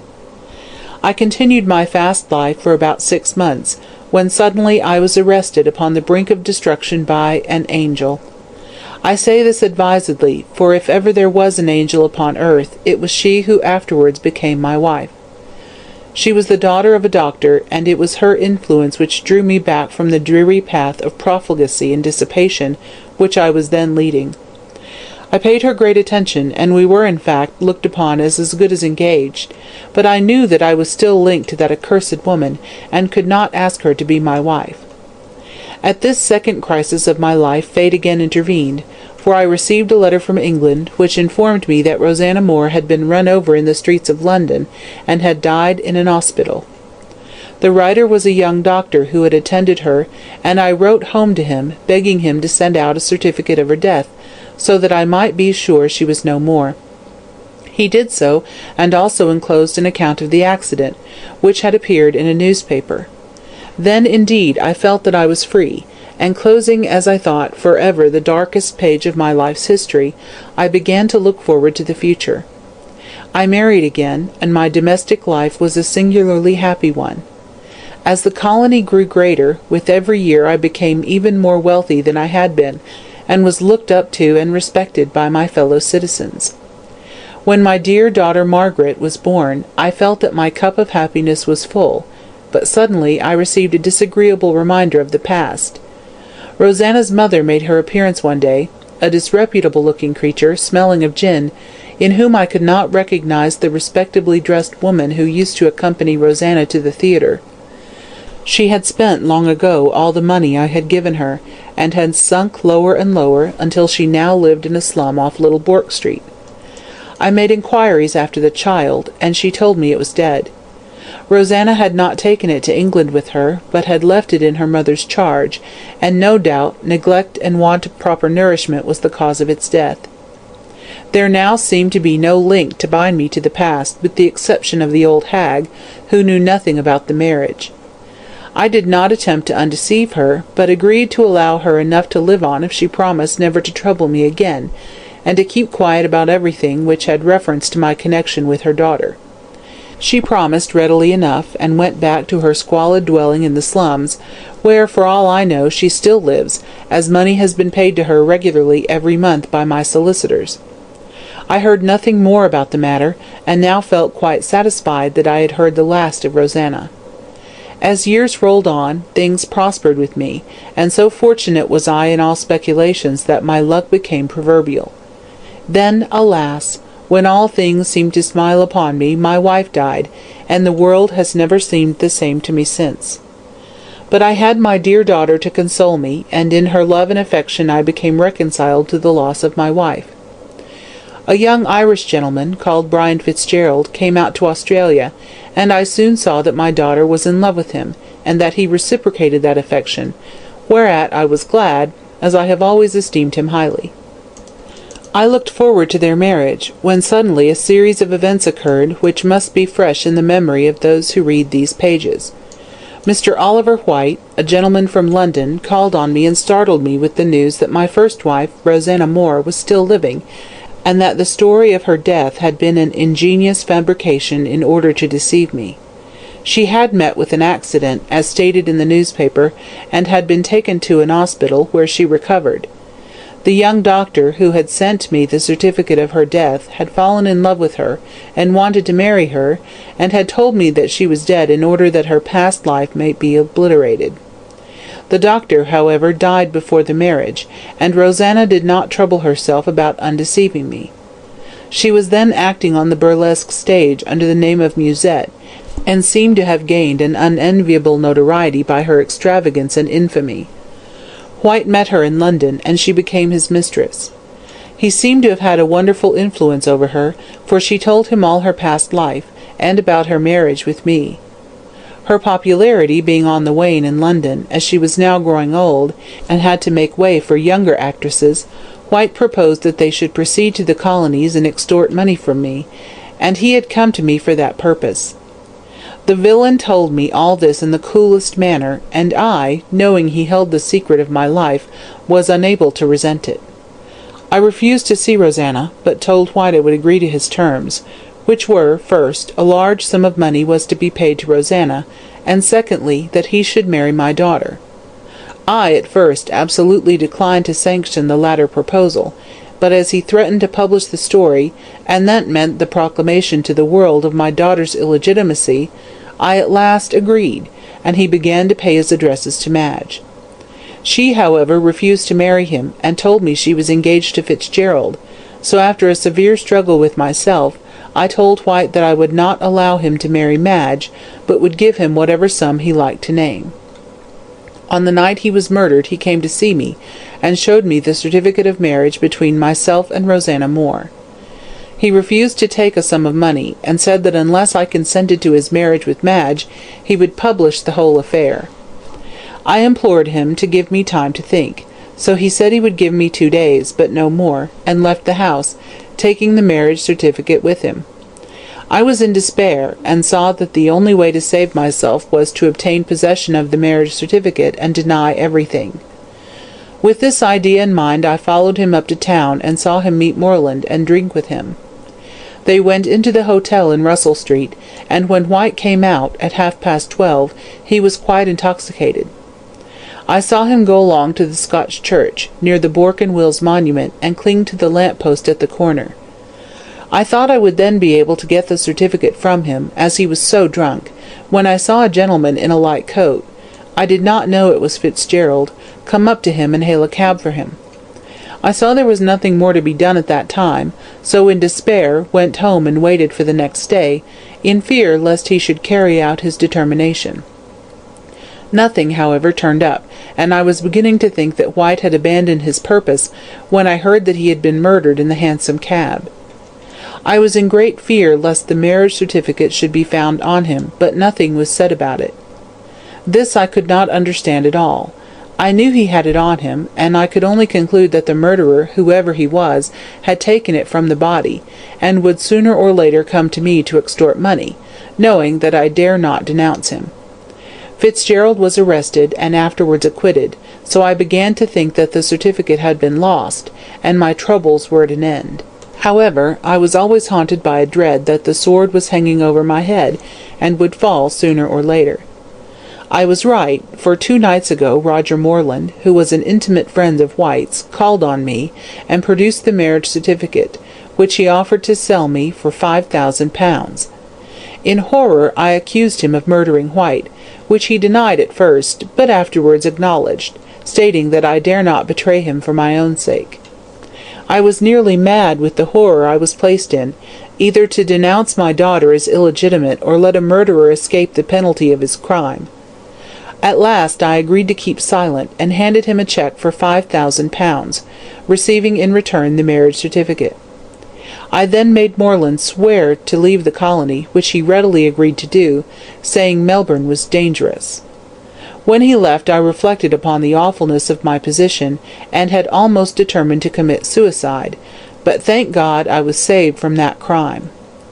I write this confession in order that after my death the true story of the murder of White may be known, and that anyone who may hereafter be accused of the murder may not be wrongfully punished. I have no hopes of Moreland ever receiving the penalty of his crime, as when this is opened all trace of him will, no doubt, be lost. I will not destroy the marriage certificate, but place it with these papers, so that the truth of my story can be seen.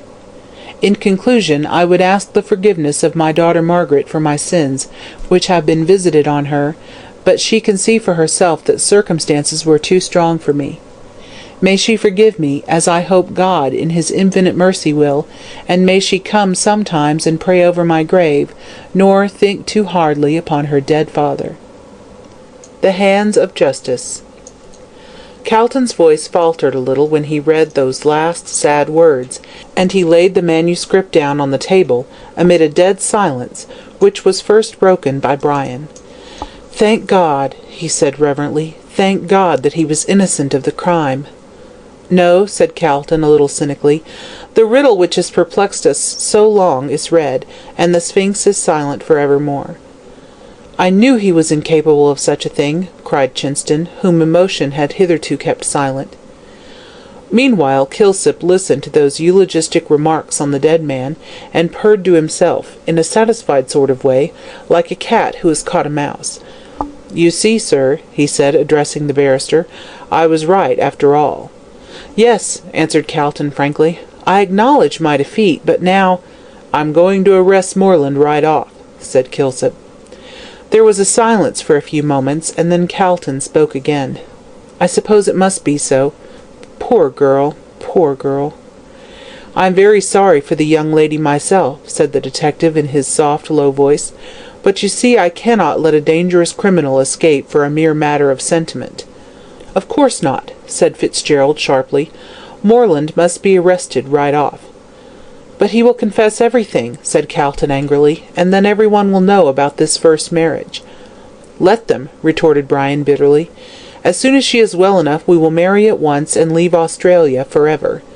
"But I know her better than you do," said the young man doggedly, "and I know she would like an end made of this whole miserable business at once. Arrest the murderer and let him suffer for his crime." "Well, I suppose it must be so," said Chinston with a sigh. "But it seems very hard that this slur should be cast on Miss Frettlby." Brian turned a little pale. "The sins of the father are generally visited upon the children by the world," he said bitterly. "But after the first pain is over, in new lands among new faces, she will forget the bitter past." "Now that it is settled Moreland is to be arrested," said Calton, "how is it to be done? Is he still in Melbourne?" "Rather," said Kilsip in a satisfied tone. "I've had my eye on him for the last 2 months, and someone is watching him for me now. Trust me, he can't move 2 steps without my knowing it." "Ah, indeed," said Calton quickly. "Then do you know if he has been to the bank and cashed that cheque for 5,000 which Frettlby gave him?" "Well now," observed Kilsip after a pause, "do you know you rather startled me when you told me he had received a cheque for that amount." "Why?" "It's such a large one," replied the detective, "and had I known what sum he had paid into his account I should have been suspicious." "Then he has been to the bank?" "To his own bank, yes. He went there yesterday afternoon at 2 o'clock. That is the day after he got it, so it would be sent round to Mr. Frettlby's bank, and would not be returned till next day. And as he died in the meanwhile I expect it hasn't been honoured, so Mr. Moreland won't have his money yet." "I wonder what he'll do," said Chinston. "Go to the manager and kick up a row," said Kilsip coolly, "and the manager will no doubt tell him he'd better see the executors." "But, my good friend, the manager doesn't know who the executors are," broke in Calton impatiently. "You forget the will has yet to be read." "Then he'll tell him to go to the late Mr. Frettlby's solicitors. I suppose he knows who they are," retorted Kilsip. "Thinton and Tarbet," said Calton musingly. "But it's questionable if Moreland would go to them." "Why shouldn't he, sir?" said Kilsip quickly. "He does not know anything about this," laying his hand on the confession, "and as the cheque is genuine enough he won't let £5,000 go without a struggle." "I'll tell you what," observed Calton after a few moments of reflection. "I'll go across the way and telephone to Thinton and Tarbet, and when he calls on them they can send him up to me." "A very good idea," said Kilsip, rubbing his hands, "and then I can arrest him." "But the warrant?" interposed Brian, as Calton rose and put on his hat. "Is here," said the detective, producing it. "By Jove, you must have been pretty certain of his guilt," remarked Chinston dryly. "Of course I was," retorted Kilsip in a satisfied tone of voice. "When I told the magistrate where I found the coat, and reminded him of Moreland's acknowledgment at the trial that he had it in his possession before the murder, I soon got him to see the necessity of having Moreland arrested." "4:30, said Calton, pausing for a moment at the door and looking at his watch. "I'm afraid it's rather late to catch Moreland today. However, I'll see what Thinton and Tarbet know." And he went out. The rest sat waiting his return, and chatted about the curious end of the hansom cab mystery, when in about 10 minutes Calton rushed in hurriedly and closed the door after him. "Fate is playing into our hands," he said, as soon as he recovered his breath. "Moreland called on Thinton and Tarbet, as Kilsip surmised, and as neither of them was in, he said he would call again before 5 o'clock. I told the clerk to bring him up to me at once, so that he may be here at any moment." "That is, if he's fool enough to come," observed Chinston. "Oh, he'll come," said the detective confidently, rattling a pair of handcuffs together. "He is so satisfied that he has made things safe that he'll walk right into the trap." It was getting a little dusk, and the four men were greatly excited, though they concealed it under an assumed nonchalance. "What a situation for a drama," said Brian. "Only," said Chinston quietly, "it is as realistic as in the old days of the Colosseum, where the actor who played Orpheus was torn to pieces by bears at the end of the play." "His last appearance on any stage, I suppose," said Calton, a little cruelly, it must be confessed. Meanwhile, Kilsip remained seated in his chair, humming an operatic air and chinking the handcuffs together, by way of accompaniment. He felt intensely pleased with himself, the more so as he saw that by this capture he would be ranked far above Gorby. And what would Gorby say? Gorby, who had laughed at all his ideas as foolish, who had been quite wrong from the first, if only— "Hush!" said Calton, holding up his finger, as steps were heard echoing on the flags outside. "Here he is, I believe." Kilsip arose from his chair, and stealing softly to the window, looked cautiously out. Then he turned round to those inside, and nodding his head, slipped the handcuffs into his pocket. Just as he did so, there was a knock at the door, and in response to Calton's invitation to enter, Thinton and Tarbet's clerk came in with Roger Moreland. The latter faltered a little on the threshold when he saw Calton was not alone, and seemed half inclined to retreat. But evidently thinking there was no danger of his secret being discovered, he pulled himself together, and advanced into the room in an easy and confident manner. "This is the gentleman who wants to know about the cheque, sir," said Thinton and Tarbet's clerk to Calton. "Oh, indeed," answered Calton, quietly. "I am glad to see him. You can go." The clerk bowed and went out, closing the door after him. Moreland took his seat directly in front of Calton, and with his back to the door. Kilsip, seeing this, strolled across the room in a nonchalant manner, while Calton engaged Moreland in conversation and quietly turned the key. "You want to see me, sir?" said Calton, resuming his seat. "Yes, that is, alone," replied Moreland uneasily. "Oh, these gentlemen are my friends," said Calton quietly. "Anything you may say is quite safe." "That they are your friends and are quite safe is nothing to me," said Moreland insolently. "I wish to speak to you in private." "Don't you think you would like to know my friends?" said Calton, coolly taking no notice of his remark. "Damn your friends, sir!" cried Moreland furiously, rising from his seat. Calton laughed, and introduced Mr. Moreland to the others. Dr. Chinston, Mr. Kilsip, and Mr. Fitzgerald. "Fitzgerald!" gasped Moreland, growing pale. What's that?" he shrieked as he saw White's coat, all weather-stained, lying on a chair near him, and which he immediately recognized. "That is the rope that's going to hang you," said Kilsip quietly, coming up behind him, "for the murder of Oliver White." "Trapped, by God!" shouted the wretched man, wheeling round, so as to face Kilsip. He sprang at the detective's throat, and they both rolled together on the floor, but the latter was too strong for him, and after a sharp struggle he succeeded in getting the handcuffs on Moreland's wrists. The others stood around perfectly quiet, knowing that Kilsip required no assistance. Now that there was no possibility of escape, Moreland seemed to become resigned, and rose sullenly off the floor. "I'll make you pay for this," he hissed between his teeth, with a white, despairing face. "You can't prove anything." "Can't we?" said Calton, touching the confession. "You are wrong. This is the confession of Mark Frettlby made before he died." "It's a lie." "A jury will decide that," said the barrister dryly. "Meanwhile, you will pass the night in the Melbourne jail." "Ah, perhaps they'll give me the same cell as you occupied," said Moreland with a hard laugh, turning to Fitzgerald. "I should like it for its old associations." Brian did not answer him, but picking up his hat and gloves, prepared to go. "Stop!" cried Moreland fiercely. "I see that it's all up with me, so I'm not going to lie like a coward. I played for a big stake and lost, but if I hadn't been such a fool I'd have cashed that cheque the next morning and been far away by this time." "It certainly would have been wiser," said Calton. "After all," said Moreland, nonchalantly, taking no notice of his remark, "I don't know what I'm sorry about. I've had a hell upon earth since I killed White." "Then you acknowledge your guilt?" said Brian, quietly. Moreland shrugged his shoulders. "I told you I wasn't a coward," he answered, coolly. "Yes, I did it. It was White's own fault. When I met him that night he told me how Frettleby wouldn't let him marry his daughter, but he said he'd make him, and showed me the marriage certificate. I thought if I could only get it, I'd make a nice pile out of Frettleby over it, so when White went on drinking I did not. After he had gone out of the hotel I put on his coat, which he left behind. I saw him standing near the lamp-post, and Fitzgerald come up and then leave him. When you came down the street," he went on, turning to Fitzgerald, "I shrank back into the shadow, and when you passed I ran up to White as the cabman was putting him into the hansom. He took me for you, so I didn't undeceive him, but I swear I had no idea of murdering White when I got into the cab.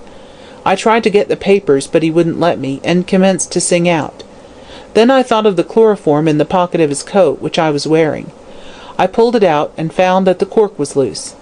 Then I took out White's handkerchief, which was also in the coat, and emptied the bottle on it, and put it back in my pocket. I tried again to get the papers, without using the chloroform, but couldn't, so I clapped the handkerchief over his mouth, and he went off after a few minutes, and I got the papers. I thought he was only insensible, and it was only when I saw the newspapers that I knew he was dead. I stopped the cab in St. Kilda Road, got out, and caught another cab, which was going to town. Then I got out at Powlett Street, took off the coat, and carried it over my arm. I went down George Street, towards the Fitzroy Gardens, and having hid the coat up a tree, where I suppose you found it, de Kilsip, I walked home. So I've done you all nicely, but—" "You're caught at last," finished Kilsip, quietly. Moreland fell down in a chair, with an air of utter weariness and lassitude.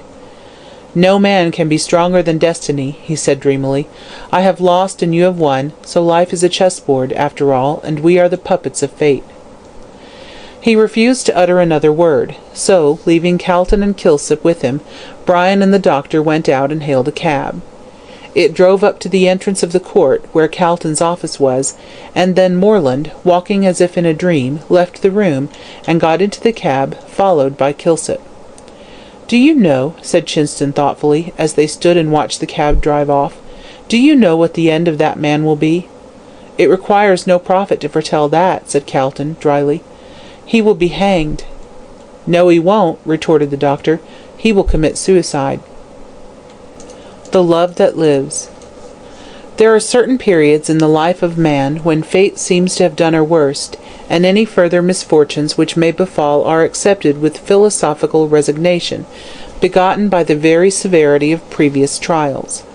Fitzgerald was in this state of mind. He was calm, but it was the calmness of despair. The misfortunes of the past year seemed to have come to a climax, and he looked forward to the publication of the whole bitter story with an indifference that surprised himself. His own name and that of Madge and her dead father would be on every tongue, yet he felt perfectly callous to whatever might be said on the subject. So long as Madge recovered, and they could go away to another part of the world, leaving Australia, with its bitter memories, behind, he did not care.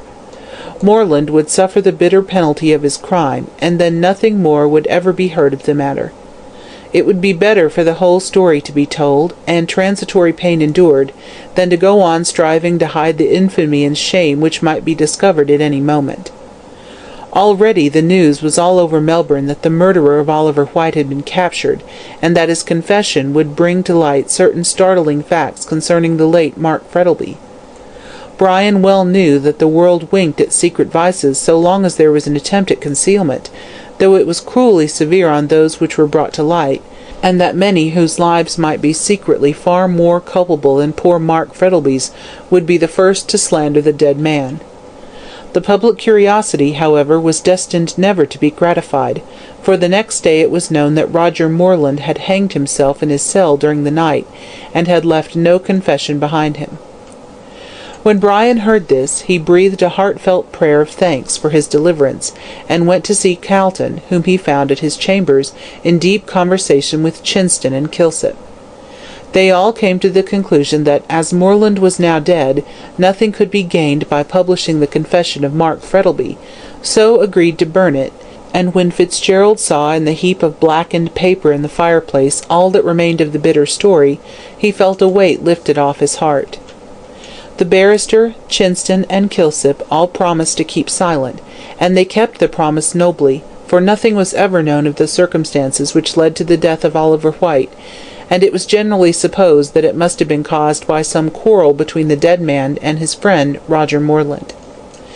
Fitzgerald, however, did not forget the good service that Kilsip had done him, and gave him a sum of money which made him independent for life, though he still followed his old profession of a detective from sheer love of excitement, and was always looked upon with admiration as the man who had solved the mystery of the famous Hansom Cab murder.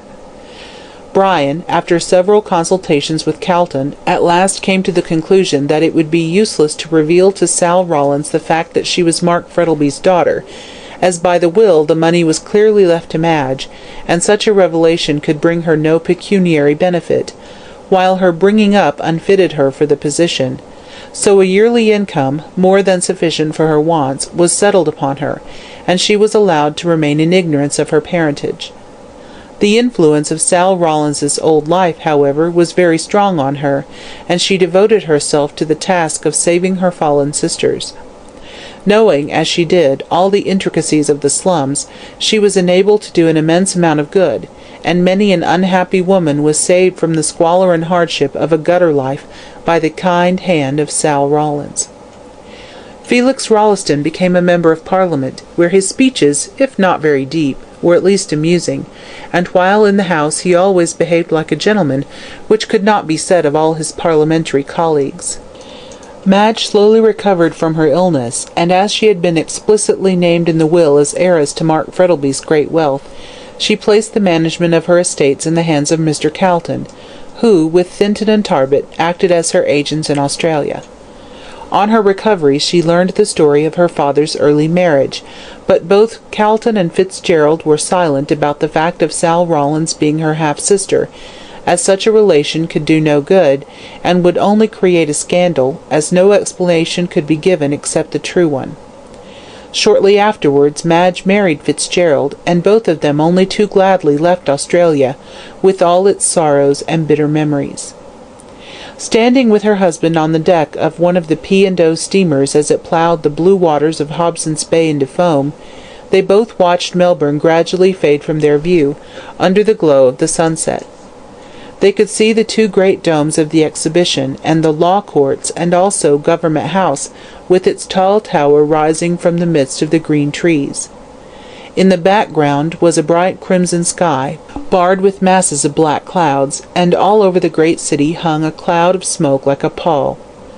The flaring red light of the sinking sun glared angrily on the heavy waters, and the steamer seemed to be making its way through a sea of blood. Madge, clinging to her husband's arm, felt her eyes fill with tears as she saw the land of her birth receding slowly. "Good-bye," she murmured softly. "Good-bye forever." "You do not regret?" he said, bending his head. "Regret, no," she answered, looking at him with loving eyes. "With you by my side I fear nothing. Surely our hearts have been tried in the furnace of affliction, and our love has been chastened and purified."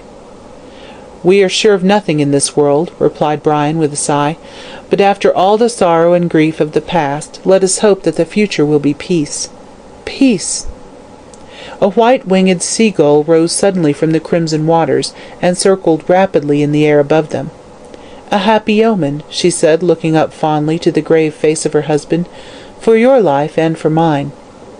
He bent down and kissed her.